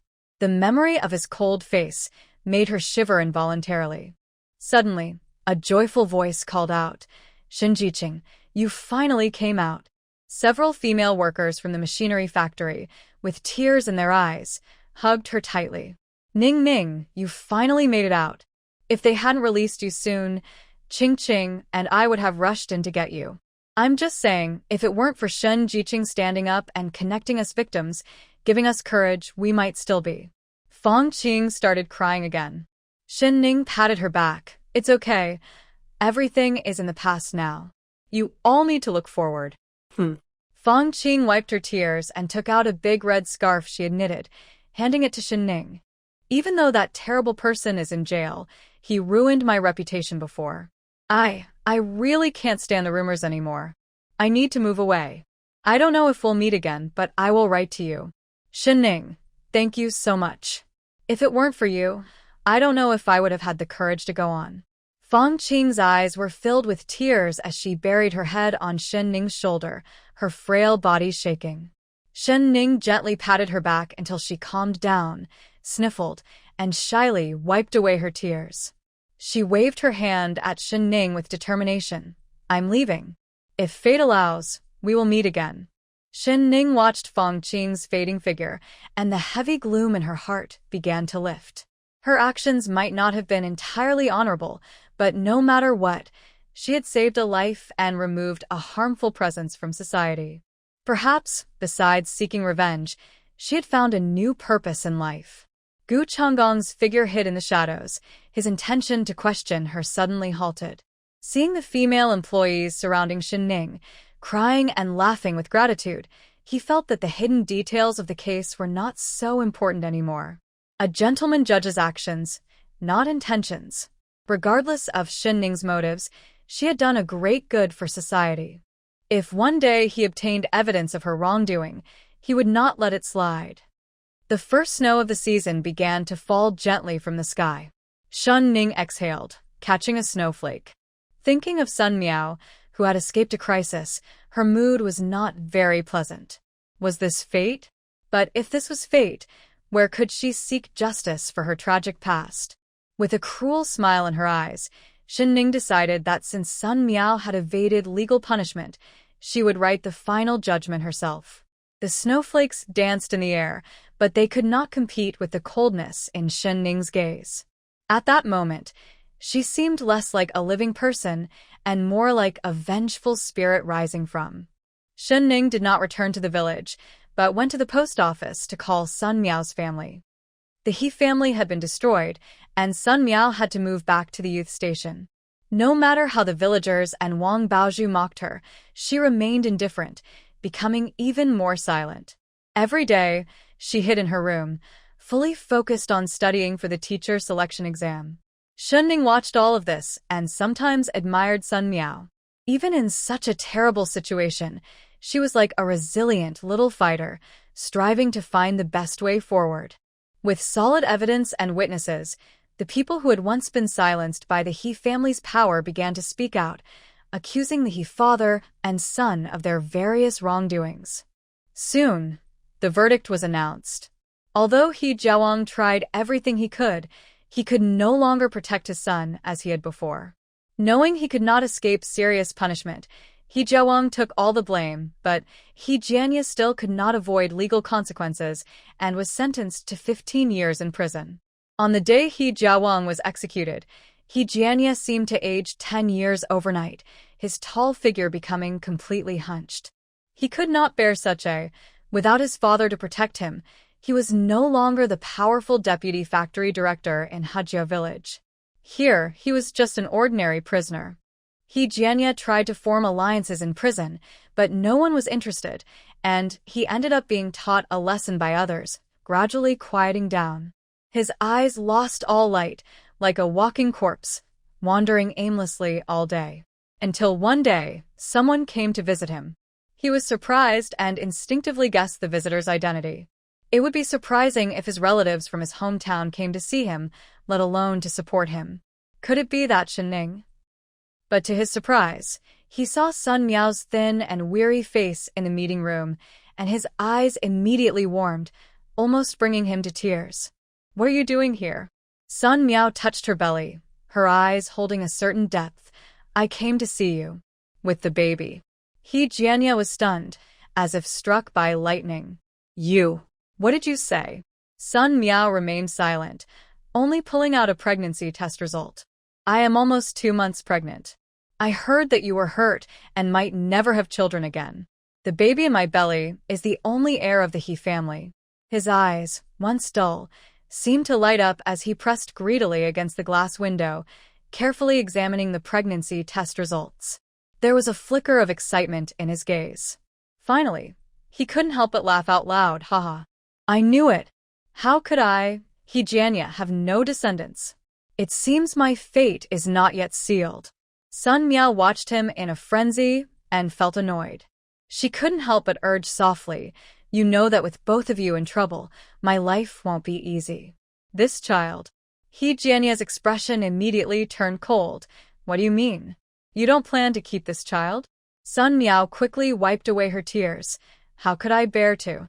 But how can I support this child? The expenses of having a baby are huge, and with everything in your home destroyed, I can only move back to the youth station. My situation is really difficult, unless—" She stopped speaking, realizing this wasn't a good place to talk, especially with 2 police officers standing at the door. He Jianya's expression darkened, and he suddenly sneered. "You are carrying my child, so I naturally have to take responsibility." Sun Miao felt a surge of hope. She had indeed made the right bet. Sun Miao felt a surge of hope. She had indeed made the right bet. The He family had held power in He village for many years, so how could they have no way out? But Sun Miao still wore a sorrowful expression, silently wiping her tears. "Jianya, I really have no way out. I can barely feed myself, let alone take care of the child in my belly."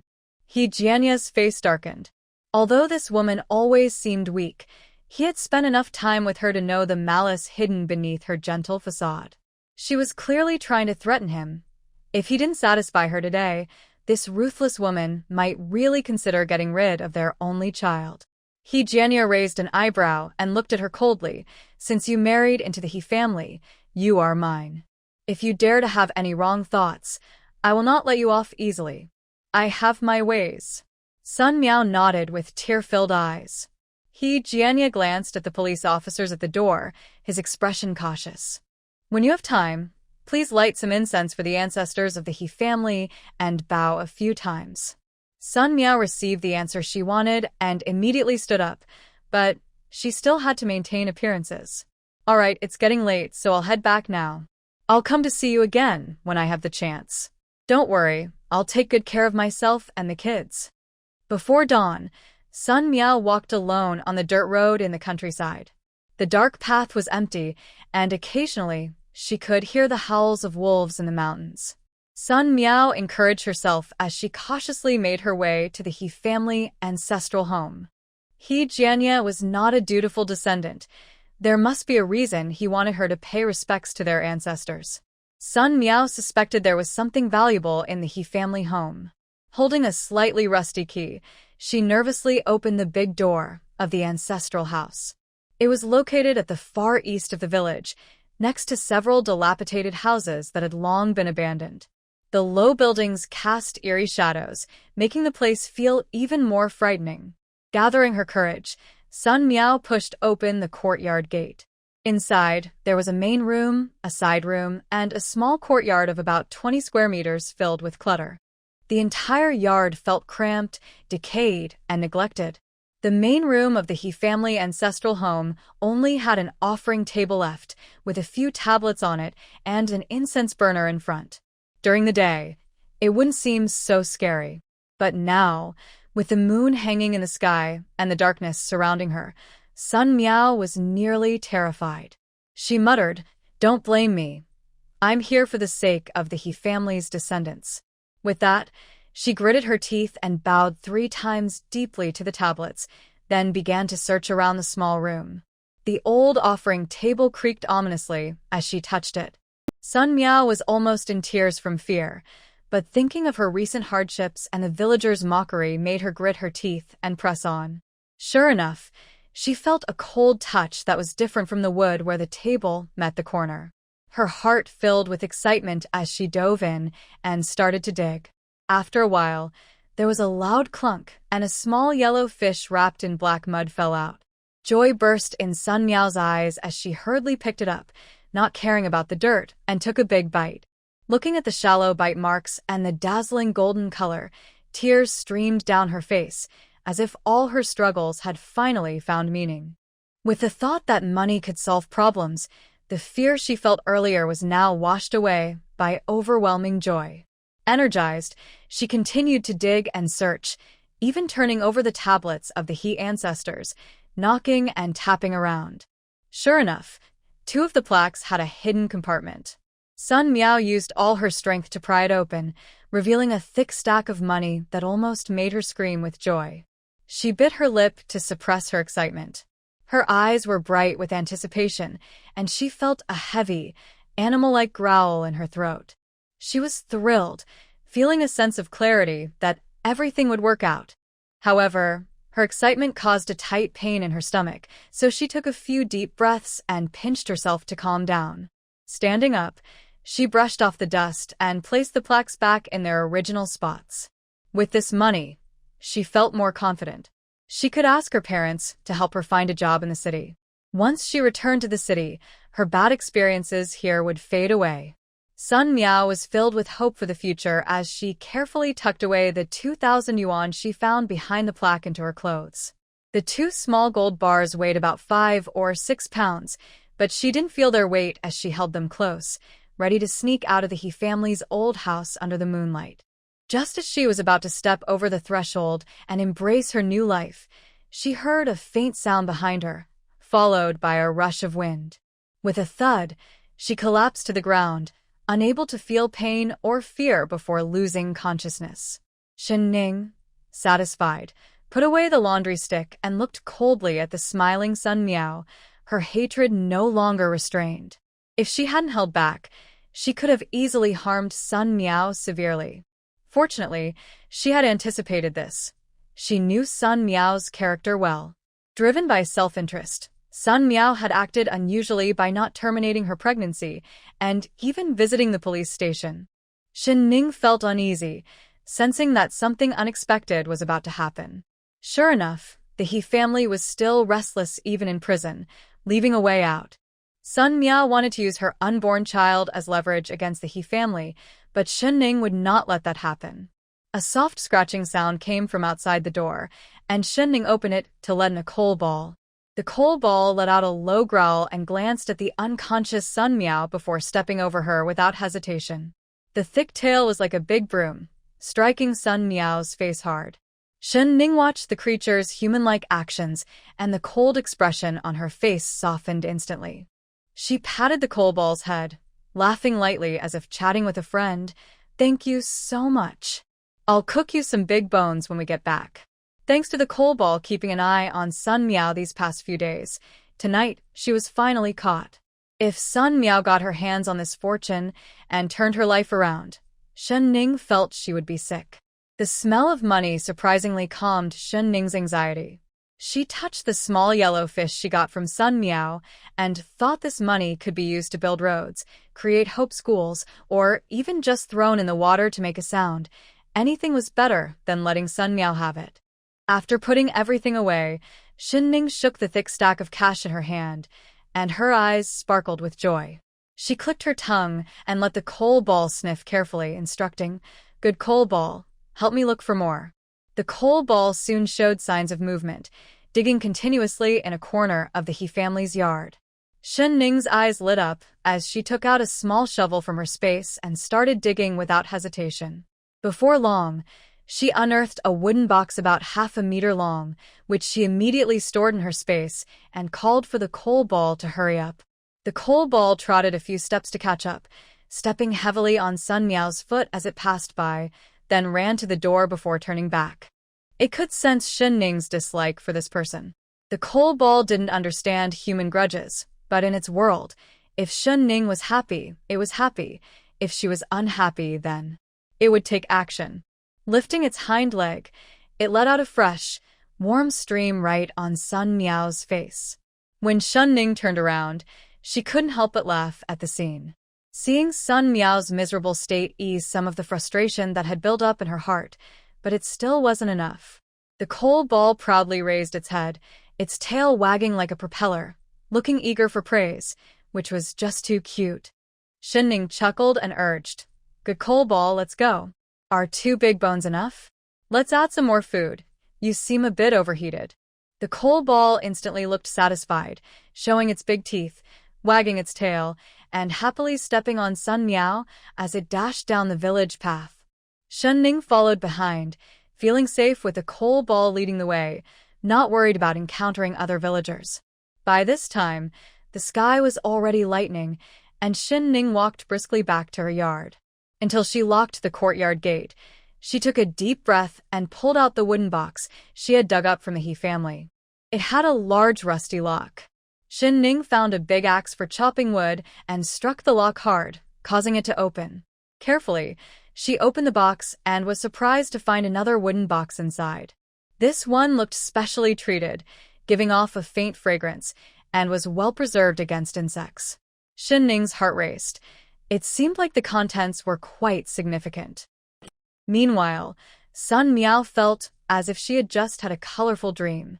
In her dream, Shen Ning was still foolish and clumsy, easily manipulated by her. In the end, she was sold to her stepmother Wang Aihua's nephew, where she was tormented day and night. Yet, Shen Ning still foolishly thought about escaping, even risking being discovered by writing a letter asking for help. Just thinking about that silly girl waiting for her to rescue her made Sun Meow want to laugh. She handed Shen Ning's letter for help to Wang Matzi. Standing at the door, listening to Shen Ning's cries and wails, she thought it was the most beautiful music in the world. She ended up marrying He Jianya, who respected her as his first wife. Though he was still a flirt, it was the other women who pursued him. She and He Jianya had a good relationship, raising a son and a daughter, living a happy life, and becoming an admired couple. She couldn't help but laugh. Ouch, that hurts, it's so cold. This. Sun Meow felt pain all over, especially on the left side of her face and the back of her head. As she touched her head and moved slightly, a wave of dizziness and nausea hit her.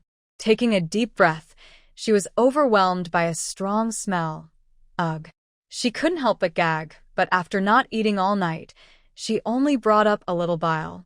Her body was wet with an unknown liquid, and it smelled terrible. As Sun Meow groggily touched the large bump on the back of her head, her awareness slowly returned, and her eyes widened in panic as she checked her body. But it was gone, it was all gone. The things she had found in the He family's old house, her lifeline, her hope for a better life, were all missing. The 2 large gold bars were gone. The 2,000 yuan she found in the altar's hidden compartment was gone. Everything was gone. Why, oh heavens, did you not let her die directly? Why give her hope only to take away the last bit of life? At this moment, Sun Meow's eyes were bloodshot, as if she had fallen into a terrible trance. Her stomach was cramping painfully, but she felt nothing, as if she had sunk deeper into a nightmare, crying and laughing while stumbling out the door. "Ha ha, I am Mrs. He. I will be the richest person in Black Province. You country folks aren't even worthy to lick my shoes. Where's that wretched Shen Ning? Where did she go? Ha ha." At this time, the youth station was in chaos. Sun Miao's mother and brother were blocking the entrance, demanding answers. Sun Miao and her brother Sun Qing were only 2 years apart, but Sun Qing was tall and strong, currently standing at the door demanding to know where she was. Wang Baozhu watched the scene with fear, peeking out from inside. Sun Miao's mother was thin but had a loud voice. "Where is my daughter, Meow Meow? Did you all push her away and take her from us? How could you leave a pregnant woman outside in this cold? What if something happens?" The people at the youth station exchanged glances, remaining silent. Sun Miao was like a completely spoiled fish. Anyone who got close would be tainted, so everyone instinctively kept their distance. Sun Miao's mother glanced at Fong Hung and spat at him. "Tell me, where's my daughter? Did you hide her?" Fong Hung frowned, clearly surprised by Sun Miao's mother's attitude. He replied coldly, "Why would I hide her? I have nothing to do with her. Stop talking nonsense, or I won't be polite." Seeing that Fong Hung was not easy to deal with, Sun Miao's mother immediately lost some of her bravado and hesitated to speak further. She had some impression of Fong Hung, having heard he was wealthy and powerful. Her daughter had insisted that marrying him would bring a large dowry, and after much discussion, she had agreed to let her go to the countryside. But that foolish girl didn't even inform the family about such an important matter. She rejected the suitors chosen for her and instead found a criminal husband in this remote place, and now she was pregnant. What a disgrace. Sun Miao's mother had always favored sons over daughters, not out of concern for Sun Miao, but because she was upset about the dowry money that could have been. The more she thought about it, the angrier she became, and she bought a ticket to come here immediately. Fortunately, there was an old man who didn't mind that she was married and pregnant with someone else's child. As long as she had an abortion, she could quickly receive a bride price of 158, which could be considered finding her a good family. Shen Ning had been busy all night and was feeling a bit tired now. Her stomach was growling, and even the coal ball was unusually quiet. She heated oil in a pot and sautéed garlic and scallions until fragrant. Then she added shredded meat and stir-fried it until it changed color, followed by a large bowl of sweet and sour diced tomatoes, which filled the air with a delicious aroma. She added some spring water from her space, waited for it to boil, then poured in the prepared dough balls, cracked in 2 eggs, sprinkled some leafy greens, seasoned it, and served it all at once. In the chilly early winter, the warm tomato soup, rich with the scent of meat and the aroma of wheat from the dough balls, burst with the flavor of tomatoes in her mouth, leaving a hint of sweetness. After finishing a bowl, she felt completely satisfied. Shen Ning sighed contentedly and didn't forget to give the anxious coal ball a large bowl as well, even preparing 2 big bones for it. Fortunately, Shen Ning lived alone. If the villagers saw this, they might get upset, shouting that it was unfair for a dog to eat better than people. But for Shen Ning, the coal ball was not just a dog, it was her loyal teammate and a family member who would never betray her. She patted the coal ball's head, her eyes filled with joy. "Eat up. We need to go see the excitement afterward." Sure enough, not long after, loud voices came from outside. Shen Ning rubbed her ears, let out a satisfied burp, and put down her bowl and chopsticks to go outside. In these times, there weren't many entertainment options, so when something happened at someone's house, the villagers would rush to see what was going on, treating it as a pastime. "Hey, what's going on here?" "It's just that person from the He family, crying and laughing like a madman early in the morning, then suddenly fainted. Luckily, the village medic passed by and revived her, but she looked a bit off." "Yeah, I saw it too. She was saying strange things and even asked me what year it was and what day it was. She looked even creepier. Better keep your distance to avoid trouble." "Do you think she's gone mad?" "Who knows? She seems to be causing trouble every day, never a moment of peace." The captain's wife, Lu Chuiying, heard the news and rushed out. From a distance, she saw Sun Miao, walking unsteadily and looking like she might fall at any moment, which gave her a terrible headache. But she couldn't ignore it, so she steeled herself and walked over. As she got closer, she smelled a terrible odor. Her gaze fell on the yellowish ice clumps in the girl's hair, and she stepped back in disgust. What happened to you? Why aren't you taking care of yourself at the youth center? Why are you running around? Sun Meow seemed to wake up, her light consciousness finally returning, but the pain in her body made her restless. Just a moment ago, she was enjoying a lavish feast and the praise of those around her, and now she found herself in this desolate place. Looking at Aunt He, who frowned at her, she suddenly sneered. Who do you think you are to talk to me like that? Do you know who I am? You aren't even worthy to carry my shoes. You're just the wife of a village leader, always meddling in others' affairs. How ridiculous. Lu Chueying's eyes widened in shock at her arrogant demeanor. What? What did you say? Shen Ning leaned in to watch the commotion and saw Sun Meow acting strangely. She couldn't help but laugh. That's something we should be asking you. Who do you think you are to speak to Aunt Chueying like that? It seems like not only are your thoughts off, but your mind is too. Sun Meow was taken aback, looking at the stunning girl before her, with delicate features, snow-white skin, and long, smooth black hair casually styled. She was breathtakingly beautiful in the morning light. Feeling a bit dazed, Sun Meow asked, Who are you? Lu Chueying slapped her thigh, worried. This was bad. Sun Meow must be completely out of it if she didn't even recognize Shen Ning. She's Shen Ning. Sun Meow, stop pretending and scaring people. I'll have Kai accompany you to the hospital. Sun Meow froze, then widened her eyes in disbelief, shouting angrily, Impossible. How can she be Shen Ning? She shouldn't look like this. She should be in Wangjia village. She should be in Wangjia village, suffering at the hands of Wang Matzi, looking like a withered old woman, not like a beautiful flower. Sun Meow felt dizzy, as if she had returned to the past, but Shen Ning from back then shouldn't look like this. Shen Ning's brow furrowed, understanding the unspoken words, and a storm of emotions surged within her, making her face turn pale. Lu Chueying was startled. What was going on with these two? Had they lost their minds? Little Shen, are you okay? Do you feel unwell? Shen Ning snapped back to reality, a smile suddenly spreading across her face as she found the situation amusing. Her eyes were bright and her smile radiant as she looked at Sun Meow, who had the same face, but a very different aura. It seemed this body had a new spirit inside. Now, Sun Meow was someone who had climbed to a high position in her past life, enjoying the success she had earned. But wasn't this better? During these days, every time she sought revenge on Sun Meow, she felt a sense of helplessness, like hitting cotton with her fists. Sun Meow had questioned herself many times, wondering why she had changed like this. Why indeed? The old Shen Ning couldn't answer, but the current Shen Ning no longer needed to. Sun Meow keenly noticed Shen Ning's change and shouted, What kind of look is that? What are you laughing at? Her sharp voice startled Lu Chueying, who quickly stepped in front of Shen Ning, saying, Don't be afraid. We'll call someone to take her to the hospital.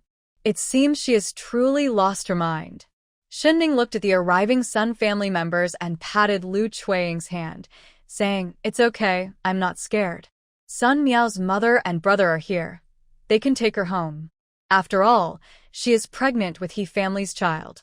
If something happens, it could be a problem. What? What did you say? The overwhelming news made Sun Meow dizzy, but she also felt a sense of relief. She instinctively touched her belly. I'm pregnant? Where's He Jianya? As soon as she finished speaking, the onlookers stepped back, exchanging glances and confirming that Sun Meow had truly lost her mind. Lu Chueying felt overwhelmed, thinking how a good young woman had gone mad. This would not reflect well on He family village. Seeing no one answer her, Sun Meow realized something was wrong. Her expression grew impatient as she held her stomach. Why are you all silent? I'm asking you something. Speak. The villagers watching couldn't help but laugh. Listen to her. You'd think she was some official's wife with that attitude. Looking for He Jianya? Why not look for him in jail? Ha ha ha. What? What jail? What nonsense are you talking about? Sun Meow quickly caught onto that key word. Shen Ning watched as Sun Meow began to panic and looked at Aunt He, pointing to her head with a sincere expression. Aunt, Sun Meow is not in her right mind and could easily hurt someone. Why not discuss with Uncle He about arranging a medical leave for her? It would prevent her from going wild and causing harm to herself and others. Lu Chuiying was already very worried. Normally, since Sun Miao had married He Jianye, she was considered part of his family in the village. Even if his father and son went to prison, as long as Sun Miao was willing, she could stay in the village for life. This was a huge burden. Unexpectedly, Shen Ning was so clever that she had informed Sun Miao's parents in advance. Indeed, given Sun Miao's current situation, it was not suitable for her to stay in the village. Sending her away quickly would be better for everyone. She immediately took Shen Ning's hand and said, "You are right. His village is not an unkind place. Since Sun Jiqing has special circumstances, she should follow special procedures. I will go back and talk to Deji about getting her a letter to return to the city for medical treatment." Sun Miao looked confused and asked, "What do you mean? Who is going back to the city? What time is it now? What about He Jianye?" Lu Chuiying looked at her with pity, dispersed the crowd, and shook her head. "Never mind, let Shen Ning explain things to you. I will go back and discuss it with Deji." As she turned to leave, Sun Miao protested, "Where are you going? I haven't finished talking." Before she could gather her thoughts, a woman rushed up behind her, grabbed her arm, and without saying a word, slapped her hard across the face. Sun Miao fell to the ground, her confused mind becoming even more chaotic, and then she heard sharp, familiar insults ringing in her ears. A dull pain hit her abdomen, and her face turned pale. Sun Miao's mother only saw the lost betrothal gifts and did not notice her daughter's distress. Angered by her half-collapsed state, she struck her repeatedly while scolding, "You little brat, can't you behave for one day? Look at you, saying you would find your own husband, and you ended up with a criminal. You really are something. You never make things easy." Sun Miao raised her hands to protect her head. After marrying He Jianye, she had lived a comfortable life for years, always supporting her family. She hadn't faced such insults and beatings in a long time. She wanted to fight back, but her small frame was no match for her mother. She was pinned down, receiving slap after slap on her back and face. The villagers watching were startled and rushed forward to pull them apart. "Hey, what are you doing? Sun Miao is pregnant." Sun Miao's mother pushed the villagers away fiercely, and Sun Qing stood there, intimidating everyone into silence. Shen Ning stood by, watching as Sun Miao's dark pants gradually became wet, tinged with red. The villagers watching were shocked by the scene and shouted, "Quick! Stop hitting her, she's bleeding." Sun Miao felt pain all over her body, dizzy and especially hurt in her lower abdomen, like being pricked by needles. Cold sweat covered her, and she felt wet below. When she touched it, her voice trembled, "Blood. Blood. Help me, please." Sun Miao's mother was also taken aback, straightening up and catching her breath. "Humph, a troublesome child. It's better if she's gone." Sun Miao then felt a deep sense of despair. She was no longer the powerful Mrs. He, but a weak young woman who couldn't take care of herself. She knew her mother well. To save a few dollars on medical expenses, she wouldn't care if her daughter lived or died. It felt like her life was slowly slipping away, and Sun Miao sensed her blood growing colder. No, if this continued, she would really die here without understanding why. She looked around in confusion. "Help! Help me!" But the villagers instinctively stepped back. Sun Miao's reputation had dropped to the lowest, and with her mother and brother not being easy to deal with, it was better to avoid trouble. Only Shen Ning stood still, not moving.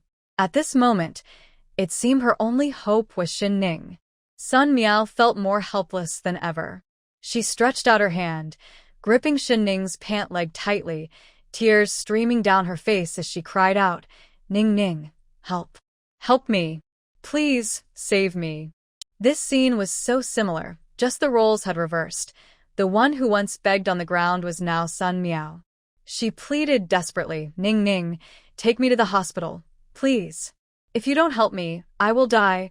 I really will." Through her tear-filled eyes, Sun Miao saw Shen Ning slowly crouch in front of her. A strong sense of hope filled her. She knew Shen Ning was a kind person, and she felt she had found her only lifeline. She was saved. Shen Ning smiled gently, just like when they were friends years ago. Back then, Shen Ning treated Sun Meow like family, her best friend. But now, as Shen Ning opened her lips to speak, the words that came out sent a chilling fear through Sun Meow, freezing her to the core. Shen Ning slowly pried open Sun Meow's fingers, looking at her with a mocking gaze. In a voice so low that only the two of them could hear, she said, "Then just go die." It felt like the last thread of tension in Sun Meow's heart had snapped, leaving her stunned and unresponsive.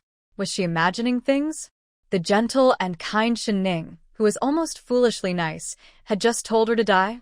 How could that be? But in reality, after saying that, Shen Ning slowly stood up and smiled politely at Sun Meow's mother. "Auntie, please don't be angry. Sun Meow is pregnant. You should take her home to rest. What if she has a miscarriage?" Sun Meow's mother, who had calmed down a bit, became angry again and blocked the villagers who wanted to help. What was she afraid of? She was more worried that the baby in Sun Meow's belly wouldn't survive. Sun Meow's brother, Sun Qing, thought about the high bride price, and his eyes turned cold and vicious. He kicked her hard in the stomach. "You worthless person. Why won't you just listen to Mom and marry a good man? You owe me the bride price. Because of you, our family has lost so much money."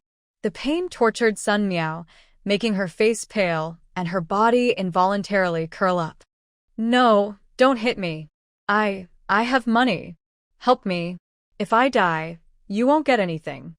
When Sun Meow woke up, the memories of her two lives finally merged completely. Her abdomen and legs throbbed with intense pain, and her whole body felt as if it had been taken apart, every limb trembling from agony. Even without the doctor saying it, she knew she was severely injured, and the baby was gone. Why had she returned to the past? Why had everything turned out this way? Tears streamed down her cheeks. "You're awake?" The voice was familiar, laced with a slight smile. Sun Meow turned her head in a daze and saw Shen Ning's delicate face, but all she felt was a chill. She screamed, "You are not Shen Ning. You are not her. Who are you really? You are not Shen Ning. You are not her. Who are you really?" Shen Ning watched Sun Meow's breakdown with amusement and finally spoke slowly. "If I am not Shen Ning, then who am I?" Sun Meow looked at Shen Ning in terror. No, she didn't seem human. She looked more like a vengeful spirit come to collect a debt. As if realizing something, her pupils trembled, and she shrank back in fear. "No, it's impossible. Shen Ning, you are already dead. Why am I back? Why is everything different from before?" She struggled to hit Shen Ning, who easily dodged to the side, causing her to tumble down like a heavy sack. Pain shot through her leg, and she realized her calf was swollen, and she couldn't put any weight on it. Just touching it sent sharp pain through her, and a bad feeling washed over her. My leg." Shen Ning chuckled lightly. "It's nothing, just a hairline fracture. But since you just had a miscarriage, you should take it easy. If you push yourself too hard, excessive bleeding can be really dangerous, especially with the current state of medical care." Sun Meow froze, suddenly looking up, forgetting her leg injury, and trembling as she pointed at her. You really came back. This is all because of you. What do you want? Why are you trying to harm me?" Shen Ning put her finger to her lips. "Don't be so loud. We wouldn't want to disturb anyone." Sun Meow felt a chill. She was alone in the hospital room, surrounded by an eerie silence. "You're a devil. It's you. You harmed the He family. You harmed Jenya. You harmed me. You knocked me out in the He family ancestral home. You stole my things, my opportunities. Isn't it enough to have tormented me like this? What more do you want?" Shen Ning found her frantic state amusing and shook her head slightly, her eyes filled with deep hatred. "Enough? Of course not." Shen Ning thought it was ridiculous and couldn't understand why Sun Meow would ask such a foolish question. But Shen Ning wouldn't admit to being reborn or that she took anything from the He family ancestral home. Some things didn't need to be clarified. Let her guess and worry, living in fear day and night. "I really don't know what you're talking about, Sun Meow. You're clearly losing your mind. You should be grateful. Your family still cares for you." I heard your husband became a convict, and they quickly found you a new match. You should remember him. It's Zhao Gang. Zhao. Zhao Gang. The man who killed his wife and remained a bachelor for years? Sun Miao's face twisted in terror. No. I'm still Jiania's wife. How can you do this to me? I can't marry someone else. I need to stay in He village to succeed and rise above. Shen Ning scoffed. I don't know what dream you're having, but Jiania is already in prison. The He family is finished, and so are you. Oh, right. You never got a certificate with Jiania, so you can't be considered his wife. Just now, your mom took your documents, so the fresh marriage certificate should be ready by now. Sun Miao shook her head in fear. No, that's impossible. Shen Ning's lips moved like a whisper from a devil, almost like a curse. Sister Meow Meow, you must live well and be strong for the rest of your life. I wish you a long life and happiness with Zhao Gang until old age. Sun Miao, completely overwhelmed, screamed and cried, Help, help. Shen Ning is trying to kill me. Help. Sun Miao's mother, having just finished her tasks, heard the commotion and rushed in. Seeing Sun Miao collapsed on the floor, she roughly pulled her onto the bed, scolding her. Stop screaming. How long are you going to carry on like this? She turned to Shen Ning, flattering her. You are such a good girl, kind since childhood. If my son Meow had just a bit of your understanding, I would be grateful. Oh, with her like this, she must have caused you a lot of trouble. We'll take her home tonight. I've already found someone for her. I won't let this crazy girl run around anymore. Sun Miao's eyes widened in shock as she finally understood what she was facing. She screamed hysterically, What crazy girl? You can't do this to me. I won't leave. I must stay in Hejia village. I will become a wealthy businessman, a millionaire. Shen Ning pulled out 2 documents from her bag and handed them to Sun Miao's mother. Sun Miao is really unwell and often says strange things. This is the medical discharge certificate from the team, along with the doctor's diagnosis. Please keep it safe. Sun Miao's mother immediately tucked the envelope away and signaled to a middle-aged man with a slight limp, who stepped forward to support Sun Miao. Sun Miao struggled in fear. Who are you? Get away from me. Don't touch me.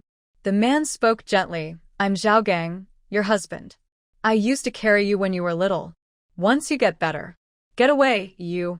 I'm the daughter-in-law of the village secretary, and my partner is the deputy director of the machinery factory. Slap. As soon as Sun Miao finished speaking, her mother gave her a slap and smiled at Zhao Gang. Son-in-law, please don't mind her. She just hasn't realized what's happening yet. Once we get home, we'll talk to her properly. She's hardworking and pretty. Definitely a good daughter-in-law. It's all right. She's my wife. I'll take my time to teach her. Zhao Gang sneered twice, but his gaze fell on her swollen calf. Sun Miao was still shouting wildly, Shen Ning, this is all your plan, right? You called my mom and arranged this marriage for me. Are you satisfied now? I won't let you off, not ever. And you, do you know who I am? My future. Zhao Gang, already impatient, grabbed her by the neck and pulled her to the ground, stepping Sun Miao's injured leg. Have you had enough? Shut up. His grip was strong, and Sun Miao felt a wave of pain that made her vision go dark, cold sweat pouring down her face. She even heard the sound of her bones breaking. She looked so small and pitiful, like a little chick, desperately looking at Sun's mother. Mom, help me. How could you give me to him? Don't you remember? His previous wife was beaten to death by him. If you help me cancel this marriage, I will earn a lot of money in the future, I promise. I will really make a lot of money. Sun Qing scoffed. Mom, don't listen to her nonsense. She used to say she would definitely marry Fong Hung and wanted them to give her 500 as a dowry.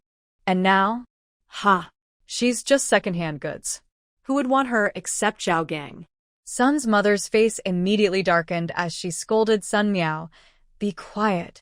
What nonsense are you talking? How could a son-in-law be like this? That was the previous woman's fault. You should listen. Your husband cares for you. Anyway, I've already accepted the dowry, a full 158. You are now part of the Zhao family. Once a daughter is married, She is like spilled water. Stop causing trouble. Sun Meow stared in horror, unable to understand how a second marriage could be worth such a dowry. Sun's mother, for once feeling a bit guilty, looked away. A second marriage really wasn't worth that much. They all knew this money was more like a life payment for Sun Meow. From now on, whether she lived or died had nothing to do with the Sun family. Sun Meow realized her situation, filled with fear and helplessness, wrapped tightly in pain. But what could she do? No one would save her. She could only cry out in agony under Zhao Gang's fists. Shen Ning watched this farce with cold eyes, as if it were a silent film. She couldn't hear anything around her. The cries, pleas, and curses behind her were all pushed aside. She knew very well what kind of people Sun Meow's family was. Parents who valued boys over girls, a selfish and arrogant brother, and a husband prone to violence. No matter which era Sun Meow is in this body, falling into the hands of such a family is not good. She seemed to foresee Sun Meow's fate, and her heart no longer stirred with any ripples.